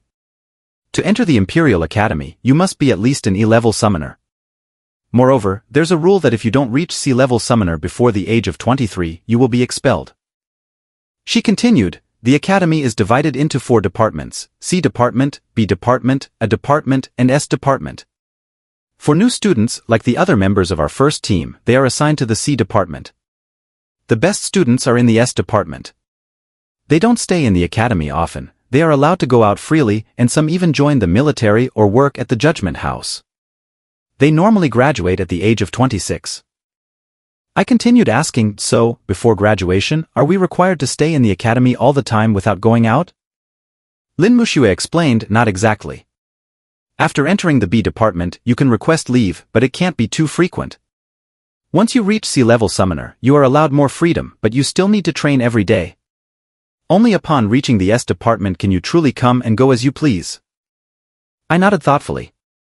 As long as I advanced to C-level summoner and entered the A Department, I would generally have more freedom. Based on my current strength, I was already a C-level summoner and could directly enter the A Department, but since I was just starting, I would likely be assigned to the C Department. Soon, we arrived at the registration office, received our uniforms and some basic necessities, and then went to our respective dormitories to unpack and settle in. After handling all that, Lin Muxue and I went to the training ground. We were assigned to B Department, Class 2. Each department had many classes and Lin Muxue and I were placed in Class 2 of the B Department. Each class had a dedicated training area in the central training ground. When we arrived, we found that 6 or 7 people had already gathered. The instructors at the Imperial Academy were all A-level summoners, with several being S-level summoners. A report, instructor. We are the new students, Lin Muxue and I approached the instructor in uniform and reported. The instructor nodded at us and said, all right, you two can wait aside for now. Once everyone is here, we'll have a formal meeting. I gather. At the command to gather, all 10 students, including Lin Muxue and me, assembled in front of the instructor. Once the students were gathered, the instructor introduced himself. Let me introduce myself. I am your future instructor. My surname is Guo and my name is Guo Rimin. You can call me Instructor Guo. I am responsible for all your daily activities, including training. All of you who are here are top talents, the best summoners in Draconia country. But even among talents, there are differences. Don't think that just because you're in the Imperial Academy, you're exceptional. He continued, above you, there are department students and S department seniors. Each S department senior is a powerful B-level summoner. Each one could defeat all 10 of you by themselves. So, if you want to surpass them, you'd better train like your life depends on it. After motivating the students, Guo Rinmin continued, now, everyone step forward and introduce yourselves. Share your name, current summoner rank, how many contract beasts you have, their ranks, the strengths and weaknesses of your contract beasts, and what they are good at and their shortcomings. This will help others get to know you better, as we will have team training. Guo Rinmin pointed to the boy standing at the front. Hello everyone, my name is Li Zikai. I am a D-level summoner with 2 D-level contract beasts, the Dissection Worm and the Black Guard Beetle King. Li Zikai then summoned his 2 D-level contract beasts from his dimensional energy. After summoning his beasts, Li Zikai explained, my Dissection Worm specializes in body attacks similar to the constriction of a python. It excels at digging through the ground and has regenerative abilities. After Li Zikai, another boy came forward and introduced himself. Hello everyone, my name is Yen Haoxiang from the Yen family in the Imperial City. I am a D-level summoner with 2 D-level contract beasts. Li Haoxiang then summoned his 2 D-level contract beasts. My Qingjia Xiangui beast has exceptional defensive capabilities. Ordinary D-level summoners cannot penetrate its defense, Li Haoxiang explained. After Li Haoxiang's introduction, everyone had a preliminary understanding of him. His combination of a flying beast for escape and a beast for holding back enemies was a good strategy for survival on the battlefield. Following Li Haoxiang, other students took their turns to introduce themselves. After the first 7 students had finished, a robust male student stepped forward. Hello everyone, my name is Jing Xiong. I'm 21 years old and have been training in the military. After advancing to D-level summoner, I signed contracts with 2 D-level beasts, the Frenzied Bear King and the Unicorn Rhinoceros. Jing Xiong then summoned his 2 D-level contract beasts. One was an enormous brown bear, towering 2 stories high, and the other was a giant unicorn rhinoceros. These 2 contract beasts had an imposing presence. After summoning them, Zheng Xiong proudly explained, "My frenzied bear king specializes in trampling and tearing. Its defense is among the best in D-level contract beasts. And my unicorn rhinoceros has top-tier defensive abilities for its level. Ordinary D-level attacks can't harm it. As for its attack style, my unicorn rhinoceros excels in charge and assault. Recently, while on a mission at the northern wall, I encountered a pack of feral beasts in a forest outside the wall. This pack included 2 D-level feral beasts and 20 E-level feral beasts. Against the attack of more than 20 feral beasts, my frenzied bear king and unicorn rhinoceros fought the entire pack alone, causing heavy casualties with only 2 D-level feral beasts escaping." Zheng Xiong's face was filled with pride as he recounted his achievements. The other students gasped in awe, impressed by Zheng Xiong's experience and bravery. After all, they had never been outside the wall and thus admired his real-world combat experience. As Zheng Xiong finished his introduction, the others applauded him. Zheng Xiong basked in the applause, clearly pleased with the attention. Once Zheng Xiong had stepped back, Lin Muxue came forward and introduced herself. "Hello everyone, my name is Lin Muxue. I come from the Lin family in the Imperial City and I am 19 years old." The remaining 8 students exchanged glances upon hearing Lin Muxue's age. At 19, becoming a D-level summoner was impressive and marked her as exceptionally talented. However, they were not surprised by Lin Muxue's age because they knew she was a national training camp student and had also participated in this year's summoner competition, winning first place for Draconia country. So far, I am also a D-level summoner and have 2 D-level contract beasts, the Snow Wolf King and the Three-Tailed Fox. Lin Muxue then summoned her 2 D-level contract beasts. One was a large snow white wolf, and the other was a giant fox with 3 tails. My Snow Wolf King is highly agile and excels in evasive attacks and tearing. It's rarely threatened by other D-level summoners. My Three-Tailed Fox may not be strong in offense, but it is a growth-type summoner beast with a special skill, enchantment. Whenever a summoner beast looks into its eyes, my Three-Tailed Fox can use its enchantment skill to temporarily induce a state of unconsciousness and sensory deprivation. Even instructor Guo Rimin cast a longer look at Lin Muxue. Talented students like her were rare for him. The truly exceptional talents usually don't train under a small instructor like him, they are the students of the S-level chief instructors. So, after Lin Muxue's introduction, Guo Rinmin took the lead in applauding. Lin Muxue then stepped back into the group, leaving only me yet to introduce myself.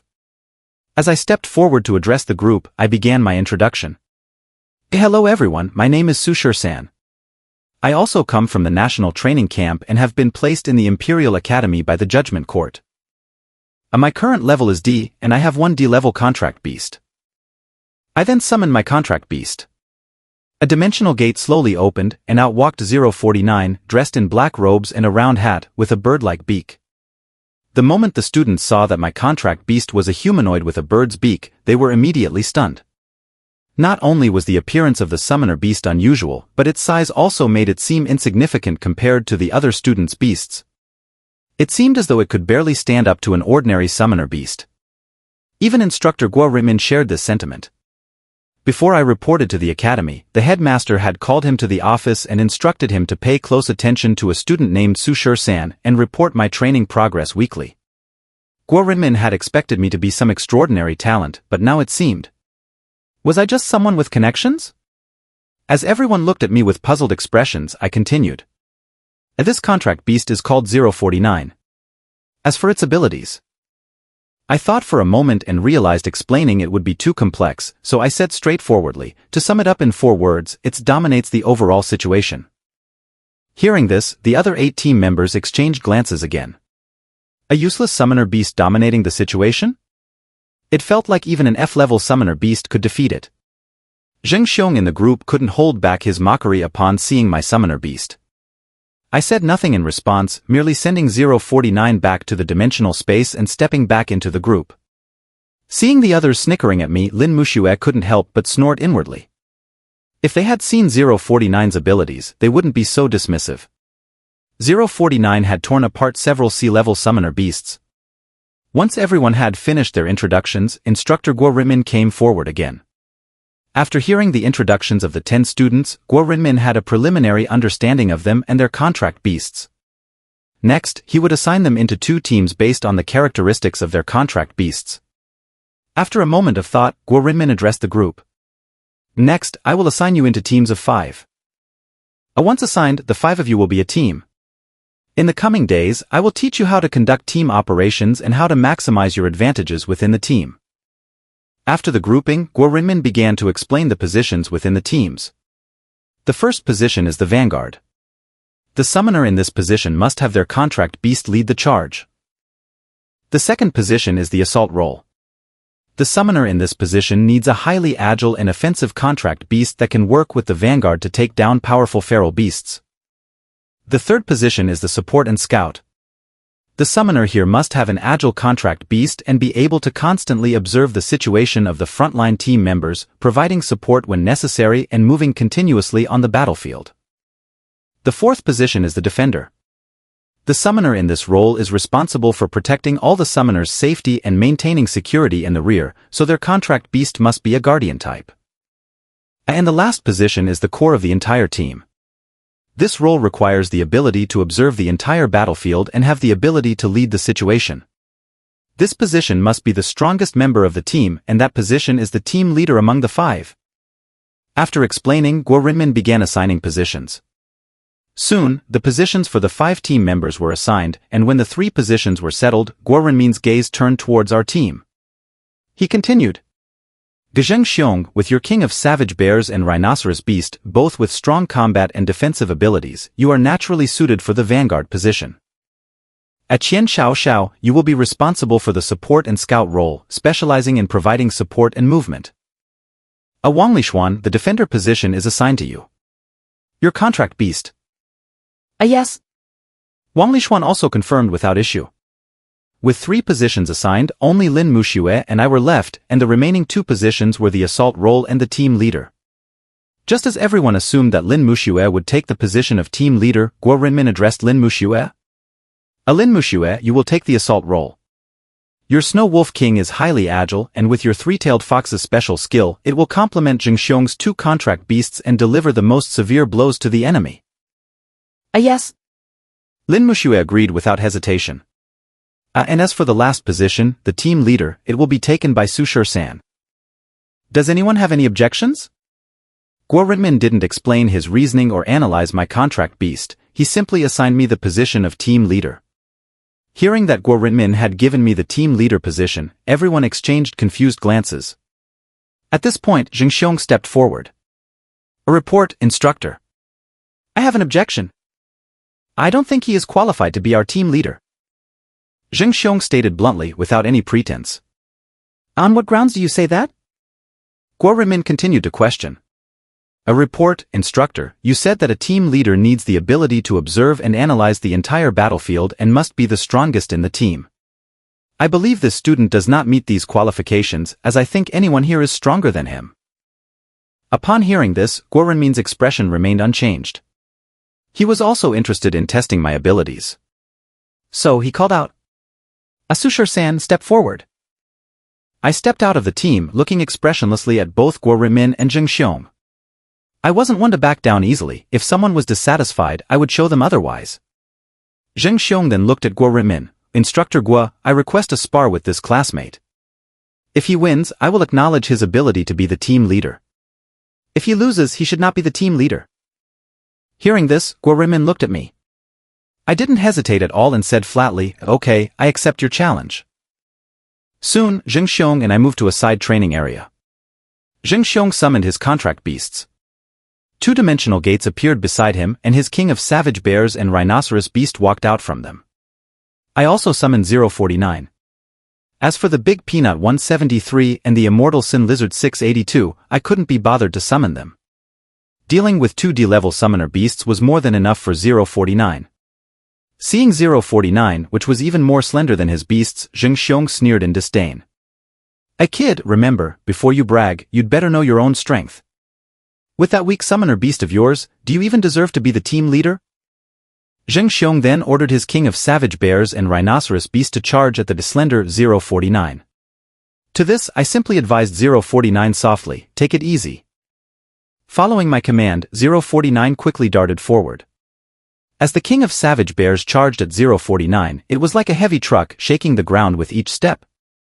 However, being a D-level summoner beast, facing 049, which could easily defeat C-level summoner beasts, was a piece of cake. When the massive paw of the king of savage bears struck at 049, it swiftly dodged and then, with a burst of blue light from its hands, grabbed the king of savage bear's body and used its forward momentum to slam it to the ground. Then, 049 lifted one of its legs and kicked the king of savage bears.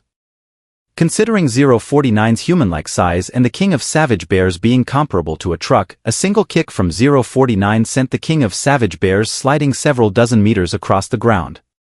As everyone watched in shock, Jing Xiong's rhinoceros beast also charged forward. Although it was smaller than the king of savage bears, it was tougher and had greater attack power. Yet, when it charged with its horn towards 049, unimpressed by the small size of the attack, simply used its hand to block the horn, skidding across the ground. Using the friction, 049 withstood the rhinoceros beast's charge and then grabbed its horn, lifting it with sheer strength. The scene was like someone lifting a large truck. Afterwards, 049 threw the rhinoceros beast heavily to the ground and kicked it, sending the large beast sliding several dozen meters away.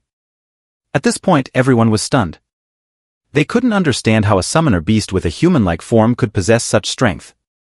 As the stunned king of savage bears and rhinoceros beast quickly got up and charged at 049 again, they were defeated once more within a few rounds, lying on the ground with 049 standing on the king of savage bear's head, hands in pockets, looking calm and relaxed. After easily dealing with the 2D level summoner beasts, I sent 049 back to the dimensional space.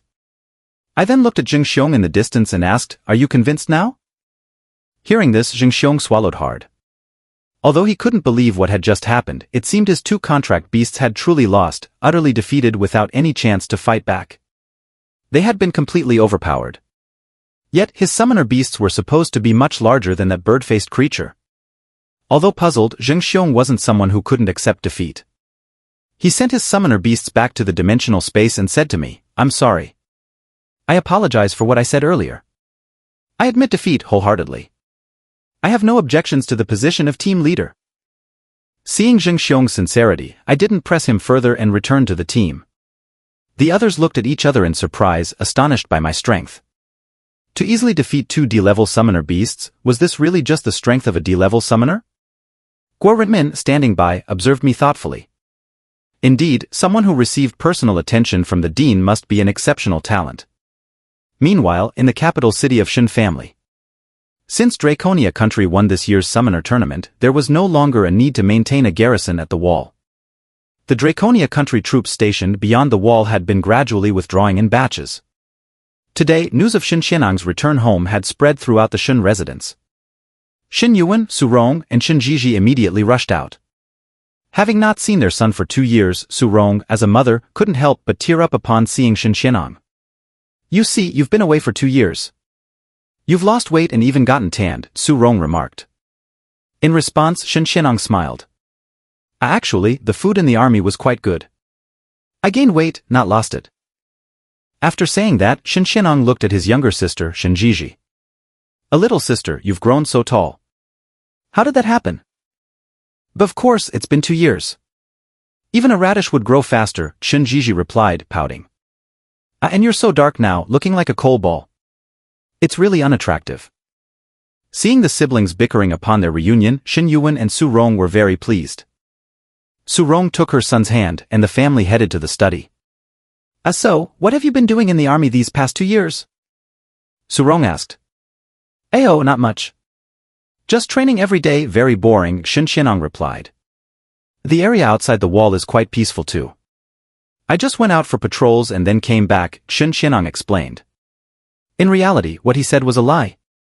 Over the past 2 years, Shen Xianang had served as the leader of a hunting squad, regularly going outside the wall to clear out beasts and patrol the perimeter. Every day Shen Xianang faced danger. Once, they even encountered an A-level beast. If not for timely rescue, his entire squad would have been wiped out. By the way, Mom, when I came in, I saw that our Shen family was decorated with lots of big red flowers and festive items. What's that about? Shen Xianang asked curiously. Oh, it's because your little sister got engaged, Su Rong explained. That young man isn't from a family in the capital. I heard he's from a small place, but he managed to win the championship for Draconia Country in the Summoner Tournament, Su Rong added. He won the championship for Draconia Country? But wasn't it my fiancé who won the championship for Draconia Country? Shen Xianong questioned, confused. He had seen the newspapers in the army, which clearly stated that Lin Muxue from the Lin family, as a team leader, won the victory for Draconia Country. Su Rong continued to explain, son, you don't know the full story.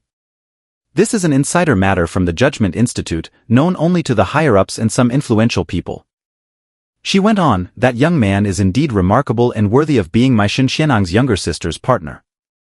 By the way, Mom and Dad, should we propose to the Lin family now? Shen Xianong suddenly asked. Upon hearing this, his parents exchanged glances, unsure of how to respond. What's with the look on your faces? Seeing his parents hesitate, Shen Xianong frowned. Actually, Lin grandfather came to our house and called off the engagement, Su Rong eventually told her son. Called off the engagement? Shen Xianong's expression darkened immediately. Why did Lin grandfather call off the engagement? Didn't he and my grandfather agree on this? Shen Xianong asked, unable to contain his frustration. Seeing that the truth could no longer be hidden, Su Rong knew she had to be honest with her son. At first, we didn't know why Lin grandfather called off the engagement.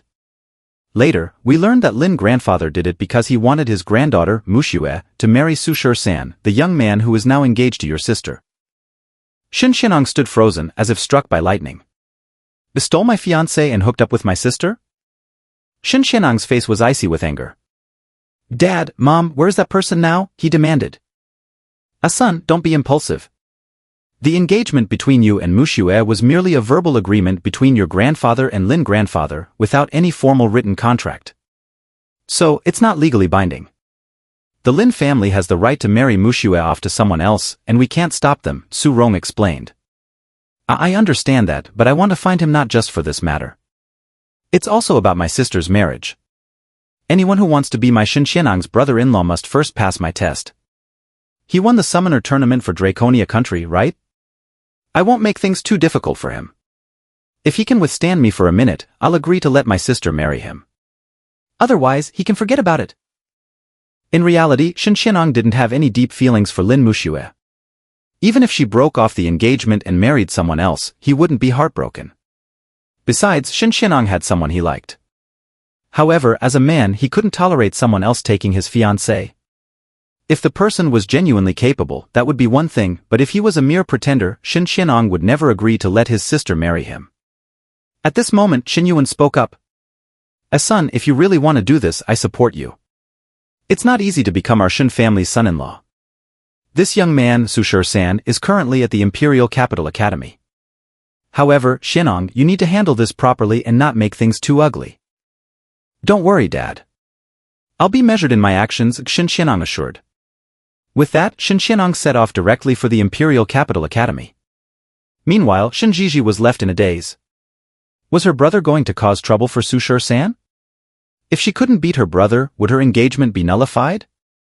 Would she have to marry someone else? She had just managed to arrange a false marriage with Su San. Thinking of this, Shen Jiji hurriedly followed. At the entrance of the Imperial Capital Academy, Shen Xianong stormed in with a fierce demeanor.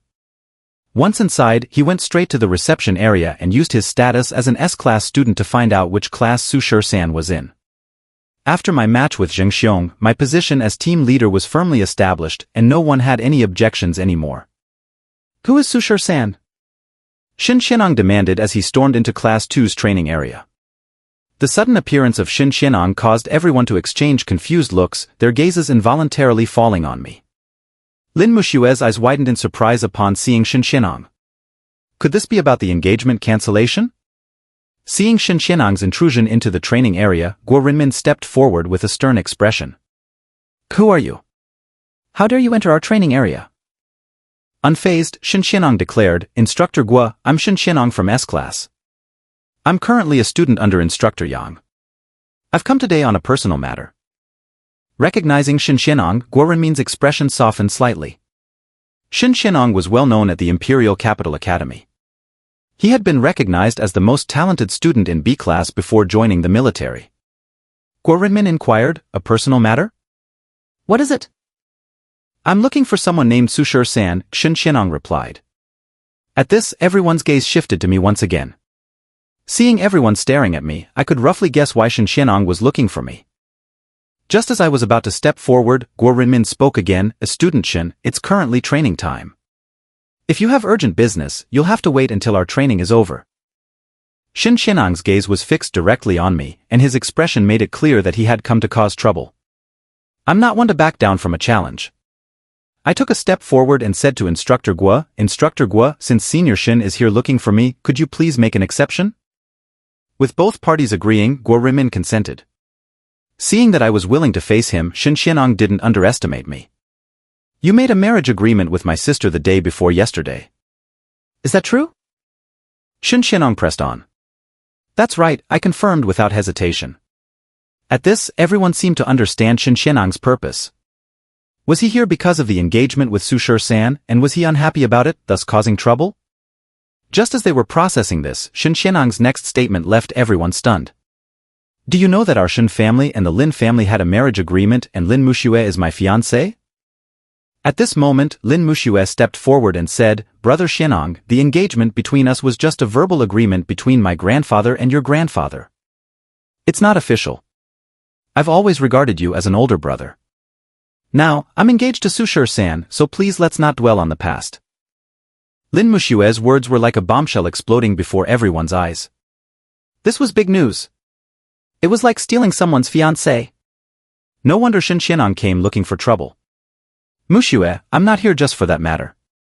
I came because of my sister's situation. Not everyone can be my Shen Xianong's brother-in-law. He must pass my test. Although Shen Xianong said this, it was clear that he was upset about his fiancé being taken and had come to find trouble.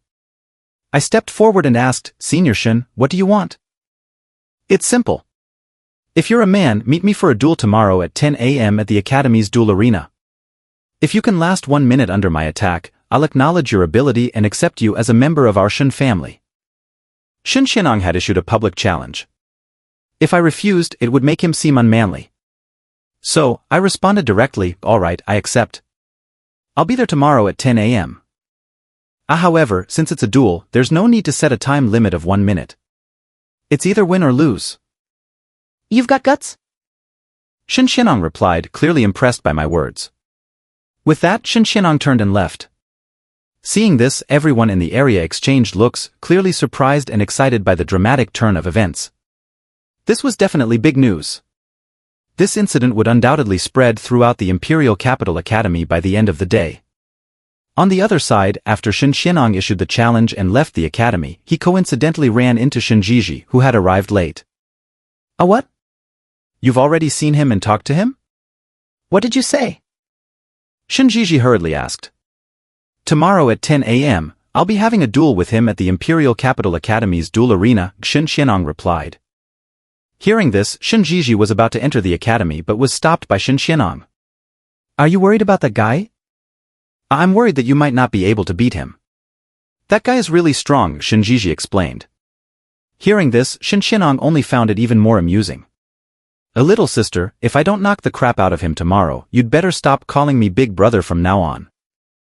With that, Shen Xianong grabbed Shen Jiji by the ear and led her back home. In just one afternoon, this huge piece of news spread throughout the Imperial Capital Academy, and some people outside the academy also got wind of it. In the Imperial Capital at the Lin family residence. The news of Shen Xianong's challenge quickly reached the Lin family. The head of the Lin family, Old Master Lin Congji, gathered his sons to discuss the matter. What do you all think we should do about this? At this moment, Lin Hongwen, Lin Muxue's father, spoke up. Father, this is a matter between the younger generation. Since they want to duel, let them duel. There's nothing we can do about it. Father, I've said before that you shouldn't have called off the engagement with the Shen family. That young man, Shen Xianong, has already set his sights on our daughter, Yaya. If Yaya were married off, I would be considered a member of the Lin family as well. Why not marry off Muxue to him instead and avoid causing friction between the Shen and Lin families? Do you know what you're talking about? Old Master Lin scolded Lin Hongyu directly. Unhappy with his father's reprimand, Lin Hongyu continued, "Father, I've heard that Shinxianong is already a B-rank summoner with a bright future. How do we know that Su Shi-san will achieve greater things than Shinxianong? He might even fall short."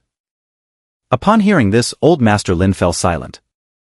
It was indeed hard to predict who would achieve more in the future. However, since the engagement had already been called off, he wasn't going to dwell on it. In the evening, after finishing today's training, I walked back to the dormitory with Lin Muxue. "Su Shi-san, I'm really sorry about today. If it weren't for my request for a fake engagement, Shinxianong wouldn't have come to trouble you." "Senior sister, don't worry about it. Shinxianong said he wasn't here because of this, but because of his sister," I said nonchalantly. Although I said this, I could tell that Shinxianong's main reason for causing trouble was indeed Lin Muxue. However, I wasn't the type to shy away from problems. Since I had promised Lin Muxue, I had no complaints. Besides, I had been looking for an opportunity to test my skills against a B-rank summoner, and this was a perfect chance. "By the way, Su Shi-san, you were really impulsive today. Shinxianong is already a B-rank summoner." "Don't worry, senior sister. I know what I'm doing," I replied, still unperturbed. The next day, at 9:30 a.m., the duel arena of the Imperial Capital Academy. Although the academy wasn't hosting any official matches today, the arena was still very lively, with a large crowd of people. Inside the duel arena, the crowd was packed and noisy, with everyone discussing the situation. "Oh wow, this is a huge scoop. Stealing Shinxianong's fiancé is really explosive. I heard that Shinxianong's fiancé is Lin Muxue from the Lin family. But I also heard that this kid not only got engaged to Lin Muxue but also to Shinxianong's own sister. Holy crap! So bold? Not only did he steal someone's fiancé but also hit on someone else's sister. This is an enmity that can't be reconciled. No wonder Shinxianong wants to duel this guy." With rumors and gossip spreading like wildfire, I had been branded as a scumbag by everyone, and the crowd at the duel arena kept growing. The Imperial Capital Academy has about 1,000 students, and today, almost everyone from the academy showed up, including instructors from various departments who came to join the commotion. As 10 o'clock approached, Shinxianong arrived at the duel arena and took his place in the center of the stage. Seeing Shinxianong's arrival, the students in the arena started another wave of commotion. "Is this Shinxianong? Why does he look so arrogant? Ashu. Quiet. Be careful or he might hear and come beat you up. You don't even recognize Shinxianong? He was once known as the most talented student in both B and A academies of the Imperial Capital Academy." As everyone discussed, I walked onto the duel arena to face Shinxianong. My entrance caused another stir among the crowd. "So this is the pretty boy? Doesn't look that impressive. Far from being as handsome as the top guy in the league." On the stage, as Shinxianong saw me arriving on time, he couldn't help but regard me with a higher level of respect. "Not bad, kid. I didn't misjudge you. Just showing up on the stage gives you the right to be considered a potential son-in-law of the Shin family. However, that alone is not enough. You'll need to show some real skill." Senior, enough talk. The sooner we finish this, the sooner I can have lunch." "A good kid, if you're so confident, then as a senior, I'll need to properly test you and show you that there's always someone better and that there's always a higher level." With Shinxianong's low shout, two-dimensional gates slowly appeared beside him. From one gate emerged a three-legged summoning beast, resembling the legendary three-legged golden toad, or rather, a giant toad. From the other gate came a massive leopard cat with black and brown stripes and eerie, deep blue eyes. It was clear that Shinxianong was so confident he didn't need to summon his B-rank beast to deal with me. I said to Shinxianong, "Senior, you should summon your B-rank contracted beast. 2 C-rank beasts won't be enough to threaten me." This wasn't me exaggerating. With my current strength, C-rank beasts were indeed insufficient to pose a serious threat. But to Shinxianong, this was a blatant insult. "A kid, I hope you have the strength to back up those words. Since the senior is unwilling to go all out, I'll just have to knock these 2 summoning beasts off the stage first." With that, I summoned Birdbeak Dr. 049 and Big Peanut 173 from my dimensional space. I didn't summon the other containment objects, as dealing with 2 C-rank summoning beasts didn't require them. Seeing my summoning beasts, the students in the duel arena were bewildered and couldn't help but discuss among themselves. What the heck are these summoning beasts? One looks like a bird-headed humanoid creature, and the other, a strange sculpture? Not only were the students watching the duel perplexed by my summoning beasts, but Shen Xianong also found them quite bizarre. What kind of summoning beasts are these? Why do they look so weak? However, the students from Class 2 of the Academy showed serious expressions upon seeing 049 on stage. While others might not know the terrifying nature of 049, they were all too familiar with it. But they were equally puzzled by Big Peanut 173. On the stage, Shen Xianong stopped hesitating and immediately ordered his illusory golden toad to attack. The three-legged illusory golden toad lunged forward, suddenly opening its mouth wide and shooting out its long, sticky tongue. However, its speed was too slow to hit the agile 049. 049 kept dodging and quickly closed in on Shen Xianong's illusory golden toad. Within the blink of an eye, 049 approached the toad, its hands glowing with blue light, and struck the giant toad, causing no visible harm. Immediately, the illusory golden toad turned around and its sticky tongue lashed out at 049 again. Seeing this, 049 dodged once more and continued attacking the giant toad. However, the toad's body was extremely flexible, as if it practiced Tai Chi, distributing the force of the attacks evenly. This made it difficult for 049 to cause any significant damage. Observing this, Shen Xianong couldn't help but sneer. His illusory golden toad was tough to harm without overwhelming force or elemental attacks. Moreover, the illusory golden toad had an incredibly powerful ability. The numerous yellow bumps on its body emitted a colorless, odorless hallucinogenic gas. Summoned beasts fighting it would unknowingly inhale the gas and experience hallucinations, losing their senses. So, engaging with the illusory golden toad meant eventually falling under its hallucination and being swallowed. While the illusory golden toad and 049 were locked in combat, Shen Xianong ordered his blue panther cat to attack my other summoning beast. Although Shen Xianong's blue panther cat was not large among C-rank summoning beasts and had low defense, it was extremely fast and could counter all bulky beasts. However, it faced Big Peanut 173, which was even faster. As the blue panther cat darted across the arena, like a ghost flickering around, it slashed at Big Peanut 173 with its claws. Yet, its attacks were consistently blocked by 173. No matter how fast the panther was, 173 could block its attacks a moment before they landed. This left Shen Xianong even more bewildered. A strange concrete sculpture was actually faster than his blue panther cat? Not only Shen Xianong was confused, but the students watching the duel were also puzzled. What's going on? Shen Xianong's two C-rank summoning beasts couldn't even handle my summoning beasts. Is that young man on stage really a student from B Academy? Aren't B Academy students usually D-rank summoners? On the stage, 049's attacks on the toad did not inflict any fatal damage. Over time, 049 became somewhat impatient. It leaped into the air and summoned blazing flames from its palms. Intense tongues of fire shot out, scorching the illusory golden toad. The toad's skin suddenly burst open, causing it to scream in pain. It extended its long tongue again, angrily attempting to swallow 049.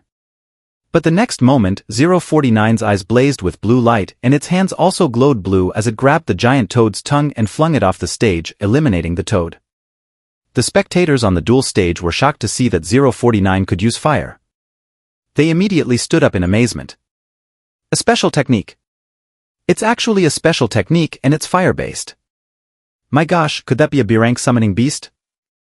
Everyone marveled in awe. However, a few people, including Lin Muxue, Lu Huangyu, and Zhang Sifan, were already accustomed to it, as they had witnessed 049's various abilities during the Summoner Grand Tournament. On the other side, Big Peanut 173 seemed to have had enough of the blue panther cat. It stopped blocking the attacks and, in just a few moments, twisted the blue panther cat's limbs, rendering it completely immobile.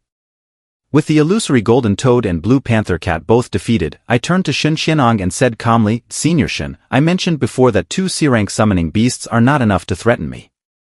I hope you can show some real skills and summon your B-rank summoning beasts." The spectators on the duel stage exchanged glances and couldn't help but discuss. Wait, Shen Xianong's two C-rank summoning beasts couldn't even handle him? This B Academy student is pretty strong. On stage, Shen Xianong's expression was extremely grim. He hadn't expected his two C-rank summoning beasts to actually be no match for my summoning beasts. It was a real slap in the face. If you can force me to summon my B-rank beasts, I admit you're strong. You're the most talented person I've ever seen. At your age, I definitely didn't have your level of skill. If you keep growing you might surpass me by the time you're my age. But unfortunately, you're still a few years away. With a low shout, Shenxianang's dimension energy surged, and two-dimensional doors slowly opened beside him. From the left dimensional door, a massive four-legged beast emerged, a B-rank contract beast of Shenxianang, the Earth Draconia beast. Looking at the other dimensional door, a flying summoning beast with huge wings flew out, its wings resembling those of a bat, very similar to Anelia's batwing dragon serpent. But its body was like an electric eel. This was Shenxianang's second B-rank contract beast, the lightning flying eel. As a B-rank summoner, Shenxianang had 5 contract slots in his Mind C. 2 slots were filled with C-rank summoning beasts, and the remaining 2 slots were filled with B-rank summoning beasts. Seeing Shenxianang's 2 B-rank summoning beasts on stage, my expression grew serious. Their inherent pressure was a significant leap above C-rank summoning beasts. Moreover, most B-rank summoning beasts were said to have their own unique special techniques. I wondered what special techniques these 2 B-rank summoning beasts possessed. Thinking of this, I dared not be complacent. Since the opponent had a flying summoning beast, I needed one as well. I summoned the Mosquito Queen from my Mind C. The spectators on the duel stage erupted in astonishment once again. They hadn't expected that I also had a flying summoning beast. Shenxianang was equally surprised.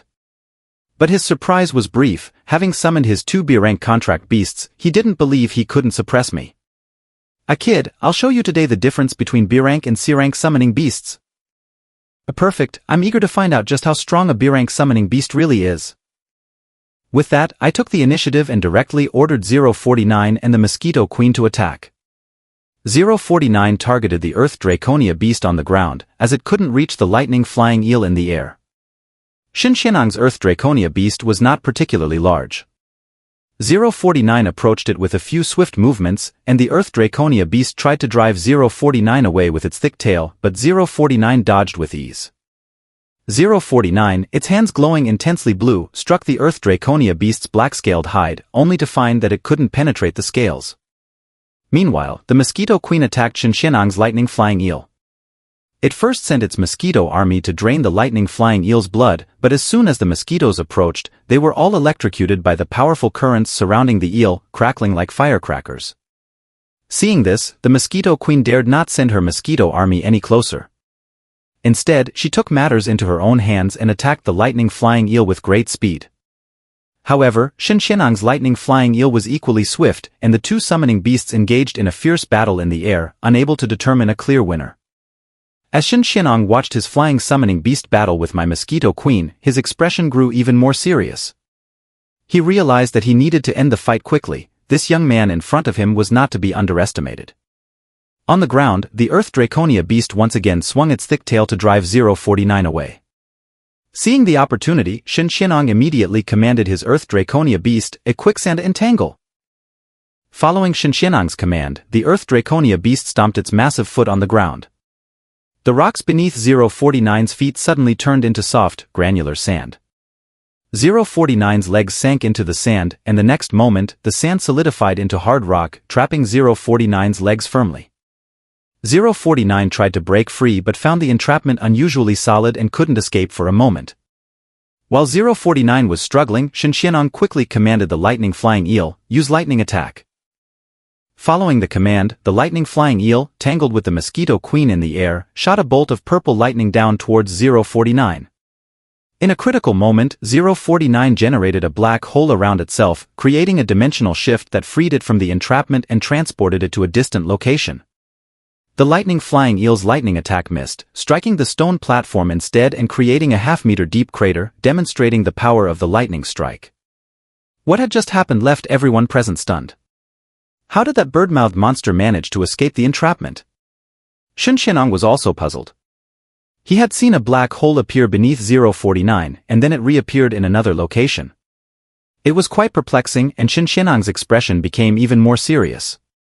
He commanded the Earth Draconia beast again, Earth Draconia beast, use quicksand a sandstorm. Following Shenxianang's order, the Earth Draconia beast stomped its foot on the ground once more.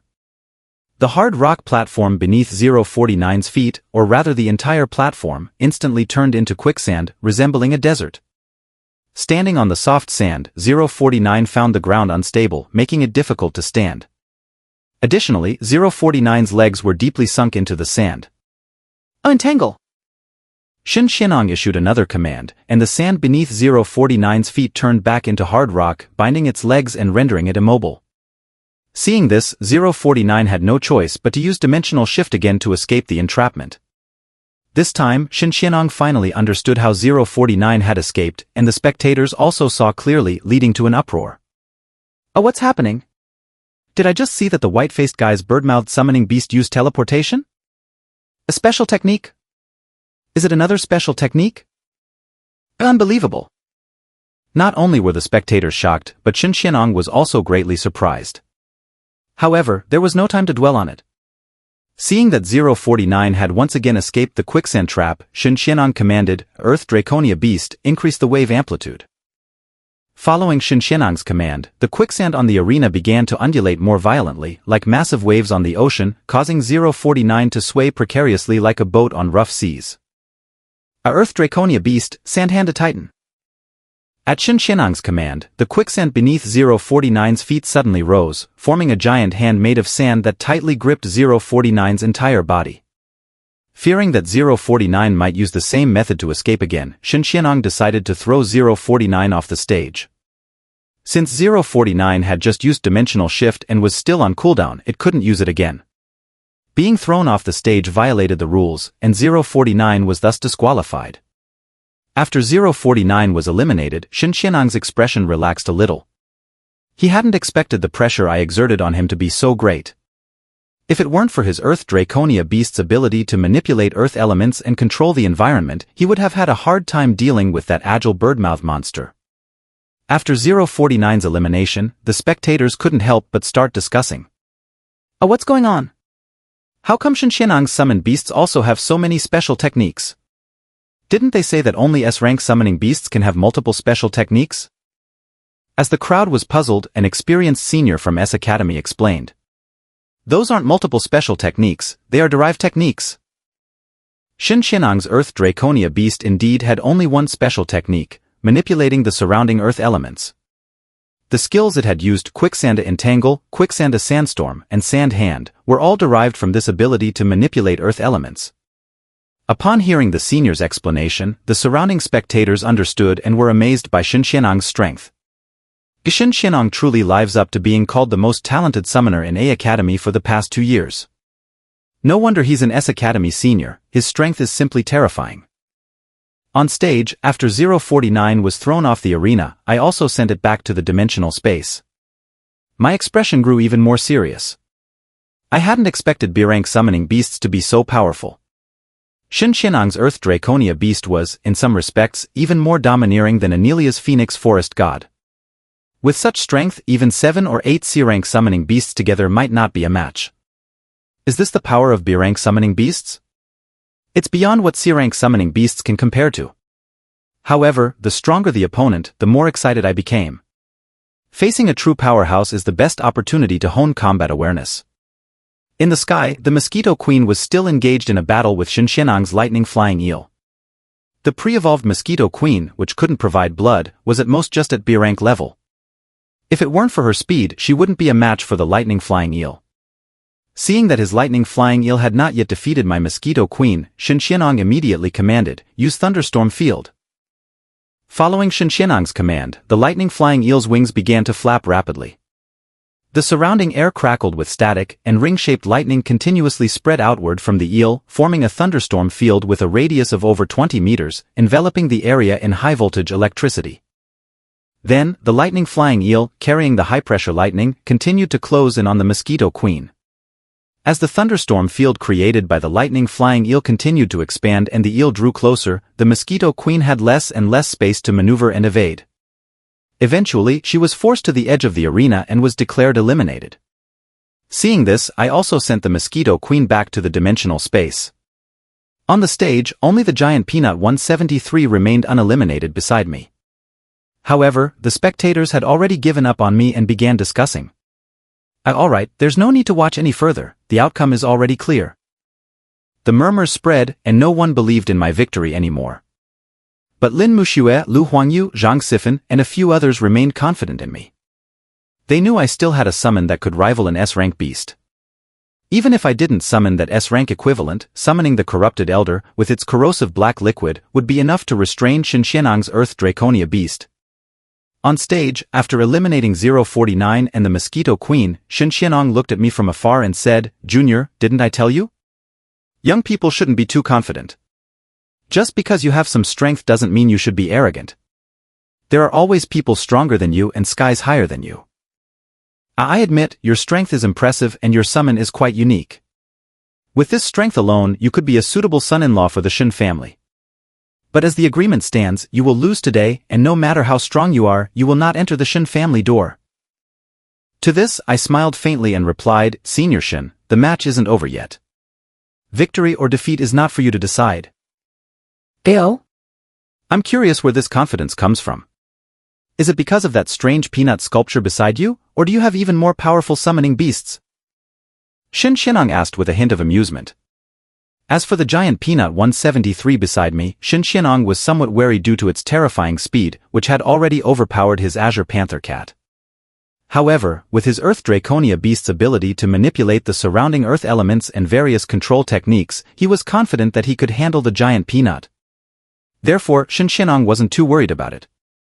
Regarding whether I had more powerful summoning beasts, Xinxianang wasn't concerned. He had determined that my strength should be at C rank. Could his contracted beast still be defeated by his Earth Draconia beast and lightning flying eel? Whether there's a stronger summoning beast or not, you'll find out soon enough. As I spoke, I summoned dimensional energy from my consciousness, and a dimensional gate slowly opened. The immortal infernal lizard 682 leaped out of the gate. Upon seeing 682, Xinxianang examined it carefully and thought that this large lizard didn't seem very strong at most C rank.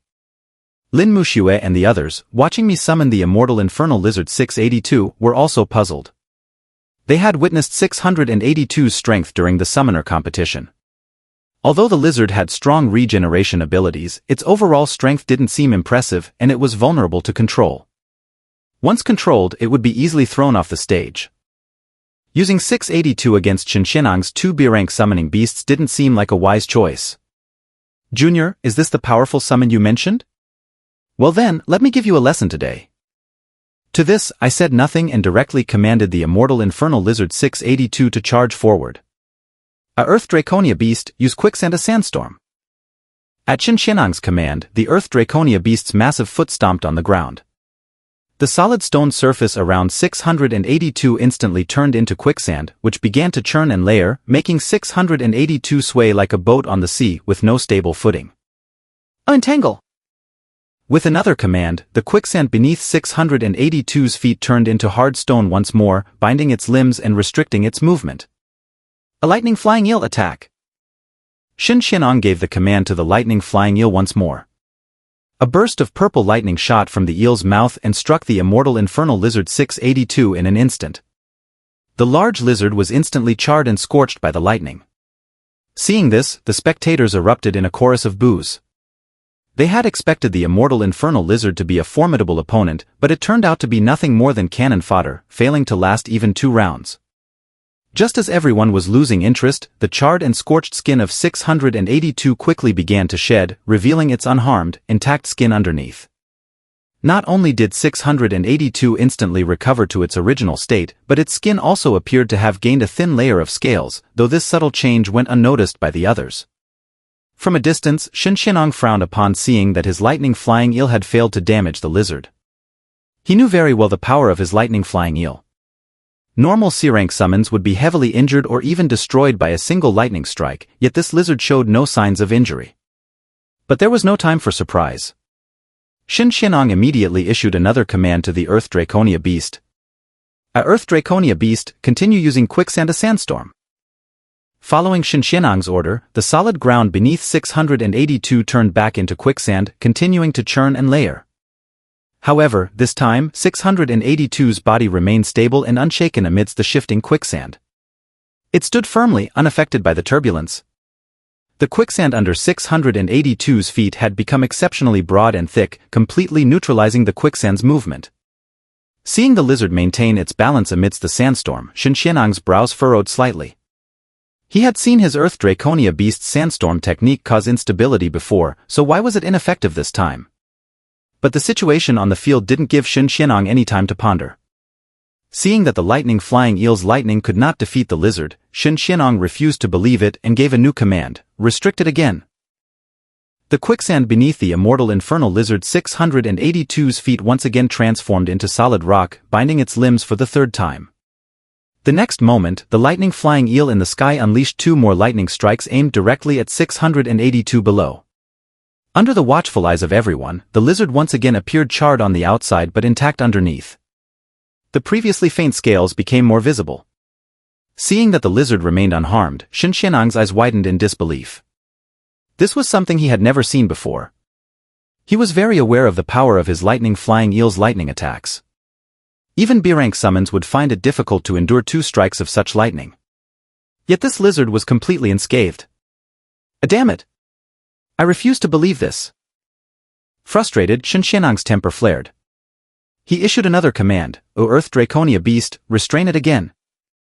Obeying Shen Xianong's command, the Earth Draconia Beast's massive foot stomped on the ground once more. The quicksand beneath the immortal infernal lizard 682 once again solidified into hard rock, trapping its limbs for the third time. Lightning flying eel, use lightning prison heavenly punishment. With Shen Xianong's command, the lightning flying eel in the sky flapped its enormous, bat-like wings. The lightning and thunder elements in the surroundings swiftly converged around it, forming a massive black-purple lightning layer in the blink of an eye. The crackling of electricity and the sound of explosions filled the air as thick black-purple lightning bolts rained down on 682 below. The arena was engulfed in a cloud of dust, blocking out the sky. Seeing the lightning flying eel's attack so powerful and dominant, the spectators gasped in astonishment. Was this the true power of a B-rank summon? It was truly terrifying. Surely the lizard couldn't withstand this? Not only the spectators but Shen Xianong also thought so. With his lightning flying eel using its ultimate attack, lightning prison, heavenly punishment, he couldn't believe the lizard could survive.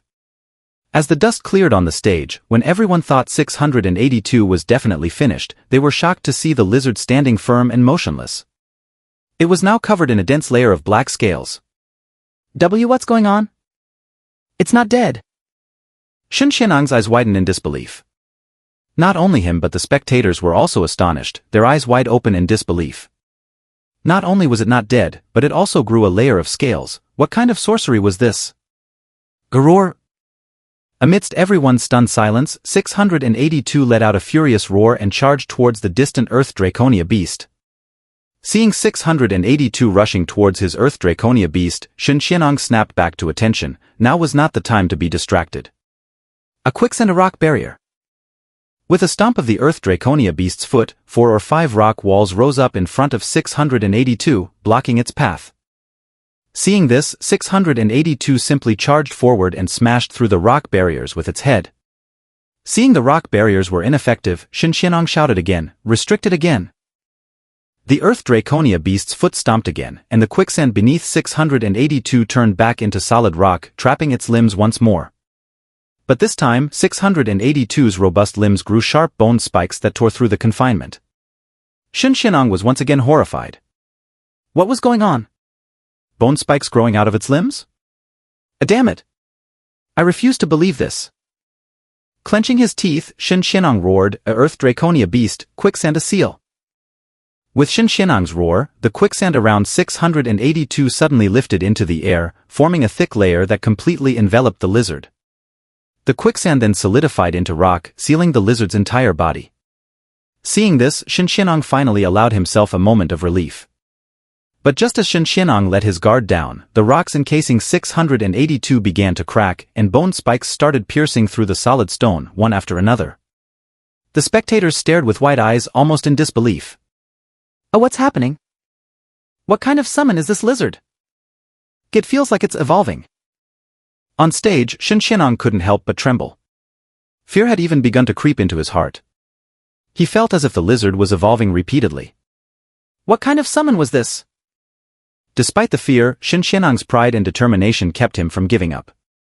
After 2 years of military training, facing life and death situations nearly every day, these experiences had honed his combat skills. No matter how strong the opponent, he refused to admit defeat, especially against something that wasn't even a B-rank summon. His inner pride wouldn't let him admit defeat.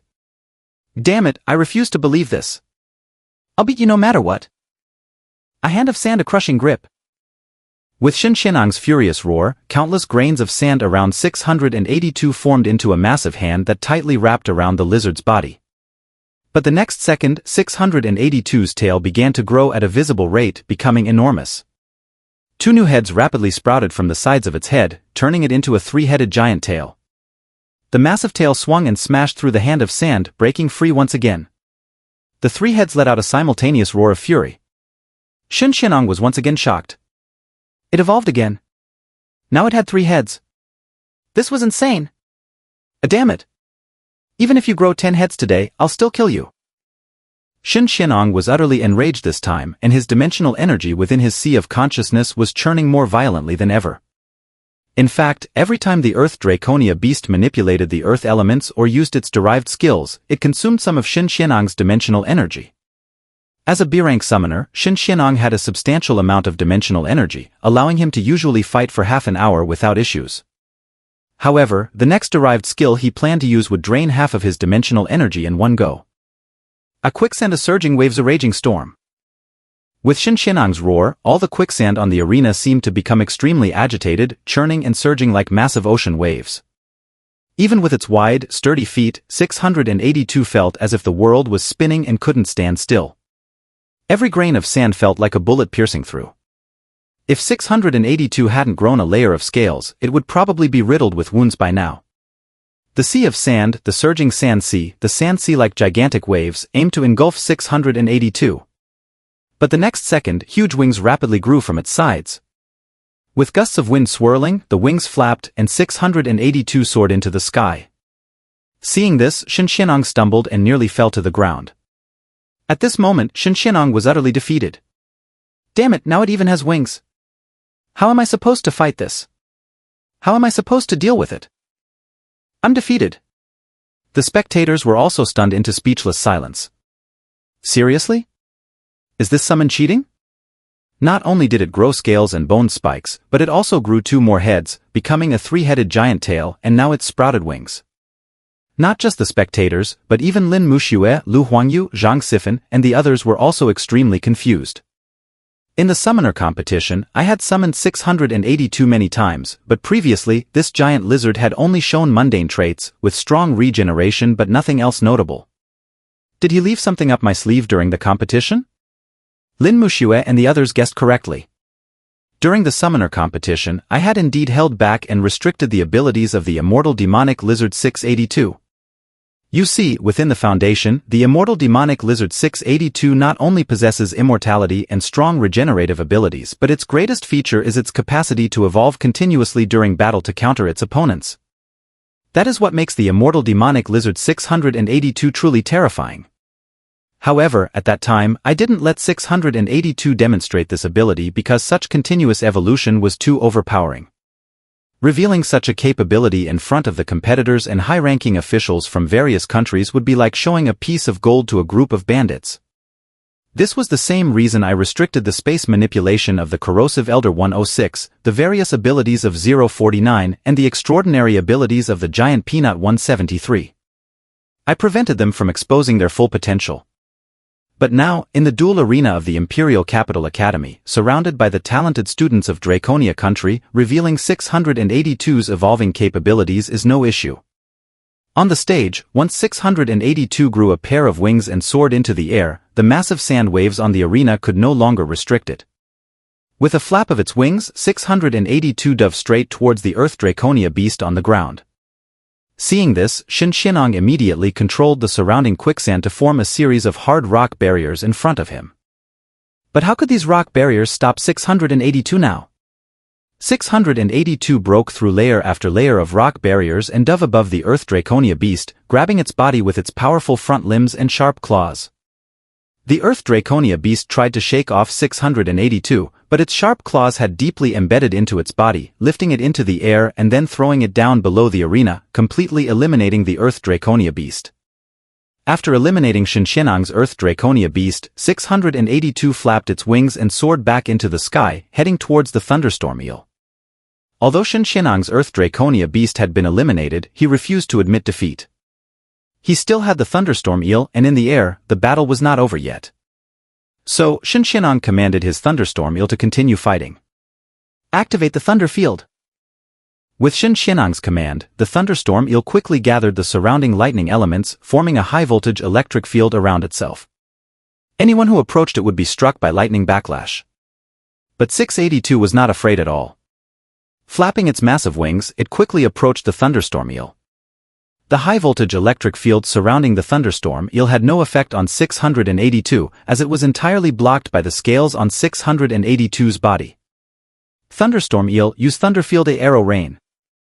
With Shinshinong's low shout, the thunderstorm eel flapped its giant wings, once again gathering countless lightning elements around itself to form a dark purple lightning cloud. As the thunderstorm eel's wings continued to flap, bolts of lightning as thick as forearms shot out like countless arrows towards the immortal demonic lizard 682. But 682 didn't evade at all. The bolts of lightning struck its body, but they were all blocked by the layer of scales on 682. Roar! With a roar from 682, its wings shook violently, creating powerful gusts. Its diving speed tripled instantly, and it approached the thunderstorm eel in no time. The three heads grabbed onto the thunderstorm eel's body and flung it out of the arena. At this point, both Shinshinong's Earth Draconia beast and thunderstorm eel were eliminated. After eliminating Shinshinong's Earth Draconia beast and thunderstorm eel, 682 flapped its wings and returned to stand before me. I then sent 682 and the giant peanut 173 back to the dimensional space.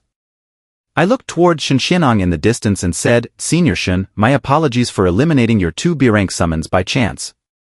Please don't take offense. Hearing this, Shinshinong's expression was as if he was constipated. But regardless, 682's performance had indeed shocked him. Evolving while fighting and withstanding his 2 B-rank summoned beasts was simply terrifying. Shinshinong swallowed hard and couldn't help but ask, Kid, what exactly was that summon of yours? Senior, it's a personal secret. I can't reveal that, I directly refused to answer. Seeing this, Shinshinong didn't press further. He sighed and conceded, Anyway, I lost. You won this match. I admit defeat. Upon hearing this, the students watching the duel on the arena were astonished and quickly erupted in excitement. Damn. Senior Shin actually lost, and to a junior from B Academy. This is unbelievable.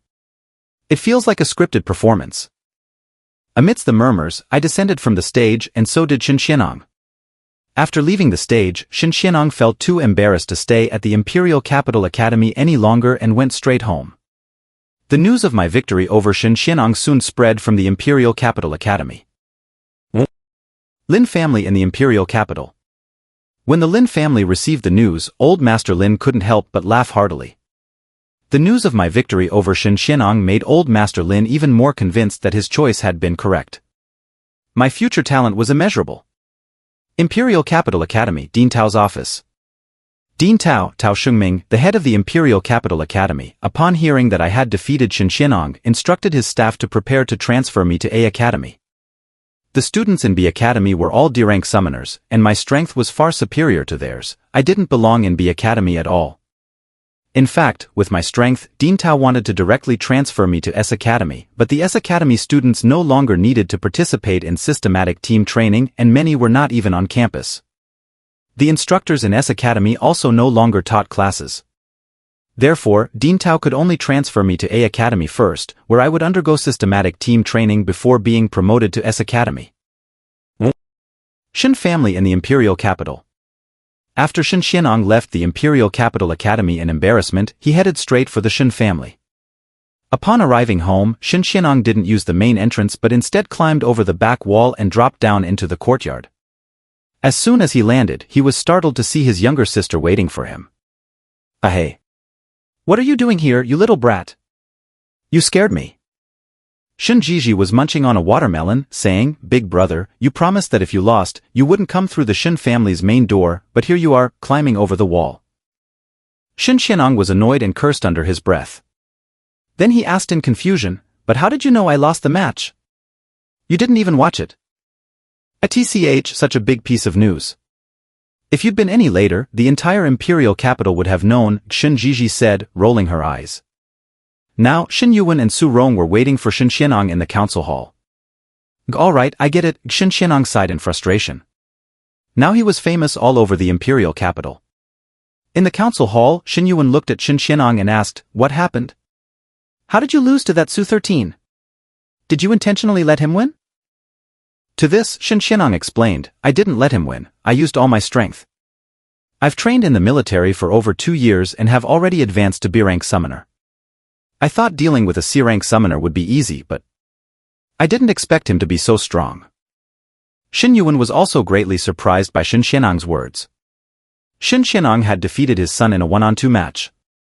It was noteworthy that his son had been considered the most talented student in A Academy of the Imperial Capital Academy 2 years ago. Now, as a B-rank summoner, he still wasn't able to compete with me. The fact that I was several years younger than his son made my talent seem almost otherworldly. Thinking of this, Shen Yuan was very pleased. His daughter, Shen Jiji, was engaged to me, and in the future, the Shen family might have an extraordinary son-in-law. Shen Yuan then comforted his son, Qianong, "A single defeat isn't a big deal. There are countless geniuses in the entire alliance. It's something to be happy about that Draconia country has such a talented person." It was clear that Shen Yuan had a broad mindset. "Don't worry, Dad.